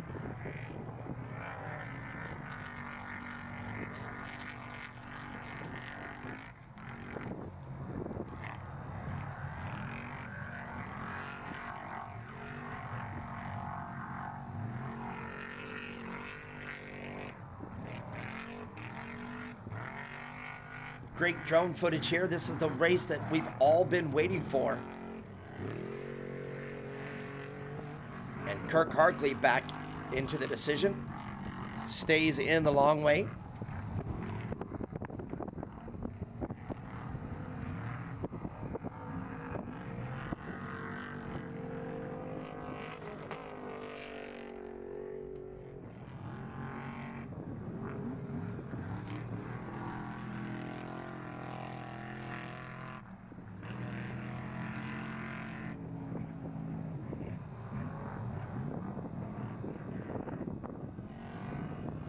And LD Smith now getting his screen time.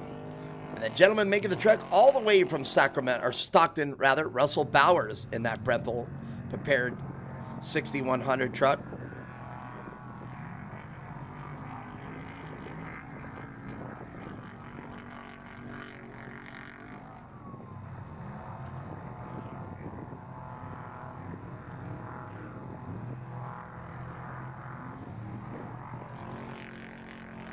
Kirk Harkley in the background and Russell Bowers in the foreground. And no, that was not Kirk Harkley. That was the truck belonging to John Walton out of Sparks, Nevada. There it is again as he makes the decision.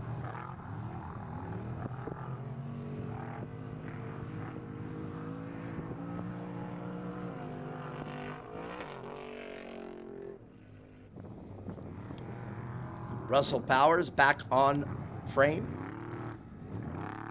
coming out of the infield headed north. And you can start to see all the trucks starting to spread out. An 8-mile circuit. And with 16 trucks out on this course, you pretty much can see something in every single corner. Chad Dorman there in the foreground.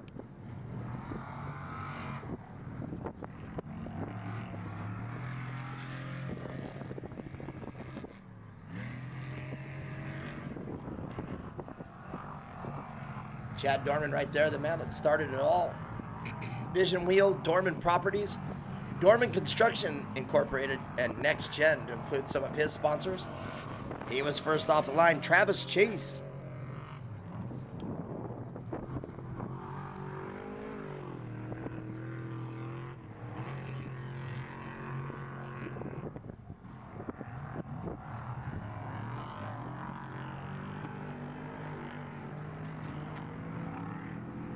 Sitting here trying to get all these numbers organized. And Jason Gaunt.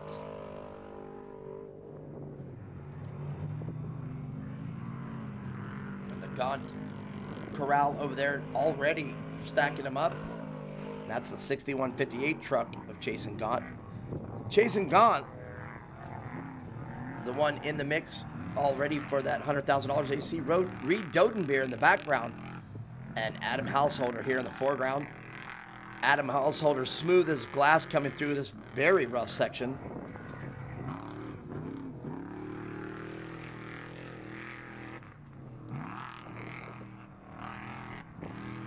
But Adam Householder making it look easy in the 6139 truck.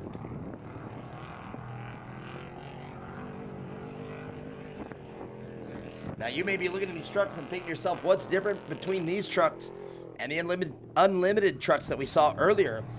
Well, these are basically the exact same chassis that you see in an unlimited class. But if you were to dig a little deeper, these trucks, they have the power plant of a spec engine. They all are running one of 3 choices of engines.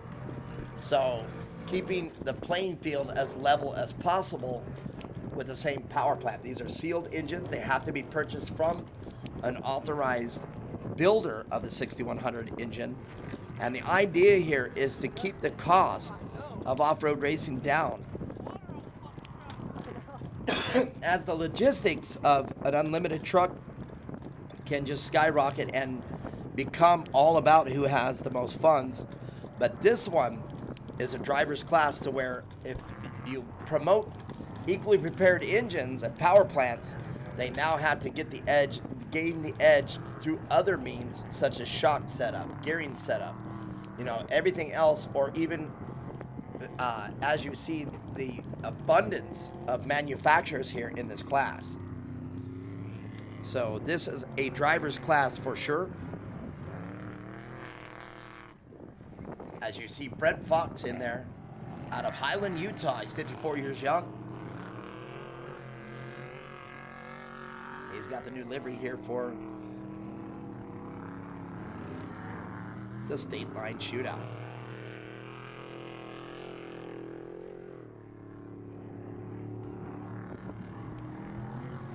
There's a beautiful shot of Brent Fox finding the fast way around that turn. Alan Levinson now, the BSR Motorsports Armada built chassis.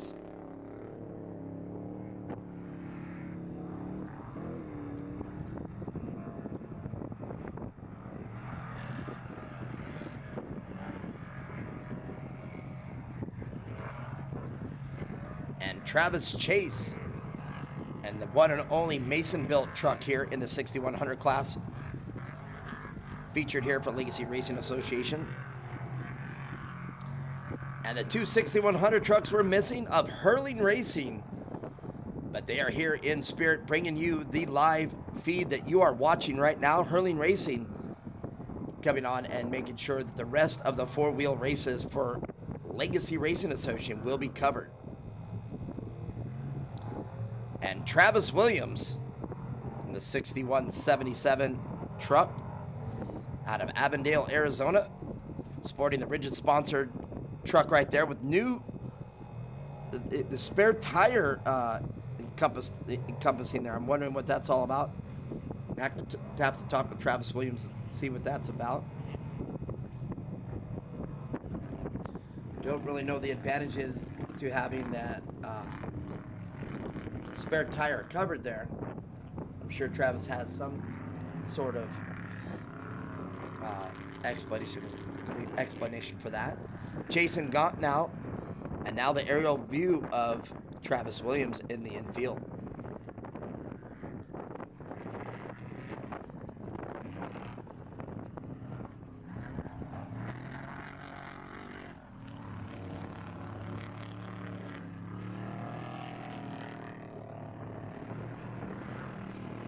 And look at this. The spectators now really crowding under those Vision Canopy Legacy Racing Association canopies out there. And you can see them withstanding the wind. The wind has definitely picked up, but doesn't seem to be taking the dust with it. If you look at the flags there on the course, they're really blowing, but does not appear to be taking the dust away in a hurry.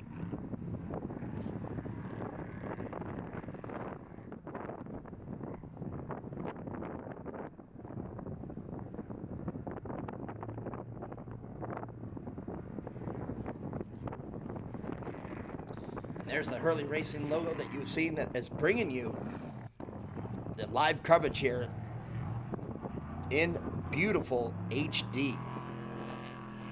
If you got a fast internet connection, you can enjoy the same picture that I'm watching here in the studio in Chandler, Arizona. I've been stating it all day that we're in Gilbert, and apparently my compass is not working too well because I don't believe Gilbert starts until Mesa Drive or even Gilbert Road. So I was a few blocks off. So we're in Chandler. Just as I told the producer here and the director here in the studio, I said, boy, I'm just a fountain of mistakes today. So Andre Lauren now in that beautiful Motul sponsored 6184.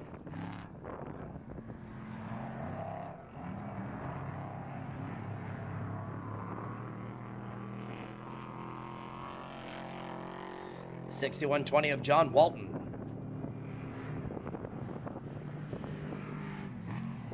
And a lot of strategy here because I'm very certain that the drivers had to start to think about that there's going to be 16 trucks out on the course at once.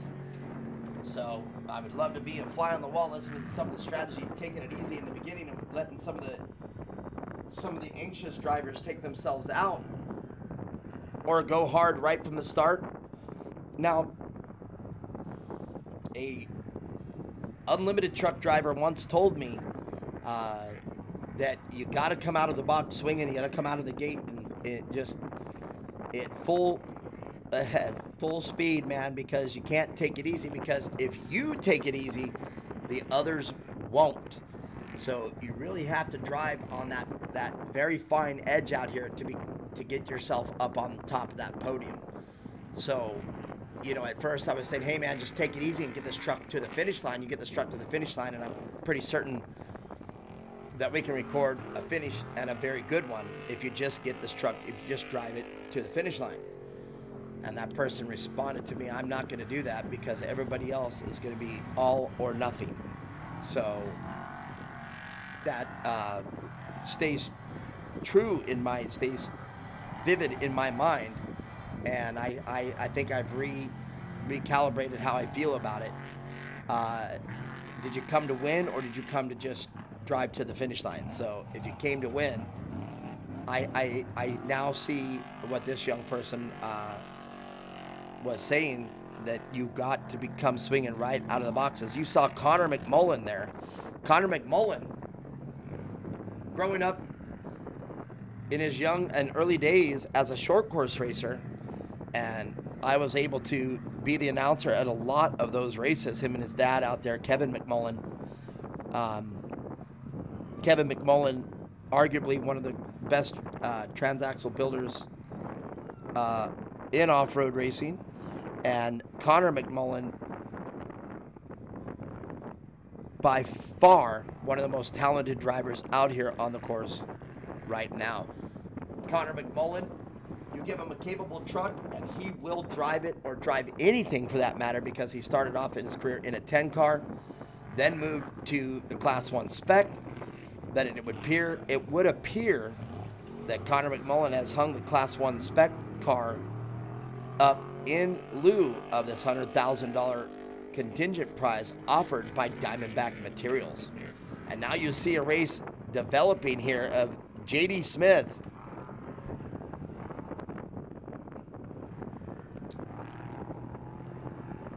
and John Walton, or L.D. Smith rather.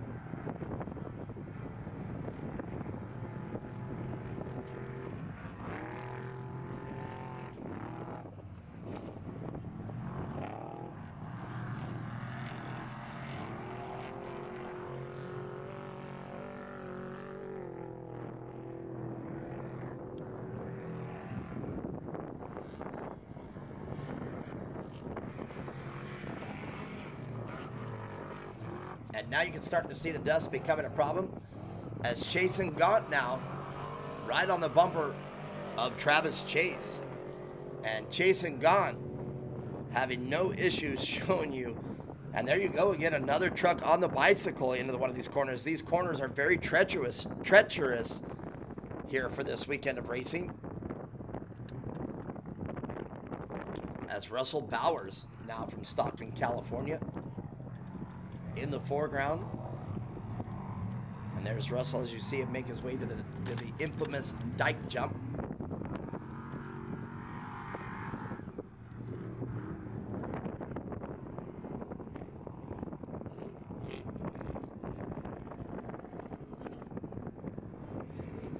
As we see Chad Dorman negotiating this corner here.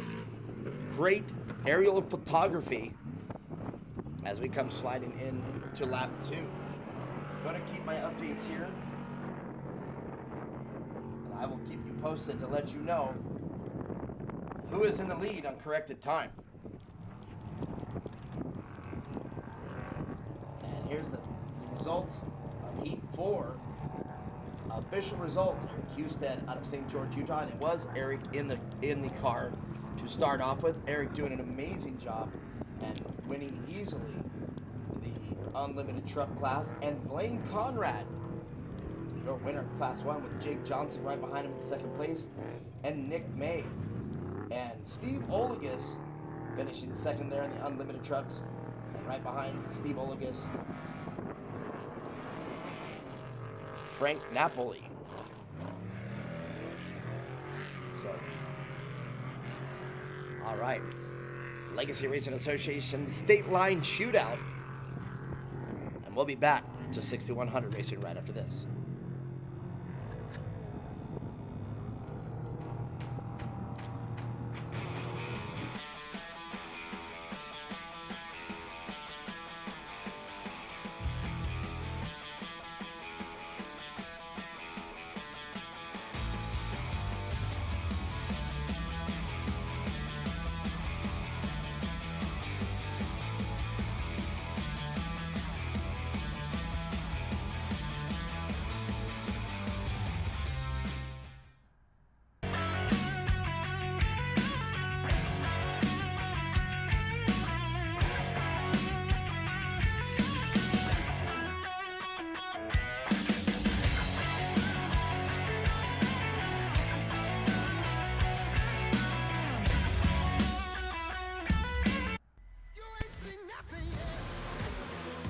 I got that right turn. We're good.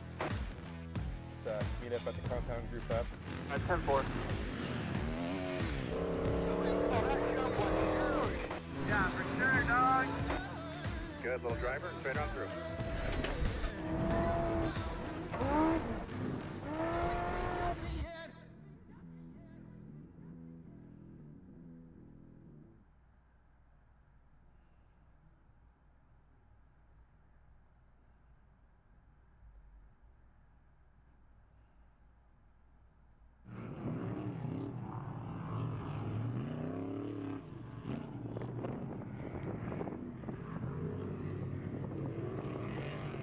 Back to live racing action, brought to you by Hurling Racing and Fusion Off-Road.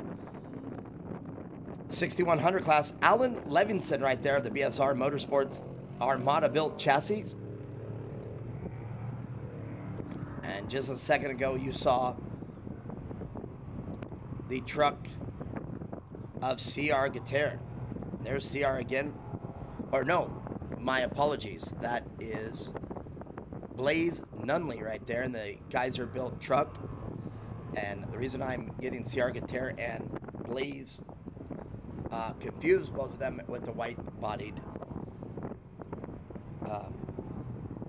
Geyser built trucks. So very easy to not be able to distinguish between the two of them.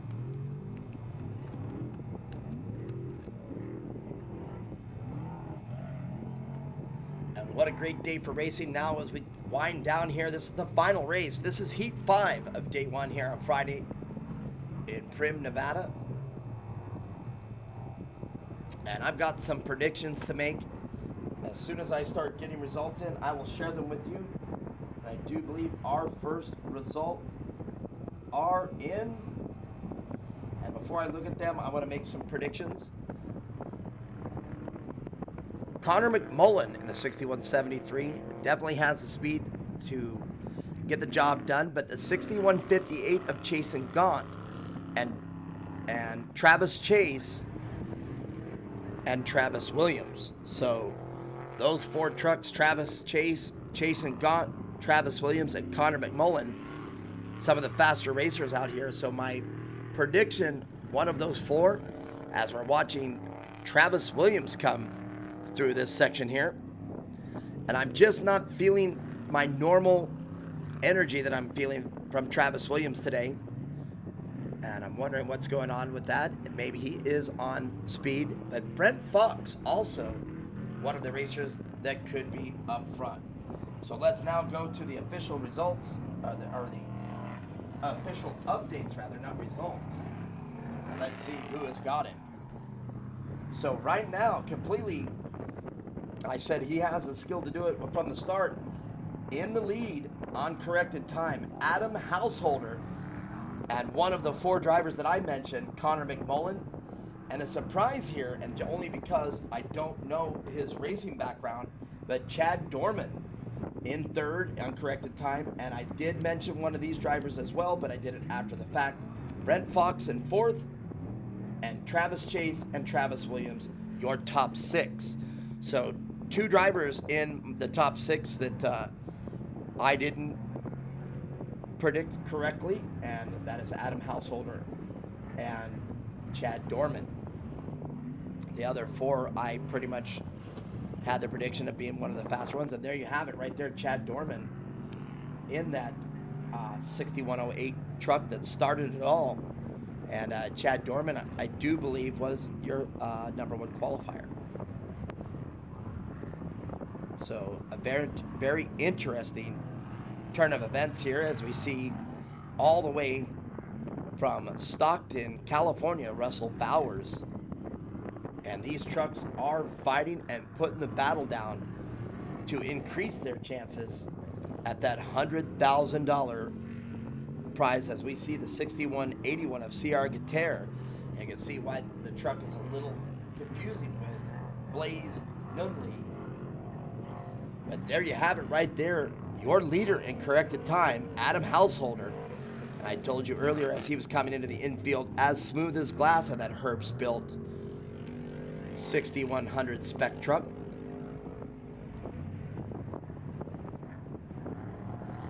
And Connor McMullen a little sideways there.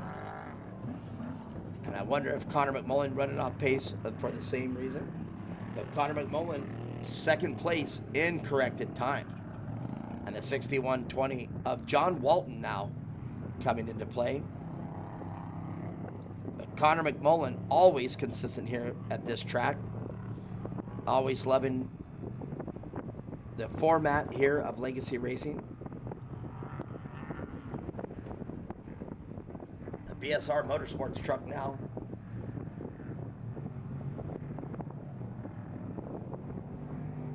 And now you can see the wind starting to play a factor in making sure that that dust gets swept up and out of the way. A beautiful 89 degrees there in Primm, Nevada. With that wind, I bet it's just a beautiful, beautiful day in Primm, Nevada. But I'm here in the studios in Chandler, Arizona.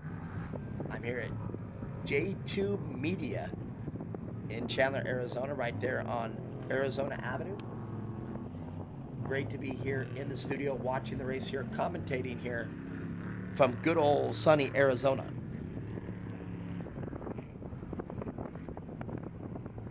So Brent Fox, as I said earlier, having the skill to get it done. Last update, 4th place on corrected time.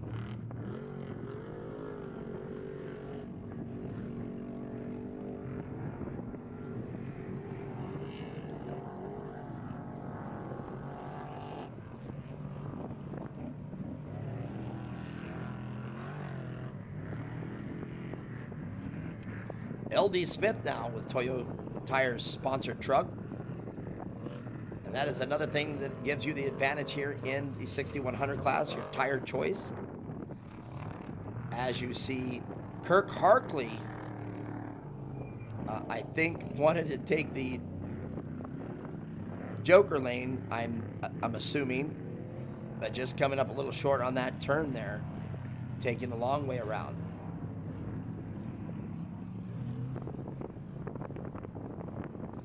This is going to be a class where every second counts, so probably costing him a few seconds there.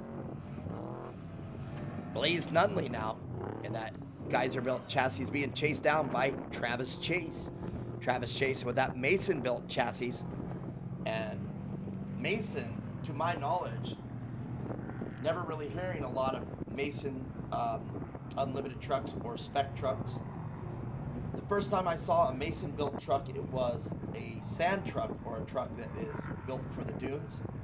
But now, if I am correct, the Mason truck now one of the newest trucks to hit the manufacturer's deal here. So Travis Chase doing a great job with that Mason-built truck. 6195 all the way from Stockton, California, Russell Bowers. And Russell Bowers out here and that Bremfel-built truck.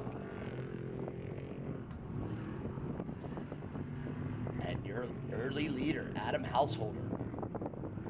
And Adam Householder now, uncorrected time ahead of Connor McMullen. But if Connor McMullen bridges that gap in between them, Connor McMullen can reel in Adam Householder. And if Connor McMullen continues to pick up a few seconds here, as I told you, though, do not count out Brent Fox, and do not count out Travis Williams. Your top 5 or 6 racers were the ones that I thought would break away with a couple surprises in there. Chad Dorman, 6108.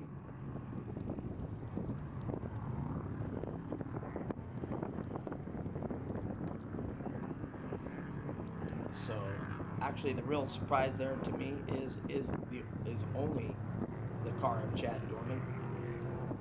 Adam Householder, as I said right off the start, definitely has the skills to get that truck up front and take a win here at the State Line Shootout. Hurling Racing, making sure that this live track feed coming to you crystal clear as we see Connor McMullen come into the picture here. And Connor McMullen, very smooth on his turns. Can he reel in the speed and consistency of Adam Householder? If anybody's going to do it, it is young Connor McMullen. As I told you, his racing background, short course racing. So this circuit right here, the Legacy has prepared, is right up his alley. And definitely fits his certain skill set. As we watch Brent Fox there do a great job at keeping that truck in the groove and on track. Jason Gong in the background. And chasing well off the leader's pace. And maybe that had something to do with why his the hood is missing.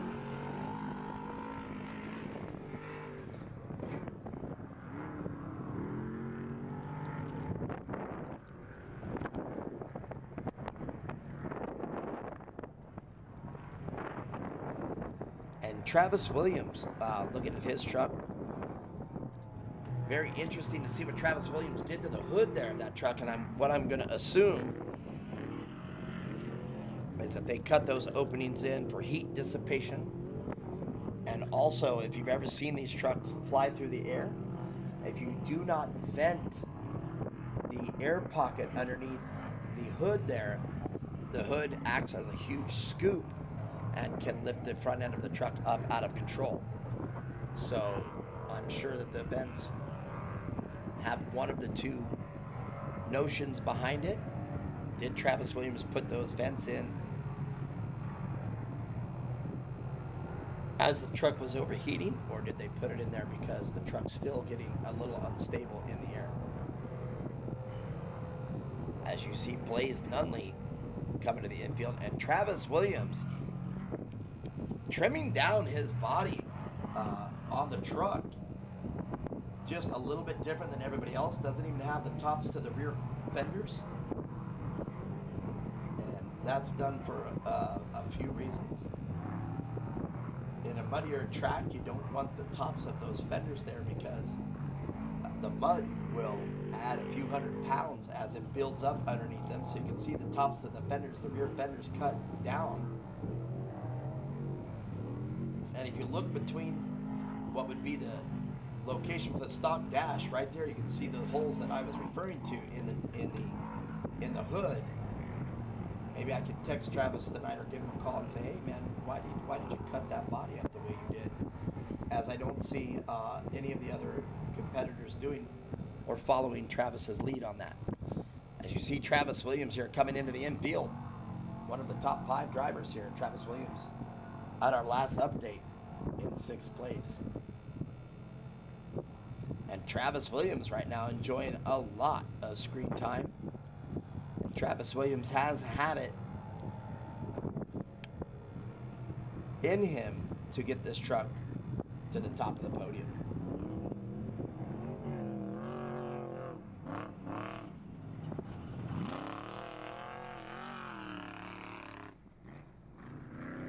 And I'm just loving the aerial footage here, and one of the great things that I've been doing here in the studio is paying attention to how close the other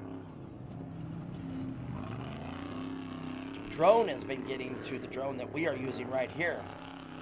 And there you can see it there at the top of the screen.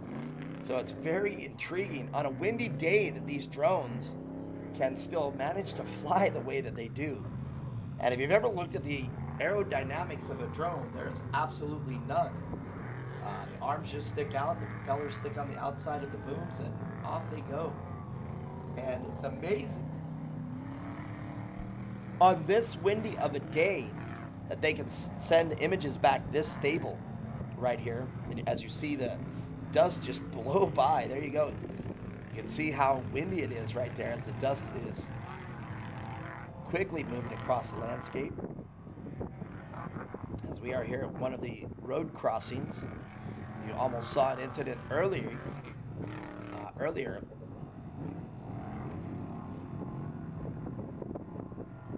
As we see the truck belonging to Andre Lauren. And we've got a truck a little sideways. That's a CR Guitar entry. And it looks like there's something a little bit more wrong with that truck. So CR Guitar probably going to retire as he gets out of the way of the other racers on the infield here of the short course portion of the circuit. As we go back to Andre Lauren and that beautiful graphics on that truck right there, the Motul. That is a very European design. He had the same colors last year at the same event. Alan Levinson also with the same body. And just as you notice a little bit, you can see a little bit of damage there, which will now start to display a little bit different building style. And that Armada chassis, different from the Geysers and different from the Brenthal. And you notice I'm using the word different, to each his own, as Brett Fox now comes into play. Love seeing that brief glimpse of the drone taking off or landing. Very interesting shot there. And this here is the landscape going on right now in Primm, Nevada, as the 6100 trucks are simply putting it down right now. Kirk Harkley, I'm feeling the new black and white. Definitely a change of color for him is his black and green. But the man that started this off right there is 6108. And I do believe he was your fastest qualifier, Chad Dorman. Chad better his results here as we reach the halfway point. A big shout out to all the people at Turn 2. Natalie there helping me and keeping me updated. She's at the track and actually sending me the updates so I can keep you updated. And here is our leader as of last update. This is Adam Householder.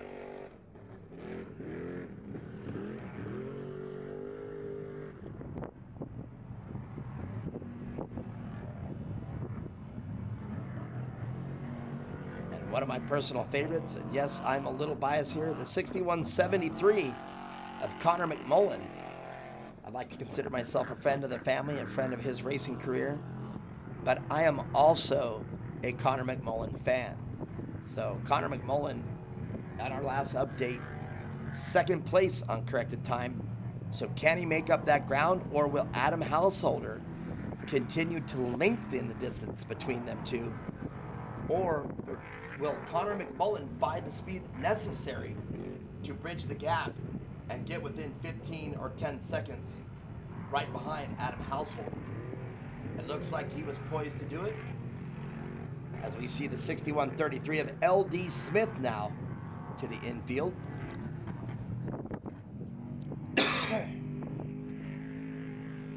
And here we are, Adam Householder, and you can see the 6108 truck, Chad Dorman.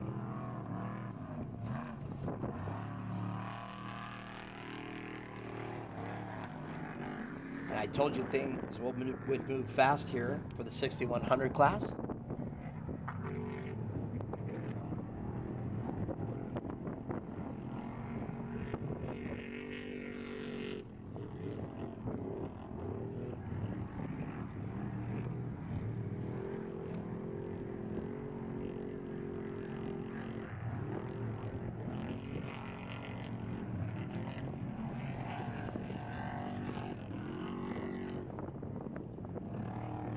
There's the 6173 of Connor McMullen now back in the frame.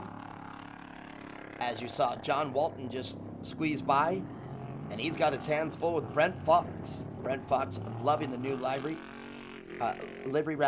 and Brent Fox from his normal silver and red now incorporating the blue, red, and white in there, and just loving that. And I'm loving the new livery from Kirk Harkley as well.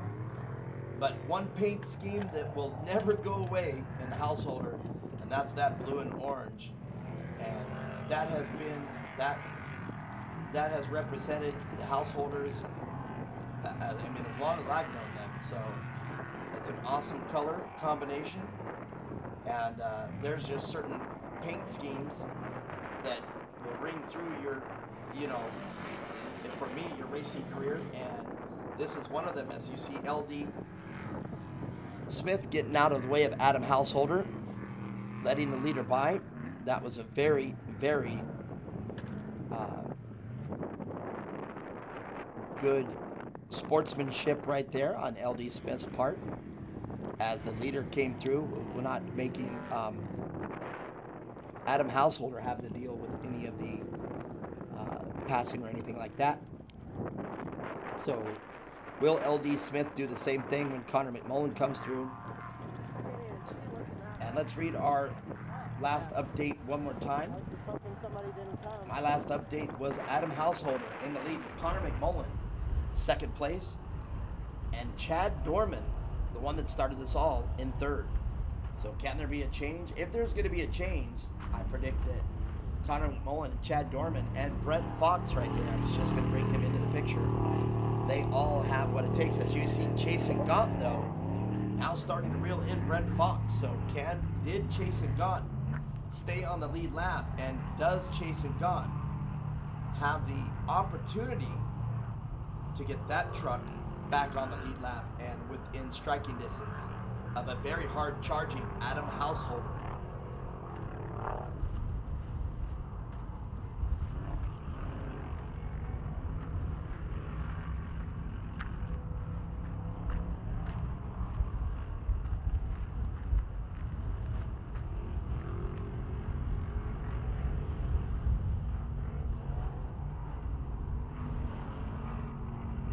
Great coverage of Brent Fox there. And I love now that you can see that dip going into the infield there. This is the long way around at the Joker lane. And this would appear to add easily 10 seconds to your lap time. As Blaze Nunley now coming in that beautiful Geyser-built chassis. Rick and Jeff Geyser out here in Arizona. Been building unlimited trucks for as long as I've been in desert racing. I have always seen the Geyser Unlimited truck as setting the standard and keeping it. And at any given race, I would say that the Geyser trucks still dominate the landscape here in the unlimited trucks. But one that definitely goes without saying coming up through the ranks, the Brenthel built chassis out of California, Jonathan Jordan Brenthel, and you can see a lot of them here, but not to be taken lightly with the Mason right here, driven by Travis Chase. And Travis Williams, I do believe as well, with a Geyser. Travis Williams, indeed, that is a Geyser built chassis. And again, if you're just joining us, you may be wondering, what is the difference between a 6100 truck and a full-blown unlimited truck? Well, in the chassis and in the design of the truck, there is absolutely no difference. But in the drivetrain, a completely different story. In the drivetrain, these teams have the option to choose, I think, between 3 or 4 different engine packages that try to level the playing field. So I could be wrong in the 3 or 4 area. That could be more, maybe only more like 1 or 2. So what the idea is there is to keep the cost of racing down and to keep the competition edge a little higher. So competitive edge here belongs to the drivers and not so much to the team that can spend the most money and have the logistics and the fastest engine and the best shocks and the best everything. You know, leveling the playing field in the drivetrain department, that brings a lot of costs back to, I guess, as normal as you could possibly get. And that would be why Diamondback Materials has come in and they saw that the 6100 class was going to be the premier class. Diamondback Materials offering a $100,000 contingent plan for the winners of the 6100 class. As you see, Travis Williams, he will definitely make every single Legacy Racing Association race for the year and definitely put his bid towards that $100,000 offered by Diamondback Materials. And this is crazy for me to see that part of the course right there, that landing strip, if you will. That is the landing strip. If you're taking the infamous dike jump here at Prim, they normally come over that dike jump from the other direction and sky off that thing at more than 100 miles an hour. And if they make it there, you can see right there where the dust is up by the logos, you can see that is the dike jump. We normally come from right to left there. And if you make it from the dike jump all the way to right there to that power pole, I think they figured out that that's over 100 feet. And you can see some of the measurements here left from previous races here in Andre Lauren now, and I love Trophy Tractor and all the operators here trying to keep the dust down with 16 trucks out on the course. I did count them, but Trophy Tractor, as you see the graphics on the screen right now, running the tractors here, keeping the course as groomed as they can, and trying their best to keep the dust to a minimum as 17 trucks tear it up here at this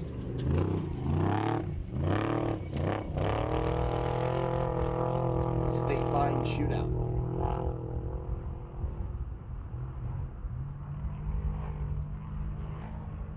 Alan Levinson finding his way to get a lot of screen time there.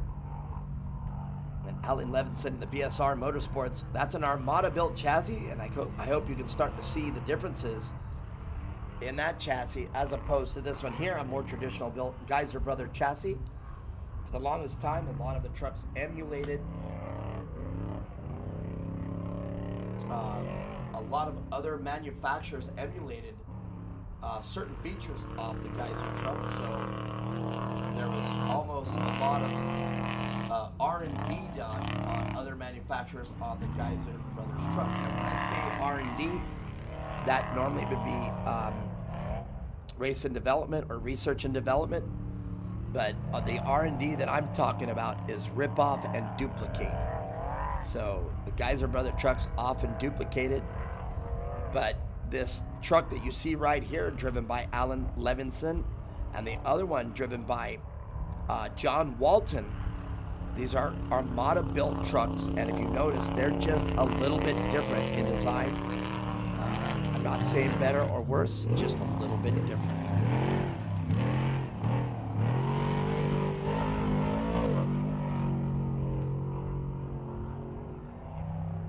So more than likely beyond the halfway point, I'll keep you updated and let you know who is up in front. Our last result, Adam Householder out in front with Connor McMullen right behind him. And this one right here, Chad Dorman. And Chad Dorman now starting to shed some skin off his fiberglass body. And I'm wondering if that was a pass made or if that was some other obstacle contact. And you can start to see the ruts really developing out on the course. And this can be good and this can be bad. If you can stay in the groove, or what I like to do is slightly out of the groove, keep the tires up on the incline of the grooves, if you would, or do you climb out of them? But right now, Chad Dorman enjoying a lot of screen time. Here it is, the Adam Householder truck, your early leader here. Can he maintain this lead and this pace?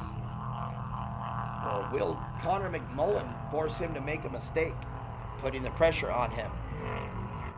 In a short course race like this, in a shorter circuit, the radios become something, as you see Connor McMullen now. And I don't think Connor McMullen is within the 30-second lap time, but I could be wrong.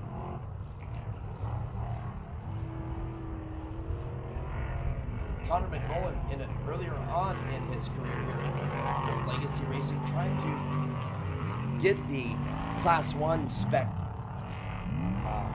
class off the ground, came here, and I do believe last year Connor McMullen overhauled this race course in that same Class 1 spec car.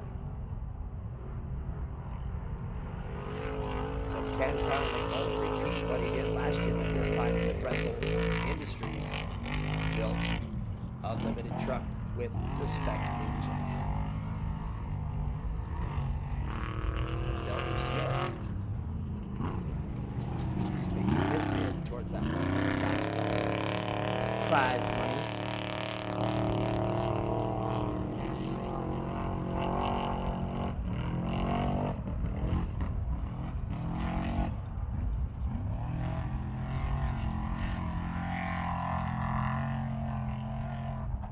Kirk Hartley looking like he's been able to remain unscathed. That truck looking almost as clean as it did when it started, except for the body there. No body panels flying. Two major Alan Levinson there in the Armada built chassis.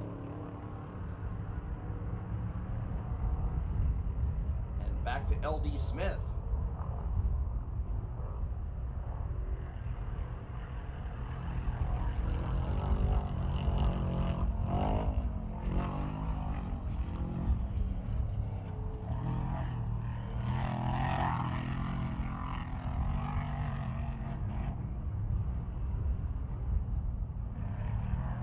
Jason Gunt now on the back bumper of Brent Fox. There's Jason Gunt, and I'm really excited to get our next. Jason Gunt now getting around Brent Fox. Brent Fox definitely showing that sportsmanship that we were talking about and moved over to let Jason Gunt by. Now, if Jason Gunt is on the lead lap, Brent Fox, last update that I had on Brent Fox, he was 4th on corrected time. So if Jason Gunt is on the lead lap, that's going to move Jason Gunt up to the top 3 or top 4 and move Brent Fox down to 5th. So that also depends on where the man you just saw, Travis Chase, where's he at in the standings.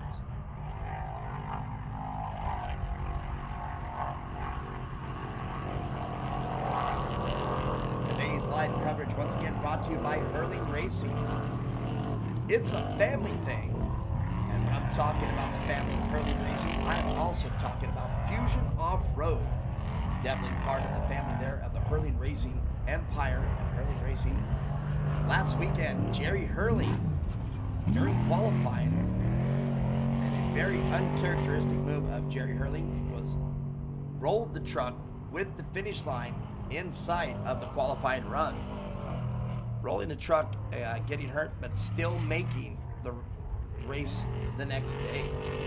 Ended up racing, getting on the podium, and he said, man, I am really beat up. You're going to see one of the cars launch into the infield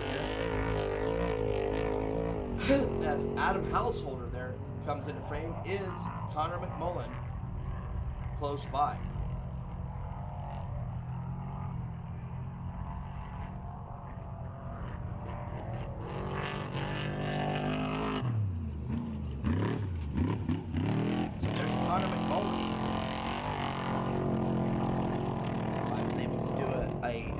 Lap time on him, and I would say that Connor McMullen is within 20 seconds of Adam Householder, so we might have a lead change.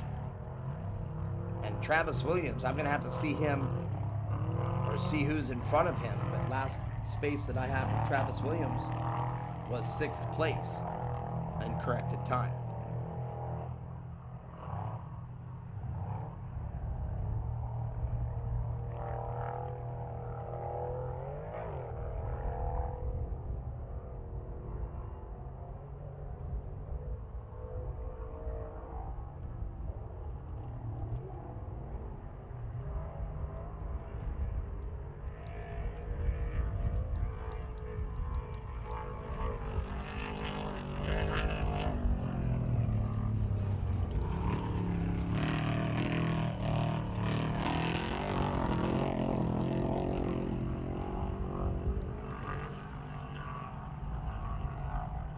Trophy Tractor,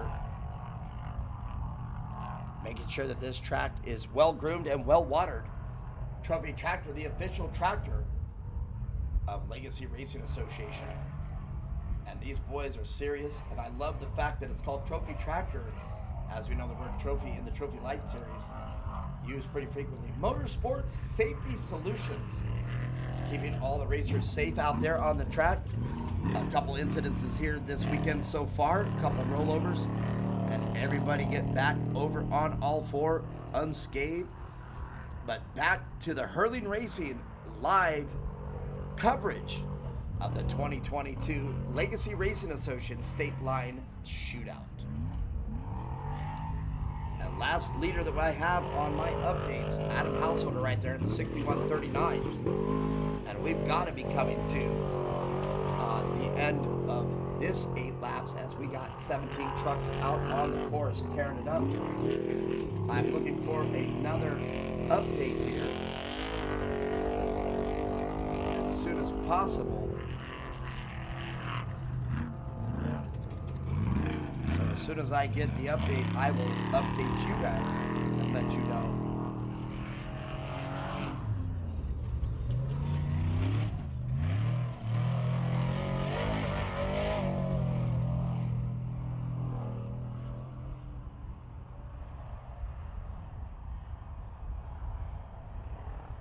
So as soon as I know, I will let you know.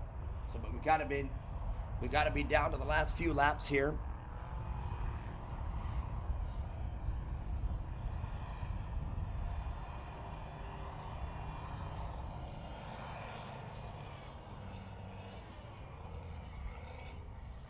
And here we see Andre Lauren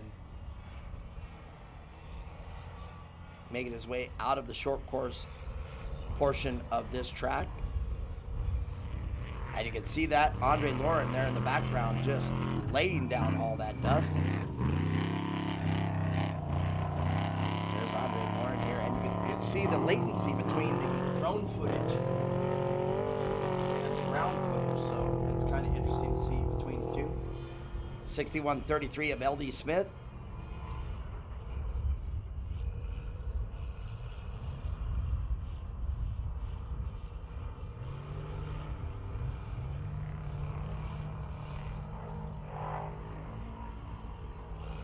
And Alan Levinson now will take his run at the Joker lap. You only get to use the Joker one lap of your 8 laps that you have to do. As I said, I'm in some of these classes, I think there's an advantage of another 10 seconds, 10 to 15 seconds, as Kirk Hartley comes in. Jason Gaunt well off the groove there. Jason Gaunt, I just don't know where he's at today. In other words, I haven't seen him on our last update. Front of his truck's missing. Got around Brent Fox though. So I was trying to say if he's on the lead lap. But now you can see Jason Gaunt just pulling off the course entirely.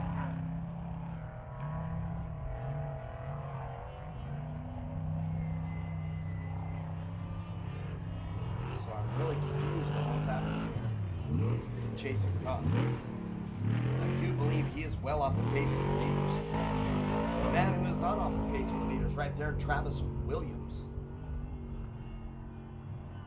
Out of Avondale, Arizona.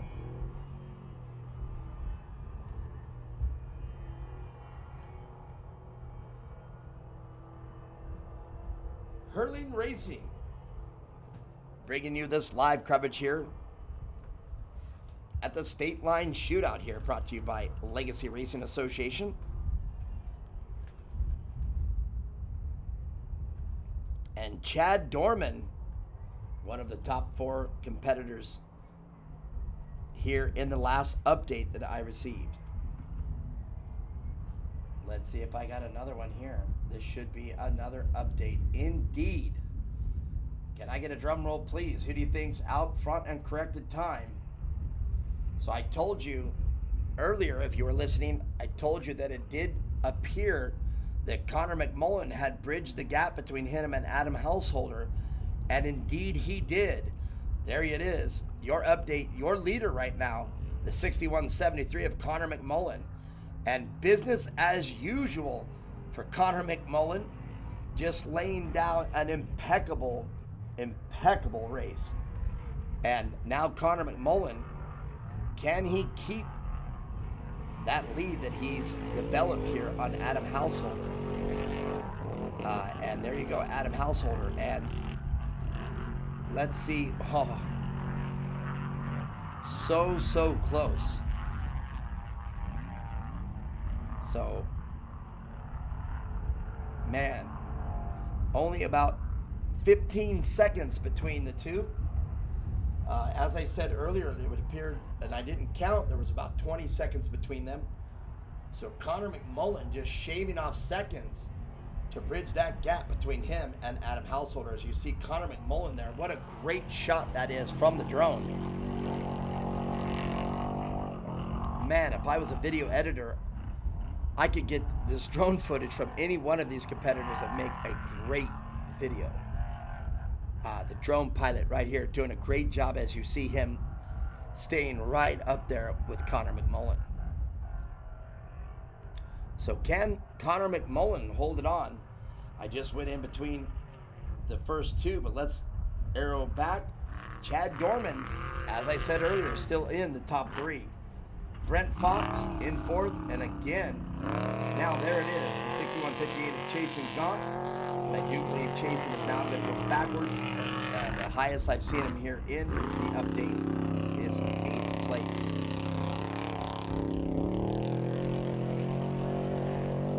And Alan Levinson in 9th, right behind Chasen Gaunt, but I do believe now with Chasen pulling off the course and losing some time, that's going to drop Chasen down and Allen up. So Allen and L.D. Smith and Andre Lauren, they're going to move up a couple spaces. But Travis Chase in 5th and Blaze Nunley rounded off the top 6.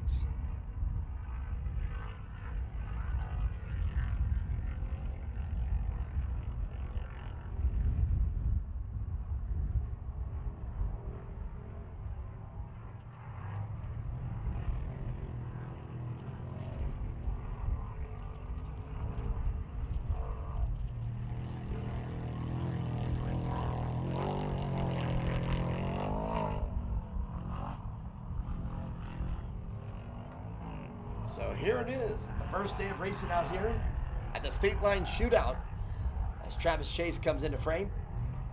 And Travis Chase here on this final update in 5th place. So here as we wind down, it could still be anybody's race here in this dash to the end as Brent Fox now catching up with Kirk Harkley. And Brent Fox in his last report in 4th place. And Brent Fox there easily catching Kirk Harkley.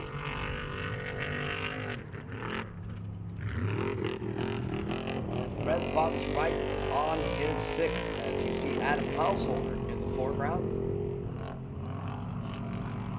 But going to be right behind Adam Householder is going to be that 6173 Brenthal Industries 6100 truck as you see Blaze Nunley taking the Joker. And Brent Fox will make his way around Kirk Harkley as Kirk Harkley getting out of the groove. You can hear Brent Fox coming up behind him and said, hey man, I'll get out of your way.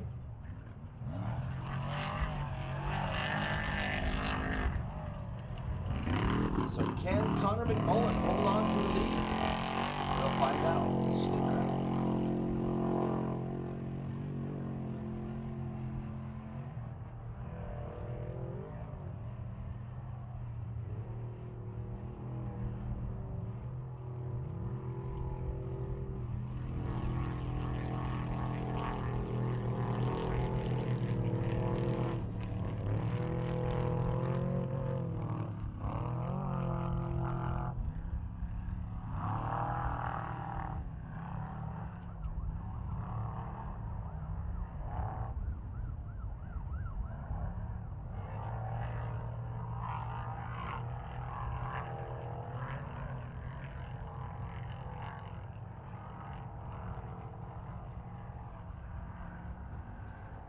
So just by an observation, the wind there has got to be really, really strong today. Travis Williams now, in fact, where was Travis Williams here on my last update? Travis Williams down to 7th place, well off the pace.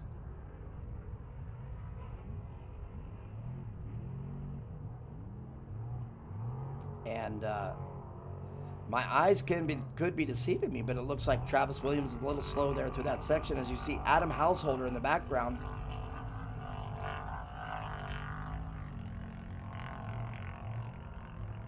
And a man that's not having any issues as you see the difference in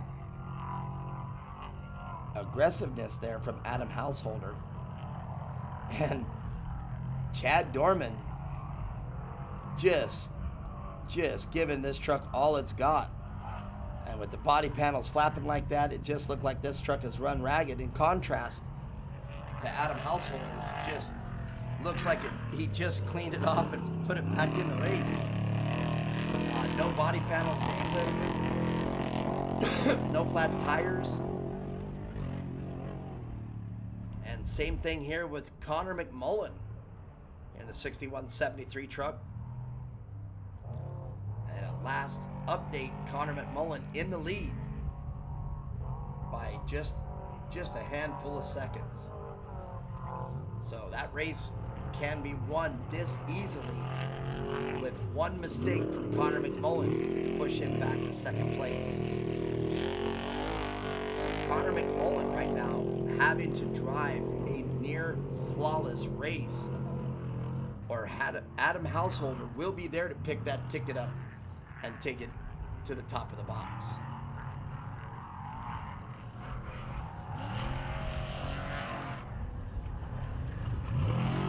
Once again, a special thanks to Hurling Racing. Hurling Racing making sure that this live coverage of the 2022 State Line Shootout is going to happen. And also, I have to remind everybody that we are going to be broadcasting live every single four-wheeled event that we have for the rest of the year. All right, here is probably going to be our final update here before we talk to the winners. Connor McMullen still out front with no change to the top three. Connor McMullen out front on corrected time. Adam Householder and Chad Dorman with Brent Fox in fourth place. So once again, this is probably going to be our final update. And let's see, has Blaze Nunley now on the move. Blaze Nunley up to 6th, and Travis Chase up to 5th. So any one of those trucks in the top 6, any mistake could change the finishing order. And as you see, Adam Householder with a great line there coming back into the short course portion of the track. LD Smith, let's see where he's rating, 11th place on corrected time.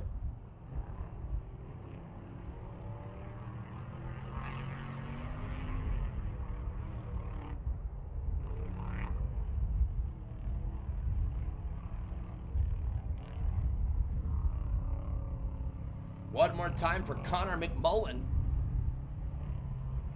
And Brent Fox having a great day in fourth place right now with my last update of the race. And we're going to be talking with the winner here shortly, as Connor McMullen showing you his short course skills on that dried up course that he has a lot of laps on from being the short course racer that he is, as he goes into the rhythm section almost flawlessly, navigating through it, going wide. So can Connor McMullen hold it together and get the number 1 position on top of that podium?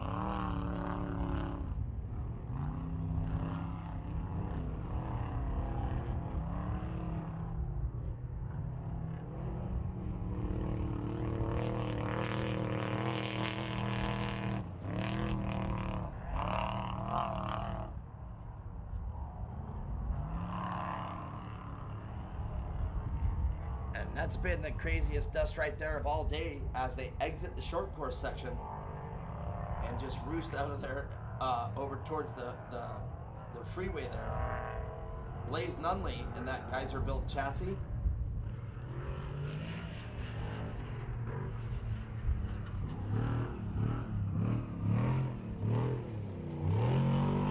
Connor McMullen makes his way through finish line. So as I said, our final 2 updates. See if we can get one more. Noah, this is probably going to be the final one. Connor McMullen with about a 15-second lead.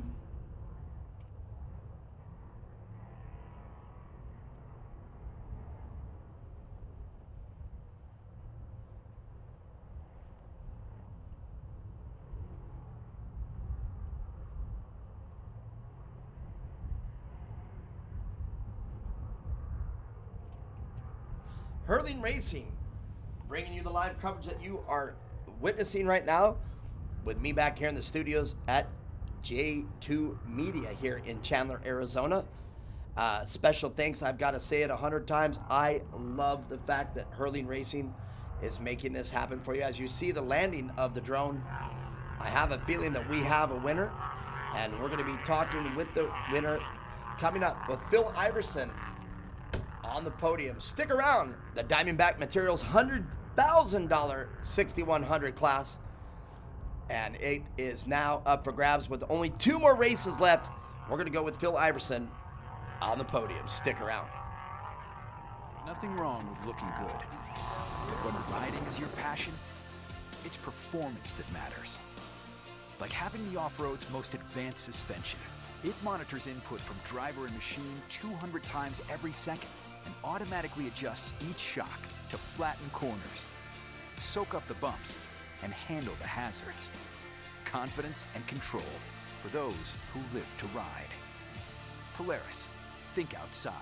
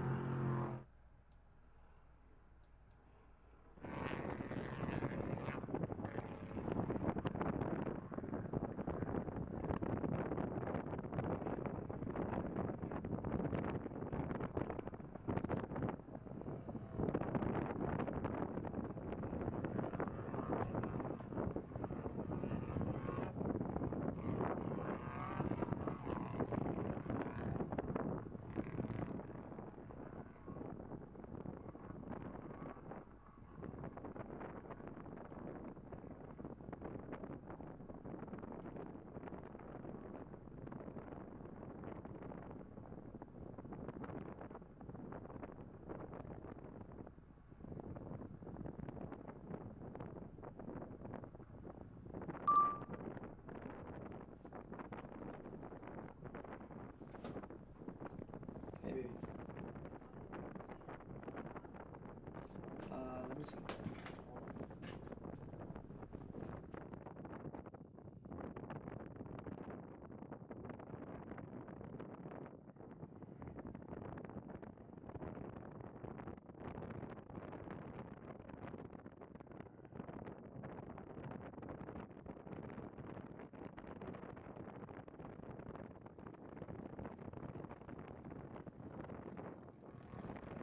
Gonna be pulling up with this.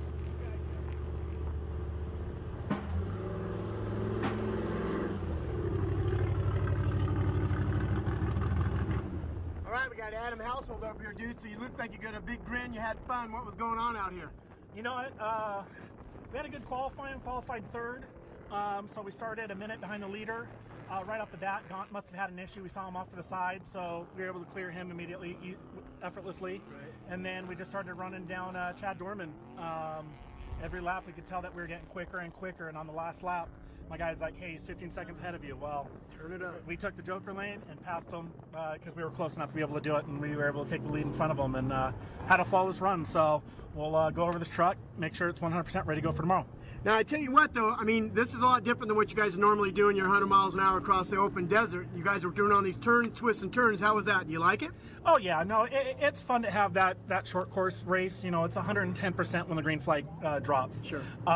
It is difficult. You can't relax. If you relax, you're going to lose time. So you got to be up on the wheel all the time, the whole race. Well, right on. Who would you like to thank for being out here? I got to thank my team. You know, they work really hard on making sure this truck is flawless. My dad, you know, this is his truck. He allows me to drive it.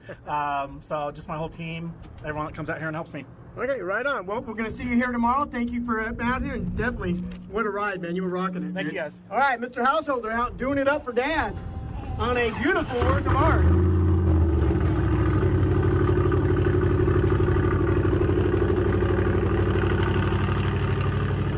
So, once again, guys, you got the Householder coming out here, and this guy definitely made up a lot of time out here, and I told you, the 6100s, they smelled blood in the water when the Gaunts had a breakdown. So I tell you what, Gaunts had issues, and everybody capitalized on it. So I'm not sure officially what's going on, but we'll let you know as soon as we find out. We got more races coming up right now, guys. Get 'em all.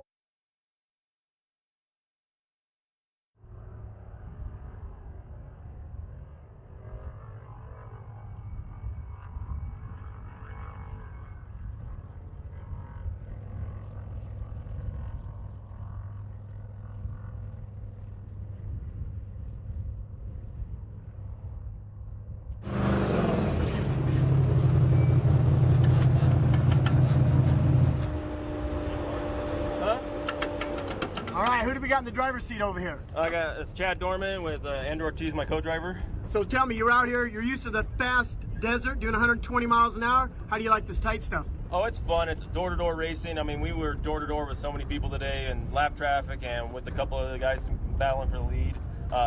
Great race. Donald, Christy, and Liz put on a great race out here. It's really flowy. It works really good. Yeah, it's awesome. It's able to pass, which is nice. You're not stuck in a single track.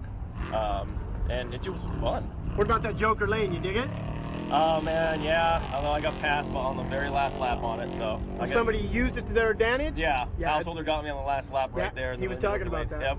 So next tomorrow you're going to have to put that in a different way or figure out how to better use it? Yeah, our strategy is going to be a little different tomorrow Awesome. for it. We took it, I think, 2 laps too early instead of saving it for the last lap. We were talking about saving it for the last lap, and then we're like, oh, we'll do it early because we had, get it out of the way. But, it kind of bit us, but tomorrow might be different. Absolutely. So who would you like to thank while you're out here? All my sponsors, my dad, my crew, Andrew for the prep, Tucker for all the little magic buttons he puts on here and all the things he does, Gaunt Motorsports, BFG, Alltech Motorsports for the shocks, Vision Wheels, Sign Pros for making us look pretty. Well, I don't know if it looks pretty anymore. No, it still looks very good. Don't even worry. My family, my wife for letting me spend all this time out here, and all of our volunteers that help everything. Because without those guys, we're not coming. That's it. We're going to let you get back to the pits. Thank you, guys. We'll see you tomorrow, same time, same channel. Let's have some fun. Appreciate it. Thanks, Be guys. safe.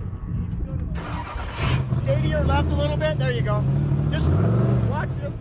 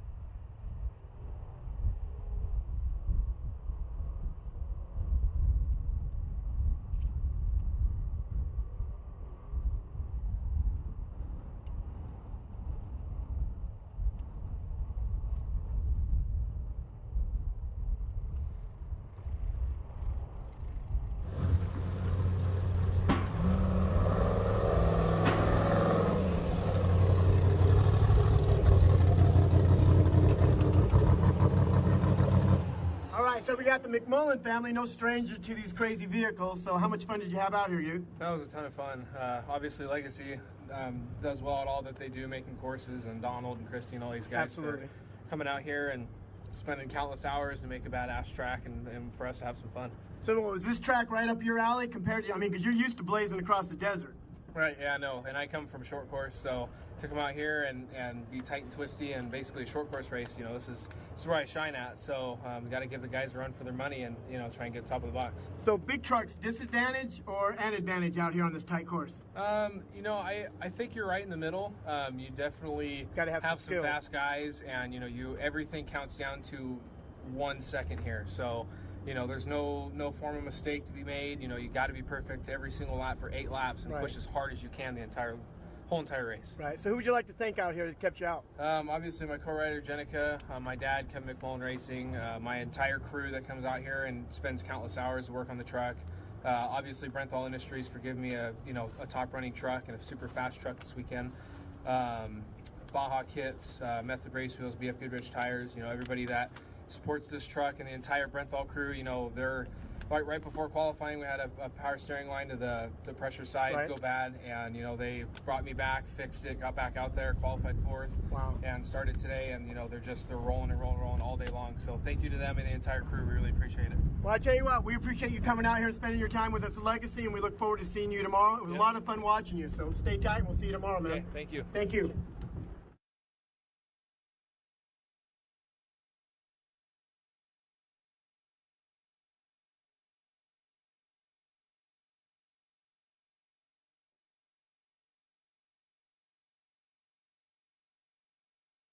I just don't want to have ice cream, please.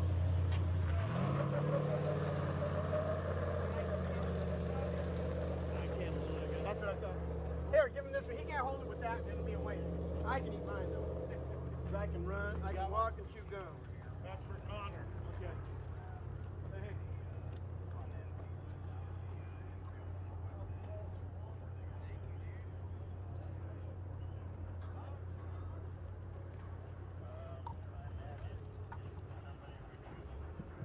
See, if you'd announced like you said you were going, you'd get a free ice cream sounds.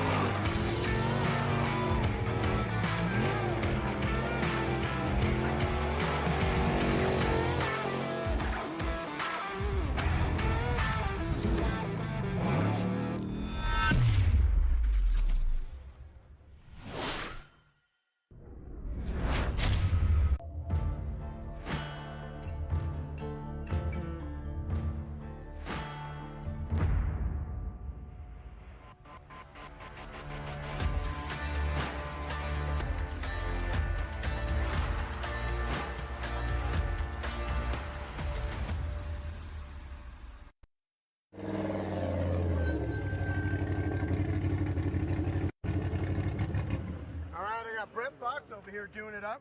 So tell me a little about this track. How much fun was it? You know what? It was a lot of fun. It's pretty intense being that short course like that, and a lot of it they had watered real good, so you could go pretty good until you got into a lapper. So it was an intense day. I think Travis Chase, I think he snuck up from behind and got us. Other than that, we had a fairly decent day. But we live to fight for tomorrow, and it's not over till it's over. So we'll give it hell tomorrow and see where we come out. Well, I'll tell you what, who'd you like to thank out here? Thank Caden. He done a great job over there keeping me going, keeping me in the ruts. Sometimes this truck is a little loose in the back end, and he's getting after me to keep it in the ruts, and calm you down. Helped out a lot. Yeah, it just pushes me, and you get old, you tend to be a little too conservative, so he pushes me, and that's just what I need. That's awesome. We're glad to have you out here. We'll wait to see you tomorrow. I can't wait, man. Be safe, and we'll see you in a little bit.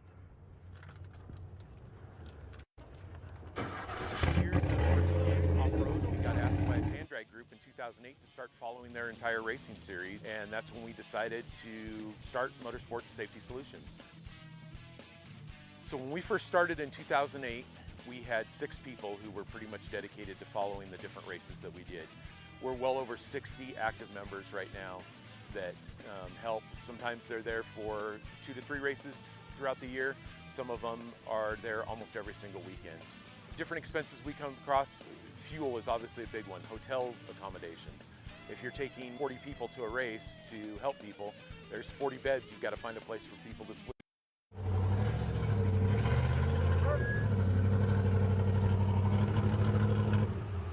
All right, we got Travis Chase out here doing it up, Chase Motorsports. So let me tell you something, Travis. You look good out there today. How did it feel? I appreciate that. Yeah, no, it felt pretty good. We were driving hard. The rougher it got, the better this Mason truck worked. And Absorbed man, it, huh? we've been spending a lot of time on tuning and stuff like that, and I think we finally got it figured out. This truck hauls butt in the rough. Yeah, the suspension seemed to be working. It didn't look like it faded out like a lot of people I was seeing them fade at the end, and you looked like you were still just motoring right along. Nah, the rougher it got, the faster this truck went. It was great. Yeah, Jake, I don't know where he went. He went to talk to his wife or something, but he was on it today. I mean, they did a pretty good job of watering it, but it got dusty pretty good. But man, when we started getting into lap traffic, it made it a little bit difficult. But yeah, we did made quick work of it, and yeah, no, it was a great day. Well, tell me, who you'd like to thank for being out here? Obviously my crew. If it weren't for them, we wouldn't even be here. Brad for doing a great prep job. My parents, my family, my wife and kids for always supporting me no matter what I do. Obviously, all my sponsors, BFG, Ultra, RPI, Baja Designs, and all the little guys from top to bottom, man. We love you guys. Right on. We appreciate you coming out and wait to see you tomorrow, all right? Man, be safe. Perfect. Will do. Thank you.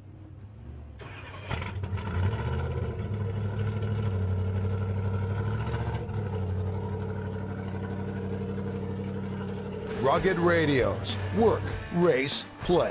Hey Steve, where you at? Experience clear communications through headsets or helmet kits. I'm up on the hill to your right.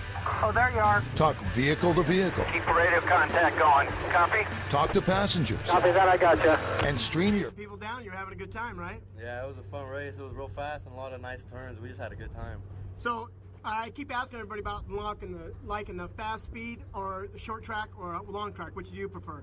I like the short course is pretty fun, but a lot of when you get right behind someone and someone's dust, you just chase them. Yeah, it's fun. Yeah. Who would you like to thank out here? I like to thank my parents and the whole team, Geyser Bros, just everyone for helping us get out here to race. Well, you know what? We appreciate you, and we look forward to seeing you tomorrow, man. Drive safe, and we'll see you later on. Thank you. Thank you.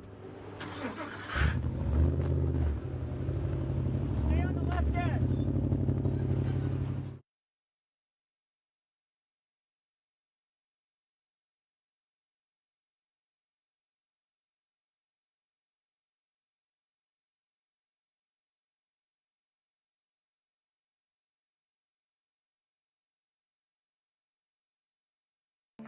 There's nothing wrong with looking good. But when riding is your passion, it's performance that matters. Like having the off-road's most advanced suspension. It monitors input from driver and machine 200 times every second and automatically adjusts each shock to flatten corners, soak up the bumps, and handle the hazards. Confidence and control for those who live to ride. Polaris. Think outside.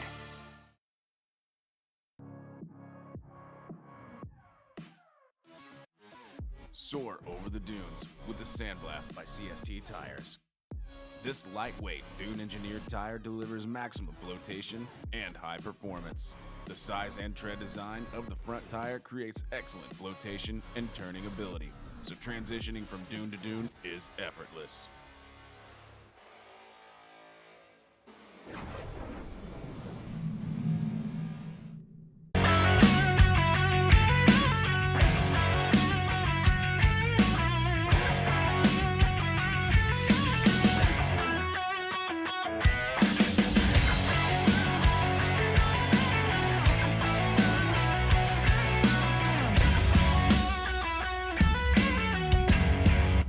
Fastest growing segment for probably the last 10 years.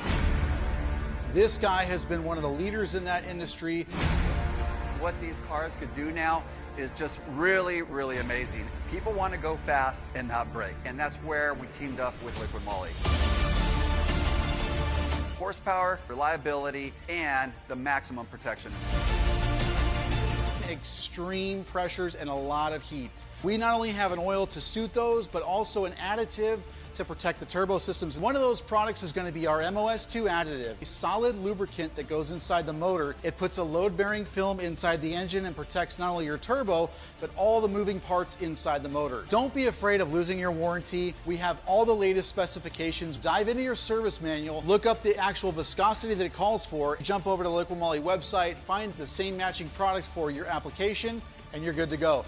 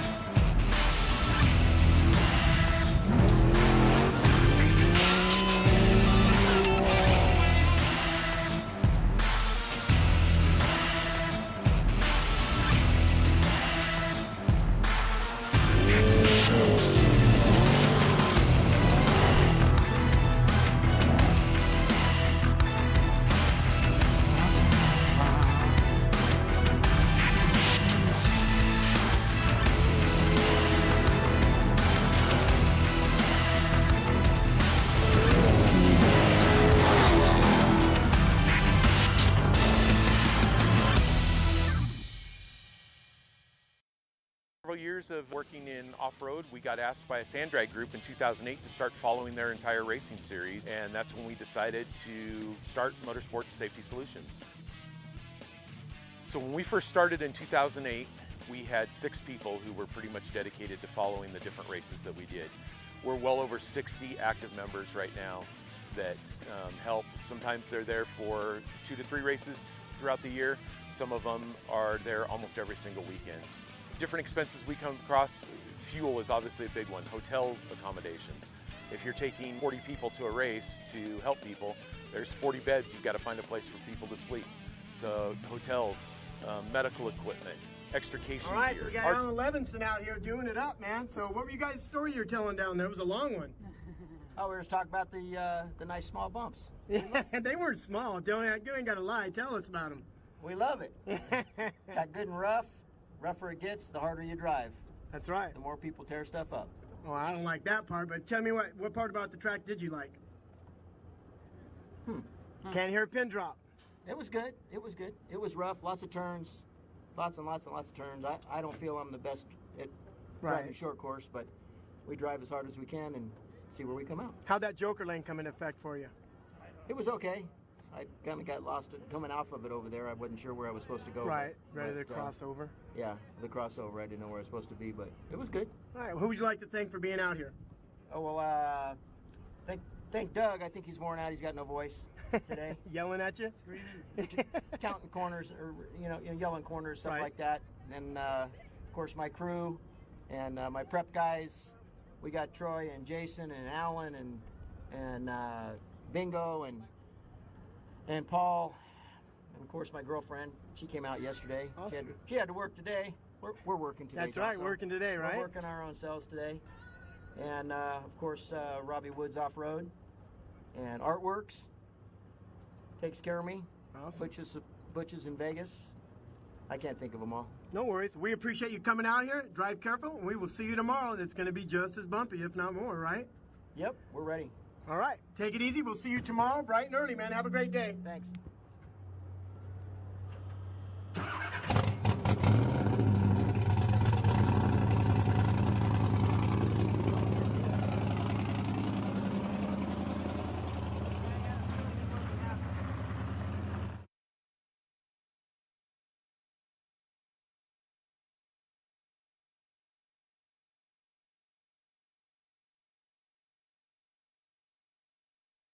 Several years of working in off-road, we got asked by a sand drag group in 2008 to start following their entire racing series, and that's when we decided to start Motorsports Safety Solutions. So when we first started in 2008, we had 6 people who were pretty much dedicated to following the different races that we did. We're well over 60 active members right now that help. Sometimes they're there for 2 to 3 races throughout the year. Some of them are there almost every single weekend. Different expenses we come across, fuel is obviously a big one, hotel accommodations. if you're taking 40 people to a race to help Yes, sir. All right, Mr. Lauren, I saw you ripping it out here, and you looked like you were having fun. This thing was definitely roosting out here. Were you having a good time? I'll tell you what, those Mickey Thompsons today is what gave you that roost. That's right, it was gnarly. It was good, it was gnarly, square hold, the 40s held up well, the Motul oil did its job today because these motors were running hot. Kerry kept me in check, you know, because there's a lot of lefts and right. Absolutely. And thanks to him and the crew, but Kerry especially, you know, keeping me in the line where we're going out there, because you do lose focus of the lefts and rights, no doubt about it. Well, you came out of the turn several times I was watching, and those tires were definitely hooking up, and I saw the roost, and it was long and strong, but you were moving quick, so, I mean, everything was working, right? Absolutely. You have to conserve the vehicle today, because if you really push it at its, let's say it's 98 percentile, you'd get hot. Yeah. And then you'd get into limp mode, so we realized that, so we backed off a few times and drove it at, you know, we'll call it 65%, and everything was fine. Slower's better sometime. Less is more. That's it. So tell me, who would you like to thank out here to keep you going? Yeah, Motul and OTSFF Motorsports have been behind us since day one. Kerry King, my crew chief here, and all the crew back at behind us here that are going to be having to reprep this for tomorrow night. Right. Well, for tomorrow, right? We still got another absolutely, day, we got another day. Yeah, very important. The wheel group, they've been fantastic with Dirty Life wheels. We kept them dirty today. Absolutely. Well, we appreciate you coming out, and we look forward to seeing you tomorrow, man. Drive safe, and we'll have a good time. See you tomorrow. Cheers. Absolutely. Just when you want to come down, just stay on the left edge, and you're perfect.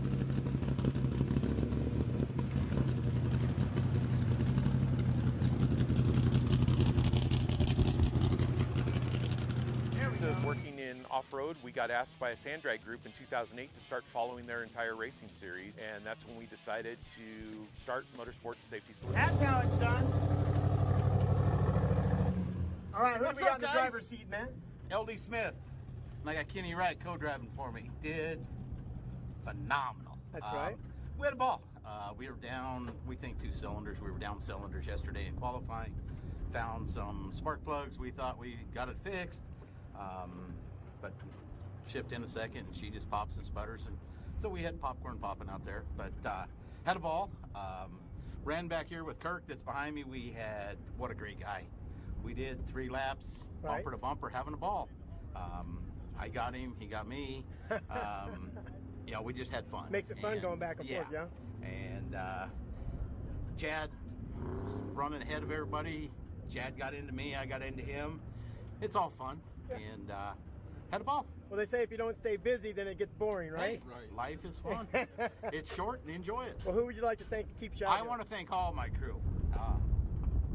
My wife, girlfriends, all of them. No, but I want to thank them all. Everybody that helps me.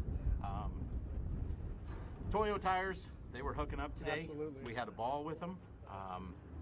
No flats, and like I said, they were really biting. If we weren't popping, I think we could have done even better. With some horsepower down we had a good time. Yeah, well, we appreciate you coming out. We look forward to seeing you tomorrow. I hope you fix the problem here today and get you going. We're going to try. All right. If not, we're going to still be here. Absolutely. Absolutely. Thanks, you guys. All right. Thank you. Be safe. Stay on Always. your left edge.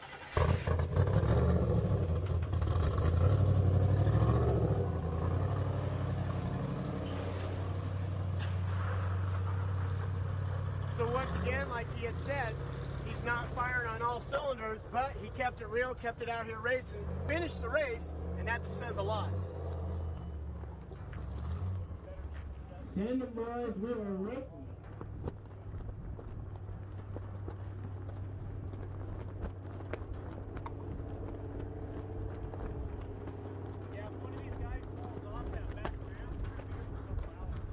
Working in off-road, we got asked by a sand drag group in 2008 to start following their entire racing series, and that's when we decided to start Motorsports Safety Solutions.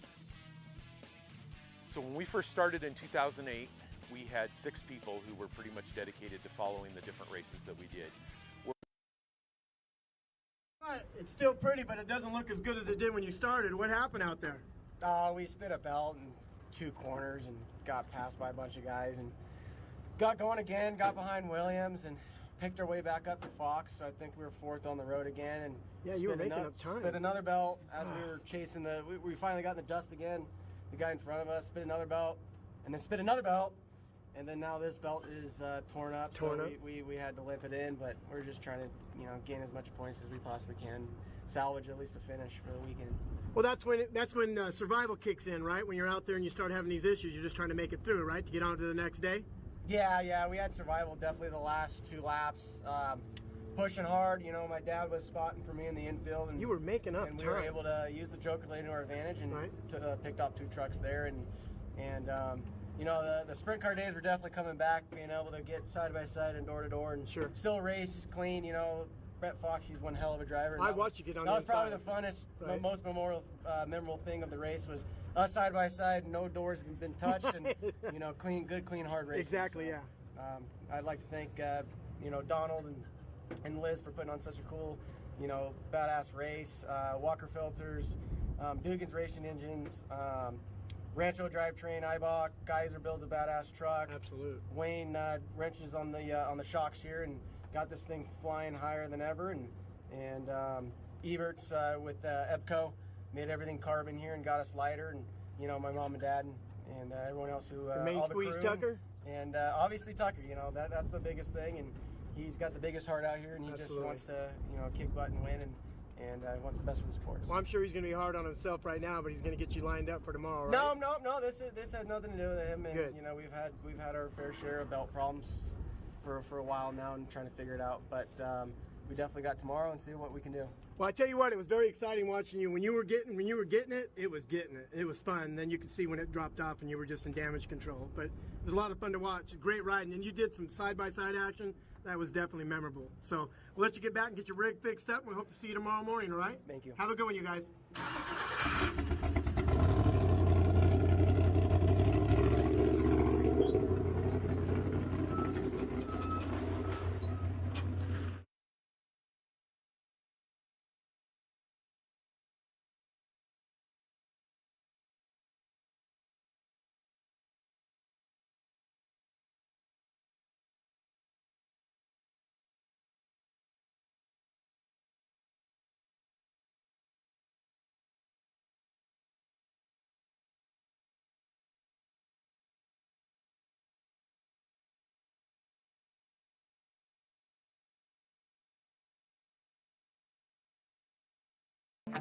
There's nothing wrong with looking good. But when riding is your passion, it's performance that matters. Like having the off-road's most advanced suspension. It monitors input from driver and machine 200 times every second and automatically adjusts each shock to flatten corners, soak up the bumps, and handle the hazards. Confidence and control for those who live to ride. Polaris. Think outside.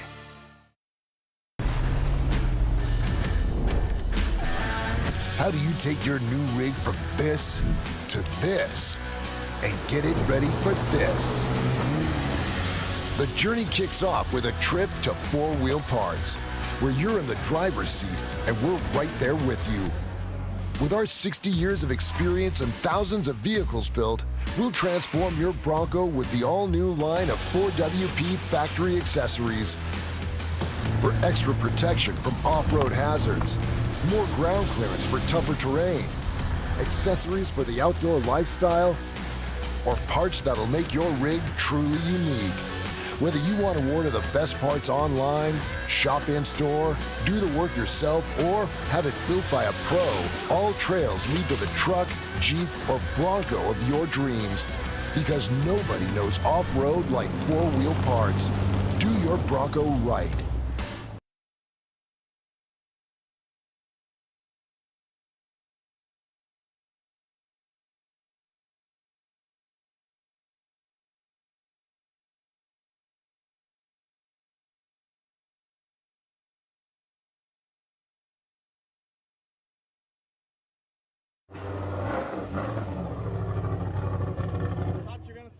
Mr. Bowers is about to launch it over here, man. So I tell you what, that's the way the track was launching it, right? Yeah, it was a good time. It was our first time ever racing this truck. Qualifying yesterday was the first time ever in the truck. Okay, but what about short track versus long track? Have you done long track, right? No, this is our first time ever in a 6100 truck. No way. Yeah, we just came out here. Actually, we were happy. Our tranny temps were up to 380, 360 all day that's long. hot, baby. Yeah, so we were fighting tranny temps all day, and I figured because I was throwing it down in second gear, but I guess Travis said just keep it at first and second tomorrow. Right. So we're out here learning, so we don't know anything about the truck. What about the Joker lane? That come into play for you? Yeah, that was a good time. Good. So who would you like to thank that keeps you running out here? Oh, I got to thank Kenny. He did a great job today. Keeping you sane? Yeah. My wife just Digger Motorsports, and that's about it. And that's it? Yeah. All right. Thanks for Legacy. I appreciate it. Now, we appreciate you guys coming out here. We'll let you get to it. Let you get it ready, and we'll see you tomorrow, all right? Yes, sir. Keep it safe, man. Okay. Thank you. All right. Stay to your left when you're going down, otherwise you'll go off. Okay. All right. All right. If you look on the left side, hang your hand out, you'll see it.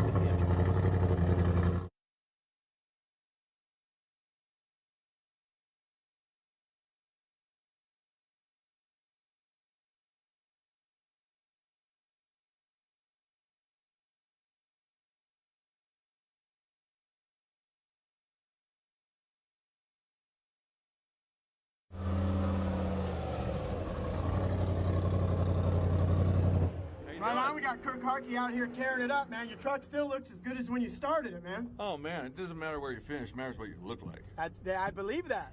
Look good, do good, be good, and be fast. That's funny. So what did you think about this track? Was it fun or what? Oh, it was a lot of fun. We actually preferred it later at the very end. We got faster because it got rougher. We had the truck set up for the mint, and the suspension just really like that roughness. I was telling Donald, don't touch a thing. Right, the rougher the better. It weeds them out, don't it? It does. It truly does. It weeds out the boys from the men, I'll tell you what. Well, we know how to take a beating. That's it. Too dumb to do anything different. We ain't got the brains to move off. No. Who would you like to thank being out here? Oh my gosh, there's so many people. We got plenty of time. First, I need to thank Doug for jumping in the truck. First time navigating, first time ever together in a truck. So we were down a person. Our team leader, our mentor, our trainer, the man, the myth, the legend, Chuck Dempsey. There you go. In the hospital. We're praying for you, Chuck. Can't wait till you get out and come out here and tell us what to do. We really appreciate that. That's it.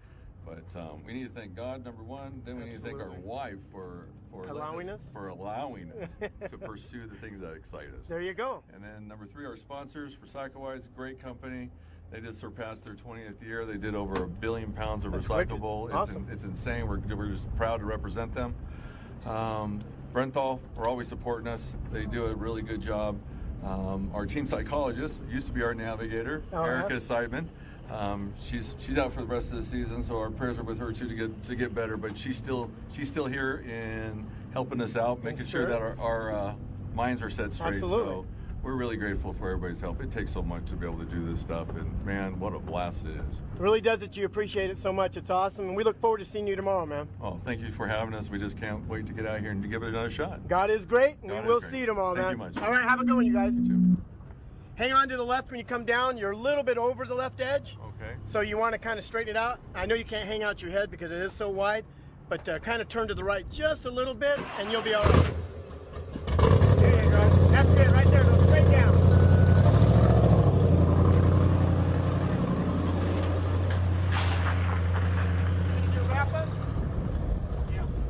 Gonna do wrap up? All right, guys, check it out. This was just day one of the shootout. Now, tomorrow, we're gonna do it all over again. And I tell you what, 6100s, they might be fast, but you got a lot of other fast guys. Amateurs and professionals alike are gonna be here tomorrow. And we're coming to you live because that's how Legacy runs it. Legacy Racing, along with Hurling Racing, we're gonna do it again tomorrow. Same time, same channel. We'll see you back then, you guys. I'm gonna throw it back to Mark now.